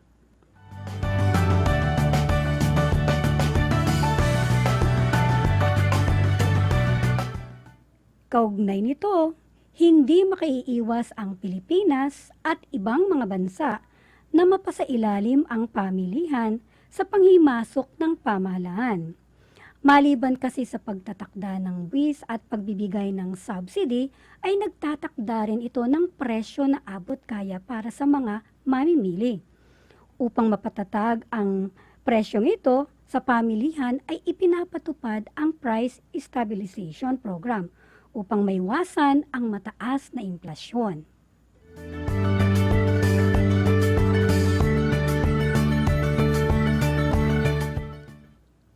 Ang pagkontrol ng presyo ay nahati sa dalawa, ang price ceiling at price floor. Ano nga ba ang pagkakaiba ng dalawang ito?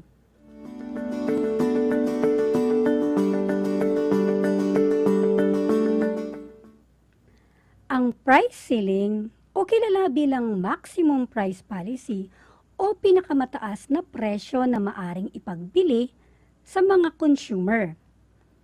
Mahigpit na binabantayan ang mga produkto na kabilang sa mga pangunahing pangangailangan, katulad ng bigas, asukal, kape, maging ang mga instant noodles na tinatatakan ng SRP o Suggested Retail Price.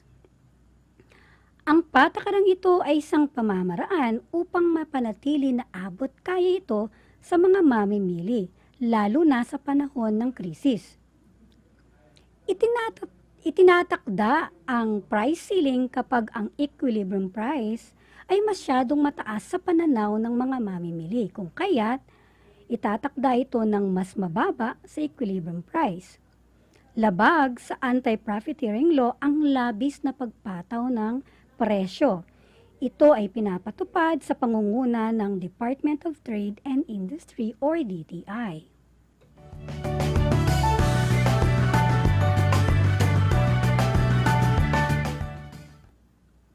Ano naman ang price floor? Ang price floor o kilala bilang price support at minimum price policy na tumutukoy sa pinakamataas na presyo na itinakda ng batas para sa mga producer. Itinatakda ito ng mas mataas sa equilibrium price upang sa ganon ay matulungan ang mga sektor, lalong-lalo na ang sektor sa agrikultura. Itinatakda rin ang price floor upang sa ganon ay bigyan ng tulong ang sektor ng agrikultura maging ang batas sa minimum wage.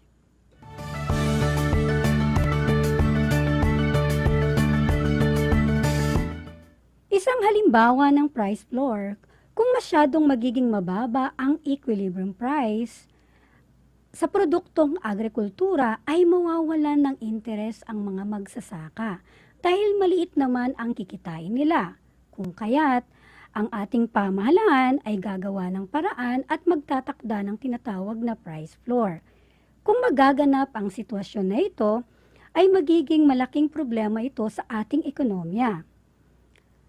Maliban pa rito, maaaring ang pamahalaan ay magsilbing tagapagbili ng mga produktong palay ng mga magsasaka upang masiguro na mataas pa rin ang kanilang kita at upang masiguro na hindi mawawalan ng kakulangan ng supply sa mga pamilihan.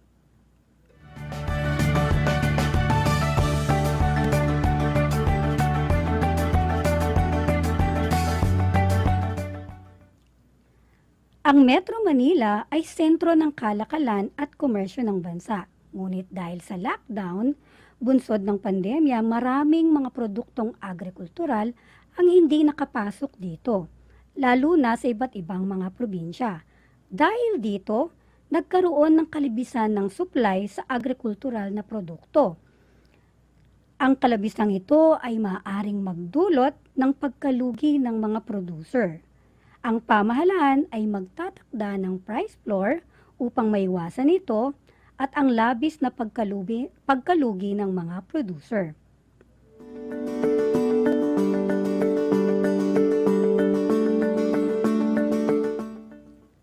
Bilang kabuuan, sa araw na ito ay ating tinalakay ang tungkulin ng pamahalaan sa ekonomiya. Lalo na ngayon sa panahon ng pandemya, hindi lingid sa ating kaalaman na ang ating pamahalaan ay patuloy pa ring nahaharap sa mga sitwasyon na ito. Saksi tayong lahat kung paano tinugunan ng pamahalaan ang mga suliranin na ito.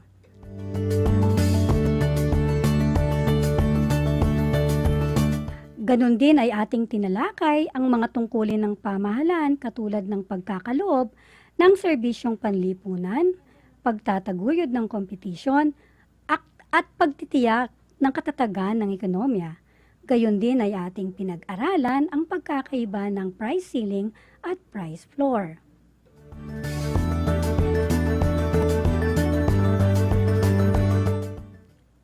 Dito nagtatapos ang ating talakayan tungkol sa tungkulin ng pamahalaan sa ekonomiya. Sa susunod na linggo ay ating pag-uusapan ang paikot na daloy sa ekonomiya.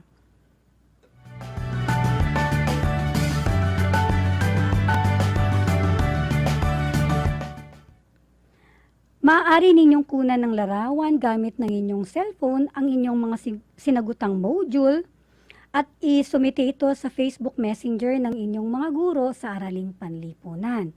O di kaya naman, lalo na kung wala kayong access sa internet, ay maaari kayong pumunta sa pinakamalapit na barangay hall upang isumite ang inyong module para sa linggong ito. Paalala lamang, tanging mga magulang at guardian ninyo ang magsasauli ng inyong mga module. Kailangan sila rin ay sumunod ng ating health protocols katulad ng pagsusuot ng face mask, face shield, paghuhugas ng kamay at physical distancing.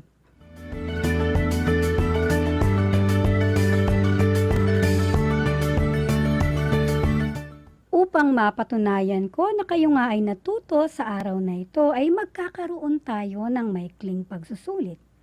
Babanggitin ko ang mga pang-uusap at isasagot naman ninyo ang pinakaangkop na sagot. Handa na ba kayo? Magsimula na tayo.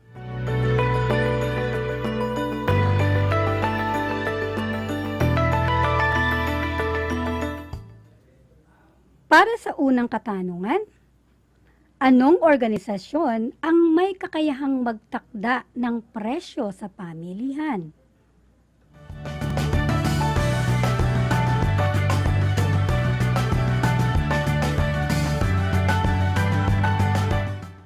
Ikalawang tanong, ano ang lugar na kung saan nagkakaroon ng interaksyon ang mga mamimili at nagtitinda?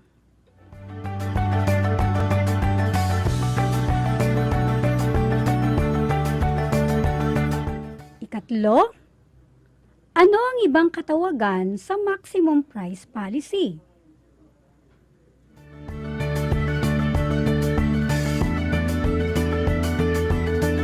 Ikaapat, kilala naman bilang minimum price policy.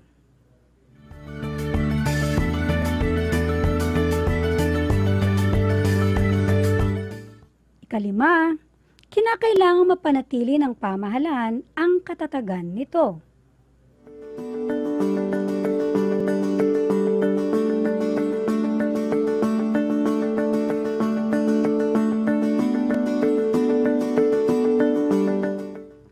Palagay ko'y tapos na kayo.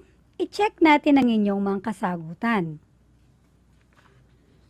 Para sa unang tanong, anong organisasyon ang may kakayahang magtakda ng presyo sa pamilihan?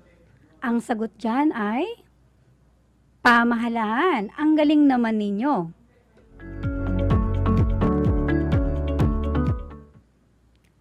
Pangalawa, ano ang lugar na kung saan nagkakaroon ng interaksyon ang mga mamimili at nagtitinda? Ang sagot dyan ay pamilihan.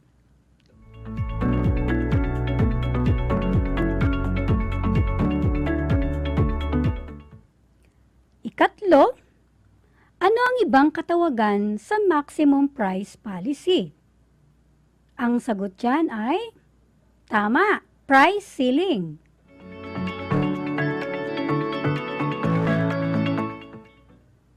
Ikapat, kilala naman bilang minimum price policy. Tama ang iniisip ninyo, price floor ang sagot dyan.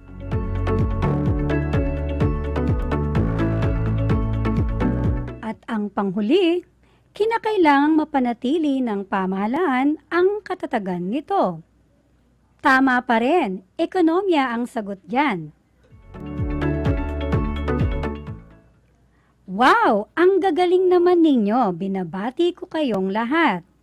Inaasahan ko na kayo'y natuto sa araw na ito. Tandaan, we heal as one, we learn as one. At magagawa natin yan sa pagtutulungan. Upang matiyak natin na tunay nga na kayo nga ay natuto sa araw na ito, muli ay ating i-review o ating balikan ang mga natutunan natin sa araw na ito. Ang tungkulin ng pamahalaan sa ekonomiya. Ano nga ba ang dalawang uri ng presyo kung paano magtakda ang pamahalaan lalo na sa panahon ng krisis? Yan ang price ceiling at price floor. Ganun din, ang mga tungkulin ng pamahalaan ay ang pagkakaloob ng serbisyong panlipunan, na kung saan dapat matiyak ang kaayusan at kapayapaan sa isang bansa. Ito kasi ay magiging susi ng katatagan ng ekonomiya. Ito ay nagpapakita na tunay nga na malusog ang ekonomiya ng isang bansa. Pagtataguyod ng kompetisyon. Sinisiguro dito ng ating pamahalaan na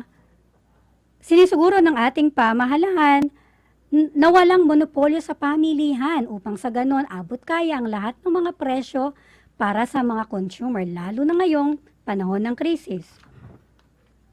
Muli, ako ang inyong guro sa Araling Panlipunan Grade 9, May Agdon, na laging nagsasabi na ang Araling Panlipunan ay daan sa pagiging makadiyos, makatao, makakalikasan, at makabansa. Happy Eco Afternoon mga kabatang TarlakHenyo. Hanggang sa muli!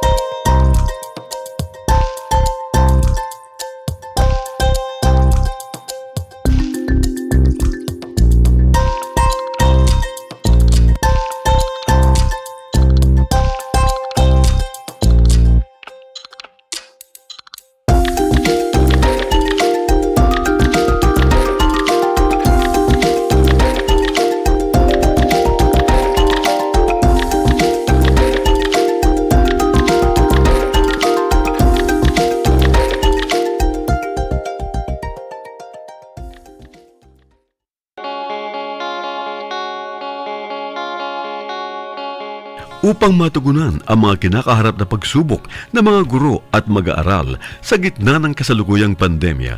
Nagsanib tulong sina Congressman Charlie Cojuangco ng unang distrito ng Tarlac, DEPED Region 3 Regional Director Dr. May B. Eclar at TARLAK Schools Division Superintendent Dr. Ronaldo Poson para sa isang napapanahong proyekto na tinaguriang Project Shine, Aral TarlakHenyo. Ang mga mag-aaral ng Grade 4 at Grade 5, ganon din ang Grades 8 and 9 sa buong probinsya ng Tarlac ay sasailalim sa radio-based instruction, katuwang ang himpilang DZTZ 828 kHz AM at RTV Tarlac, Channel 26. Buhay mga bata at lalong-lalo na syempre sa mga batang nasa ikalimang baitan. Hello! Magandang araw din sa inyo, mahal naming magulang. Ito ang Aral TarlakHenyo ng SDO Tarlac Province dito sa RTV Tarlac, Channel 26 at DZTC Radio Pilipino, Tarlac.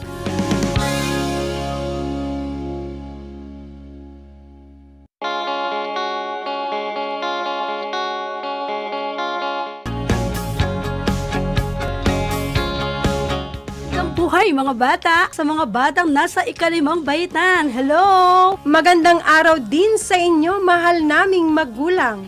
Ito ang Aral TarlakHenyo ng SDO Tarlac Province dito sa RTV Tarlac, Channel 26 at DZTC Radio Pilipino, Tarlac. Happy learning, grade 4. Welcome to Aral TarlakHenyo here on RTV Tarlac, Channel 26. Simulcast over DZTZ 828, Radio Filipino, Tarlac. Hello mga kabida! Ako po si Ana Roses at iniimbitahan ko po kayo, malapit na ang Bida Ka Mars!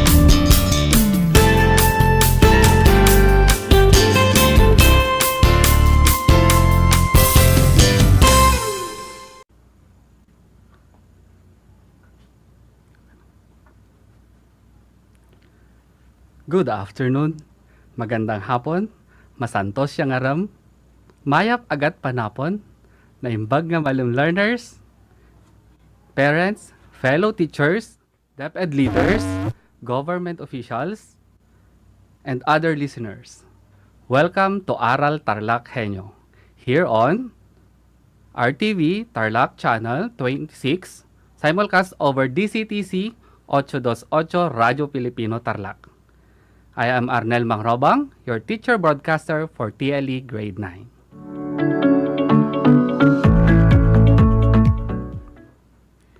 I would like to invite you to join us in an exciting learning experience at home.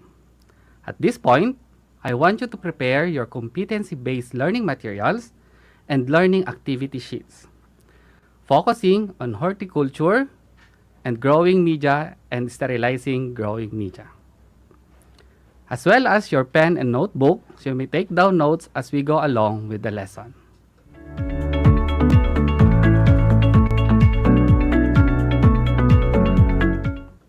Okay, are you ready now? Great! Be sure you are in a good, comfortable, and well-learning environment so you may listen to our topic very well.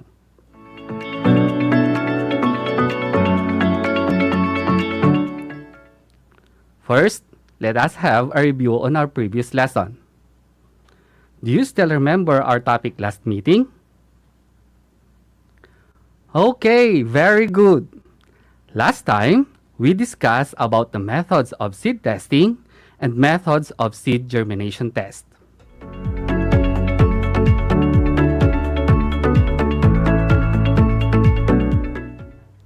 Can you enumerate the different methods of seed testing? Excellent! The different methods of seed testing includes breaking the seed coat, winnowing, and germination test.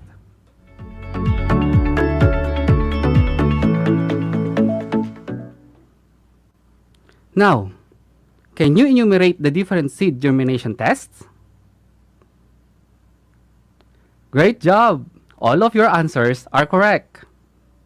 The different methods of seed germination tests are the following: ragdoll method, petri dish method, seedbed method, and seed box method. I'm glad you still remember our last topic.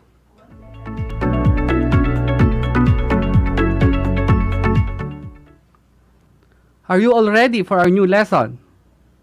Let's begin. Open your competency-based learning materials in horticulture, and we will be going to focus our lesson on growing media and sterilizing growing media.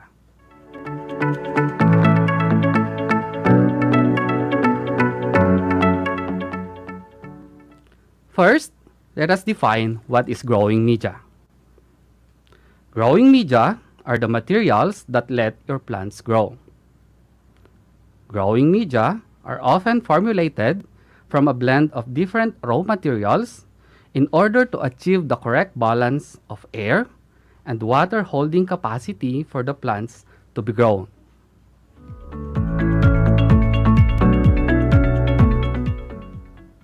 Now, do you have any idea about the three main functions of growing media? All right, let's enumerate them one by one.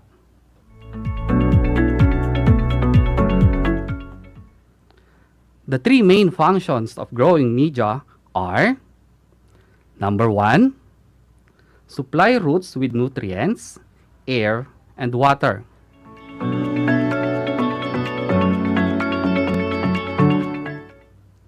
Number 2, allow maximum root growth.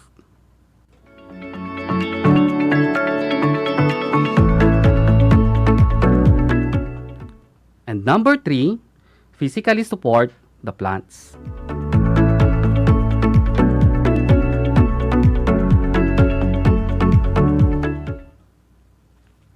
Now, do you have any idea about the different components of growing media? Very good. The best soil for general nursery purposes is a friable loam, rich in humus, with a proper percentage of clay. In cases that these are not available, the growing media can be prepared by thoroughly mixing the following components. For loam soil, 1 part loam soil, 1 part manure or decomposed manure, and 1 part decomposed rice hull.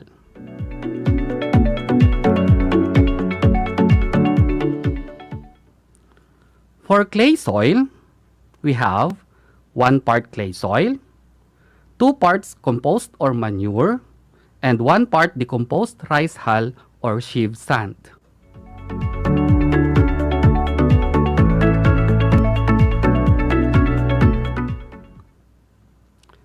Under the training regulations in horticulture, it states that the growing media for vegetable production consists of the following growing media: 1 part garden soil, 1 part sheave sand, 1 part compost, and 1 part sawdust or rice hull.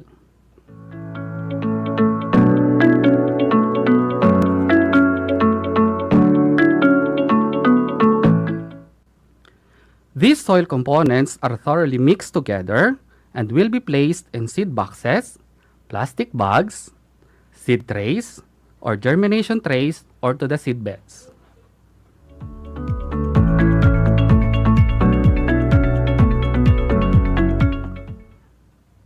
Now, let's define the different soil media components.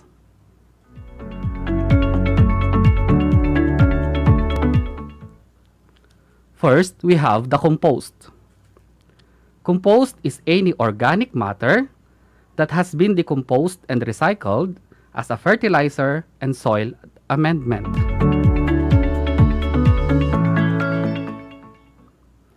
Compost is made from a variety of locally available materials, usually a combination of ingredients that are high in nitrogen and carbon.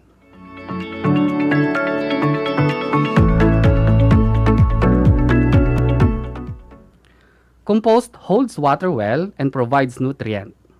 Compost can also provide natural protection against diseases of the seedlings and the roots of plants due to beneficial organisms that live in a well decomposed.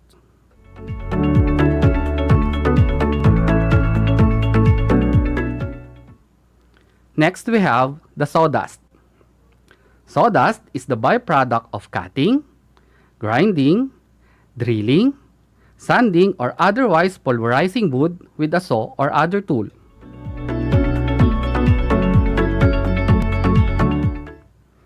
It is composed of fine particles of wood. It is also the byproduct of certain animals, birds, and insects which live in the wood, such as the woodpeckers and carpenter's ant.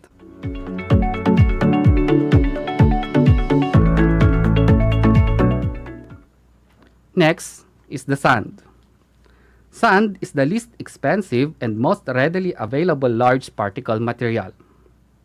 Sand is the heaviest ingredient used in potting mixes, which is good for top-heavy plants that might blow or tip over, but bad for plants that will be shipped or move a lot.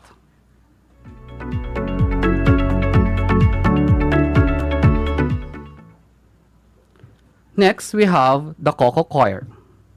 Cocoa coir or coconut husk is a natural fiber extracted from the husk of a coconut.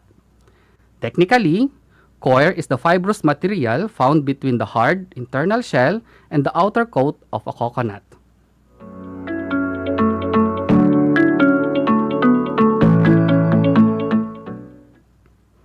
Next, rice hulls. Rice hulls provide a dense source of carbon, which when composted can increase the water and nutrient holding capacity of soil, improve soil aggregation, porosity, infiltration, and many other key beneficial soil physical characteristics.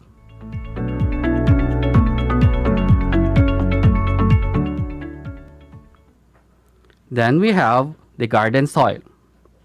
Garden soil is the topsoil, enriched with compost and other organic matter, so it's nutritious for plants. It has a heavier texture and holds water longer.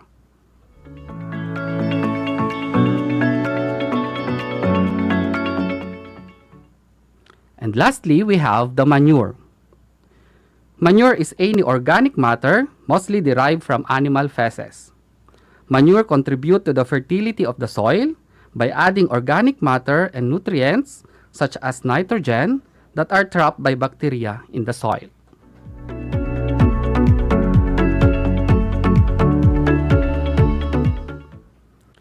To ensure the safety of seedlings from soil-borne diseases, sterilize the growing media. Sterilized soil safeguards the seedlings from the attack of dumping off, which is commonly destroy young seedlings in seed boxes or seed beds. Let us define what is soil sterilization. Soil sterilization is a chemical process or physical process that results in the death of soil organisms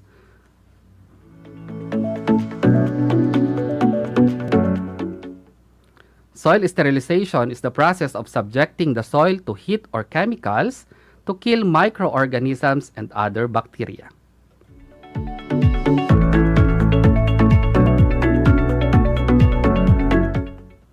Now, what do you think are the methods of soil sterilization?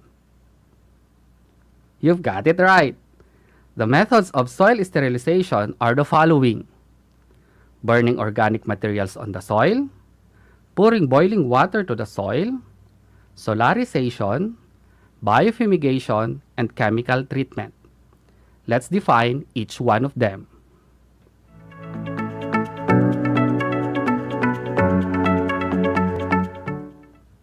Okay, first we have burning organic materials on the soil. This is a traditional way of soil sterilization. This is done by burning organic materials above the soil. A common method of soil sterilization is heating up the soil. The high temperature will cause the death of many microorganisms, including pathogens on the top of the soil, and insect pests with soil-dwelling stages such as the cutworms.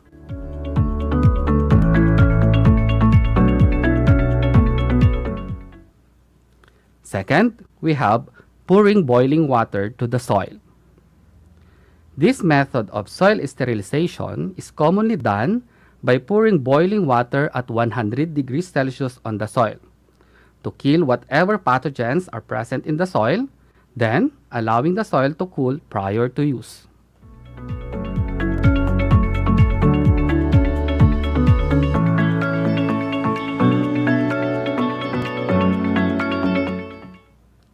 Third, we have solarization. Solarization is a method of soil sterilization uses the sun to heat the soil. Solarization can control soil-borne diseases, weed seeds, and some nematodes, including root knot nematodes. The soil is exposed under the sun.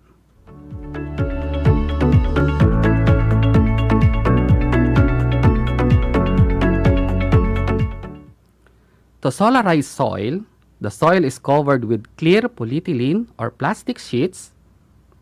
The best time is during the hot season, where there is a plenty of sun. The sun heats up the soil through the plastic, and the plastic sheets keeps the heat inside the soil.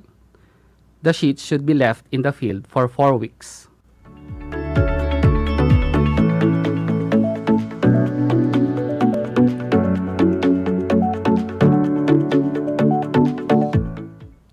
Fourth, we have biofumigation. Soil-borne pests and pathogens can be suppressed by chemical compounds that are released during the composition of certain crops. This is called biofumigation. The chemical compounds that kill or suppress pathogens are principally isothiocyanates. Those crops with biofumigation potentials are used as rotation crop or a companion crop or a green manure crop.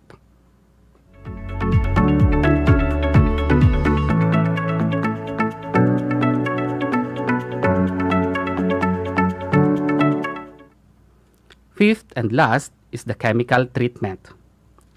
Treat the soil with chemicals like formaldehyde, 1 tablespoon per 1 gallon of water. However, the use of chemicals is not environmentally friendly because chemicals may kill not only destructive microorganisms but also the beneficial ones.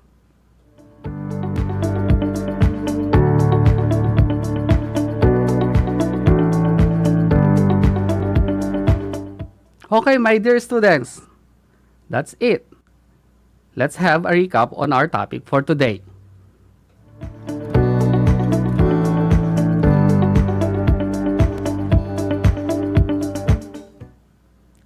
Can you define growing media? Yes, great job. Growing media are the materials that your plants grow. Growing media are often formulated from a blend of different raw materials in order to achieve the correct balance of air and water holding capacity for the plants to be grown.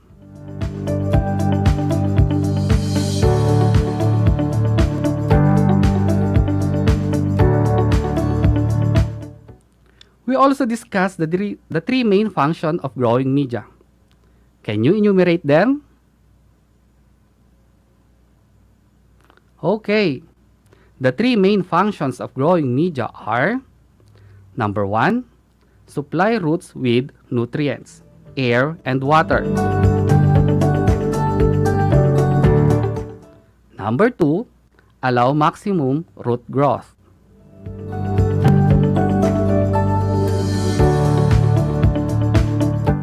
And number 3, physically support the plants.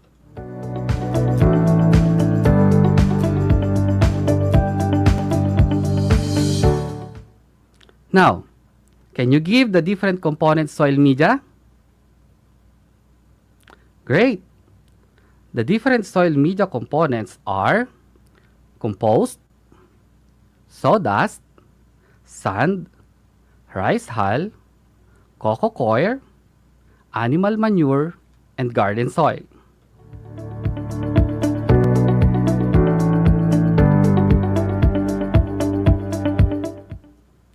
We also discussed the different soil sterilization methods. Can you give them? Very good. Here are the different methods of soil sterilization. Number 1, burning organic materials on the soil.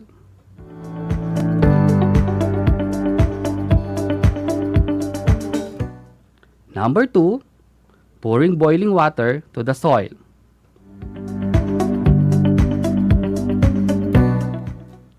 Number 3, solarization.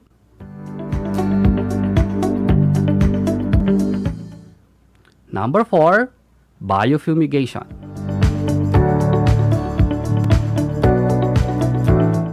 And lastly, chemical treatment.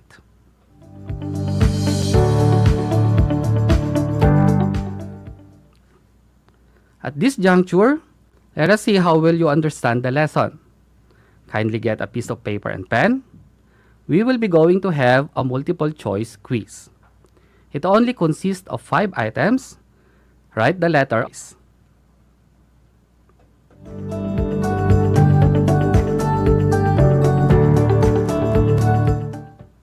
Are you ready?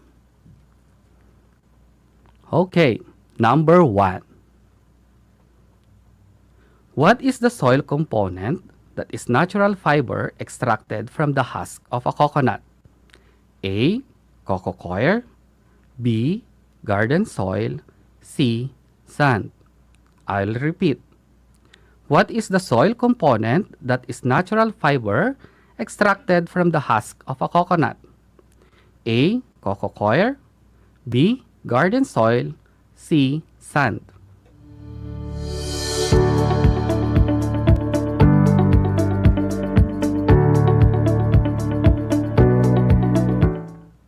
Number 2. A method of soil sterilization which is not environmentally friendly is blank. A, biofumigation. B, chemical treatment. C, solarization. A method of soil sterilization which is not environmentally friendly is blank. A, biofumigation. B, chemical treatment. C, solarization.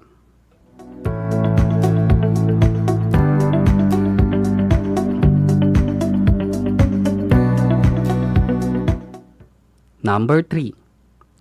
What is the process of subjecting the soil to heat or chemicals to kill microorganisms and other bacteria? A, soil sterilization. B, soil testing. C, soil media. I repeat. What is the process of subjecting the soil to heat or chemicals to kill microorganisms and other bacteria? A, soil sterilization. B, soil testing. C, soil media.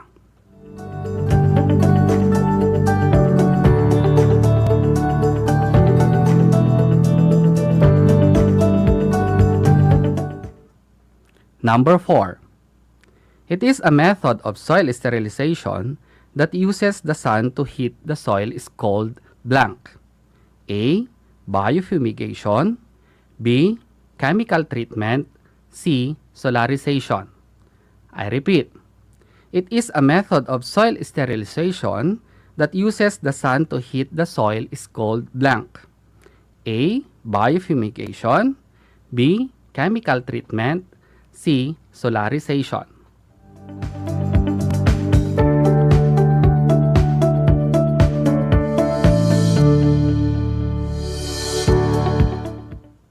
Number 5.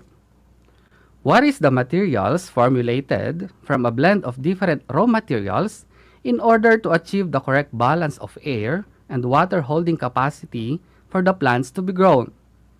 A, growing media. B, garden soil. C, compost. I repeat. What is the materials formulated from a blend of different raw materials in order to achieve the correct balance of air and water holding capacity for the plants to be grown? A. Growing media. B. Garden soil. C. Compost.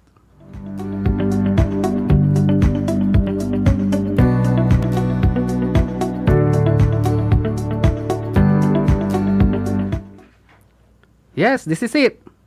Are you ready to check your answers? Okay, and here are the correct answers.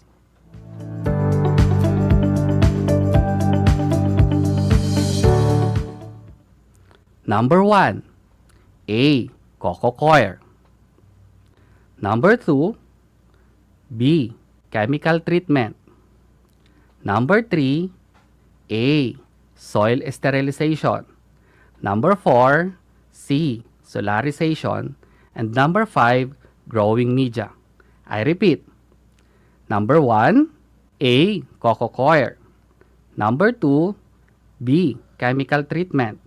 Number 3, A. Soil sterilization. Number 4, C. Solarization. And number 5, A. Growing media.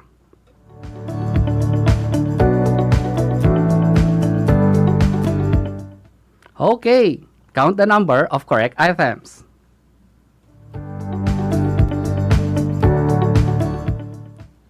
For those who got a perfect score, congratulations, you did a great job.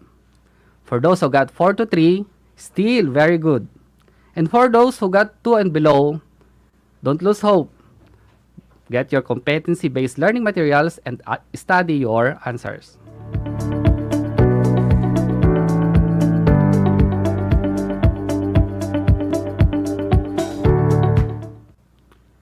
That was a great learning experience with you, learners. Hopefully you enjoyed our lesson for today. I will be glad to be with you again on our next episode and another exciting topic.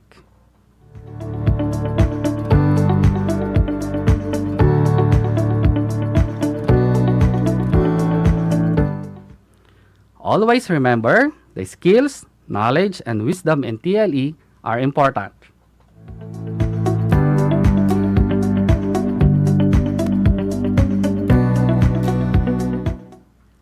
This has been your teacher broadcaster Arnel Mangrobang saying, in agriculture you will get a dirty hands, but always remember that those hands will feed a lot of people.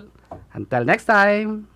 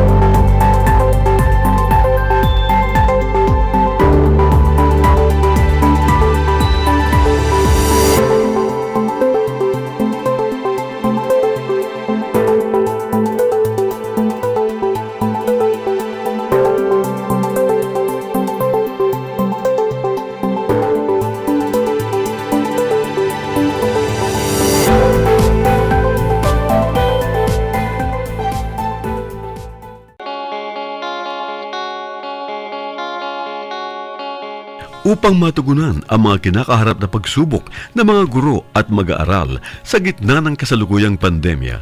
Nagsanib tulong sina Congressman Charlie Cojuangco ng unang distrito ng Tarlac DEPED Region 3 Regional Director Dr. May B. Eclar at TARLAK Schools Division Superintendent Dr. Ronaldo Poson para sa isang napapanahong proyekto na tinaguriang Project Shine, Aral TarlakHenyo. Ang mga mag-aaral ng Grade 4 at Grade 5, ganon din ang Grades 8 and 9 sa buong probinsya ng Tarlac ay sasailalim sa radio-based instruction, katuwang ang himpilang DZTZ 828 kHz AM at RTV Tarlac, Channel 26. First of all, I would like to say thank you to our sponsors for having this Aral TarlakHenyo for the benefit of our learners. My dear teachers, my dear parents, and everybody else in DEPED Tarlac family, you are invited to be a part of this, get involved, engage with it, ask a lot of questions so that we can improve more because this is for you. To you, my dear parents, this is now the opportunity for you to reach us out. Be with us. Tune in to this radio station, DCTC, Radio Pilipino, sa ating pong talapihitan, 828 AM radio po yan, Angat TarlakHenyo. This is for all of us. God bless us all.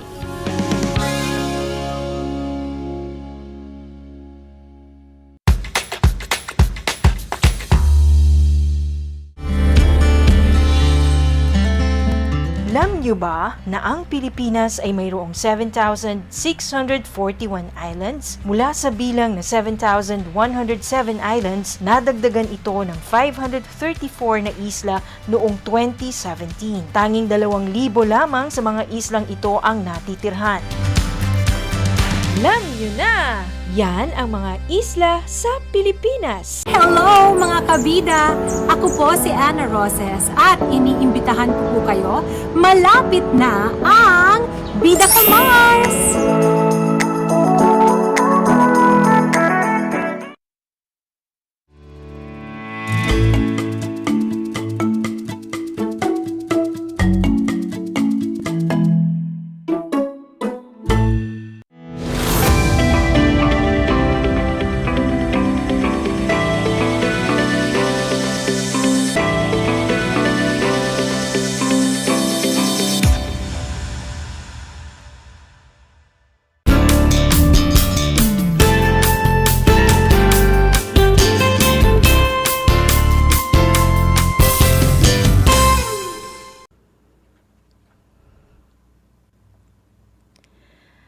A blessed and good day to all the grade 9 learners from all over the schools division of Tarlac Province. Welcome to Aral TarlakHenyo here on RTV Tarlac Channel 26, simulcast over DCTC Radio Pilipino Tarlac. I am your teacher broadcaster, Ma'am Abigail Fausto Bartolome, who will be with you in this 25-minute informative and educational broadcast about our lesson in Health Grade 9. I would also like to welcome all our students, our dear supportive parents, our valuable stakeholders that this radio and TV broadcast may reach. Once again, welcome to Aral TarlakHenyo here on RTV Tarlac Channel 26, simulcast over DCTC Radio Pilipino Tarlac.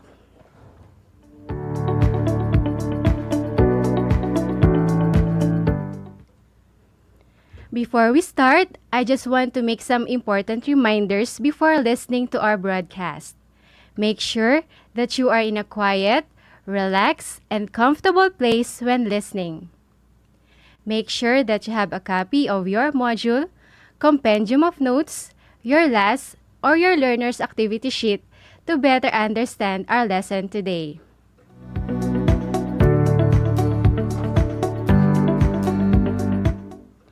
Our topic for today is about the 6th classification of drugs and the early warning signs of drug abuse.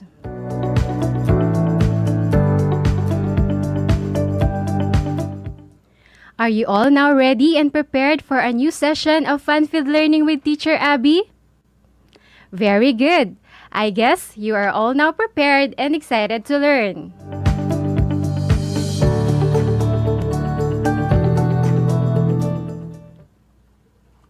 An important reminder to all our listeners, especially to our dear parents and students, to please feel free and comfortable enough to ask questions during and after the broadcast. We want to have an interactive discussion with you. I want to hear from you. You can post your questions, queries, and clarifications via the FB live stream of Aral TarlakHenyo here on RTV Channel 26. Post a message on our class GC or simply through SMS. You can message me directly, your teacher broadcaster, on my number 0922-704-5331. I'll try my best to answer all your questions, queries, and clarification before our broadcast ends. Once again, you can message me through my number 0922-704-5331. I'm looking forward to receive messages and clarification about our lesson today.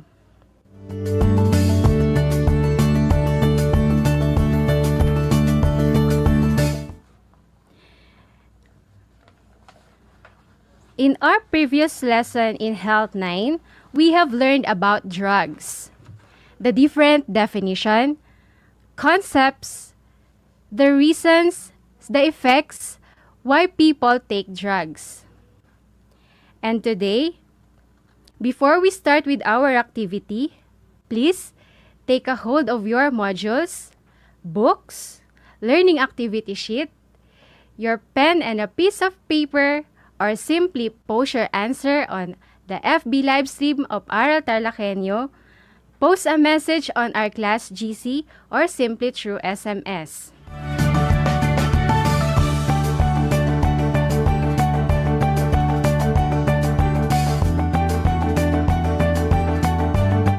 Okay, here it is. Our activity is entitled Shout Me Out, or simply a Name Me Game. Your teacher broadcaster will read the definition and you will identify what is being described or what is being asked. Are you ready, class? Very well. You can post your answers after I've counted 3, 2, 1, go.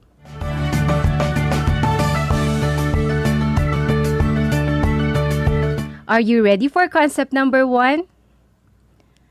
This is any substance, when taken into the body, alters the body's function either physically and psychologically. What is your answer? Are you ready with your answer, guys?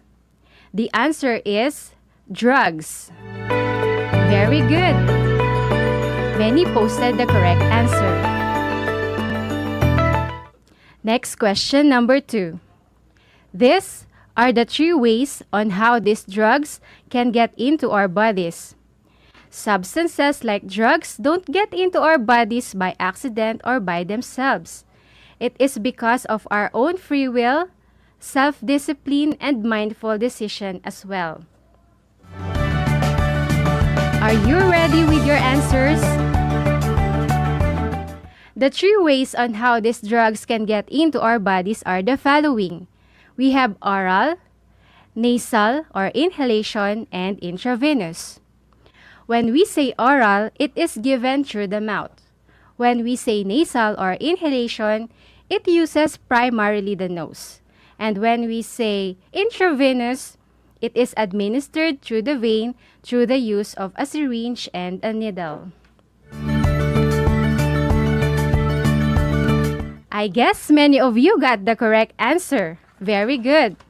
Let's now move on to the third question.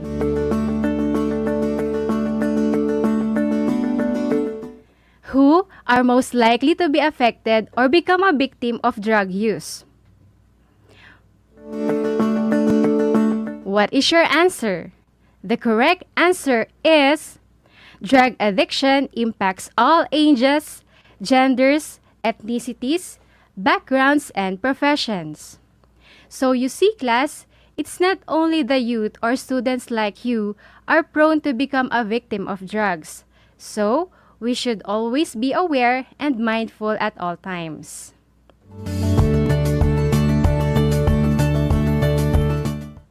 Question number 4. What do you think are the reasons why people take drugs? I know for sure you have a lot in mind. Very good. I can see some of your responses posted on our group chat or GC. I can say that you are very much active in participating in our broadcast this afternoon. Okay, let's check if your answers are correct. Here are the reasons why people take drugs.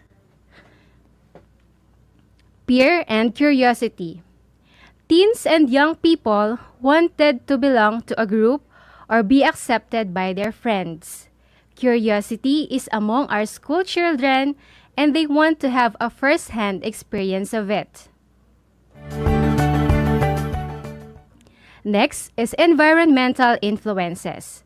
The environment and growing up in poverty or in households with drug addiction and abuse can create a high risk of abuse, for they may perceive it as normal and acceptable. We also have broken families.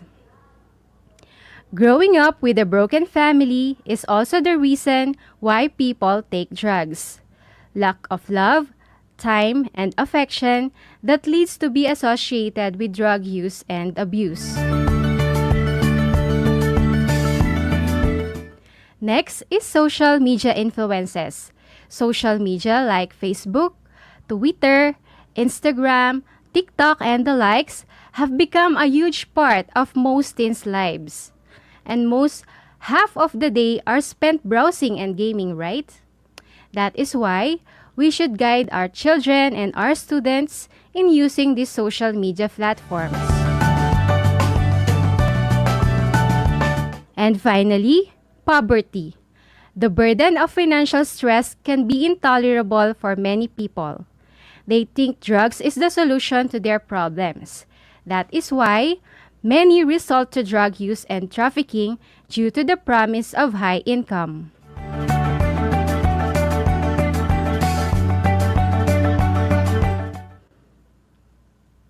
Okay, class. So those are only a few of the many reasons why people take drugs.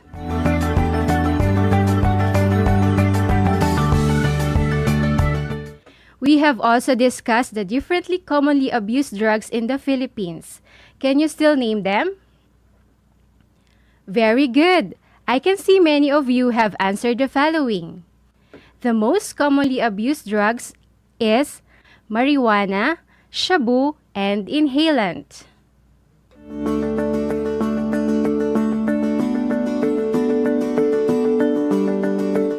I am glad that you have remembered and mastered our previous lesson, and that leads us to the main part of our discussion, which is the 6th classification of drugs and the early warning signs of drug use. For those who have just tuned in, welcome to Aral TarlakHenyo here on RTV Tarlac Channel 26, simulcast over DCTC Radio Pilipino Tarlac.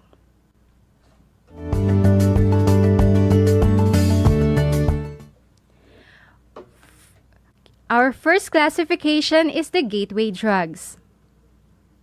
Gateway drugs such as cigarette and alcohol are legal drugs that a non-drug user might try, which can lead him or her to more dangerous drugs such as marijuana and shabu.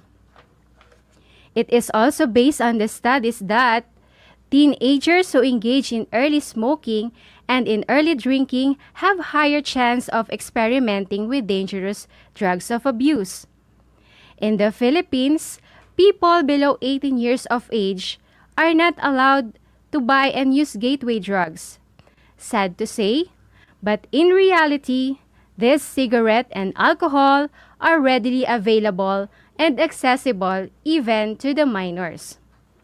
So, as their ates and their kuyas, What can you do to help your younger brothers and sisters keep away from these gateway drugs?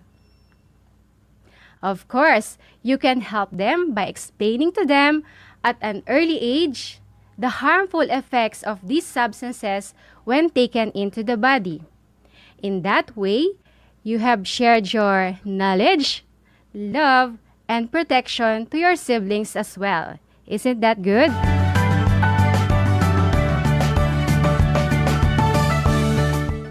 Next in line are the depressant drugs. They slows down the central nervous system. The central nervous system includes the brain, spinal cord, and nerves. Doctors commonly prescribe depressant drugs to help certain persons to be less angry, less stressed, or tense. Depressant drugs relax muscles, nerves, and makes patient sleepy and lightheaded. In addition, depressants are also called as downers. In Tagalog, we call them as pampatamlay.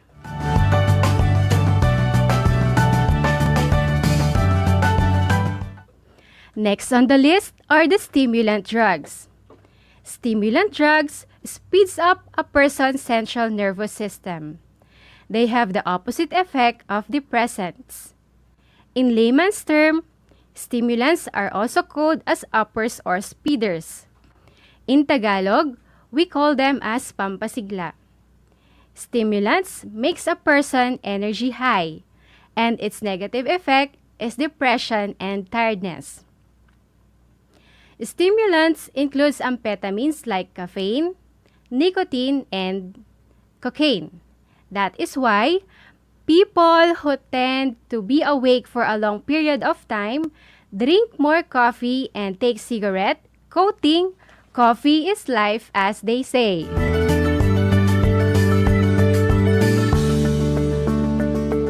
Moving on to the next classification, we have narcotics. Narcotics are drugs which relieve pain and induce sleepiness. In medicine, these drugs are administered in moderation to patients with mental disorders and those in severe pain like cancer. Always bear in mind that these drugs should be taken under proper authorities, and if not, it can lead to severe health and mental disorder and worse, death.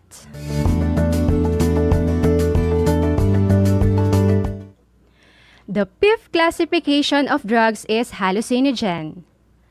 Hallucinogens are drugs which distorts reality. It affects all senses and makes a user see, hear, or feel things that don't exist in the time being. The name hallucinogens came from the word hallucination, which is to perceive illusions. This is also the reason why drug users commit crimes.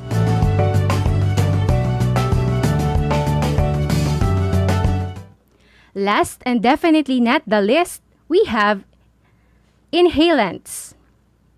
Inhalants are found in ordinary household chemical products. And did you know that they are readily available and easily accessible to young children? The example of household products are acetone, rugby, solvent, spray paint, cleaning fluid, and even your simple pen marker. The most commonly abused inhalant is the rugby.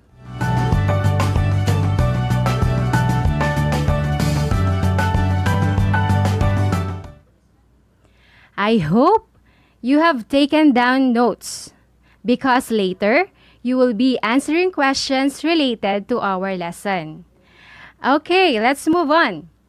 After discussing to you the 6 classification of drugs, I think it is just the right time or the high time for us to discuss also the different early signs of drug use. It is important to know the signs and symptoms of drug use because they are linked to changes in the body, behavior, and emotion.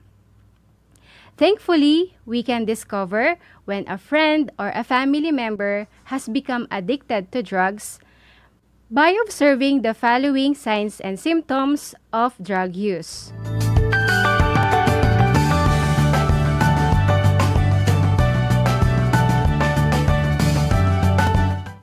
Here are the following checklists for the signs and symptoms of drug use. Number 1. Visible skin markings, bruises, and cuts on the skin. Drug users and may use IVs or intravenous that may leave visible markings on the skin. Number 2. Wearing sunglasses even when not needed. Drug users and abusers usually try to hide signs of their addiction through concealment like wearing sunglasses even when inside their house or even at nighttime.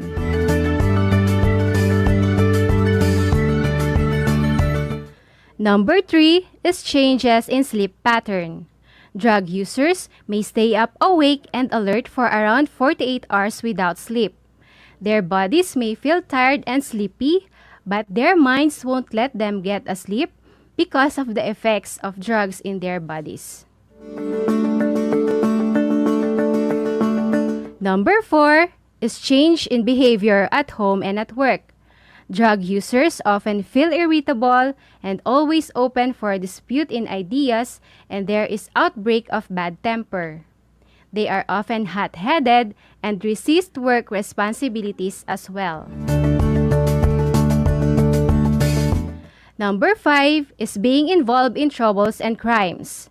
Drug users and abusers are overly sensitive about things. They are often defensive and hot-headed. And worse, drug use can lead to committing crimes punishable by the law. So, class, those are only a few of the different signs of a possible drug user. Be careful and vigilant enough to identify one. But we should always put in our hearts and our minds not to judge these people, but instead, extend a loving hand and understanding, for they are all a victim of drug use. I hope I have given you enough information and knowledge about our lesson today. Are you still with me, guys? Very good. So, to have a short wrap-up of the lesson, can you give me the salient points in the lessons that you remember? I can see that you are very much active in posting your answers via live stream and group chat. Let me read to you the answer coming from Erin Angela Gomez. Hello, Erin Angela. And she said, I have learned about the 6 classification of drugs. They are gateway drugs, depressants, stimulants, narcotics, hallucinogens, and inhalants, and also the different early signs of drug use. Very good, Erin Angela. I am glad that you remembered our lesson today. And now let's have a quiz about our lesson today. This is only a 5-item quiz. All you have to do is to identify the correct answer. You can write your answer on your map and notebook, or simply post your answer via the FB live stream of Aral TarlakHenyo here on RTV Tarlac Channel 26. Question number 1. What is the substance, when taken into the body, alters the body's function either physically and psychologically? A. Drugs. B. Cigarette. C. Drugs. D. Caffeine. Number 2. What is the qualification of alcohol and cigarette? A. Gateway drugs. B. Inhalants. C. Depressants. D. Stimulants. Number 3. What are these drugs that speeds up the central nervous system? A. Stimulants. B. Inhalants. C. Depressants. And D. Gateway drugs. Number 4. Which of the following is a warning sign of drug use? A. Change in sleep pattern. B. Wearing of sunglasses even when not needed. Letter C, involvement in crimes and trouble. And letter D, all of the above. Number 5, what are these drugs that slows down the central nervous system? A, stimulants. B, inhalants. C, depressants. D, gateway drugs. Okay, let's try to check your answers. Here are the key to correction. Number 1, letter B. Number 2, A. Number 3, A. Number 4, D. And number 5, A. I hope you get the items correctly. For those who are not, there will always be a next time. So don't be sad. What is important is that you have been honest and you have tried hard. Okay? For today's activity and discussion, kindly refer to your learner's activity sheet. This will be your assignment for today's broadcast. The title of the activity is Paint Me a Picture. You are going to make and create a drawing or a poster about drugs. It can be its prevention, control, and effect. After all the ideas and information given to you, I am pretty sure that you can create a beautiful output for this activity. You will be graded according to this criteria. Creativity, 25%. Neatness of work, 25%. Interpretation, 25%. Message, 25%. For a total of 100%.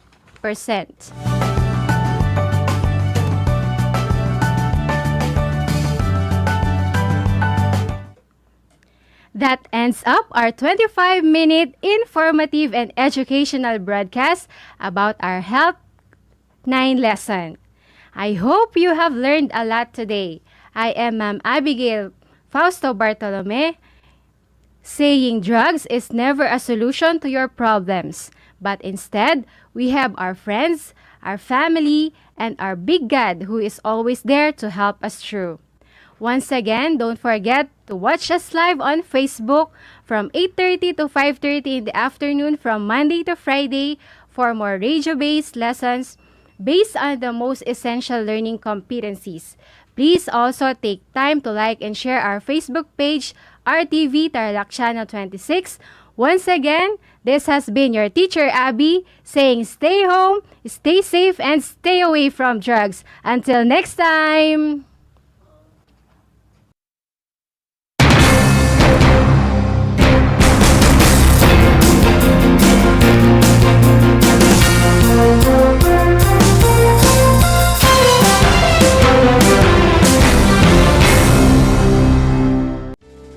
Tuwing sasapit ang alas 5 ng hapon, parangalan natin ang ating mga kababayan na nasa unahan laban sa COVID-19.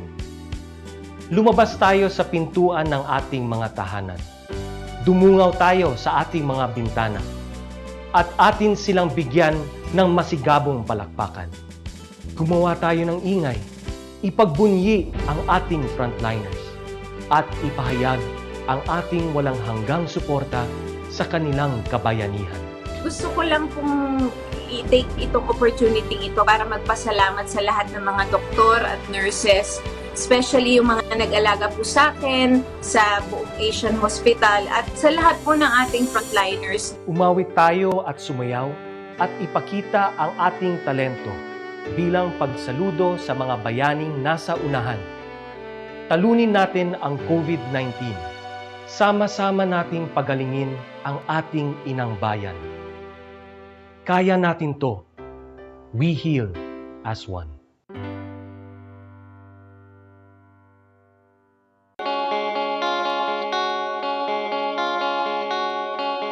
Upang matugunan ang mga kinakaharap na pagsubok ng mga guro at mag-aaral sa gitna ng kasalukuyang pandemya, nagsanib tulong sina Congressman Charlie Cojuangco ng unang distrito ng Tarlac, DEPED Region 3 Regional Director Dr. May B. Eclar at Tarlac Schools Division Superintendent Dr. Ronaldo Pozon para sa isang napapanahong proyekto na tinaguriang Project Shine, Aral TarlakHenyo.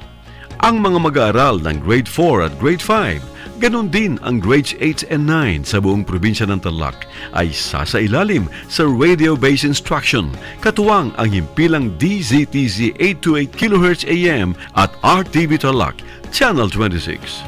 To our partners in DEPED, thank you po sa inyong entusiasmo in helping our province meet the gap between distance learning and quality of education for our children.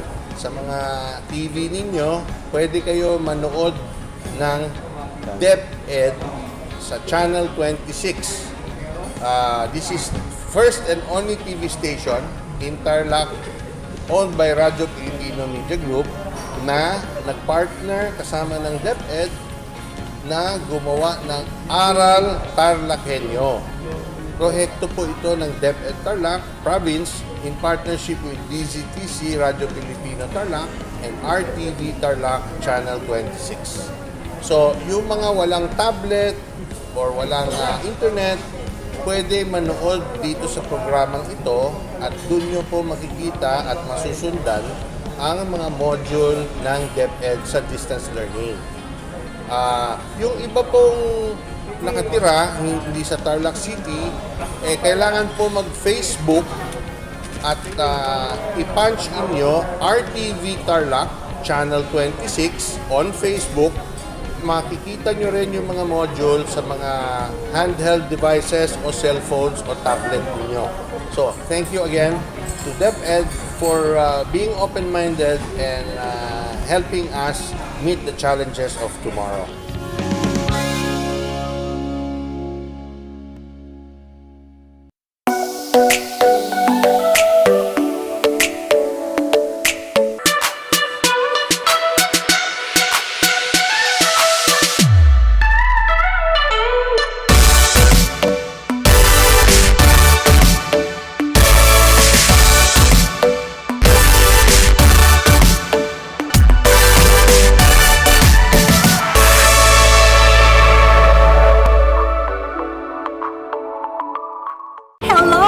kabida, ako po si Ana Roses at iniimbitahan ko po kayo, malapit na ang Bida ka Mars!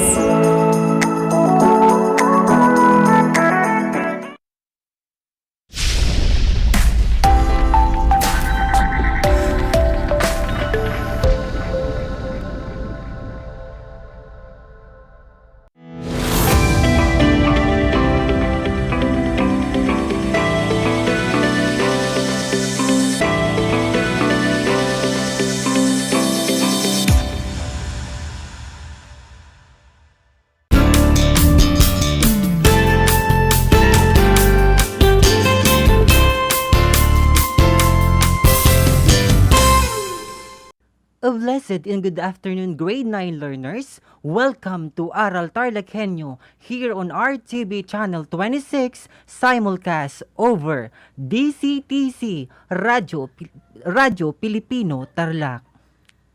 I am Cesar Wim M. Vergara, CRMB, your teacher broadcaster for Health 9, and who will help you understand our lesson for today.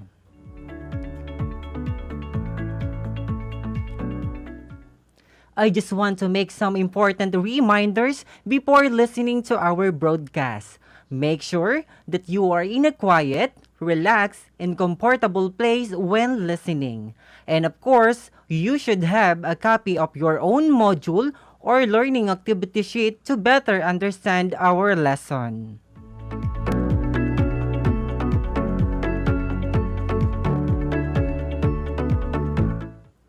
Welcome to our second quarter lesson in Health 9 for Week 5.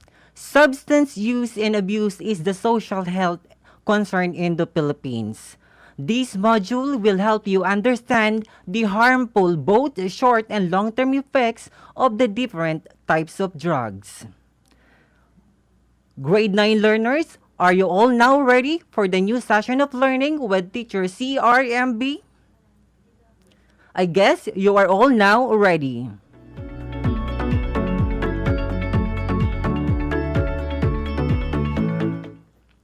A while ago, Teacher Abby discussed about the different types of drugs and their classification, as well as the descriptions. Okay, let's have a short berry game entitled Name Me. I will give you the meaning and description as well as the picture. Then after I counted 3, 2, 1 and go, you will give your answer.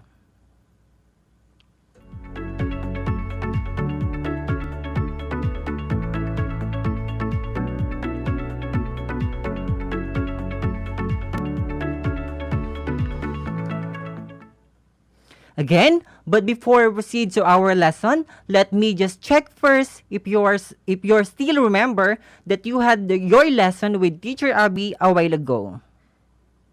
And for me to check your responses, you can post your answer on the live stream. You can send me a message through our GC or G Classroom or through SMS. In that way, I can check if you are still with me on this broadcast.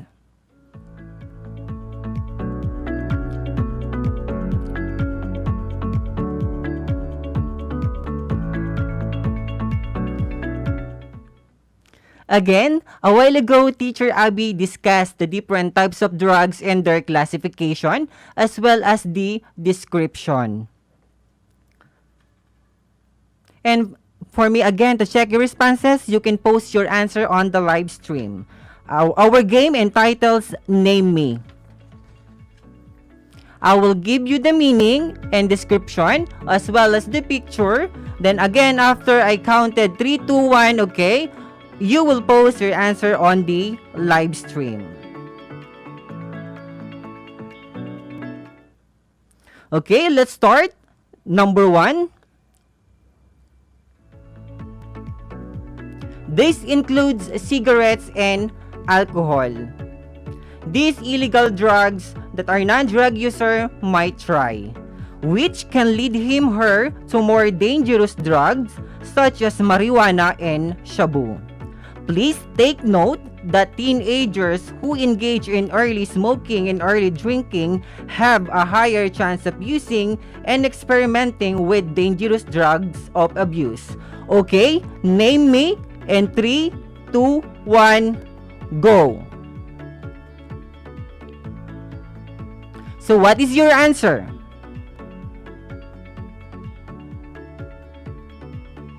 Okay, if your answer is gateway drugs, you've got the correct answers.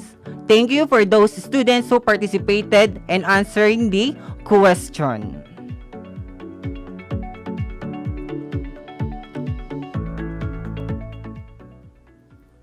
Okay, number 2, these drugs slow down the central nervous system or the CNS, and these drugs also certain responsibility or less angry, less stress, tense and relaxed muscle and nerves, and will surely make the patient sleepy.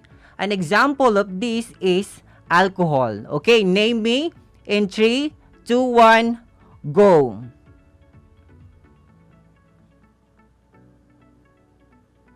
Okay, what is your answer? Okay, a lot of you answered depressants and you got the correct answer. Moving on to the question number 3. These drugs speed up the central nervous system, and these drugs is the opposite of the depressants and make person's energy high. Perfect example of this that keeps you awake is coffee, found in caffeine, and nicotine found in cigarette. Okay, grade 9 learners, what is your answer? Okay, name me in 3, 2, 1, go.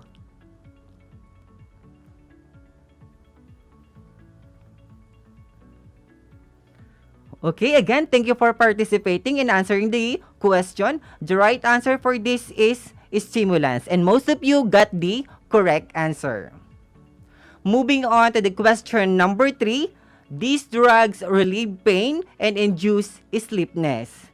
In medicine, these drugs are administered in moderation to patients with mental disorders, and those in severe pain like cancer. So what is your answer, grade 9 learners? Okay, name me in 3, 2, 1, go.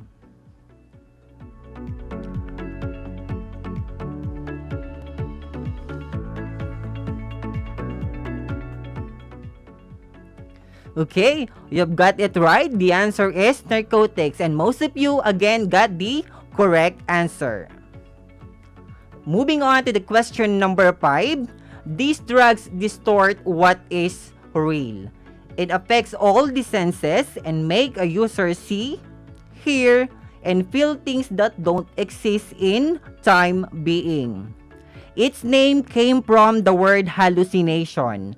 Pretty obvious is the answer, right? As you can see to the presentation. Okay, name me in 3, 2, 1, go.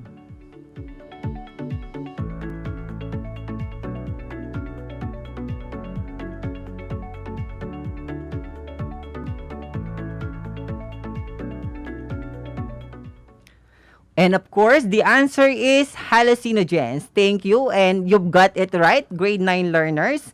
And we are now down to last question. These drugs are found in chemical household products and anesthetics. Example of household products as this types are acetone, rugby, or solvent, or ordinary spray, paint, cleaning fluids, and air conditioner fluid. You intake this substance through nasal or inhaling. Okay, name me in 3, 2, 1, go. What is your answer, grade 9 learners?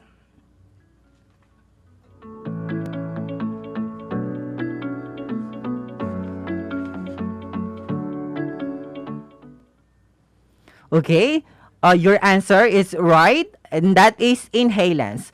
Okay, thank you for participating our online review, grade 9 learners from all over the Tarlac province. And I'm glad that you still remember our previous lesson that you had with Teacher Abby a while ago. The different types of drugs, namely gateway drugs, depressants, stimulants, hallucinogens, narcotics, and inhalants. So this leads us to the continuation of our lesson for today's afternoon broadcast in Health 9 for Week 5, which are the short and long-term effects of the different types of drugs mentioned a while ago.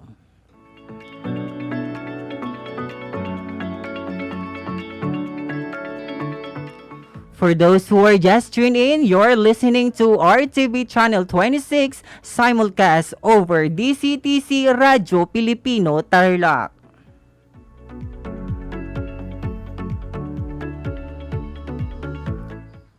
People give several reasons in taking drugs. Some believe that these drugs can feel them look and good, and some people use drugs for pleasure. Continuous and prolonged drug use has a very bad effects in a person. It can alter his or her behavior, mental, physical, and psychological condition. It also leads the person to severe health problems, poor quality of life, and eventually death. And we must understand that this is not easy to know and feel the effects of drugs in our body, because effects are not always the same with drug user.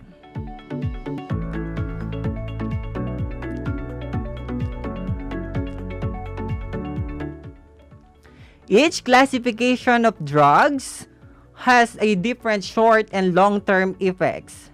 The short-term effects can last for a couple of days, weeks, or even shorter periods, while the long-term effects can be felt for months, years, or even for a lifetime.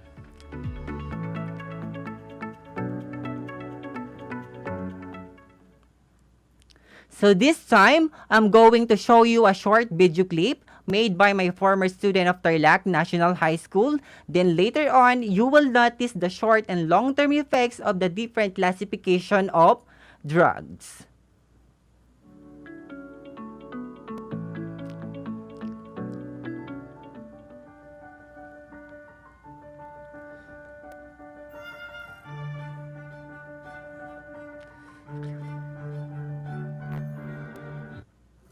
akala ko dati imposibleng maramdaman kung ako'y nag-iisa.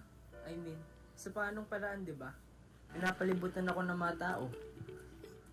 Kabilang lang naman ako sa isang pinakamasayang barkadahan na madaming humiling. Lagi nilang pinapatibay ang loob ng isa't isa at nagpangakong hindi nila ako iiwan. At syempre, my girlfriend, Claire, ang pinaka-sweet na babaeng nakilala ko. Ang kuya kong si Carlo ay lagi akong sinusuportahan at binibigyan ng inspirasyon. At nabigyan din ako ng mga magulang na may matibay na relasyon at nagmamahalan. At ang ading kong si Leo, kahit minsan may topak, I cherish them more than anything. Para lang fairy tale ang pagka-perfecto ng buhay ko. Or at least, yun ang nakikita ng mga tao sa paligid ko. O kaya yun na lang ang gusto kong makita nila. Kasi, mas madali ang lahat sa paraan na yun. Mas madali sa pagsabi ng totoo, mas madali kaysa mahusgahan at mahapi ng lipunan, at mararamdaman kong ako'y nag-iisa at kakaiba. Sa panahon kasi ngayon, mas mahalaga na ang popularidad.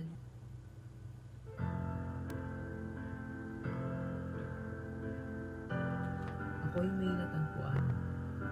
Isang pakete. Ako'y nagtaka. Sino kaya ang maglalagay nito dito? Bakit may ganito sa gamit ko? Ang alam ko dati, tago ang bentahan ng illegal na droga. Pero tignan mo itong natagpuan ko sa aking libro. Dahil sa curiosity, tinikman ko ito. At sabi nila, nakakatanggal daw ito ng problema. Pero bakit ganon? Hindi naman masarap. Ay, joke lang. Sobrang sarap pala. Para akong nasa langit.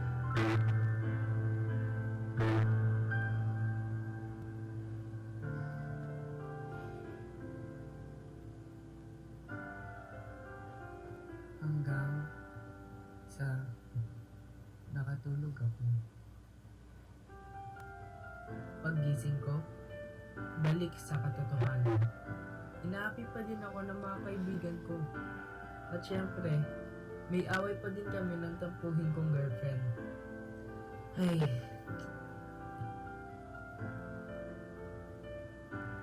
Pero ang totoo niyan, nasa punto na ako ng buhay ko na pagod na akong magpanggap. Pagod maging mag-isa. Pagod na akong mabuhay.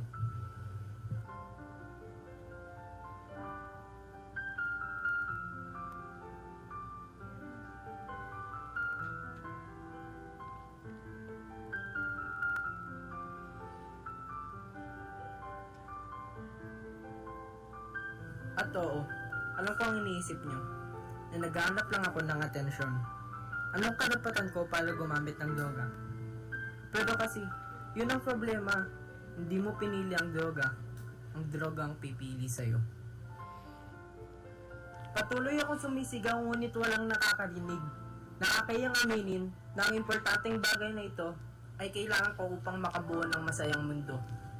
Dahil kung wala ito, walang kwenta ang buhay ko. Kung kaya ko lang ibalik ang mga oras, sana ay ginawa ko na para may tama ang mga pagkakamali ko. Pero masyado nang huli ang lahat. Ang bawat pag-inom ng ipinagbabawal na gamot, kasiyahan at kasiglahan ang dala sa sistema ko. Nakakatawa nga, dahil lang kaisa-isang bagay na nagpapanatili sa aking mabuhay,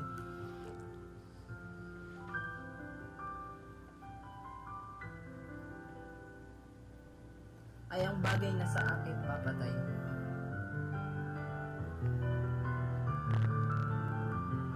Kuya, alam mo ba naiingat ka? Kasi parang nawawala kang tagamulat ko. Hindi mo alam kaya nagbimbala. Pero sana, usap kita. Di kuya, alam, barato, sana kasama ko tuloy.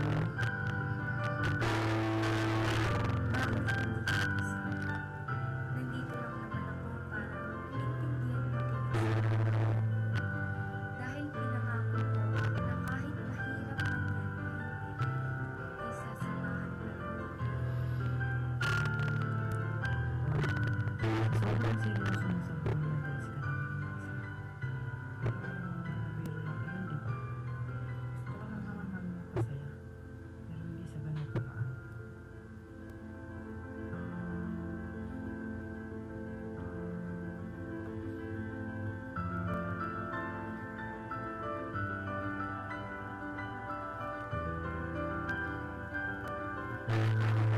Okay, after watching a short video clip, I hope you learn something about it.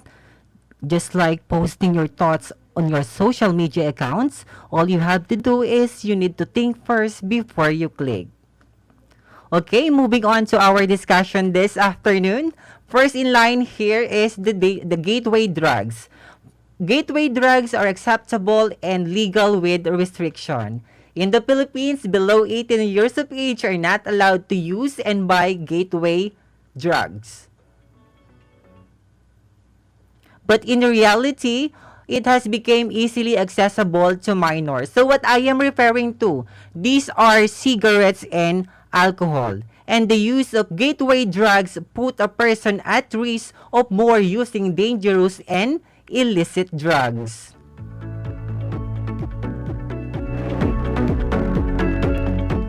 So let me mention you the short and long-term effects of the gateway drugs, specifically the cigarettes and alcohol. First is the alcohol. The short-term effects of alcohol, headed and lightheadedness, slurred speech, slow body reflexes, and coordination. Overconfident and mood swings like depression, high spirit, and aggressiveness.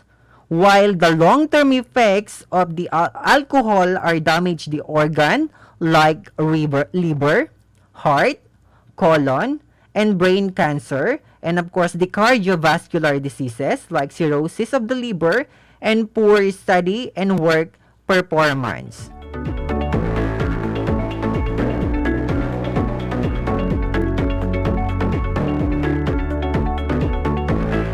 The second gateway drugs are tobacco or cigarettes. The short-term effects of using this are the following: stress, rapid heart rate and pulse rate, persistent cough, difficulty in breathing, and halitosis or bad breath. And the long-term effects of using tobacco or cigarettes are development of asthma, cancer of the mouth, throat, skin, and lungs. And of course, hypertension or increased blood pressure, heart attack, and stroke, which leads to coma and death.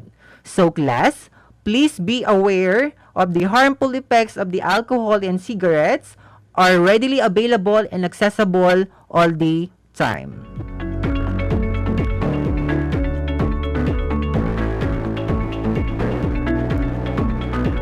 Next on the line is depressants. Depressants, also known as downers. It will suppress or slow down the central nervous system.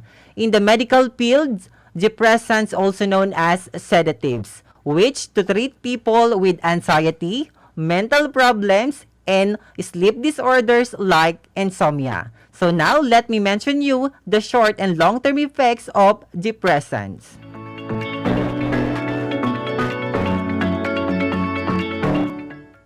The short-term effects of depressants are the following: slow brain function, which leads to a temporary memory loss, slow heart rate and pulse rate, below normal breathing and pattern, low blood pressure and inability to concentrate, a poor judgment. And the long-term effects of the depressants are the following: aggregation and aggressive behaviors, depression leading to mental disorders, hypertension or high blood pressure, cardiovascular and paralysis of the muscle and nerves. And of course, grade 9 learners, we must be very careful in using and taking depressants as it gives harmful effects to our body.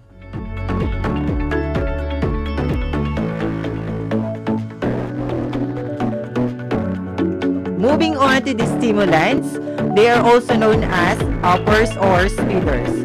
They stimulate and activate the central nervous system, and a person stays awake for a longer periods under the influence of stressants. And now, let me mention you the short and long-term effects of stressants. Okay, the short and long-term effects of stressors are the following. It increase heart rate, pulse rate, high blood pressure, and increase the body temperature and alert body responses and inability to sleep.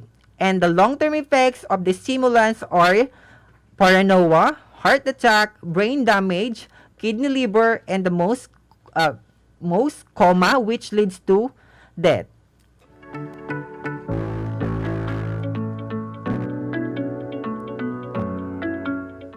Moving on to the third one, we have here, fourth one, we have here the narcotics. They are also known as the painkillers and induce sleepiness. Narcotics are administered to patients with mental disorders. Just like in stimulants, depressants, and gateway drugs, it has the same short and long-term effects. Then moving on to the fourth one, we have here the hallucinogens. Hallucinogen distort what is real, and let me mention you again the short and long-term effects. Okay, the short and long-term effects of hallucinogens, seeing which are not really or poor judgment of time, and distance inability to sleep, lost appetite, which lasts up to 10 hours. So the long-term effects of hallucinogens are the following: increased blood pressure, brain damage, psychosis, or the mental disorders in which reality is distorted or twist or coma. And last, definitely not the least, is the inhalants. Just like hallucinogens and narcotics, it has the same short and long-term effects. So again, grade 9 learners, be careful enough in taking or using illegal drugs. Grade 9 learners, thank you for listening for our broadcaster this afternoon. I am Cesar Rim Embergara saying goodbye. God bless. Stay home, stay safe, and stay away from drugs.